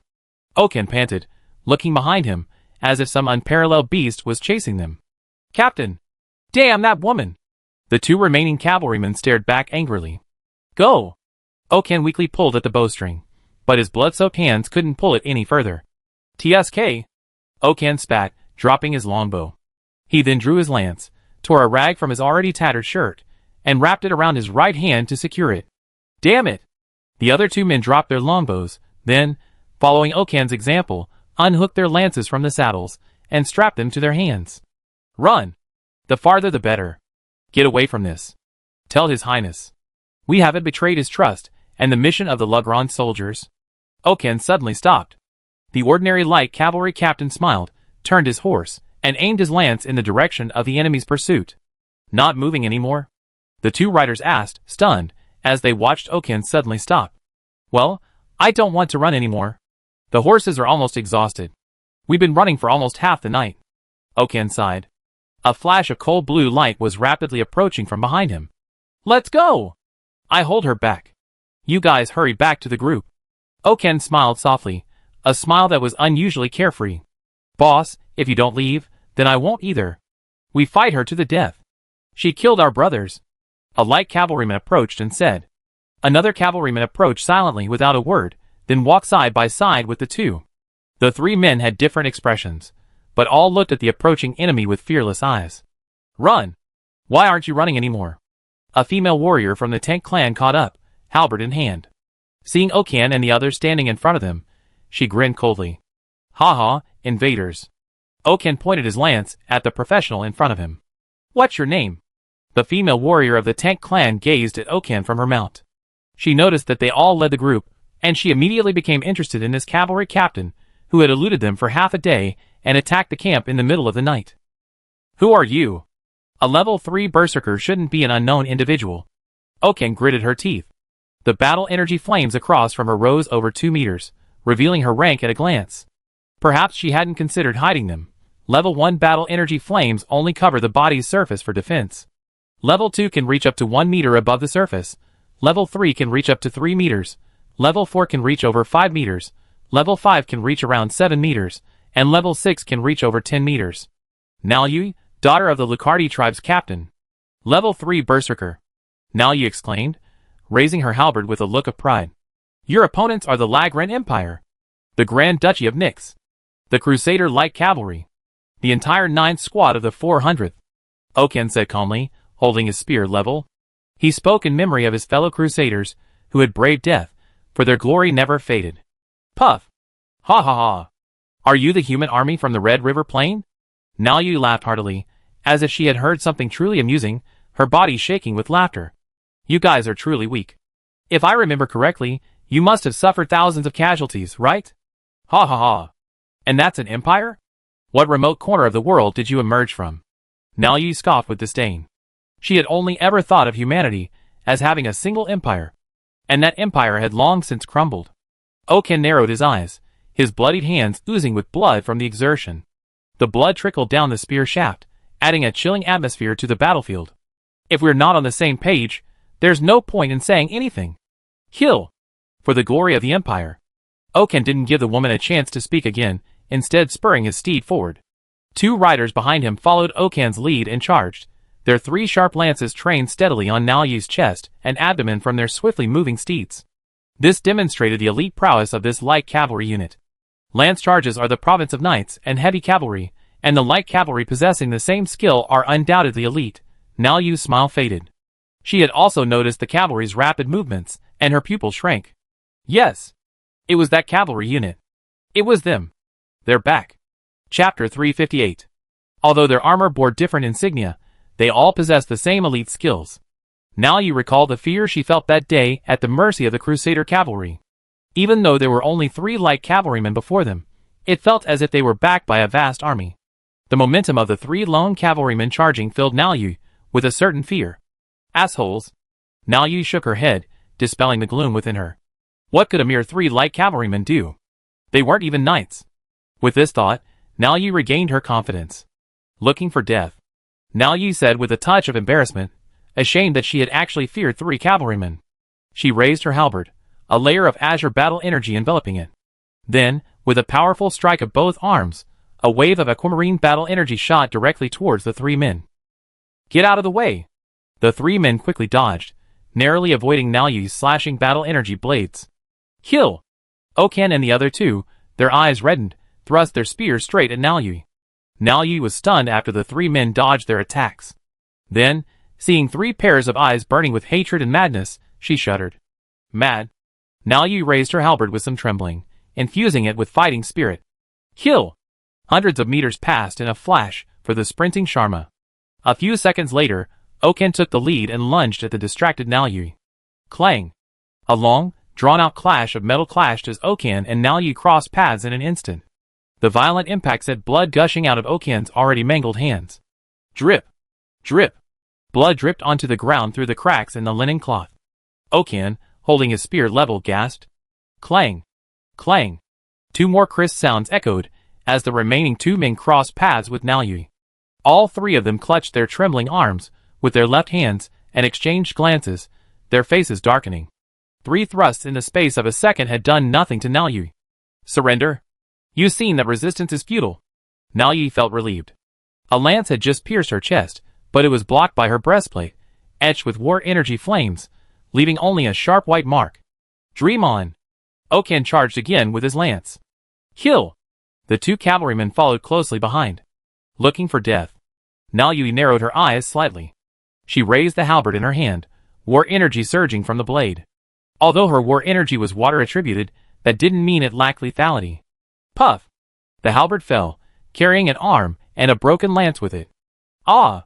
The cavalrymen following Oken desperately tried to dodge and block, but couldn't stop Nalyu's halberd from slashing down on their right arms. Ah! The cavalrymen, irritated by the pain, charged forward, drawing their one-handed knight swords from their waists and charging. Ding ding ding! The sound of metal clashing echoed, but it was powerless to penetrate Nalyu's protective battle chi. Get out! Shocked by the cavalry's counterattack, Nalyu quickly raised her halberd and swept past. Swish! Half of her body was thrown flying. Die! The last cavalryman's eyes were red with anger. He struck the horse's belly, causing the already charging Sharma to accelerate even faster. Ah! Nalyu cried out in pain, half of the lance's tip lodged in her shoulder. Puff! Nalyu's furious blow cleaved the neck of the last cavalryman's horse, but the rider took the opportunity to tumble off his mount. A real man, rolling away when told to. No! Oken, who had just turned his horse, saw the mangled corpse on the ground. Kill! Kill! Kill! Oken, his lance stained with his own blood, charged forward. Die! You western bastard! Nalyu swung her halberd, intending to deliver a fatal blow. Bang! Crack! Nalyu, about to strike with her halberd, was sent flying forward. It was the cavalryman, whom Nalyu had ignored, who severed Nalyu's horse's leg with his lance, sending Nalyu, caught unawares, flying. Swish! Nalyu was lifted up in midair by Oken. Swish! Oken drew his knight's sword and slashed at the landing Nalyu. It would be a shame not to capitalize on such a golden opportunity. Oken showed no mercy, wielding his sharp one-handed sword as he slashed down on Nalyu's head. Die! The remaining light infantry cavalryman also saw the opportunity and charged at Nalyu, desperately raising his lance. Die! You bastard! The enraged Nalyu completely ignored the knight's sword coming from behind. She only wanted to quench her rage with blood. Who could have imagined that a third-level berserker would be nearly slain by 4 ordinary soldiers? Puff! The heavy halberd sliced diagonally across the chest and abdomen of the remaining cavalryman, his internal organs instantly pouring out under the pressure. But the duchy cavalryman used his last bit of strength to stab Nalyu. Dang! The feeble lance finally struck Nalyu's abdomen, yet it didn't even create a ripple on her protective battle chi. Ha! Nalyu, suddenly sensing a life-or-death crisis, went berserk at the last second. Aquamarine battle chi flame shot up into the sky, instantly shattering the knight's sword about to strike Nalyu's head. The shattered sword fragments slashed Oken's face, piercing his heart as well. His last hope sank. Shoo! Sharma beneath him cried out in agony. The sharp halberd pierced through his chain mail, ripping Sharma's belly. Bang! Sharma collapsed helplessly. Ugh! Oken groaned, his legs pinned beneath the horse as he tried to dismount. How brave! Good! You guys are really good. Nalyu, her hair disheveled, looked like a witch from hell. She suddenly grasped Oken's neck and yanked him from under the horse. Crack! The sound of a broken leg bone made Oken's face turn pale. Tell me, what's keeping you going like this? Aren't you afraid of death? How dare you stop our army? Nalyu roared furiously at Oken, questioning him, but also seemingly asking herself. Guess. Oken sneered, his eyes filled with disdain for Nalyu and disdain for death. Bang! An enraged Nalyu threw Oken over 10 meters away. Puff, puff. Oken weakly vomited blood, his blood mixed with fragments of his internal organs. He knew he was dying, but the light in his eyes grew brighter, shrouded in a terrifying madness. Aren't you amazing? Nalyu strode forward, grasping Oken's neck and lifting him up. Oken struggled feebly, his only intact left hand stealthily reaching behind his waist. There lay a mithril dagger, capable of cutting through iron like mud. This was his only chance. Oken, gripped in his hand, laughed. He had found the dagger. Thank goodness. It hadn't fallen during the intense battle. Nalyu smiled, too, a smile breathtakingly beautiful. To be fair, Nalyu was beautiful. What a shame. Oken sighed inwardly. In the name of the Empire. Long live. Suddenly, Oken roared with all his might, his left hand stabbing the startled Nalyu in the chest with lightning speed. Shoo! A flower of blood burst forth. Ha! Oken laughed, and then a flash of blue light surged. It was Nalyu's halberd. And then came eternal darkness. Ah! Nalyu's furious roar was particularly piercing under the night sky. Chapter 359. Oken's thrust ultimately missed. His dagger pierced Nalyu's breastplate, but only on the right side.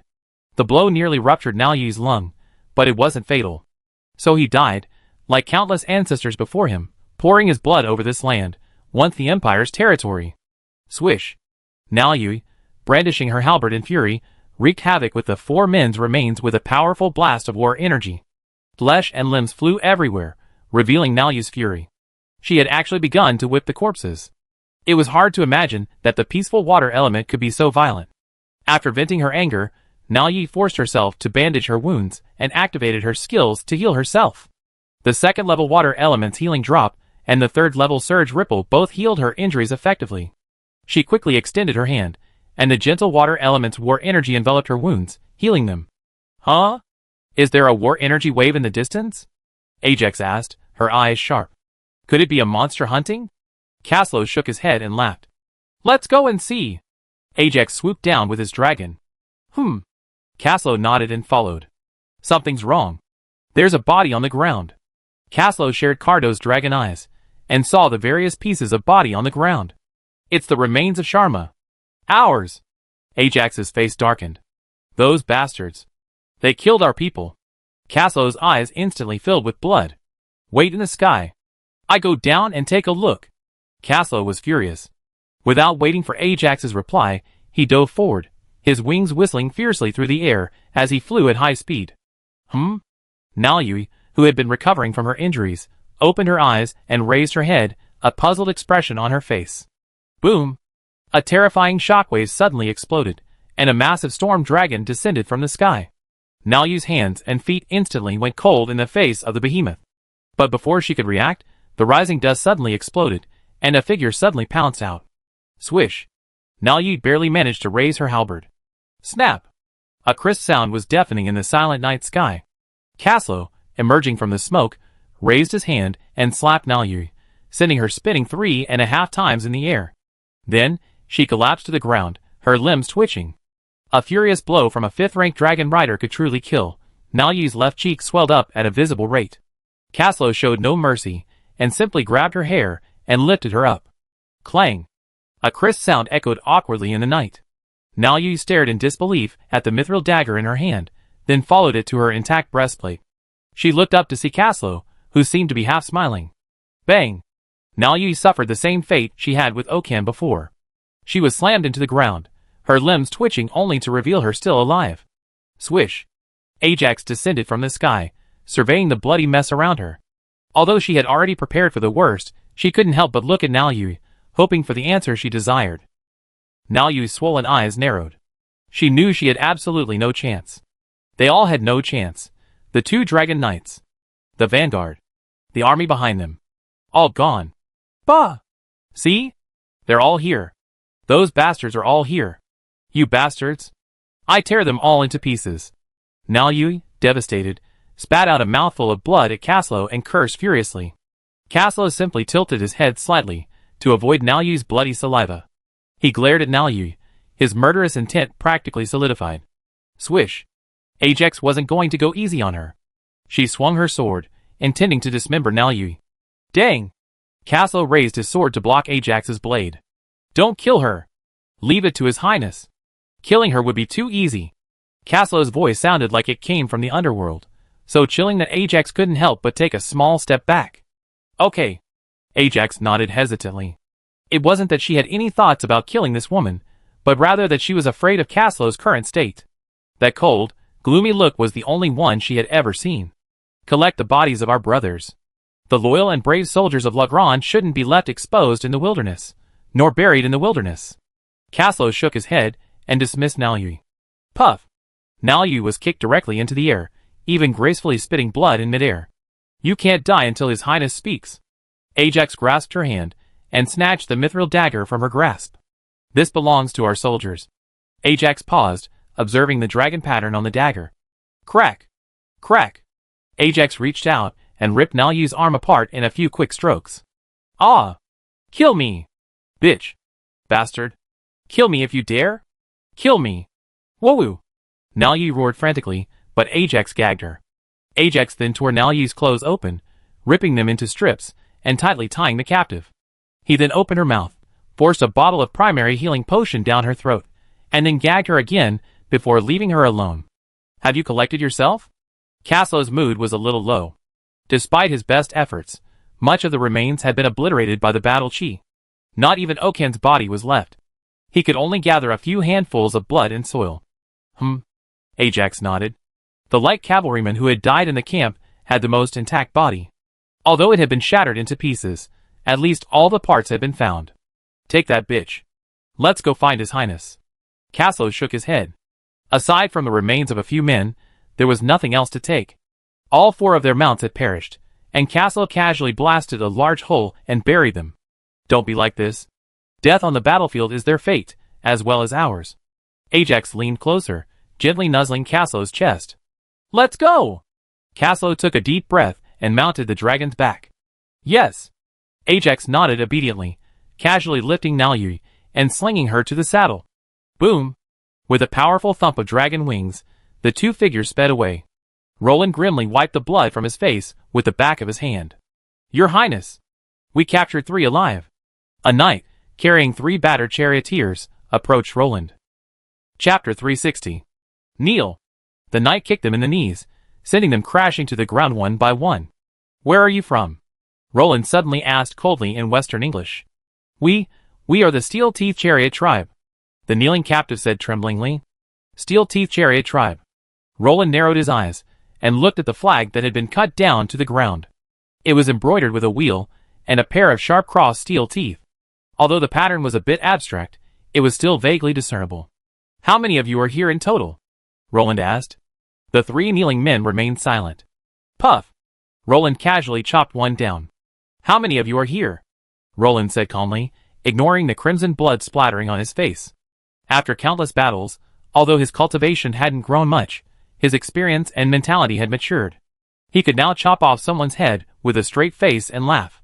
He could even ignore the blood splattering on his face, even licking the salty blood with his tongue. Of course, the orcs wouldn't dare. Roland wasn't that perverted. The 2 remained silent, but their trembling bodies betrayed their fear. Roland smiled.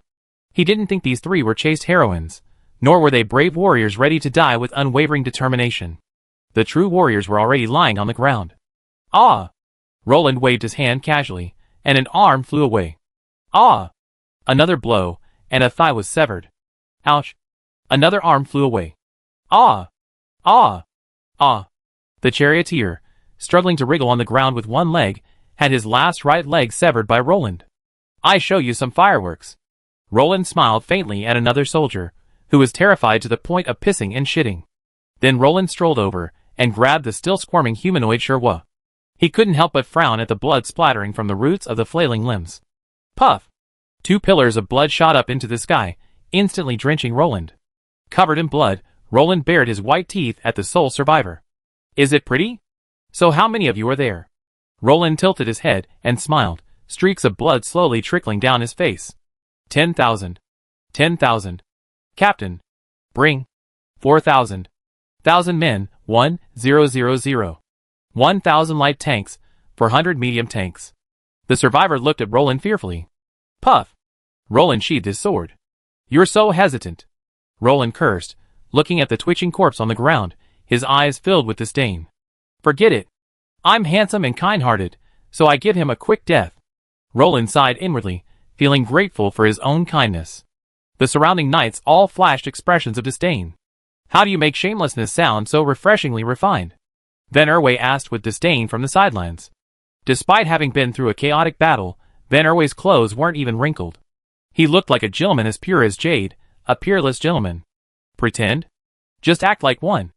Roland rolled his eyes at Van Erway. He was truly a master of pretense. With no women to watch the fight, what was the point of pretending to be so elegant? Van Erway and Roland engaged in a sporadic exchange. Roland stood in the open space with his hands outstretched. 2 knights surrounded him, dousing his blood-stained armor with buckets of water. Your Highness. Caslo walked over and bowed respectfully. What's wrong? Oh! You've been working so hard, haven't you rested? Why don't you get some sleep? You look so grim. Roland shook his head, looking at Caslo's livid face. Your Highness, I'm fine. Our scouts were slaughtered. Caslo suppressed his anger. Roland's smile immediately faded. Tell me more. Roland waved his hand, and the 2 knights washing beside him immediately left. It's like this. Caslow began to recount the incident in detail. Good. Good. Good. Roland laughed in anger, repeatedly saying yes. Bring the man here. Let me see what this warrior looks like, Roland said with interest. Ajax quickly dragged the man over and casually threw him in front of Roland, then respectfully pounded his chest. TSK. Roland scrutinized the kneeling woman. Her ragged clothing revealed a fine figure, and judging by her face, she must have been a barbarian beauty with a distinctly wild beauty, despite her beating. Come on. Tell me who you are. Roland, intrigued, casually ripped the cloth from Nalyu's mouth. TSK. Western bastard. As soon as the cloth was removed from Nalyu's mouth, Roland struck her in the face. Paw! Bloody phlegm slammed into Roland's face with a crisp sound, and the scene fell into an eerie silence. Puff! Then Erway, who had been watching Roland's interrogation with great interest, suddenly spat out a mouthful of water. Cough, cough, cough. Then Erway choked and rolled on the ground, losing all his composure. Caslow. Ajax. Balder, who was watching the fun. Roland raised his hand in disbelief, wiping the bloody phlegm from his face. Your Highness. Ajax rushed forward. Bastard. Caslow raised his sword, ready to slash at Peach Blossom. Wait. Roland stopped Caslow. Good. You're very brave. I won't kill you, but I let you watch the destruction of your army. With my own eyes. Don't worry, I give you the best seat in the house. Roland narrowed his eyes. Our bandit Raglan. No. King Raglan Roland. Since his debut, he shed blood, suffered wounds, confronted elves, brutally assaulted orcs, hunted down the ringwraiths, a man who wielded a kitchen knife all the way from the southern Heaven Gate to the eastern Pumlai Road. When has he ever suffered such humiliation? The damage wasn't great, but the insult was immense. You bastard. You bastard. You beast. Kill me if you dare. You bastards. My father will avenge me by slaughtering you all. You bastards, forsaken by the gods. If you have the guts, you. Whoa! Caslow quickly silenced her, giving her the opportunity to curse Roland half to death. Keep an eye on her. Roland left with a sullen face.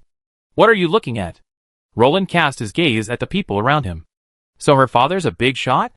Caslow shrugged nonchalantly. My longbow fights for you, Balder said, then fell silent. The subtext was, I don't know, I'm just responsible for killing people. Point it to me and I do it. I wonder if this unruly Dongy's father is the so-called commander of 10,000 men this time. Vannerway frowned in thought. Chapter 361. Caslow. Roland waved at him. Your Highness. Caslow hurried over. Come! You're doing this. Roland whispered, pulling Caslow over. Got it? Roland asked, looking up. This isn't a good idea? Caslow, though somewhat tempted, said with some concern. It's okay. I promised her the best viewing spot. Go get ready. All karma, all consequences, will befall me, Roland said in a stern tone. Yes. Caslow hesitantly agreed to Roland's order. What do we do now? Vannerway, chewing on some dried meat, looked at Roland, who was studying the map he had seized from the Tangmen. What kind of crappy map is this? They almost got to my house with this thing? Roland casually tossed the scribbled map to Vannerway. Have you figured it out? Roland looked up at Baron Bader beside him. Yes. His Highness has emerged. We annihilated 368 enemies, and seized 63 rune-light chariots. Balder strided over to Roland's side, his slender limbs swaying. These wretches deserve death for running right into us. Roland shook his head with a smile. He felt helpless too. These foolish charioteers had miraculously brushed past Caslow and his men, only to run head-on into the knights and centaurs led by Roland. Roland, with his knights blessed with glory, and his centaurs blessed with the same fate, collided directly with them.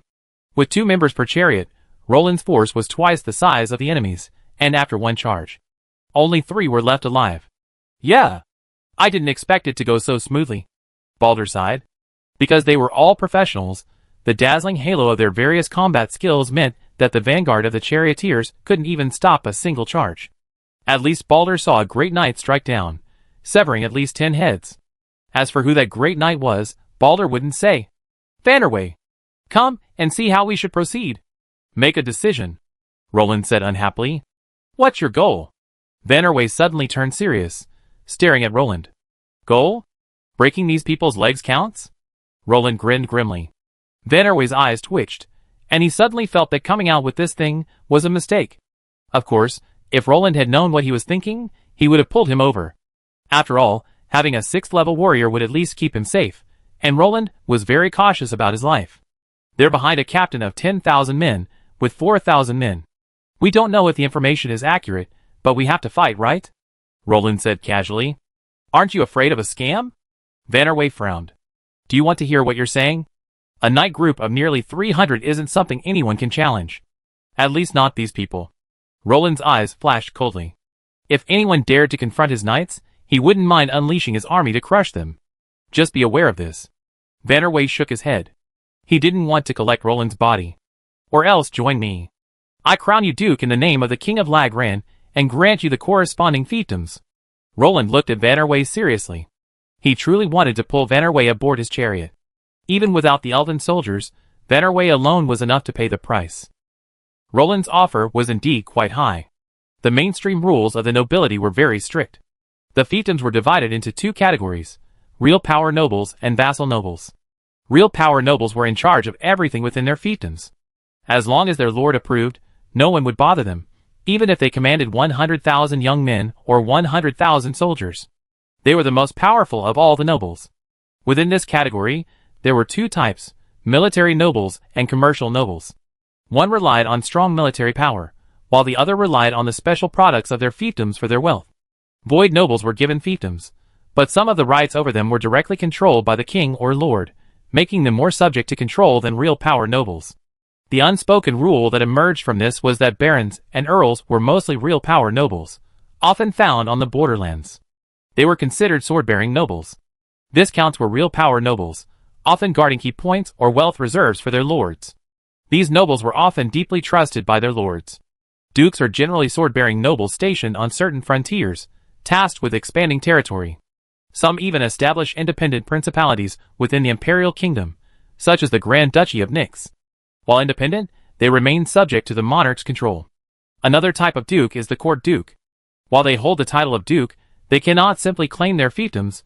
They only receive taxes from their nominal fiefdoms and are supported by their lords. Marquis is the most unique noble title, rarely bestowed. Once granted, they are at least granted to powerful nobles. Crucially, this title usually results in either a king or an emperor. After all, there's something called an elector. How powerful is an elector? Many ordinary duchies can't even compete with an elector. This only covers the landed nobles. The situation for the court nobles, honorary nobles, who weren't hereditary, and fallen nobles is even more complicated. It's clear that Roland's offer is generous, but it's not a loss. Once a grassland elf kingdom emerges in the wasteland, it will have a huge impact. The grassland elves' powerful centripetal force will surely bring all of them under the rule of the kingdom of Lagran. Roland could easily get at least 1,000 elven rangers for free. Forget it. I don't have any plans right now. I just want my people to be safe. Vannerway seemed uninterested, his eyes filled with resignation. For him, such things seemed too far-fetched. Didn't I promise to crown you king? Roland was mistaking the subject. He had originally said he would witness Vannerway's coronation. Forget it. Have you ever seen an elven king command only a few hundred people? Vannerway grinned awkwardly. It's okay. When I find any grassland elves, I bring them all back to you. Roland promised, patting his chest. Vermit's eyes twitched, a feeling that something bad was about to happen. All right, I tell them to prepare. We're marching east. Roland's eyes flashed coldly. Why would you barbarians dare march westward before I, the mighty King Lagrange, have even taken action? If that's the case, then let's have a fight. It's time to avenge the Crusaders. Roland made up an excuse. After all, he was a noble. Being a whore was a noble profession that required a proper justification. Chapter 362. It would have been fine if Roland hadn't said it, but as soon as he finished, the entire human knightry erupted in excitement. The Knights of the Cross Bohemia Knights nearly gnashed their steel teeth to pieces. Roland looked and thought, wow. What? The morale of the army is high. What else can we say? Why not hurry and march eastward? And so, the mighty group set out. Because they had captured over 100 rune horses, their speed increased even further. West of the Lagrang Plains. This place was originally a nameless wasteland, but Roland named the confluence of the Swift River and the Redwater River the Lagrang Plains. It was here that the vast and magnificent heart of the empire in the game, the city of Lagrang, was located.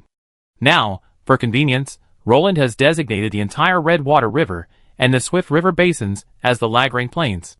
This also shows King Roland's ambition. Well, Roland's heart, known to all orcs. Thanks to Roland's void enclosure movement, the entire Lagrang Plains has become incredibly vast, stretching from the outskirts of Rapid City in the west to the shores of the inner sea of Rune in the east, bordering the Iron Hills in the north and the Rune Mountains in the south. In short, it's all his. This clearly demonstrates that Roland is a courteous, humble, loving, and benevolent nobleman. Of course, in Roland's heart, the entire Romagnian Plain and Rune region are his own food, and anyone who dares to raise a hand will be chopped off. What? You're asking why Roland isn't supporting the Han dynasty now? Rune? Oh no! Supporting the Lagrang Empire? Isn't that the current era of villains and Sauron's rampage? Now that Riverstorm is exhausted, Roland should recuperate and gather his strength. Later, he should lead the army, conquer Run in the east, and drive out Sauron. Of course, if Roland is truly stubborn and can persuade Erebor, the Woodland Kingdom, and the Fingard Kingdom, he could still reach the Black Gate. But after reaching the Black Gate, at most, he would have to fight the Dark Forces. After defeating the Ringwraiths on the other side, the Northern Alliance would probably be wiped out, and Sauron, who is suspected of being a demigod, would be completely out of the question. Letting Roland go crazy and take the blame for the Kingdom of Gondor? Only a fool would do that. Such a thankless task is better left to the human Emperor Aragorn. Roland had no intention of competing with Aragorn for the title of human Emperor. Wouldn't it be nice to be the great Emperor? He couldn't possibly be the son of heaven anyway, and he wouldn't do anything foolish like claiming to be the son of heaven. 2 days after Roland and the charioteers had been running in both directions, they finally met 200 miles east of River Rapids. Look! Are those the people? Verway pursed his lips. Gazing at the fleet of chariots rolling in the distance, Verway had to admit that humans really knew how to ride. Chariots were truly impressive. That should be it. Caslow! Give them a welcome gift. Beware of the enemy's air defenses, Roland said casually, gazing at the fleet of chariots galloping ahead. Boom! The dragon soared upwards, then charged directly towards the charioteers. After a burst of ghostly howls, the opposing charioteers halted as expected. They formed a circle, and a variety of thick crossbow bolts crisscrossed the sky. Caslow was not greedy, as he had just used a single dragon language spell to reduce the enemy's numbers by at least 100. Hey! Why are you back so soon? Roland said, looking at the somewhat bewildered Caslow like a yin-yang. Your Highness, stop mocking me. Life is not easy. They have heavy crossbows, and they're equipped with magic armor-piercing arrows. Caslow grimaced, silently thinking, it's not much though. Is Cardo injured? Roland's pupil shrank, and for the first time, a look of fear flashed across his face. Not really, but I almost shot him down, Caslow said with lingering fear. That crossbow bolt that had just brushed past him was truly heart-pounding. Didn't I tell you to be careful? You deserved your death. Roland shook his head. Stop joking. They're coming.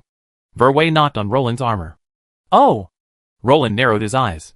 Who's in charge? Send him to see me. The arrival was a light chariot, and the messenger on board was arrogant. Roland's eyes twitched.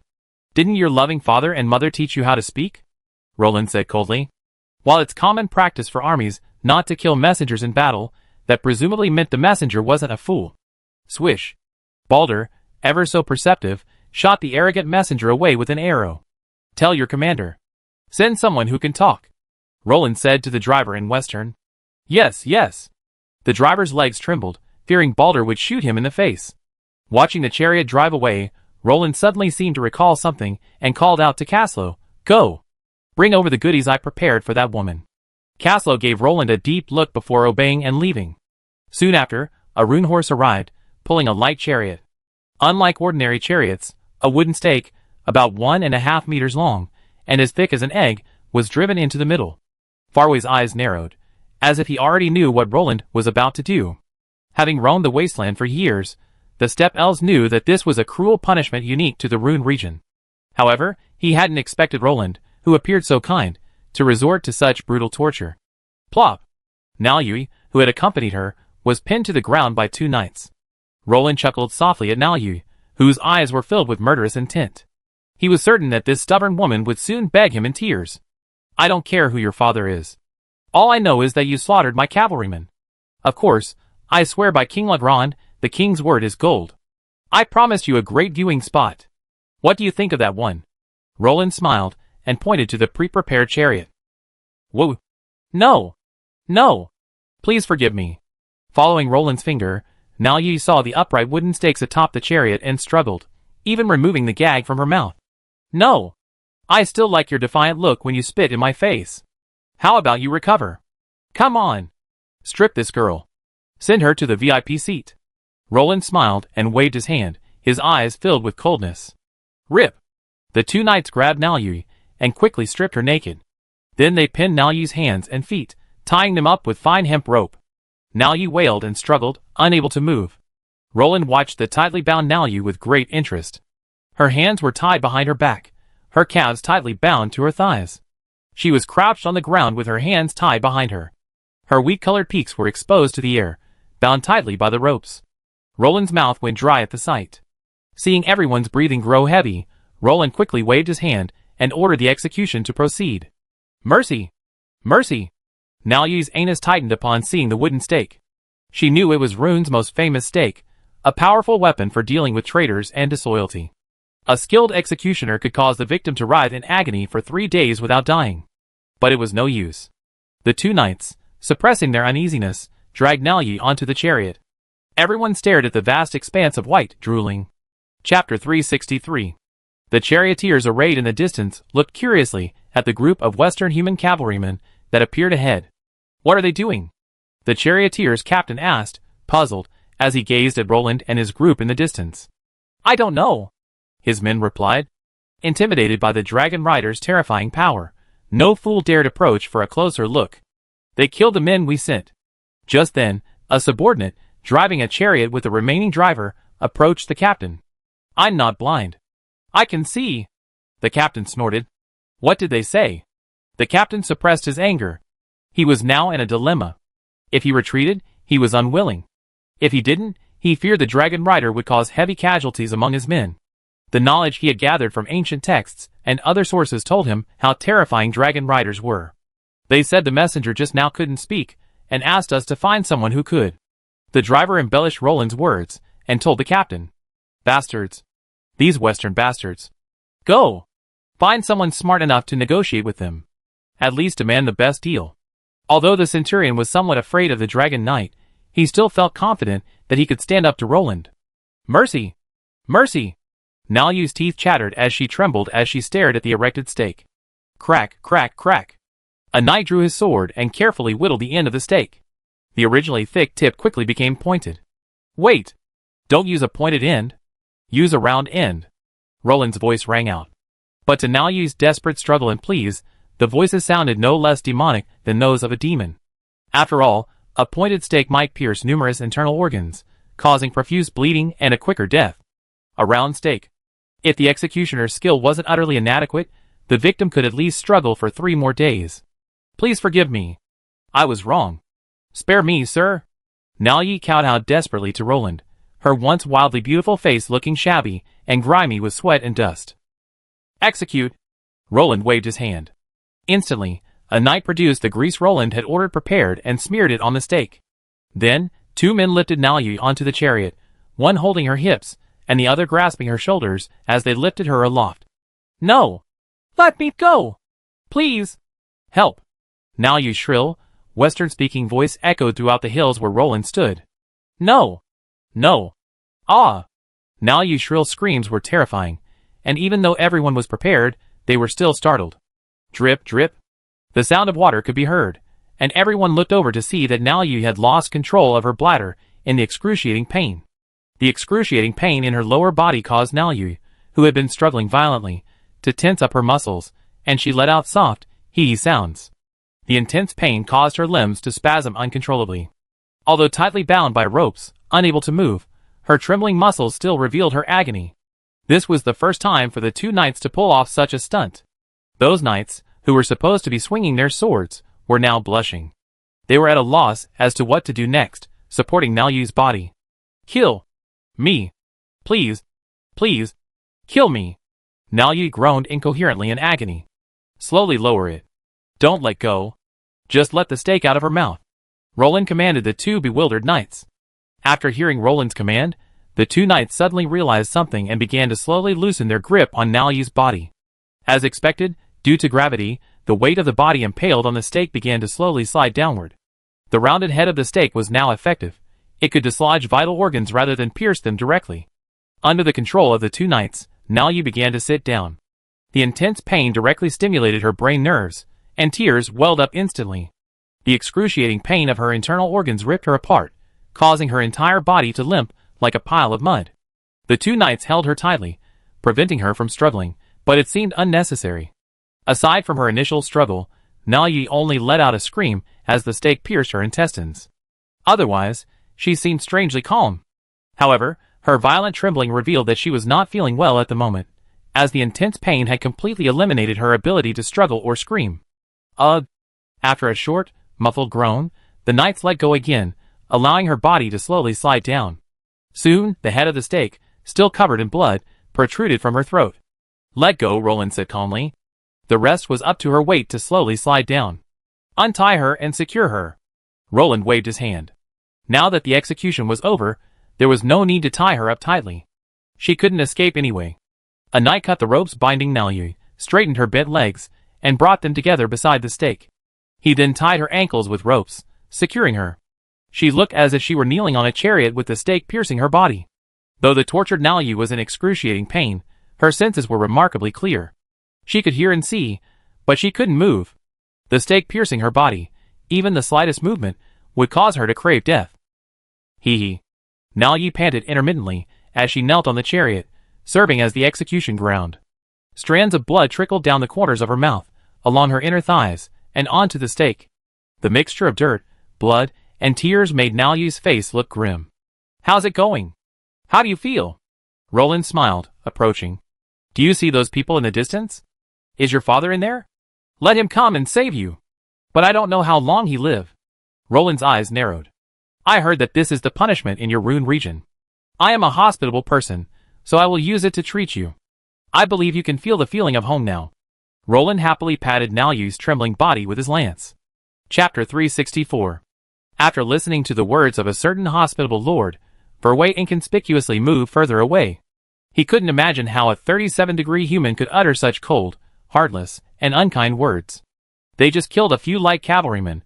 How could they be so brutal? Of course, Roland's brutality had its reasons. It wasn't just because Nalyu had brutally slaughtered Okan and the others, but also because he was venting his anger on Grand Duke Nix. In the game's history, Grand Duke Nix had been impaled by these barbarians, and his body left exposed in the wilderness. Although such a thing would never happen again in this Middle-earth world, Roland still couldn't let it go. "They're coming again!" Verway frowned, reminding the increasingly perverted Roland that another messenger had been dispatched. "I hope the people coming this time will be more polite," Roland said grimly, looking at Nalyu impaled on a stake. "Stop!" Balder shot an arrow, halting the approaching light chariot. "Wait! I'm an envoy. Don't attack." This time, the envoy was relatively smart. At least, he didn't come out with an air of invincibility. "Excuse me, could you please see your general?" The new envoy said humbly in Western dialect, his head bowed slightly. He couldn't get hard, as the body of the previous envoy lay at his feet, still barely cold. "What are you mumbling about?" Several knights pointed their lances at him, puzzled. "Let him in," Roland said calmly, looking at the still trembling Nalyu. "Yes." Several knights raised their lances and let the man in. Roland, seated on horseback, carefully examined the envoy's appearance and smiled. He was a typical Rune warrior, wearing a linen robe over leather armor. Since he was on a diplomatic mission, he carried no weapons. The iron-covered chainmail helmet on his head looked dusty, likely having gathered dust along the way. "Greetings, respected Western human. I come to consult with you on behalf of my lord, Captain Darkawan. My name is Lanso." This envoy, Lanso, spoke rather pleasantly, which made Roland, who had been looking for an opportunity to kill another envoy, a little embarrassed. "King Lagran." "Roland, tell me your purpose," Roland said coldly. "My lord sent me here to discuss a withdrawal of both sides," Lanso said hastily. "Withdraw? Just get out. No need to say more." Roland was taken aback and interrupted Lanso. "Your Highness, you're joking. Thousands of us have come out for nothing. It's not good to return empty-handed. Neither side wants to be destroyed. So, simply compensate my lord for the expenses incurred on this journey, and we withdraw immediately." Lanzo said in a humble tone, but his tone was sharp. Who gave you the courage? Roland was amused. Your Highness, you may have dragon knights, but the charioteers' chariots and heavy crossbows are no pushovers. A fight would surely be mutually devastating. Why don't you compensate us with some supplies, so we can return to our people? I believe the affluent Western world wouldn't mind giving us a small portion of the supplies. Lanzo hadn't given in. He had to admit he had some skill in his rhetoric. First a threat, then flattery, and then, finally, a timid gesture. He praised Roland. If Roland hadn't come from the complex world of Blue Star, he'd probably have been flattered. I didn't realize you're such a talent. Roland shook his head in surprise. He hadn't expected the charioteers, known as barbarians, to have such a brilliant mind. If you want to leave, leave. If you don't want to leave, let's fight. The glory of the Lagran Knights comes from horseback. We don't seem to have lost yet. Our ancestral teachings teach us that what the enemy can't take on the battlefield, they certainly can't expect to get at the negotiating table. Roland narrowed his eyes. Your Highness, are you thinking? Lanzo quickly tried to dissuade him. Stop talking. Go back and tell your lord. Either get out, or fight. One more word and you be with her. Roland pointed at Naoyu, who was twitching and kneeling on the torture cart beside him. This is... Lanzo's pupils trembled. He had already seen this woman. He hadn't noticed at first, thinking it was this Western lord executing his own slave. He was curious why this Western lord would use the punishment unique to their ruined region. But now, taking a closer look. Miss Naoyu. Lanzo quickly crawled over on his knees, not even bothering to convince Roland.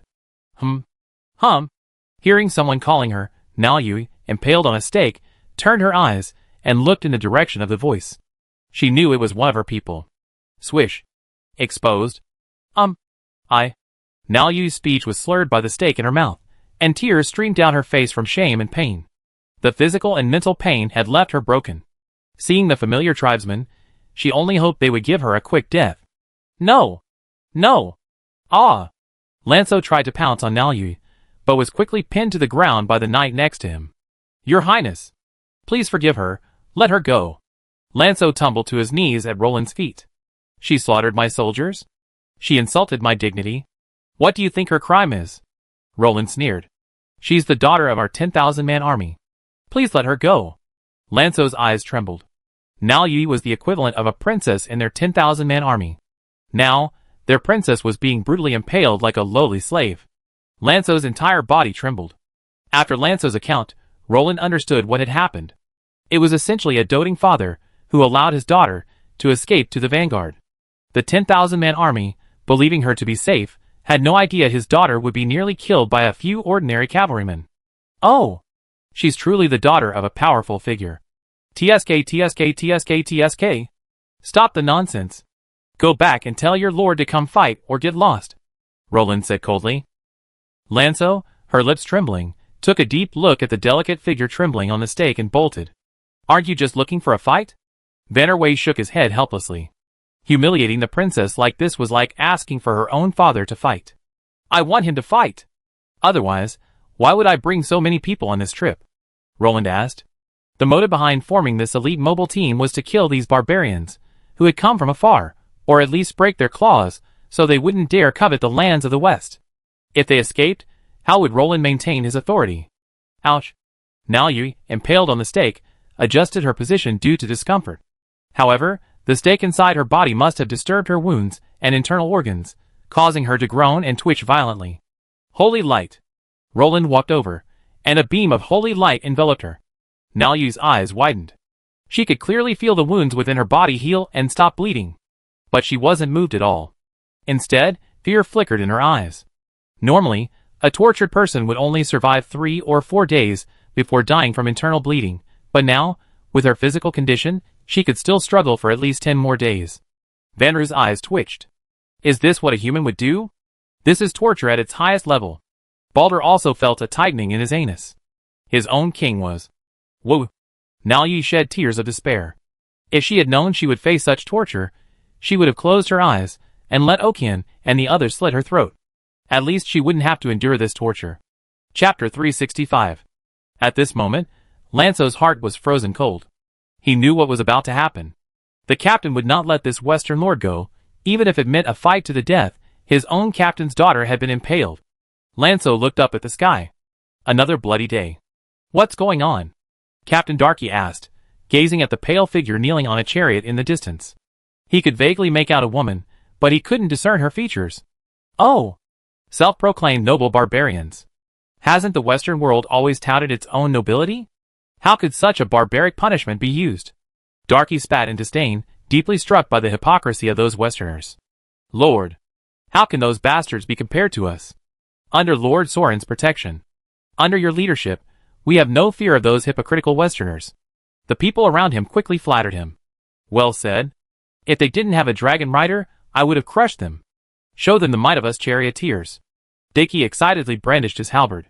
If he hadn't been a little intimidated by the dragon rider, he wouldn't have minded impaling the heads of the cavalrymen on his spears. After all, the 4,000 soldiers gave him unparalleled courage, and nearly 500 of them were his most trusted blades. My lord! My lord! This is bad? Lanza wailed, throwing himself at Daki and kneeling at his feet. Stop howling. What's going on? I'm not dead yet. Get up. Speak properly. Daki dismounted from the chariot and kicked the wailing Lanzo to the ground. Miss, Lanzo cried, pointing ahead. Miss, what's wrong? Miss, aren't you going to play at the vanguard? Darky suddenly choked, then stared in amazement at the delicate, pale figure impaled on a wooden stake in the distance. Darky's body trembled. The more he looked, the more familiar it seemed. He pointed with a trembling hand at Naoyu, impaled on a stake in the distance. Suddenly, his eyes welled up. He grabbed Lanzo. Where's the vanguard? Miss, I'm sure you're all right. My daughter must have entered their territory with the vanguard.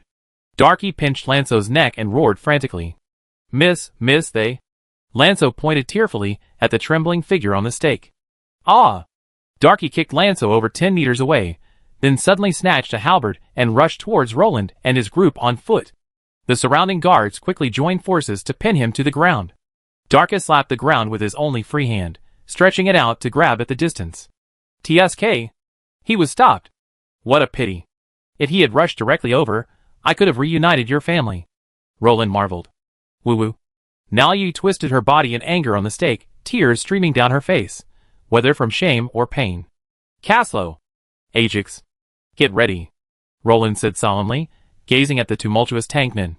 By the way, does the forbidden spell still work? Roland narrowed his eyes, murderous intent radiating from them. Are you dreaming? That's a giant dragon that casts the forbidden dragon language spell. Not a fertile sow. Roland broke Caslo's defense. Could 2 young giant dragons cast the forbidden dragon language spell casually? The unexpected big forbidden spell last time was brewing for a long time by the 2 dragons and was born by chance. Your Highness, would you like to guess why forbidden spell mages and sages are called strategic forces? Ajax glanced at Roland with disapproval. He was about to drain the dragons dry. Ahem, sorry. Sorry! Roland apologized humbly, having forgotten that this was the real world, where forbidden dragon spells couldn't be unleashed with the click of a mouse. Their air defenses are formidable. Their battle formations are well organized. If you decided to engage them in battle, I urge you to carefully position your team and avoid penetrating too deeply. Glory and fate are never invincible. Caslo said, casting a worried glance at the charioteers. Roland nearly spat out blood. Was there even any need to ask whether he should fight? He had impaled the daughter of a 1,000-man commander on a stake. His father had just come to him single-handedly and nearly fought him to death, and you truly turned a blind eye. Kill them! Kill them! These bastards. These beasts. I want them to die a miserable death. A miserable death. A miserable death. Kill! Kill! Kill! Kill them! Darky's eyes were filled with madness and bloodlust. Go! Bring them back. I skin every man alive. I impale both the murderer and the woman on stakes. I destroy their city-states. Go! Kill them! Darky roared, a shrill cry unlike any human voice, a tear of blood streaming from the corner of his eye. Charge! Charge! Whoever rescues my daughter will marry her. Reward, 1,000-man commander. 1,000 sheep. 100 horses. Whoever kills 1 person will be rewarded with a sheep. 10 jars of wine. Darky roared. Wow! The entire tank army was shocked by Darky's generosity. He spent all his money to get revenge and rescue his daughter. TSK. Generous. Rich. Roland faintly heard Dark's reward and couldn't help but smack his lips. Two men, take that girl to a safe place. We can't let them take my spoils. Roland gave Nalu a sinister smile, a smile no less devilish in Nalu's eyes. The once bright light dimmed a little, and her body ached. In fact, in Middle-earth, a world of low and medium-level demons, this level of fatal injury can be saved as long as it's not fatal. Even powerful priests can resurrect the dead. So Roland had Nalu taken away, to prevent those charioteers from rescuing her. Kill! Dark went wild, as he saw his daughter's execution cart disappear over the mound ahead. He brandished his halberd and tried to charge, but fortunately, someone beside him held him back again. Sir! Take care. If anything happens to you, who will save the young lady? You must stay calm. Lanso quickly grabbed Dakai's legs and began to plead with him. Get out! You bastards! Kill them! Let me kill them! Kill the whole army! Dakai kicked Lanso, who was holding his legs, overturned him and personally waved the command banner. The whole army advanced. Here we come! Prepare for battle. Balder raised his chariot with a heroic gesture, gazing at his people. Fight! For the glory of Lagran! Roland also raised his lance, his eyes filled with a fervent fighting spirit. Chapter 366. For the kingdom. For our homeland. For the glory of the knights. For the fallen warriors. Soldiers of Lagran. Charge with me. Roland lowered his armor and charged forward. If you see the king fall, do not grieve. Do not hesitate. Do not fear. Keep charging. Until death. Until hell. Glory. The ring of glory in Roland's hand shone with a brilliant golden light. Mercy. The ring of mercy also shone with its own unique purple light. Holy inspiration. Roland was also a paladin. He also possessed the third-level paladin's inspiration aura. Enveloped by it, everyone felt refreshed and their speed increased. Raise your spear. The arrow formation, with Roland at the vanguard, was already formed. As for Roland's favorite ride, like a wall attack. He didn't dare try it. After all, facing a chariot formation, only an arrow formation with the strongest penetrating power was the best choice. Ouch! Roar! After two clear, passionate dragon roars, two massive creatures rose rapidly from behind the mound. The blazing fire dragon and the storm dragon were more than capable of slaughtering the charioteers without regard for the consequences, but Roland felt sorry for his dragon riders. A coordinated attack with the decisive aerial knights would be a better strategy. The dragon riders would be responsible for smashing the outer chariot shells, while the knights and centaurs would be responsible for clearing out the heavy crossbows that got in the way. This was once a common tactic in the Lagran Empire. Dragon! Dragon! The hearts of most charioteer soldiers sank at the sight of two dragons rising in quick succession. Although they felt uneasy, they were still willing to follow the will of the 10,000 commanders and fight across the lands, even if it meant drawing their swords against the gods. Kill! The light chariots swiftly charged forward, forming a dense formation to block Roland's knights. Boom! The dragon language magic of the scorching winged fire dragon exploded among the charioteers, the scattering fire dragon energy igniting a large number of chariots. Ah! The shrill scream sent chills down one's spine.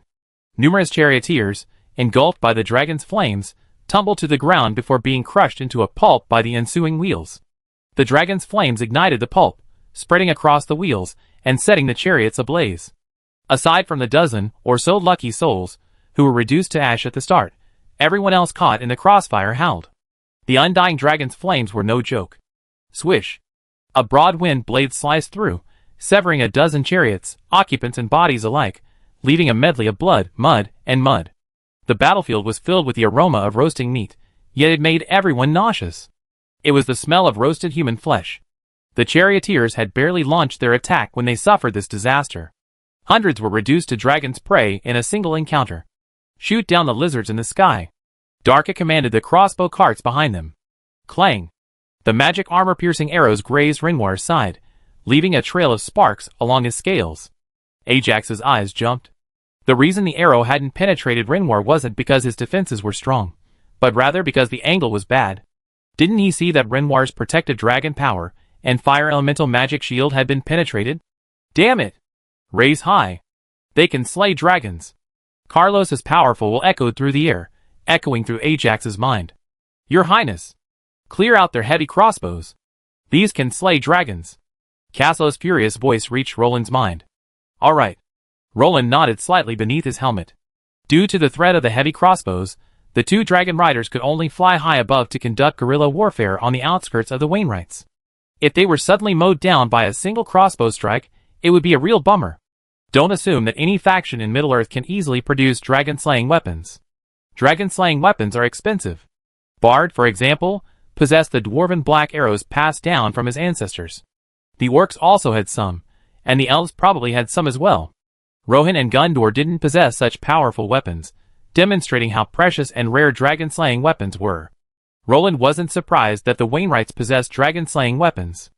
After all, with such a vast Dongi civilization, no one would believe they didn't have some hidden gems. Break the army.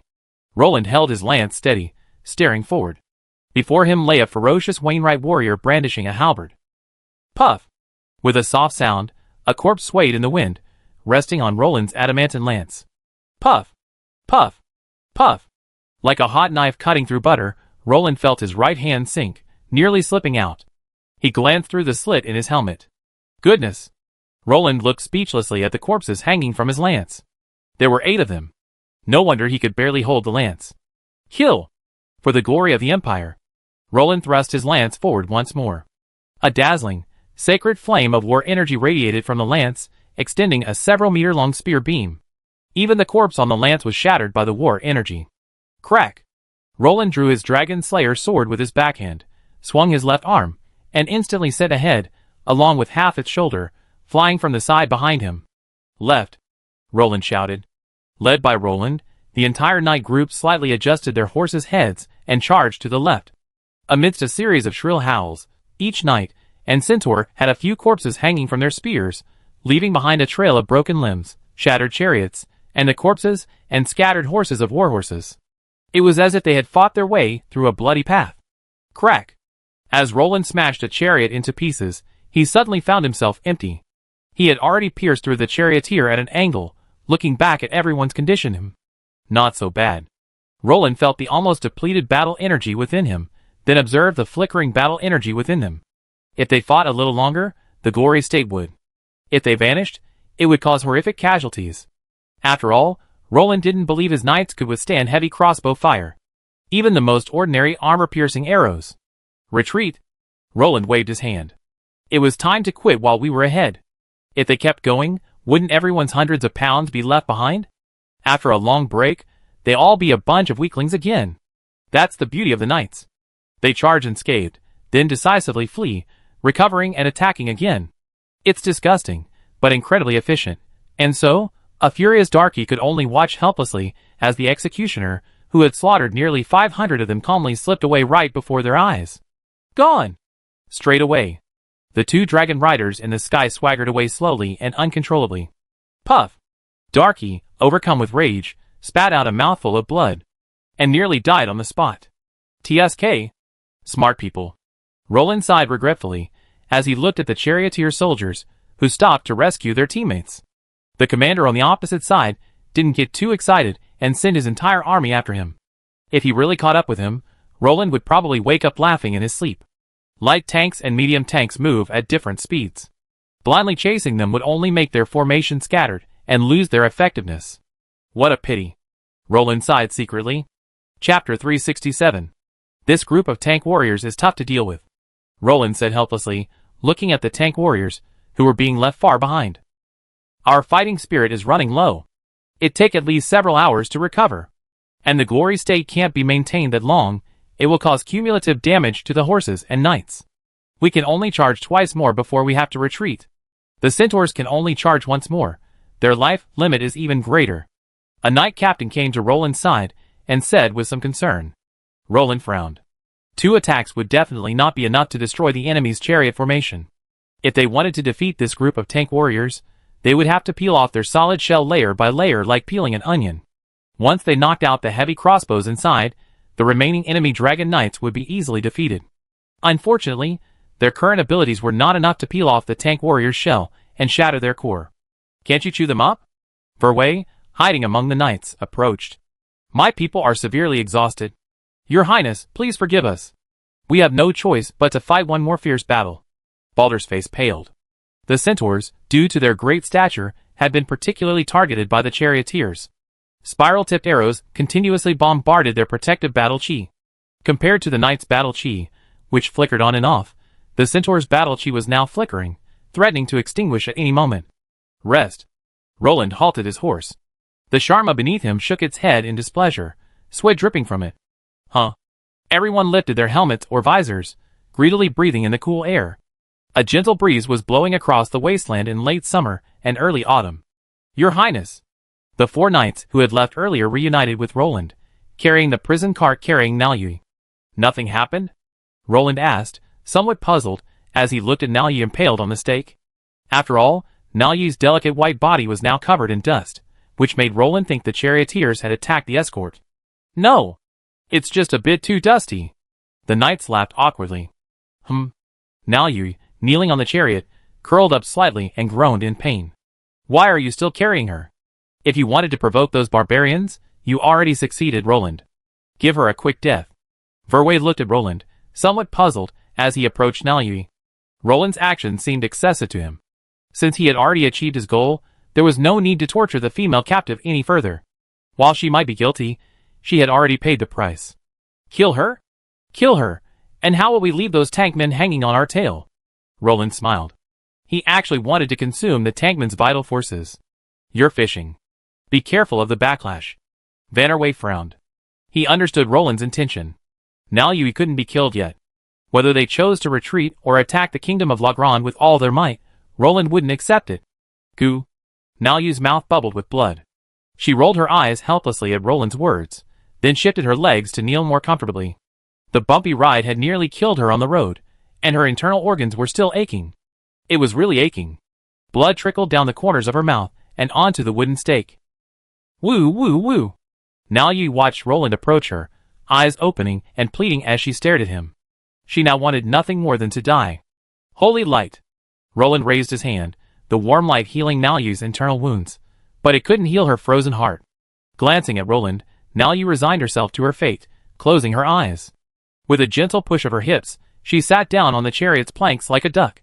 The sudden movement caused the stakes to graze her internal organs again, and blood gushed out from both sides. Holy light. Don't even think about killing yourself. With me here, you never die. Roland glanced at Naoyi. Thinking of bleeding herself to death was a gross underestimation of his own divine fighting spirit. After all, he was half a priest. Naoyi said nothing, her body trembling slightly. Chase! Save my daughter. Dark's eyes were bloodshot, and he was furious, wishing to tear those Western humans apart. Sir, please calm down. Lanso hurriedly urged, joining the surrounding troops. Catch them. Their glory state can't last much longer. We can't let them recover. Darky remained remarkably calm at this moment. He knew the terrifying coordination of the human knights. If they were allowed to come and go with impunity, their army wouldn't last long. We still have 500 second-level warriors. And over 40 berserkers. Chase them. Bring back my daughter. Darky waved his hand and fell silent. Roland, who was resting, was soon forced to engage the pursuing tankmen. After the tankmen left behind nearly 200 bodies, Roland, along with the knights and centaurs, whose fighting spirit had been largely depleted, quickly disappeared from Darky's sight. Chase them. Darky ordered through gritted teeth. Roland was already groaning in pain. The impact of his killing nearly 700 charioteers had meant that Darky's men had increased their speed even further. With replacement horses, the charioteers' speed and endurance had greatly increased. Oh my God! Roland gasped, quickly counting the number of men. He breathed a sigh of relief when he found no one was left behind. In this situation, falling behind meant death.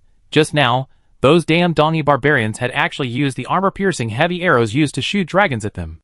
Roland had clearly felt the terrifying rate of battle energy drain during the Glory Link state. Crucially, that single blow had caused the knights to exit the Glory Link state. But fortunately no one died. Holy light! Roland found the 4 people who had left with Naoyi earlier. Finding nothing was wrong, he cast a holy light on Naoyi to heal her. Crack!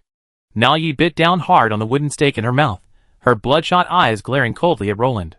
This human king had once again kept her alive, meaning she would have to endure even longer. Kill me. Please. Give me pain. Quickly. Naoyi pleaded with Roland intermittently, retching against the foreign mass in her throat. You can't die now. Roland was slightly taken aback as he looked at Naoyi, who was covered in cold sweat from the excruciating pain, but he still refused. Chapter 368. It hurts. Kill me. Please.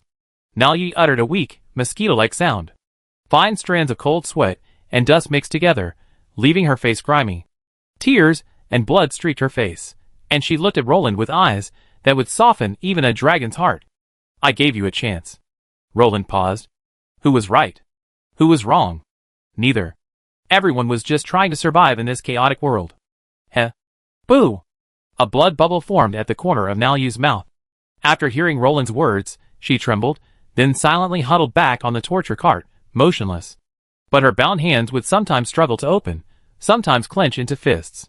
This was one of the few ways she could relieve the pain besides screaming, and even that was impossible with the torture device lodged in her throat. All right, I give you a quick death when this battle is over. I promise, in the name of the king, to treat you with the highest courtesy of a rune warrior. You can make your own choice then. Roland turned away, not looking at the woman who had endured the torment of his orders. But he retained a trace of mercy, his voice fading with his footsteps. Thank you. Ahem. Niao Yi opened her eyes, glanced at Roland's back, and for the first time, a light flashed in her eyes. Your Highness, you actually agreed to give her a quick death? Caslo followed Roland, somewhat surprised. What's wrong? She's already been punished, Roland said casually. Ah. Ajax sighed, remaining silent. Although they were enemies, she still felt a certain pity for this woman. If she's not killed, with her level 3 berserker vitality, she could have struggled there for at least 7 days. Roland glanced at Caslo's expression. Sure enough. Caslo's expression instantly transformed into a subway, elderly, and cell phone question mark face. He and Ajax exchanged glances, each feeling a tingling sensation in their anus. How cruel. I have to say, this woman's fate is truly tragic. Not only was she captured alive by you, but you even dared to slaughter our people. The executioner's technique was impeccable. The first execution didn't even pierce any vital organs. Roland marveled. Honestly, for the first execution, Roland had prepared the stake to pierce the prisoner's shoulder socket. He never expected it to be so perfectly executed the first time. And with a round-headed stake. That was truly a hell of a lot. 2 days later. Your Highness. It's time to end this. We almost reached the Iron Hills. Caslo, somewhat helplessly, hugged Ajax tightly. Even a beautiful woman in my arms can't silence you. Roland complained feebly. Are you all right, Ajax? Roland asked concernedly. Nothing. Ajax replied delicately, then buried her head in Caslo's chest again. The story began the day before. To help the now-dead Darkit clear his head, Roland dispatched his dragon riders. As a result, Ajax and Renoir were ambushed by the charioteers. 2 magical, armor-piercing heavy arrows were aimed directly at Ajax. Renoir desperately dodged the long arrow aimed at his knight, but was himself struck in the abdomen. The noble dragon's blood instantly dyed the sky red. For a while after that, Roland never dared to let Caslo fly again. Dragon riders were powerful, but they were truly formidable targets. It's time to end it, Roland. Vannerway was also a little dusty. After 3 days of fighting, everyone was exhausted. They fought at least 3 or 4 times a day, their nerves and bodies constantly on edge. Yes. Roland nodded. It was time to end it all. In the past 3 days, the original 4,000-man charioteer army had been decimated by half, even though Roland and his men hadn't lost any men.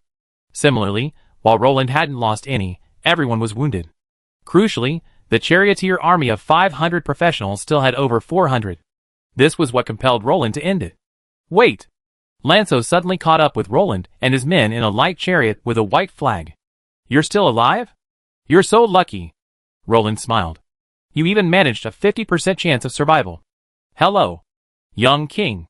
Suddenly, a burly man in bronze armor rose from the chariot bed, leaning on his halberd and standing straight. Captain of the chariot clan. Roland narrowed his eyes. This man was truly courageous, unafraid.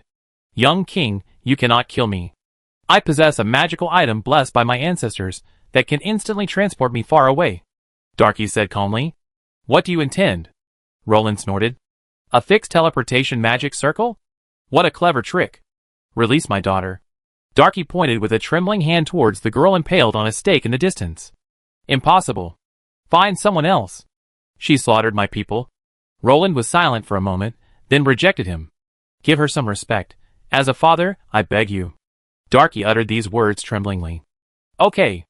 I will. But only after this battle is over. Roland nodded. Darky cast a deep glance at his still tortured daughter, tears welling in his eyes. After all, it was his own doting that had harmed his wayward daughter. I hope you keep your promise. On the honor of the human king, I will lead my troops out of this sad land, and I hope you give her the respect of a rune warrior, as you promised. Darky's eyes were filled with sorrow. Want to see her? Roland suddenly asked. He felt he should let this great father see his daughter one last time. Forget it. I hope you won't cause her too much pain. Darky waved a little dejectedly. Watching the light chariot Darky rode depart, Roland sighed. Even if Darky hadn't retreated, he couldn't fight anymore. Are you okay? Roland gently touched Nalyu's head. If it weren't for the still breathing air on her chest, he would have thought she was dead. Nalyu opened her dimmed eyes, and stared blankly at Roland. 3 days of tossing and turning had numbed her to the pain within her body. She could even clearly feel the drain of her vitality. I fulfill my promise. I give you a proper look. This is what I promised you and your father. Roland reached out and placed a hand on her back, the gentle holy light bringing her some comfort. Your choice, Roland said somewhat listlessly. Give. A wash. Nalyu's eyes suddenly lit up, and she pleaded with her throat straining. Swish. Ajax gently swished water across Nalyu's back. Out of pity for this dying woman, Ajax had even boiled some hot water. Nalyu, impaled on the wooden stake, felt a sense of comfort as she slightly uncurled her limbs. Chapter 369. Is there anything else you want to say? Ajax asked softly, as she cleaned Nalyu's blood-stained body. Even for a dying person, Ajax retained a certain kindness. Chop me. In the waist. After a few seconds of silence, Nalyu mumbled, her voice unclear but resolute. Huh? Roland was stunned. For the charioteers, there were few honorable ways to die, beheading a warrior or severing the waist for a guilty person. He had never expected Nalyu to choose this. Can you? SSS. Take me off? Nalyu pleaded with Roland, her mouth wide open. Okay. Roland was stunned. Then, with a wave of his hand, 2 knights stepped forward and lifted Nalyu off the stake, as if she were being tortured. Cough, cough. Nalyu collapsed on the chariot, coughing up a large amount of blood. It hurts. Nalyu's legs began to tremble as she lay on the chariot. Having been pulled from the stakes, the wounds that had been healed and sealed were torn open again, and blood gushed out of her body. Thump! Nalyu's legs gave way, and she fell to her knees. Holy light! Roland intervened in time, and the bleeding quickly stopped, but the blood stains covering her legs were extremely glaring. Let me wash you again. Ajax helped Nalyu onto the chariot, letting her lie on top. Then, using her own battle energy, she heated the water in the water bag and carefully rinsed her away. Thank you, Nalyu said hoarsely. Ajax shook her head, a hint of sympathy. Here? Roland asked. Yes, that's troublesome. Nalyu nodded and started to kneel. Wait! Roland stopped her, then directed a knight to spread a large linen cloth on the ground. This would be her execution ground and her shroud. Have you chosen? Roland asked uncertainly. Well, I'm a sinner of the tribe, and I must apologize. Nalyu panted, as if speaking had exhausted most of her strength. Although she couldn't move, she knew clearly that she had become bait in Roland's hands, bait that had caused heavy casualties to the tribe. I still have a use for your head later, Roland began. To honor those cavalrymen? You're a good king. Nalyu looked at Roland. Roland said nothing, simply standing there in silence. After all, only Boss Chow could remain calm while discussing the loan of someone's head in front of others. You take it, but I hope it's after I'm dead, Nalyu muttered to herself, shaking her head. Ignoring the others, Nalyu crawled onto the linen, found a comfortable spot, and knelt obediently. Then, with her head bowed and her hands clasped together, she began to pray to the shaman. Her tan body shone with a faint golden glow under the setting sun, a poignant beauty. The surrounding knights and centaurs had long since dispersed, and everyone tacitly ignored the situation. This was not only a chivalrous virtue, but also a reverence for the passing of life. Can we begin? Ajax gently patted Nalyu, who was kneeling on the linen. Wait a moment, please, Nalyu asked, opening her eyes. Yes. The two fell silent. Less than a minute later, Nalyu opened her eyes, regaining some of her alertness. She smiled at Ajax and Roland. Thank you. Let's begin, Nalyu said, turning her head. Yes. Ajax replied, gently grasping her hands and placing them behind her back. Then, she hung them high up and tied them. Naoyu remained silent throughout the entire process, not struggling or speaking, simply allowing Ajax to restrain her. "All right, Your Highness," Ajax said softly. She then helped Naoyu to her knees, her head resting on the ground while her legs were bent. This allowed the victim's waist to be fully exposed. Roland suddenly noticed that Naoyu was trembling slightly. She must have mustered up a lot of courage to choose this torture. "Papa," Ajax casually patted Naoyu's shoulders. "Be brave, it will be quick," Ajax soothed, then pulled out a strip of cloth and tried to wrap it around her eyes to block her vision. Not looking around would give her some peace of mind. "No." Naoyu turned her head, refusing the blindfold. "Okay." Rubbing her head, Ajax stood up. Ajax gently extended his hand and gestured to Roland, "Your Highness, this is your own business. Do it yourself." With that, he stepped aside and stood aside, saying nothing more. Roland glared at Ajax, but Ajax remained unmoved. "You promised your father to give him a respectful treatment. Do it yourself." Ajax turned his head. "Caslo." Roland could only call out, "No, Your Highness." Caslo came running over, took one look, and decisively refused to flee before Roland could even speak.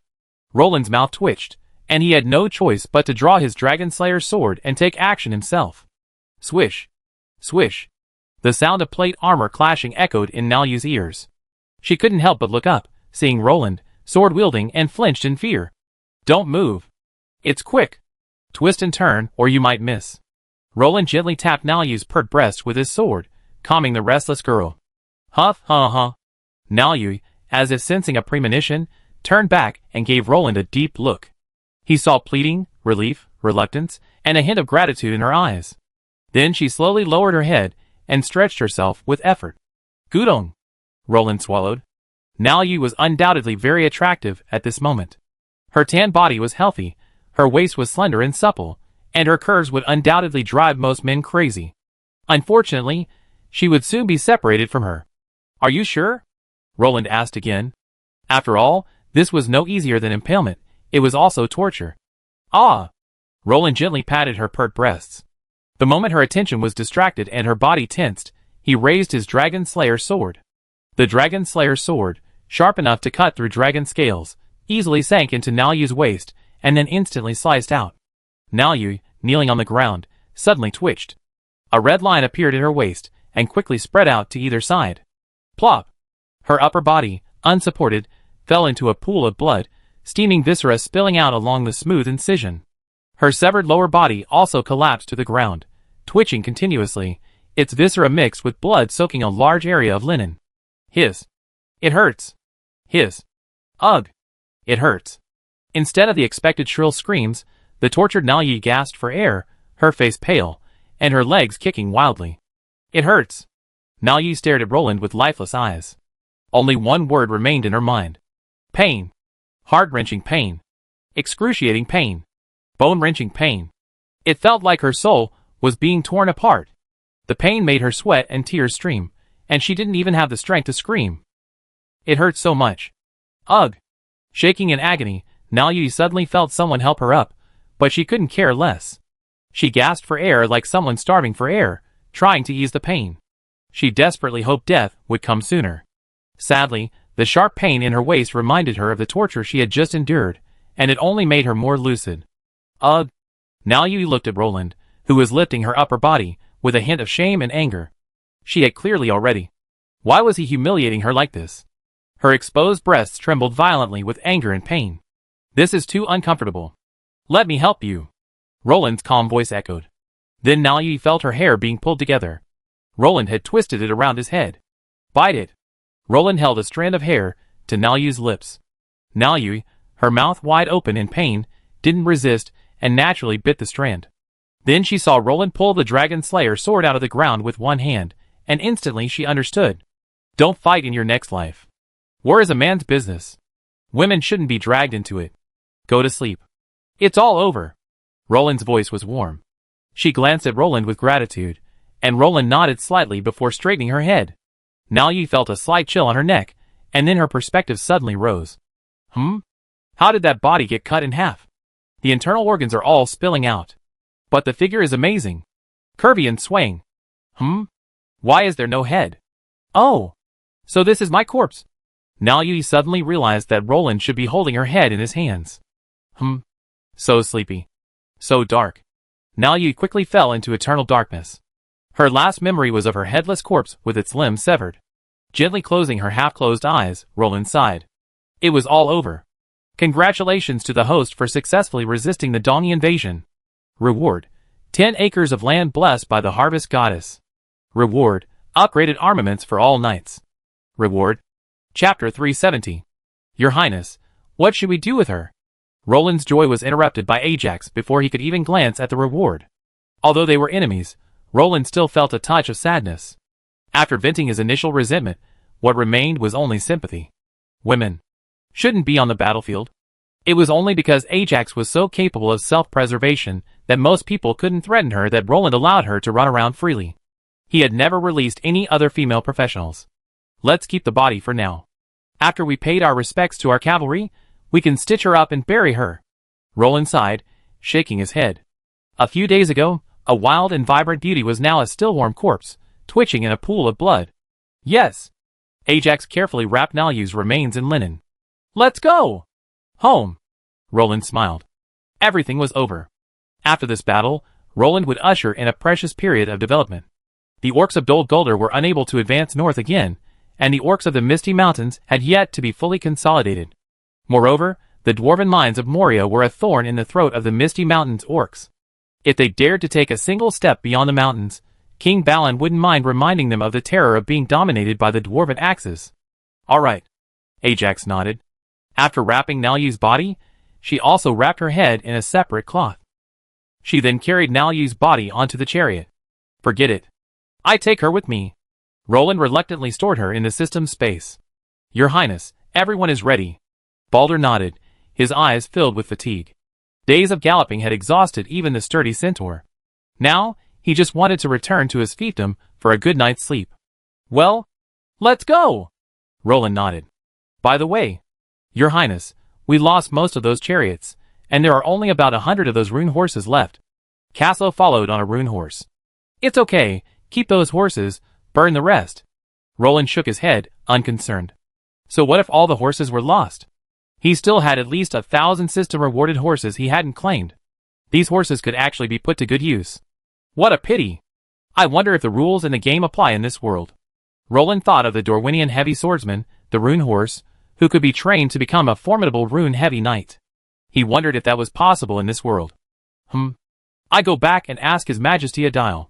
Your Highness, it's all right, several knights said after lighting the fire. Well, let's set off. Roland nodded.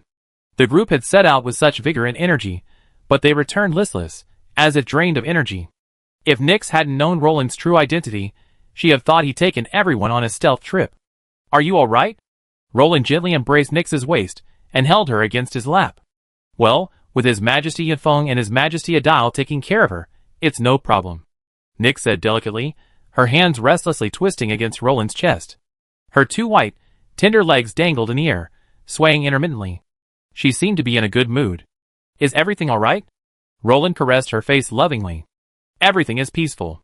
Nyx leaned against Roland's chest, greedily breathing in the scent of her man, her eyes etched with a hint of intoxication. This time, I crippled an entire army of 10,000 tank warriors. Roland whispered gently to Nyx, playing with her hair. Ah! You're not hurt, are you? Nyx quickly raised her head and carefully examined Roland, her eyes filled with concern. It's okay. Your husband doesn't have the appetite to eat them all. Roland nodded her head and kissed her pretty face. Ugh! That's too dangerous. Never do that again. Nyx's eyes were filled with worry and reproach, her eyes moist as she stared intently into Roland's. Don't worry, I know what's going on. Your husband isn't really going to use 300 knights to fight an army of 10,000. Roland smiled and shook his head. For tribesmen like the tank riders, their so-called 10,000 and 1,000 commanders weren't full-strength units, as they often included the families of the tribe's young and strong men. This meant that most of the 10,000 men in a 10,000 were women and children without combat abilities. Adult tank rider women also trained and could fight when necessary. But it's so dangerous, Nyx insisted, clinging to Roland's arms. Okay, I won't do it again next time. What's the big deal with 2 dragon riders? Roland pleaded, fearing the girl would burst into tears. Okay, I forgive you. If you do this again, you won't even think about getting into my bed, Nick said, feeling flustered at Roland's mischievous eyes. Then, my dear Grand Duke, can we rest now? Roland gave him the look a wolf gives a little white rabbit. Well, let's go take a shower first. Nyx, blushing, forced herself to her feet, ignoring Roland's mischievous hands, and pushed Roland towards the bathroom. Nyx suddenly felt herself soaring into the air. Roland had scooped her up like a princess. Plop! A perfectly white figure was flung into the tub, and then Roland pounced on it with a strange grin. Paw! Nyx gently slapped his mischievous hand away and glared at him. Stop it! I'm so sleepy. I need to sleep. Just save me some soup for tonight. Nyx ignored Roland and curled up under the covers, apparently exhausted and needing to catch up on some sleep. No lunch, no dinner? Just soup? Roland asked with a strange expression. Such an unhealthy diet was unacceptable. Lose weight. Nyx's muffled voice came from under the covers. Roland's mouth twitched. Is weight loss a compulsory course for all women in the universe? Why are all women so obsessed with it? Not fat. Nyx resigned herself to her fate and stretched out her body, letting Roland do whatever he wanted. However, the hint of helplessness in her eyes made Roland's heart tighten. Go to sleep. Then she dressed and left the bedroom. As for having the maid help her get dressed, there was no need. Roland wasn't crippled yet. You really don't want to eat? Roland asked, leaning back in. I don't want to eat. Nyx blushed as she looked at Roland, who had suddenly entered. She was currently cleaning up the mess they had made.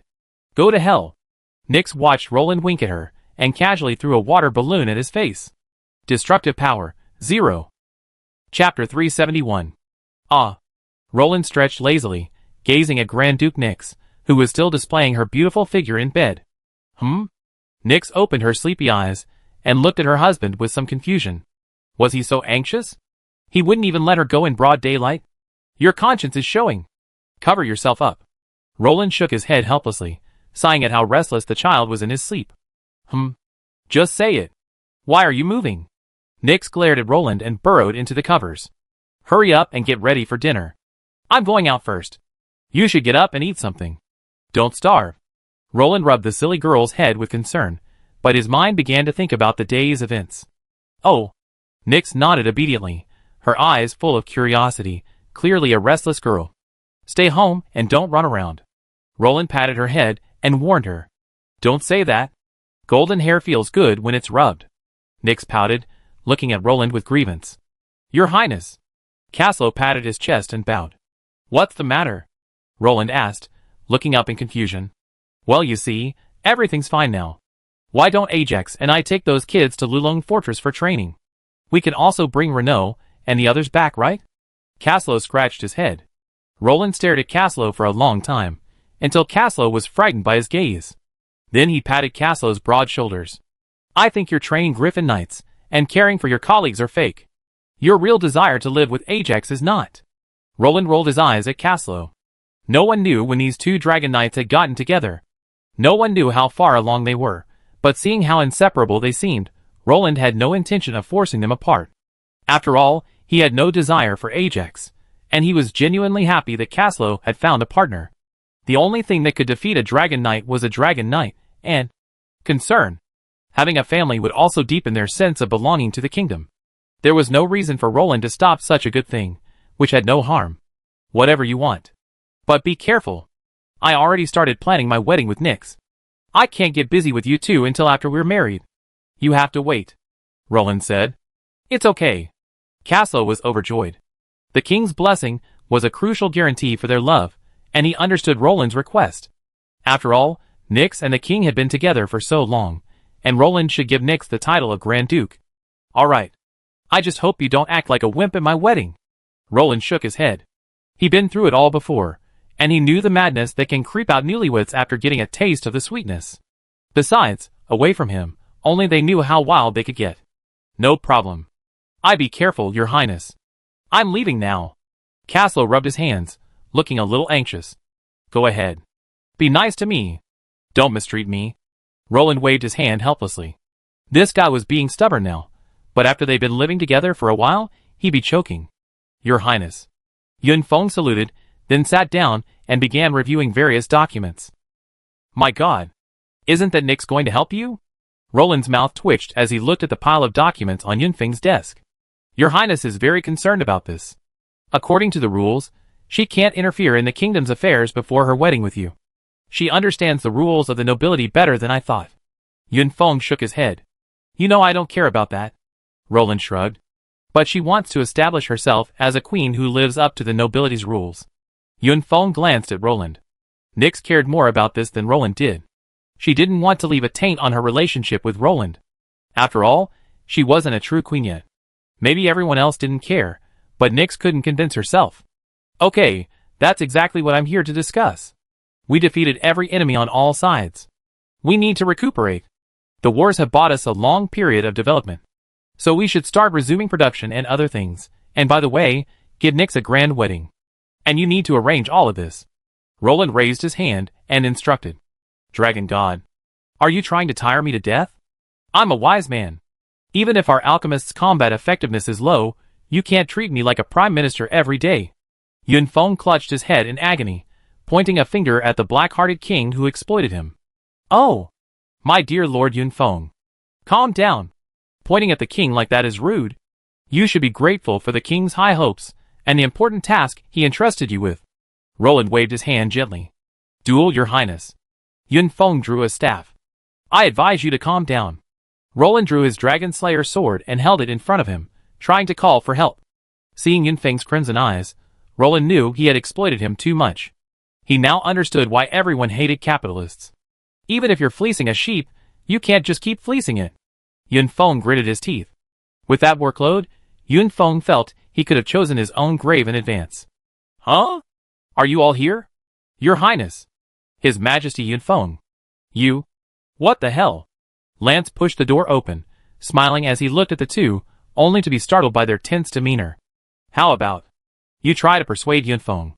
Roland said awkwardly. I'm having a hard time. Yunfeng grabbed Lance and began to complain. Your Highness. That's your fault. This is too. Lance looked at Roland speechlessly. It was true that His Majesty Yunfeng was so useful that he just kept using him relentlessly. Forget it, it's really my fault. So, Baron Lance, I'm going to grant you a sacred and great power in the name of the king. Oh! Don't run. Roland hurriedly chased after him. I completely agree with your work arrangements for His Majesty Yunfeng. I'm going to Lulong Fortress to take up my post. I have someone bring you the transfer report shortly. Lance's men left, but the sound of their voices lingered. Crack! Roland turned his head and saw Yunfeng crushing a corner of the table. He couldn't help but swallow. Or I. Ahem. Roland looked at Yunfeng guiltily. Come! Your Highness, find me. Marcus is in Delvin. Apophis Brio, though a noble, is clearly aiming to be a sword-bearing noble. Adile, Ladian, Omsk, Luke Leopold, Merc Leopold. Who's free? Yunfeng was tired and just wanted to say destruction. Or Old Man Rattle. Roland said weakly. Just kill me. Yunfeng sat down on the ground. Chapter 372. After finally getting Yunfeng to accept his pressure and promise to share some of the burden, Roland quickly slipped out of the government hall. He had more important things to do. System. Open the log and retrieve my last reward. Roland found a room and sat down, beginning to study the rewards the system had bestowed. First, there was the land blessed by the goddess of harvest. This was similar to the 5-acre magical plantation Roland had originally created, except it could only be used to grow ordinary crops. The effects were also quite impressive. Its sole effect, it was suitable for all kinds of ordinary plants, and any ordinary crop planted on it would mature once a season. The blessing and blessing of the goddess of harvest. 10 acres of land is great. Wouldn't it be wonderful to plant some fruit trees? Roland instantly thought of a use for it. Growing food wasn't on his mind. He was currently buying food from the system mall to support his army, and this amount of food was a drop in the bucket for his massive shortfall. Roland checked the system dashboard and saw that he currently owned over 8,200 mu of arable land. However, the output from this land could only provide adequate food and clothing for the kingdom's people. It wouldn't be enough to support the army. Growing some fruit for winemaking would be a good idea, like grapes. Upgrade all knights' equipment. Roland pondered, staring at the upgrade card. Ludron's knights were already well equipped, and if he upgraded them further. System. Upgrade all knights' equipment. Roland said firmly. If nothing else, at least the 2 Dragon Knights and the 2 heroes should be able to equip themselves with epic suits after this. In use. Successfully used. All knight equipment has been replaced. Please check it yourself. The system's voice was emotionless. Roland suddenly felt his body sink. He looked down and saw, as expected, the pattern of his own armor had changed. System personal dashboard. Roland called out. After all, nothing was more intuitive than the system's personal dashboard. Roland, age, 17. Occupation, paladin. Level, rank 3. Noble level, king, monkey version. Wait! What the hell does monkey version mean? I own 2 cities and a town, but I'm not worthy of being called a king? Roland couldn't help but blush as he read it. How insulting. Do you know how humiliating this monkey version is? According to the test, any border earl possesses more prosperous territories and settlements than you. Please keep up the good work and become worthy of the title of king soon. The system calmly explained to Roland. Roland blinked. You say it's wrong, right? It's right. You say it's fine, right? Why does that sound so off-putting? Roland was silent for a moment before continuing to look down. Never mind, let's not humiliate ourselves. Judging from the Lord of the Rings world, Roland isn't much better than a powerful border baron, aside from his high-end combat prowess. Finally, Roland found what he wanted to see. The Dragon Slayer's sword remained unchanged, but the lance sought had been transformed into a battle-hardened adamantine dragon lance. Roland was silent for a moment, wondering how he could wield a 3-meter-long dragon lance from horseback. The Lord of the Rings' main armor had also been upgraded to the epic Grand Duke's heavy dragon armor. This heavy plate, inscribed with lightweight techniques, was no better than the original. It's no heavier than the previous Grand Duke's dragon armor, but its defense is over 10 times stronger than the previous Grand Duke's dragon armor. After all, the plate armor is forged from melted dragon scales and inscribed with the defensive magic of the sage. The entire Grand Duke's dragon armor has no extra active skills, only one passive skill, self-healing. But the rest is all focused on defense. Roland looked at the extremely restrained plate armor on the panel and almost burst into tears. Thank goodness. Finally, it's not the flashy, radiant gold. That golden plate armor has let him down more than once. This time, the Grand Duke's dragon armor has finally become a restrained dark gold, and even a matte finish. Not bad. Roland despised those flashy nobles the most. Isn't the purpose of being a noble to be timid? Wouldn't it be better to be a simple old man? You know, those who die the fastest on the battlefield are those who show off. Roland couldn't believe anyone could still target him now that he was wearing this Grand Duke dragon armor. The next time someone targeted him and shot him from behind, it would be too much. Look at the restrained pattern and matte color. Such an ordinary piece of plate armor, the most inconspicuous among the crowd. The warhorse had also changed. Well, not much. A castrated and abridged version of the Swift Pegasus. Swift Pegasus, basically the same except they couldn't fly, were both the most mediocre low-level magical beasts. But the Swift Pegasus was much more valuable than the Swift Pegasus. Overall, this was a huge win. Roland felt incredibly lucky just with the Grand Duke dragon armor. After all, it was only worn by Grand Duke level nobles. Not to mention the other knight's equipment had been completely overhauled. Let me see what else I have, Roland said as he searched. A knight's skill inheritance statue. Roland's eyes widened at the sight. What a good thing. This is truly a good thing. Roland had gotten the archer's skill inheritance statue before. The great thing about this thing is that you can learn skills through it without a skill trainer. Let me see what skill it is. Salted fish thrust? Ugh. Initiate sprint? Roland was silent for a moment. It was somewhat useful, but not particularly significant. This skill simply charged quickly for a certain distance, around 10 to 20 meters. The only good thing about it was that it could attack from 0 speed, meaning it took less than a second to go from standstill to full speed. It was fine for a single unit, but it was basically useless against a large group. Of course, if you're talking about a quick counterattack against a surprise attack, it could be useful. Well, I throw it to a dial later at the Knights Templar. Let those knights learn on their own. Roland thought for a moment and arranged it. Although it wasn't very useful because Roland was playing the Knights Templar, it was always good to have more skills. What else is there? I finally defeated a 10,000-man army. Heaven and earth, please give me some big stuff. Dragon Knight, Hero, Sage, Overlord, I don't mind. Roland prayed. 3 epic nutritional restoration potion. Roland blinked. What the hell is this? If I'm not mistaken, this thing should be for Warcraft eggs or baby Warcraft? I don't even have any Warcraft eggs at home, let alone a baby Warcraft. Next. Roland calmed down and continued to open the system reward box. I finally gave you a unit type. And you give me this? Roland almost lost his temper. Chapter 373. Botania Archers * 200? Roland's eyes twitched at the sight. Damn, the system was just trying to round things up, wasn't it? Roland now had the most professional troops under his command. 1,000. Roland felt he could consider switching to a full-on archery strategy. An all-cavalry strategy wasn't quite right for him. After all, his cavalry combined wasn't even a fraction of the archers. Roland rubbed his brow and sighed helplessly. Logically, a full-on archery strategy was the most powerful. A 500-man knight order could easily overwhelm 10,000. However, the high price and maintenance costs of knights were enough to make Roland's life difficult. What's wrong? Nyx couldn't help but ask, as she accompanied Roland to greet the new Botanian archers. She was a little worried when she saw Roland's frown. Nothing. I'm just considering whether the country should pursue a knight or archery strategy. Roland rubbed Nyx's head affectionately. As a husband, he didn't mind sharing his problems with his wife. Of course it's the knights. Lagran was founded on knights. Nyx said quickly, her face raised. She was afraid Roland really meant to give up on knight training. It's too expensive. One knight is enough to support 10 warriors, or 5 archers of the same level. And the training cycle for knights is too long. Roland was almost in tears. He also wanted 1,000 knights to level the country. You seem anxious to improve the kingdom's combat effectiveness?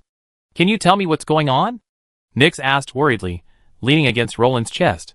She had long sensed a constant sense of urgency in Roland. It was as if something was chasing him, keeping him from relaxing even for a moment. The problem was that the kingdom wasn't in any crisis at the moment. Dol Guldur has been taught a lesson by the coalition forces, and is no longer daring to move.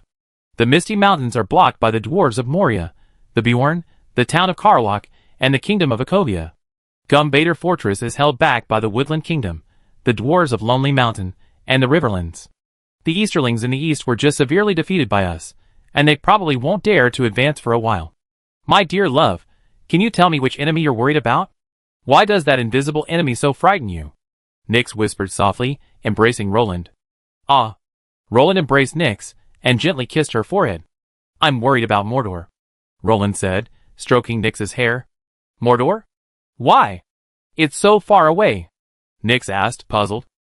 Sauron should be back soon. Roland thought for a moment, and finally told Nyx the news.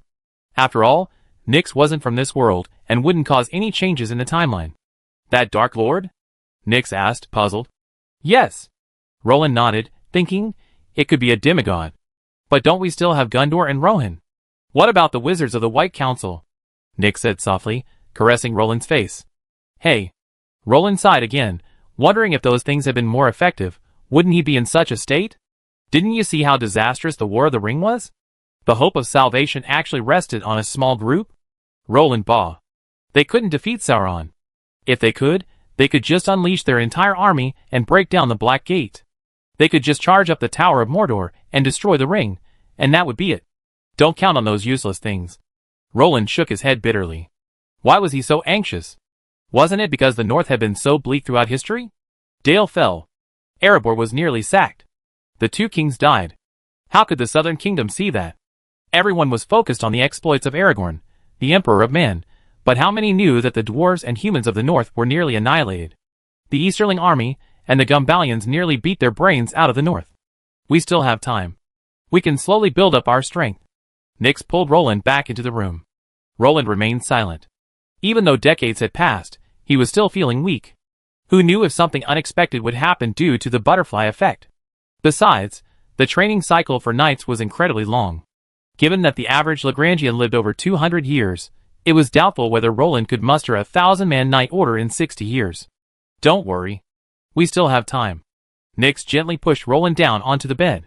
Hiss. Roland shuddered, his eyes widening. How could he not have noticed Nyx's sudden change of heart? Don't overthink it. We still have plenty of time. You done well enough. Nyx smiled, gently resting her head against Roland's chest. Yes. Roland nodded.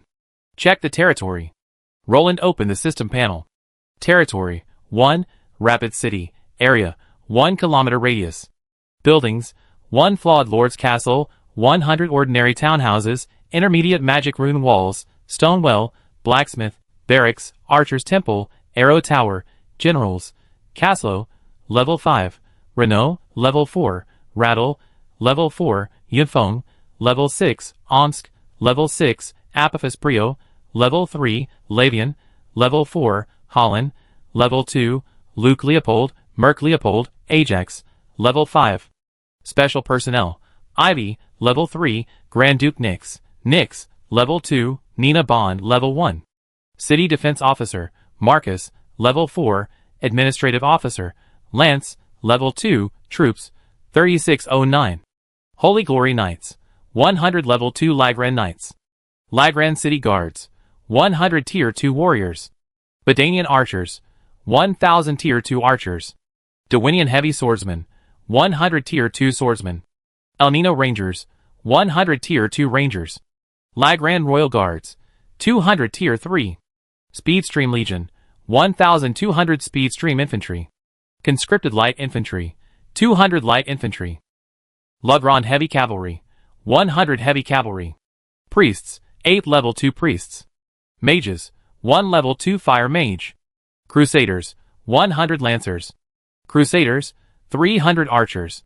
Crusaders, 20 Heavy Shieldmen. Cross Bohemia Knights, 15, level 2, Duchy Light Cavalry, 26. King's Knights, 16, 15 level 2, 1 level 3, Gladiator, 10 level 2 Warriors. Griffin Knights, 4, level 2, population, 15,975, trainable civilians, 5,179, review, the Lonely King led the remaining people back to their homeland and built this towering walled city. With the arrival of new residents, the city has become more vibrant and lively. Everything is moving in a positive direction. The city's military is strong, with a large pool of qualified soldiers. The city is fully capable of defending itself even against a large-scale attack. This city has its own annexed territory and appears to be thriving. Note, the population structure is severely unbalanced. The military-civilian ratio is nearly 1 to 4.2. Abilities, 1. As the only city in the Kingdom of Lagrang in Middle-earth, it attracts the remnants of Lagrang. The system will direct a group of wandering Lagrang civilians to this location daily. Hopefully, the Overlord will properly accommodate them. 2. Allows the recruitment of local civilians to train flood infantry. 3. The ruling center of the Kingdom of Lagrang. The people of Lagrang receive a faith bonus while in the city. 2. Tupit territory, village buildings, well wall, Lord's Hall, 20 houses. Lord Baron Balder. Subjects, 317. Review. One of the few remaining centaurs in Middle-earth. They serve King Roland of Lagrang out of gratitude for his kindness. Note, while these centaurs are capable, their small population makes them ineffective in large-scale battles. 3. Lulong Fortress, area, 1 kilometer in radius. Buildings, 8 dragon-killing towers, 100 heavy crossbow towers, super magic rune walls, war inscriptions. Comment, this is the last remaining proof of the Empire's existence. Beneath the towering Lulong Fortress lie the remains of orcs, the bones of black knights piled high. Evil spirits swear their vengeance here, darkness rests here. The dark walls are stained with the blood of the Dark Alliance, and the entire fortress rests on a mountain of corpses. Overall comment, a thriving kingdom. Despite the turbulent times around them, the resilient people of Raglan still tenaciously defend this ancient land, and their king continues to protect what remains. The kingdom has defeated all enemies on all sides, and is in a precious period of development. Suggestion, the kingdom urgently needs more land and people to revive. The Easterlings in the east occupy Dorwinion, and the orcs in the south occupy Dol Guldur. The ruins of Raglan still await the king's recovery. Chapter 374. Your Highness, welcome. Adal performed a knight salute, and looked at Roland respectfully. What's going on? Roland narrowed his eyes. The knight retinue, that had been numerous last time, was now reduced to just 8. These are the ones who can gather the fighting spirit. The others won't be able to become knights, but they still have hope, Adal said with relief. Roland nodded. These people only had fighting spirit in their bodies, but hadn't yet reached the entry level. Before they did, no one could guarantee whether they could become true knights, but their hopes were much greater than others. Do your best. The training period for knights is long. You know, many knights spend their entire lives as apprentices. Roland shook his head, not criticizing. Ultimately, the kingdom's foundation was too weak. It was easy to pick a knight's seed from over 10,000 or 100,000. Thank you for your understanding. Adal touched his chest and saluted. How's the situation? Are there any difficulties? Of course, they're limited to supplies and other things.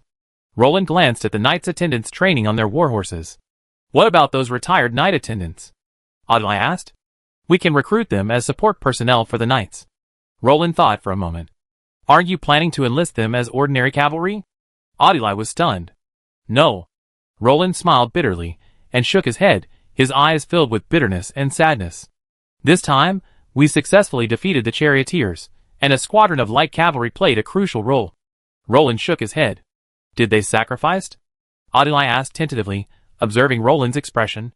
Well, they died tragically. So I don't plan to recruit ordinary cavalry anymore. Roland nodded. You are a benevolent king, but for this kingdom, they died without regret. Adal rubbed his chest, his face solemn. But if we patrolled with a few teams of knights acting as scouts, the results would be much better. If I had enough knights.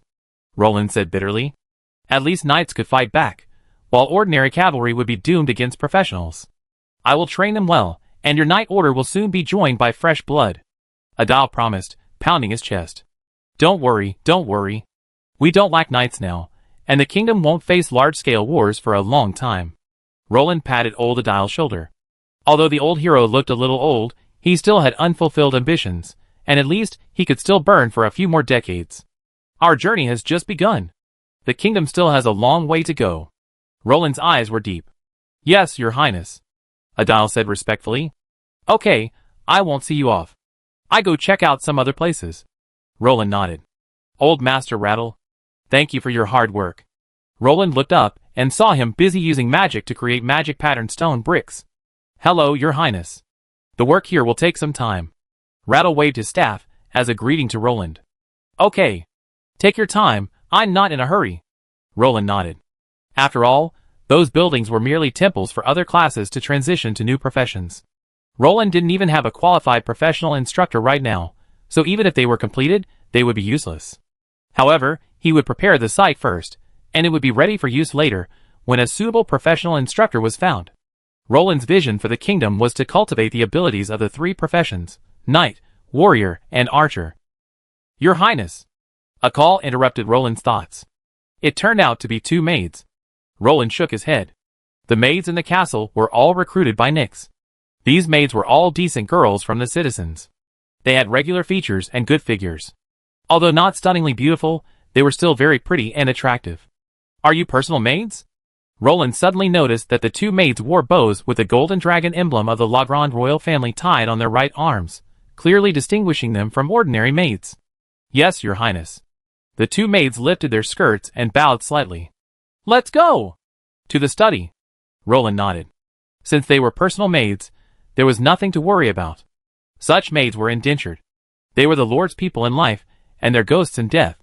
Such maids would eventually become the noble's lovers or concubines. Since they were chosen by Nyx, Roland could use them with confidence. Bang!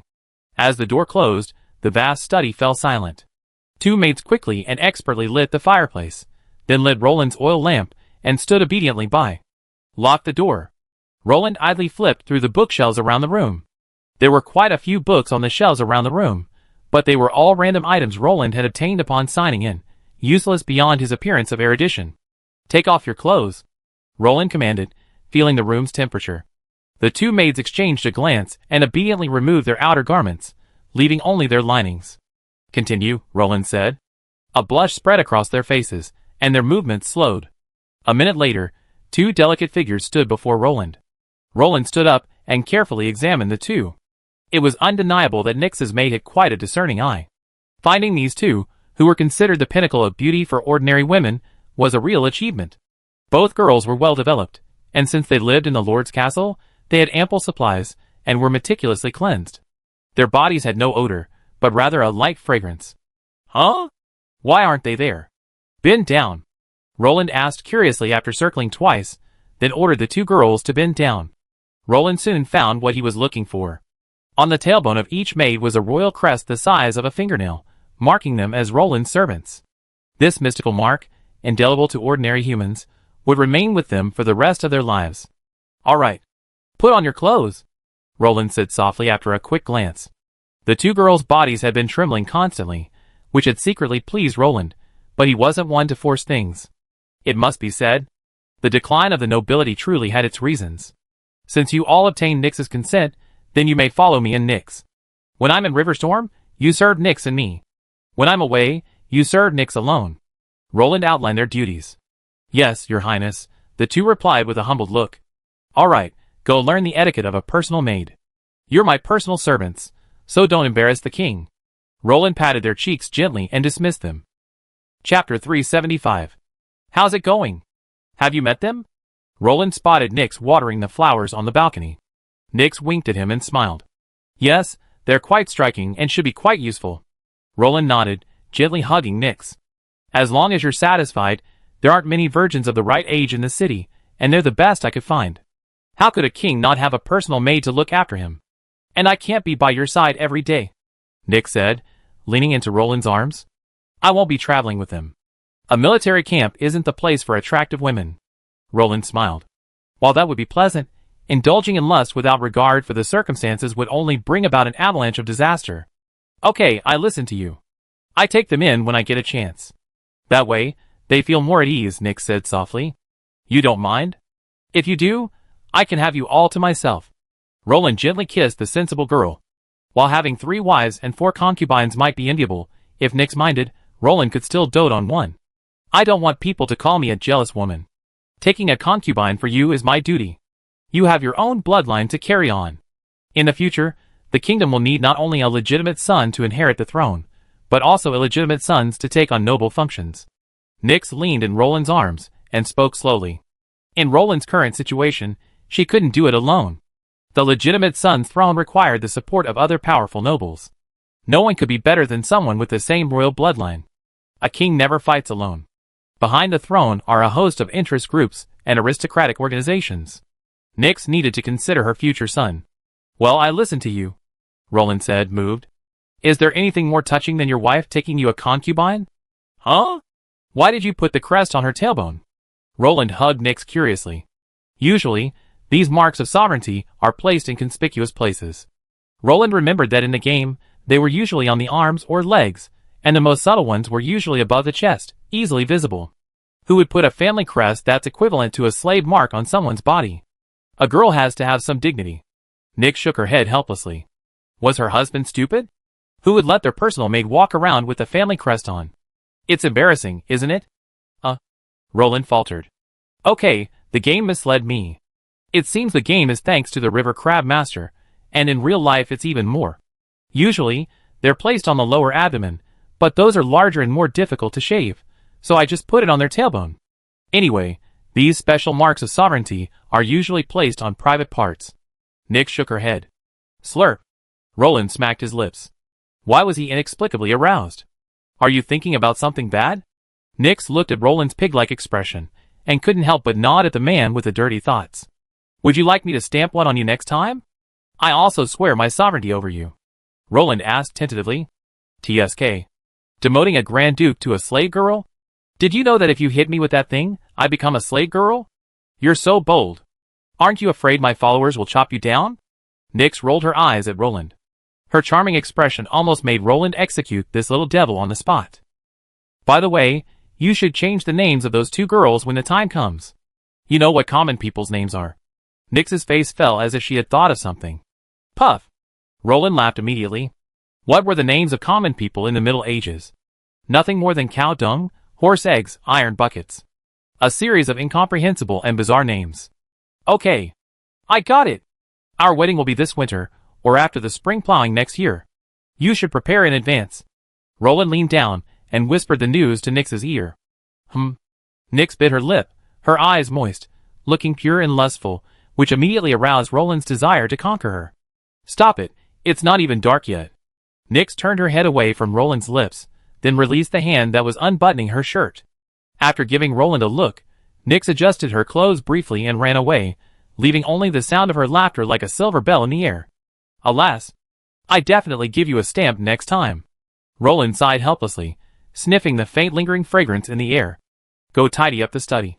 Roland looked at the fleeing figure with some regret, a faint sense of loss in his heart. What kind of mess are these books? Roland flipped open a book at random. Wow! The white-haired princess and the 7 little goblins? Opening another, Flower Girl. Next one, Charmander sells Girl 9? Lily Yuan Changpu. Roland had given up all hope for these system-rewarded books. Ding dong. Mission triggered.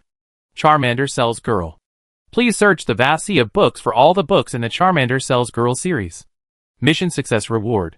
The mysterious dragon egg's vitality is partially restored, and the next mission phase begins. Holy crap! A mission? Roland jumped up. The inert system, silent for so long, had actually started to respond. He almost thought it was dead. Wait! The mysterious dragon egg has regained some of its vitality? Roland was stunned, then something clicked in his head. TSK. My head hurts. I feel like I need a brain. Roland thought and thought, but he couldn't remember what he'd forgotten. Until he rummaged through the system space and saw the stone-like dragon egg. This thing. Roland pulled it out, puzzled, and then examined it with the system. A dragon egg from countless ages ago, witnessing the changes of history and the traces of time. It was originally destined to never see the light of day again, until a puny king dug it out. By absorbing some of the power of space, this lifeless dragon egg has actually regained some vitality, the system clearly displayed. Puff! Roland spat out a mouthful of tea. The dragon egg? Alive! Is this a Sauron-branded dragon egg? How could it come back to life? It was clearly dead last time. And what does weak mean? What do you mean by a weak king? I'm weaker than your 6th uncle's cousin. Fuck. Looking for books. Charmander sells girls. I'm coming. Roland dove headfirst into the pile of books. A full 500 square meters of library was plenty for Roland to explore. System. Just kill me. It won't take that many, right? Roland held up a stack of books in his hand, overcome with anger. They were Charmander sells girls 1, Charmander sells girls 2. Where are 3, 7, and 12? Roland nearly spat out blood. Chapter 376. God. Oh my goodness. Dragon God. Roland anxiously searched through a pile of books for the Charmander selling girls series the damn system had described. Where's it? Roland rummaged through them. The 18 touches of the dragon girl. Shoo. That's a cool trick. I study it up tonight. What is this? Wow. Such a gimmick. I admire you. Truly a noble. Is it normal for a viscount like you to ride 4 dragons? Ah. The unforgettable story of the Duke and his wife? The customs and practices of women on the continent. System. You're here just to tease me, aren't you? Roland read, becoming mesmerized. No. He was suddenly awakened. How could a dignified king be so captivated by beauty? Roland now suspected that this system had once been a purveyor of magical oil and a money-making club. Girl, come and help me find 2 books. Roland dragged Nyx over. Oh, why the rush? What happened? Nyx looked at Roland in confusion. She rubbed her hand, read from Roland's forceful tug, a hint of grievance and confusion in her eyes. That's it. The Charmander series for girls. Roland waved the book in his hand. The ancient pages exuded a timeless aroma. No one knew when these books came from. That's it? Nyx flipped through it, and couldn't help but roll her eyes. It was just a commonplace knight novel. A story about an ordinary knight who, through his own hard work, succeeded in becoming a dragon rider. Well, look at this. Roland pulled out the dragon egg, still holding a faint breath of life. What is that? Nyx was stunned, a bit bewildered as Roland pulled out the large, round egg. This is a dragon egg? Where did it come from? Nyx finally took a closer look at the egg before her. As for how she could tell it was a dragon egg, it was, of course, because of the faint dragon aura emanating from it, faint but incredibly pure. A pure-blooded dragon. What a shame it's dead. Nyx's face grimaced, thinking to herself, what a shame. If it were a hatchable dragon egg, Nyx would have hatched it at all costs, so her husband could become a dragon rider. Don't lose heart. I got this thing back in the Misty Mountains. It was completely dead, but now it's regained some life. Roland tapped Nyx's head, and Nyx squinted and shrank back. Find a way to find those 2 missing books. Maybe they hold the key to restoring the dragon egg. Roland said softly. You weren't fooled, were you? Nyx looked at Roland, who was working diligently, a little puzzled. Help me find it. You know then. Roland glanced back at Nyx, patted her pert breasts, and continued to search through the sea of books. This? Nix blushed, picking up a book. Inside was a pornographic picture. She quickly put the book down and picked up the next one. This is, woo-woo, a scoundrel. Nix's pink fist, coated in frost, slammed into Roland's back. Even without much force, it set Roland's blood churning. Roland fell to the ground, his limbs twitching. He looked up at Nix with a wry look. How had he offended this woman? I didn't offend you, did I? Are you trying to murder your husband? Roland asked helplessly. Tell me, why are you only looking at these books? Nix dropped the object at Roland's feet, aggrieved. Roland picked it up and took a look. Wow. Isn't this a sex technique? Roland's eye twitched. Don't worry, it's nothing serious. Seeing the illustrations, he couldn't help but want to examine it more closely. Actually, you better behave. Nix rubbed her brow helplessly. She felt her husband would be ruined if this continued. Listen to my excuses. No. Explain. This. Roland was distressed. The system, that idiot, hadn't explained what these books were when it gave her the sign-in reward.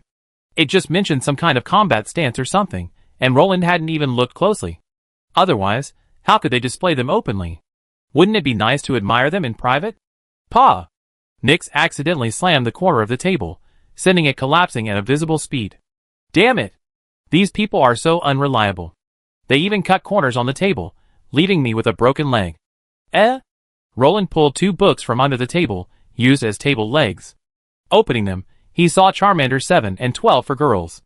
Roland's expression immediately brightened. Ha ha ha. After searching high and low, I finally found it. You're my lucky star, girl.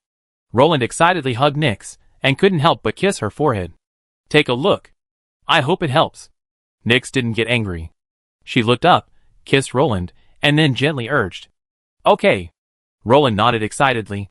1, 2, 3. Roland put all the books in order. There were 13 in total. He hoped there wouldn't be a 14th one, or Roland would be completely overwhelmed. Congratulations to the host for successfully collecting the Charmander, Who Sells Girls series. Reward. A mysterious dragon egg partially restored to life. Next stage mission. Unlock the secrets within the books. Mission reward. A mysterious dragon egg partially restored to life. The 15 books spread out on the table were now emitting a soft glow. A single ray of light slowly condensed on each of the 13 books. The 13 rays of light slowly intertwined, circling the dragon egg as Roland and Nix watched curiously, then slowly sinking into it. The two exchanged glances. They could clearly feel the egg's vitality intensify. This time, the egg no longer felt stone-like, the shell felt as lustrous as jade. Wow! Is this a real dragon egg? It feels so good. Nix gently stroked the egg, which had regained some of its vitality. Roland, is he alive? Nix raised her pretty face, her bright and charming expression stirring Roland's heart. Not yet. Although it's regained some vitality, it's still essentially a dead egg. It can't hatch.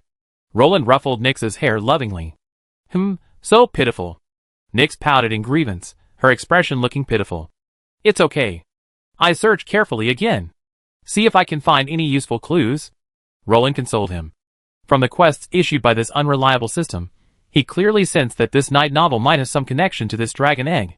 Chapter 377. Roland casually flipped open the first book. A soaring dragon on the title page caught his eye. Very vivid. Roland praised. I am the son of a northern knight. I am so hungry, so tired. Father, mother, where are you? The whole world is burning. Elves are screaming and fleeing, dwarves are hiding in deep caves, and goblins seem to have lost their civilization, even though they're doing their best. The Alliance is losing? No. Not yet. We haven't lost. Humanity isn't dead yet. Humanity won't die. We won't perish. Hail the free North. Long live the Knights of the North. Roland raised his brow. The heavy, ancient words made his heart tremble. He stroked the ancient handwritten book, his eyes moistening. Dragon language. Roland whispered. The entire book is written in dragon language. Dragon language. This proves that even if the author isn't a dragon writer, he or she has a deep connection to them. Otherwise, ordinary people wouldn't be able to write in dragon language. Dragon language? Nix gazed at the book in Roland's hands, a little curious. Although she could barely understand some of it, she still didn't recognize most of it. Will you read it to me? Nix whispered, hugging Roland's arm. Of course, my love. Roland scratched Nix's nose. He didn't mind sharing secrets with his lover, and he was happy to share these ancient secrets with his lover. The war has begun, darkness is coming. We have nowhere to retreat, it's time to fight. For the glory of the Knights of the North. For the first time, I donned leather armor and lifted my spear. They called me a knight. That's right. I am a knight. A first-rank apprentice knight. My father was a knight. My grandfather was a knight. The blood of the Northern Knights flows through me. For the glory of knighthood. Fight! Fight! Fight! The first battle is over. I survived. I slew 3 orcs with my own hands. I have to say, they were hideous. But I was thrilled. I got half a breastplate. Damn it. God. Save your people. The Balrog, brimming with hellfire, crawled from the abyss. I watched with my own eyes, as humanity's only dragon rider fell to the earth. He and his dragon. The mountain dragon, both rest here forever. We were victorious, stopping the invasion from the orc army further north. But I can't be happy. We lost our only dragon rider. The noble dragon's blood watered this land. The captain told me, stay strong. We still need to survive. The captain is dead. I buried him with my own hands. He was torn to pieces in the battle with the dragon. Forgive me. I only found a severed arm. I suddenly realized how insignificant I am. A second-level knight on the battlefield can't change anything. I can't change anyone. No. I will control my own destiny. I will keep the people of the North alive. As hope. Live. I will become a dragon rider. The dragon rider's path is arduous. I don't even know how to reach Dragon Island, or if I encounter a dragon along the way and get slain by it. Forgive me. My people. I will seek the power to save us. I will find the dragon. I will become a dragon rider. I will control my own destiny. I leave without saying goodbye. Will they think I'm a deserter? Will they forget about me? Will they curse me behind my back?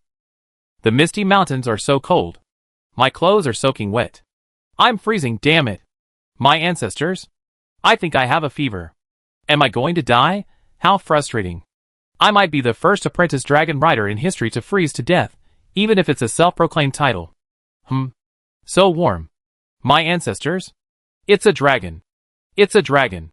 A dragon saved me. Oh my god. I actually met a dragon. That year, I was lucky enough to meet him. That elegant silver dragon was so noble. I really loved him. I want to be his knight. I must be his knight. Bang. My nth attempt at dragon riding failed. He knocked me off his back again. So humiliating, but this time I held on a second longer than last time. He told me his name was Meyer for the first time. An elegant name that sounds noble. At least it sounds better than mine. My name is Lance Anthony. Blood flowed freely. I'm so tired, so sleepy, I'm dying. I really can't hold on any longer. Farewell to my dream of dragon riding, but I have no regrets. I saved the people of that village from hundreds of orcs. They should be safe now. Silver Dragon Meal saved me, and I survived. When I woke up, I suddenly found that all my injuries had disappeared, and I could actually sense Meal's thoughts. What? He was going to become a little fire dragon who sold a princess? I actually shared Meal's life? Ancestors be it. I became the first silver dragon rider ever. I am a dragon rider. I'm back. Bringing with me the fury and justice of a dragon rider, but my home is gone. The ruins everywhere tell me a sad epic. My home was slaughtered by orcs. My people, where are you? Holy shit. Roland narrowed his eyes. This is too much. This is actually the autobiography of a silver dragon rider. No. As a silver dragon rider, can't you give your autobiography a more normal title? The Charmander who sells girls? And then? Nyx poked the soft flesh at Roland's waist, gently urging him on, her eyes filled with pouty anger.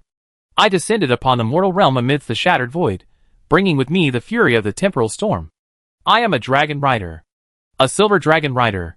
The dimensional currents descending from the sky tore through the orcs' bodies, crushing their flesh into shreds. Myler urged me to let go, but how could I? Family feuds and clan hatred, the people of the North. I will dedicate my life to protecting the North. I will die with no regrets. I'm a dragon rider now. Myler and I just killed a Balrog. Hey! The same one who killed our human dragon riders back then. I sliced his head open. It felt so good. I am the guardian of the North. I guard the North. I am the pillar of the North. Darkness is approaching again, and Myler feels uneasy. I don't understand why. Oh my god! Meyer has a wife, a beautiful golden dragon. Royal dragon blood. Her noble golden form is captivating. And she's bearing Meyer's child. I'm going to be an uncle. Damn it! I heard a shrill dragon roar. Someone tried to slay a dragon? Oh no! That's from the Misty Mountains. Meyer's wife and child are there. That was the first time Meyer left without waiting for me. He was so anxious. He shed tears. For the first time, this strong silver dragon shed tears. We're too late. The beautiful golden dragon closed its eyes forever, and the murderer. For Balrogs. Now, they were pinned to their knees by 20 dragons of various colors. A massive golden dragon beat Meyer nearly to death. It was the current Dragon King, Meyer's father-in-law. Meyer exiled himself from the dragon clan, becoming the first homeless silver dragon. Because of his fault. We haven't found Meyer's child. Perhaps the dragon egg has been devoured by the Balrogs. Meyer tore the 4 bastards apart like a madman. Not skilled in hand-to-hand combat, Meyer fought with tooth and claw for the first time. He was just a grieving husband and father, that's all. What a damned world. Chapter 378. Darkness enveloped the earth, and a roar echoed through the sky. Countless arrows soared into the air, showering blood as they fell, and with them, countless lives were lost. The arrows of the elven rangers and archers were accurate. Even their projectiles were densely distributed over a small area, like blackhead eliminators. Empty spaces constantly appeared in the orc army's formation, but the orcs quickly filled the gaps with their vast numbers. The dwarf warriors on the left wing stood, as still as the mountains of Middle-earth, standing eternally. Finally, the orcs broke through the hail of arrows blocking their path. The black mass of orcs surged towards the dwarves, charging forward like a surging black wave. Kill! The silent dwarves finally let out a deafening roar. Swish! Spears pierced the air, plunging directly into the orcs' bodies. Flesh, blood, and viscera splattered everywhere. Bang! Huge bodies slammed fiercely into the dwarven shield wall. The sounds of cracking bones, snapping weapons, the wails of orcs, and the furious roars of dwarves all mingled. From the sky, I witnessed the most spectacular scene I ever witnessed. The densely packed orc army clung to the coalition's defenses like ants. Even the elven rangers were forced forward to prepare for close combat. The human army on the right wing has collapsed. We're powerless. Damn it! I'm entangled by 3 ringwraiths. Where did they get their demonic dragons? Thank God. The Knights of the North. The Knights of the North charged. They overran the orcs. The orcs on the right wing were routed. They retreated, regrouped, and prepared to fight again. The dwarven defenses were finally breached by the wolf riders. Those brave half-orc wolf riders bypassed the dwarven shield wall, like a great wall of steel. They attacked the dwarven heartland from the flank and rear, ultimately tearing a gaping hole in the dwarven defenses. The elven rangers were forced to join the battle. Row after row of elven rangers, clad in gold and bronze armor, stood behind the dwarven lines, stabilizing the shaky defenses like a pinnacle. Will we lose? I don't know. The battle raged on, but the coalition forces were exhausted, so some people were fighting furiously. In the sky, the elven dragon warriors and dragon mages were fighting the war bats with all their might, but I felt a nagging sense of unease. There were simply too many of them. The disparity in numbers had already made the advantage in quality negligible. Damn it! The elven dragon mages were recklessly using forbidden spells. Oh my god! Is this the arrival of the tree realm? Oh my god! Have you ever seen a 1,000-meter-tall tree? Countless war bats were captured by the giant trees, their torn remains flying everywhere. Kill! I heard shouts of death resounding through the heavens and earth. The murderous aura soaring into the sky shook me. The Knights of the North led the charge. They broke through the orcs' numerous obstructions and charged straight into the center of the army. We seemed to have stopped the orcs' attack, but we had also suffered heavy casualties. Countless soldiers fell on the battlefield. I didn't know what I could do. I only knew I tried my best. It turns out that one person's power is so limited, even as a dragon rider. I still need strength. Did Sauron send someone to tempt me? To corrupt me? I killed the messenger. I am a righteous knight. How could I fall into corruption? I once swore by my sword to be loyal to the code of chivalry. I am a knight of the North. A knight of the North will never succumb to darkness. Live in glory. Die with honor. My heart is like my sword. I rather break than bend, except the wrath of the dragon rider. Damn it! How did they fight? Why did it end like this? This record was written hastily. Perhaps this great dragon rider encountered some unexpected situation. Roland's heart trembled, and his brows furrowed unconsciously. Nyx looked up at Roland, who had stopped, and asked, "What's wrong?" "Nothing." Roland rubbed Nyx's head and continued. "The elves failed, their dragon warriors and dragon mages fell. The alliance's skies. I am the only one left. I will protect this blue sky. I will shelter the people here. I come from the north. Fight! Fight! Fight!" The spatial rift shredded the orcs, halting their advance. But it couldn't stop our retreat. Ha ha. My left wing is surrendering. My right wing is retreating. My vanguard is collapsing. The situation is perfect. I will attack. That belongs to my solo dance. One man, one dragon. 1,000 troops, one general. Taking something from a bag is no problem. I successfully become a dragon rider general. I slice through the body of a level 6 orc for the first time. The warm, stinking blood is nauseating, but I'm incredibly excited. I killed a level 6, it hurts. A level 6 overlord is truly powerful. His desperate attack even shattered space, and I'm injured. Turns out hiding in a spatial plane doesn't guarantee invincibility, but I won. It was it that died. Meyer spread his wings, and a deafening dragon roar shook the heavens and the earth. Meyer told me I should leave behind my own descendants. I'm almost 60, but I'm still young. I followed Meyer's advice, my good brother. I hope my bloodline and family lineage will live on, and I think so too. The Earl of the North is a good candidate. I taken a look. Her golden hair is very alluring. I decided to propose marriage as a dragon rider. The Earl agreed to our relationship, but he wanted us to get along first. He didn't want his daughter to marry a man she didn't love. Even if he was a dragon rider, a brave father, facing the dragon rider's might without batting an eyelid? I admire his courage. As a knight of the north. The girl's name is Nyx. Roland paused. What the hell? What the hell? It's not what I thought, is it? Roland was stunned. Nyx and Roland looked at each other in bewilderment. Their eyes filled with confusion, they could only stare blankly. She truly is like an angel. I'm so warmed. I made up my mind. I'm going to marry her. I'm going to give her the happiest life. I'm going to have children with her.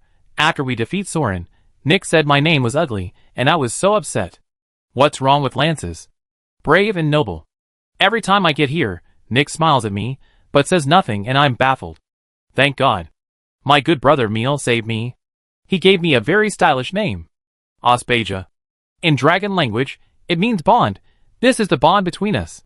Chapter 379. Puff. Roland erupted in exclamation. This was too much. The owner of this set of books was the one who left them behind by the former dragon rider? Roland's face was filled with complexities.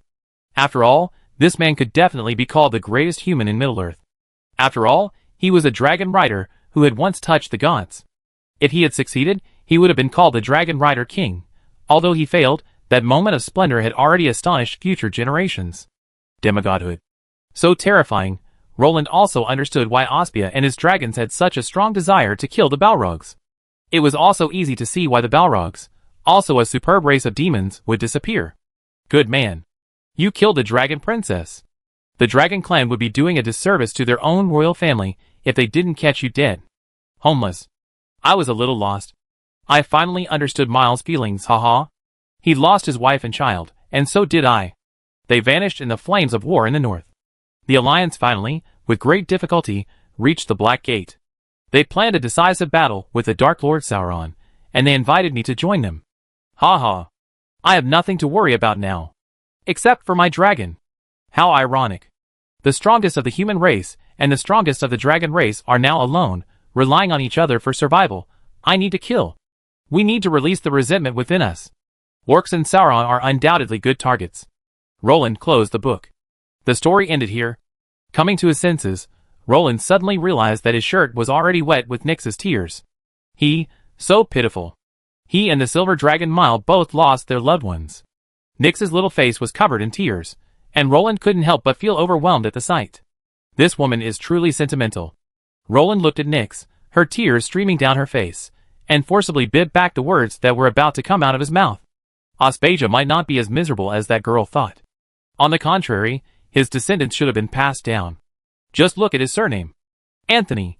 He is undoubtedly the source of the ancient Anthony family of the Northern Dragon Riders. To be more precise, it's his child. His child is not dead at all, and his wife should be alive too. Otherwise, where did the Grand Duchy of Nyx come from? Roland, well versed in game history, knew that the first Grand Duke of the Grand Duchy of Nyx was also from the Anthony family. Roland gently stroked Nyx's long, smooth hair, ultimately choosing not to speak. Sure enough, the Anthony Dragon Rider family, as famous as the King's Lion family, lived up to its reputation. Both his wife and Caslo's girlfriend should be from this ancient family. So it's you, Senior? Roland was silent for a moment, then shifted his gaze to the dragon egg in his arms. How many secrets are buried in the vast sea of history? And this is just the Anthony family. The reigning lion family, the top noble family in the Rune region, and the most mysterious Lagrang royal family. Are they truly gone? Roland didn't know, but he always felt a fog shrouding him. And what exactly is the system? Is there really an age of gods in this world? Does the Lagrang Empire really exist? Congratulations, host. Complete the quest. Secrets in the book. Reward. A mysterious dragon egg that partially restores vitality. Next stage quest. The last royal family. Complete the quest, and you be rewarded with a mysterious dragon egg that restores vitality. Roland raised his brow. He suddenly felt a surge of spiritual energy, visible through the void, pouring into the dragon egg. The dragon egg greedily devoured the energy from the void, and soon the vitality within it intensified. Even fine golden lines appeared on the jade-white shell. Although Roland couldn't understand it, he could sense its profoundness and mystery. Wow! So beautiful! Nyx cradled the dragon egg, unable to let go. The cool, icy egg felt pleasant to the touch, but it lacked the warmth of life. Roland helplessly gazed at Nyx as she coiled around the egg, carefully researching the next stage of the task. If he completed it, this mysterious dragon egg would hatch normally. This was the swan song of 3,000 years ago. A glorious legacy of an era, and the final commission of a dragon rider king. Although he didn't succeed in achieving godhood, Roland still honored Aspasia as the dragon rider king. Perhaps, he was the first human to set foot in the divine realm in 10,000 years. The egg's father must have been his dragon mirror. Though it's unknown how a lifeless dragon egg can still transcend space and time to be reborn. Roland. I have a feeling this has something to do with Aspia and Meyer. What secrets does this dragon egg hold? Roland was puzzled. The last of the royal family? What the hell was that supposed to mean? Did he have to find a golden dragon? After putting away the dragon egg, Roland and Nyx tidied up the study. They exchanged a tacit glance, neither of them saying anything.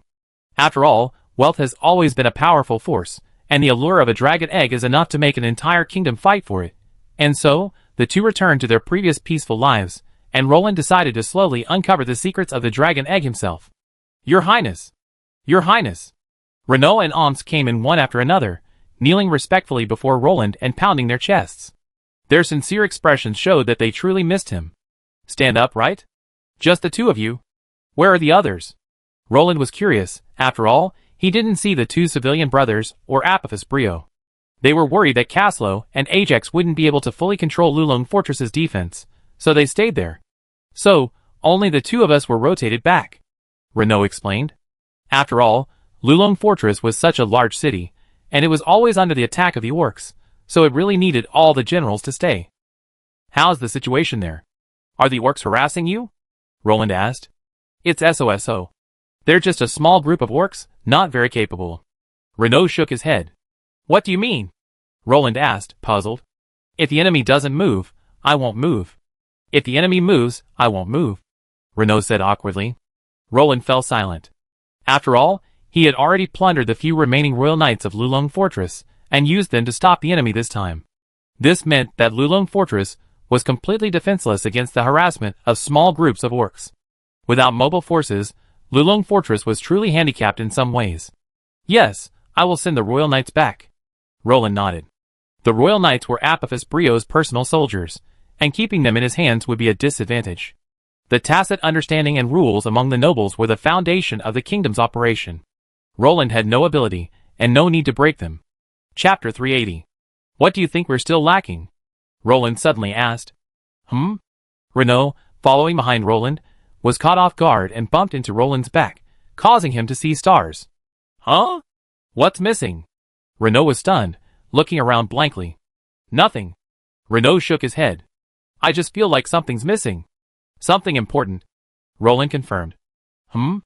Renaud asked, puzzled. The kingdom was currently in an unprecedentedly good state. Everything was on track. If things continued this way, this region would soon prosper. Wait. Prosperity. Renault's eyes lit up. Prosperity.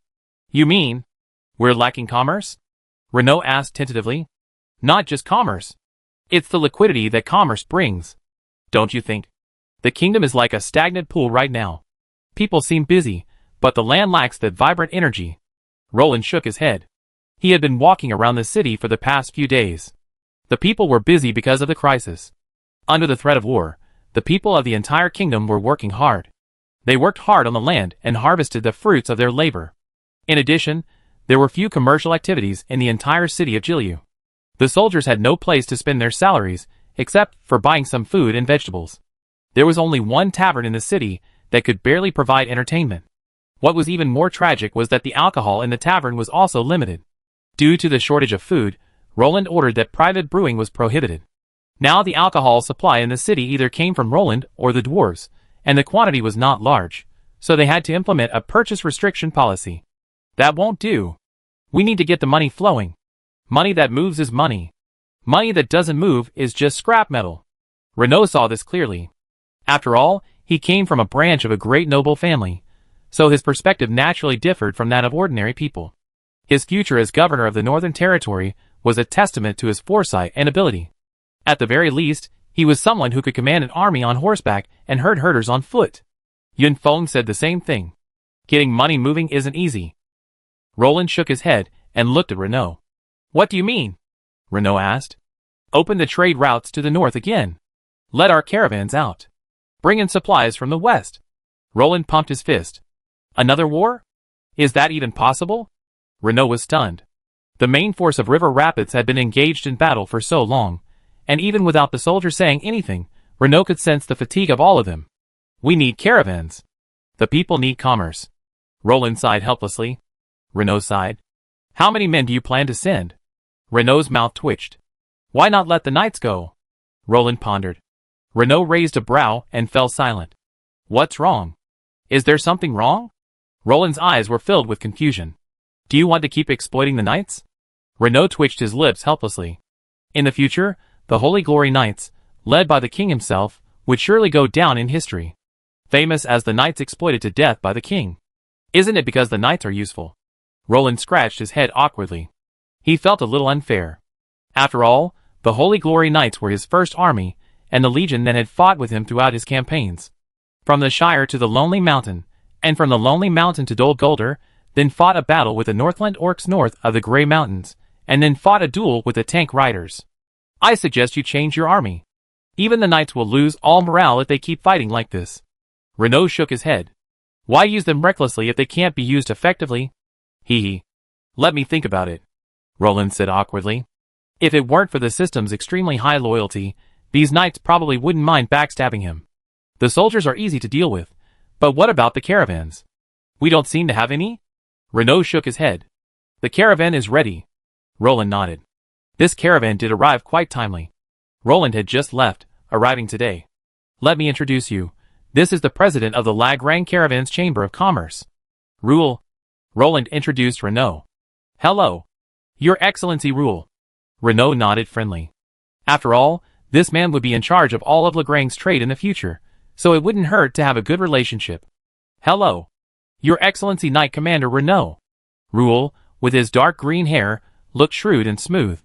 RUL will lead the caravans belonging to the Lagrand royal family to trade in the Western world. This will boost the kingdom's commerce and bring it greater prosperity.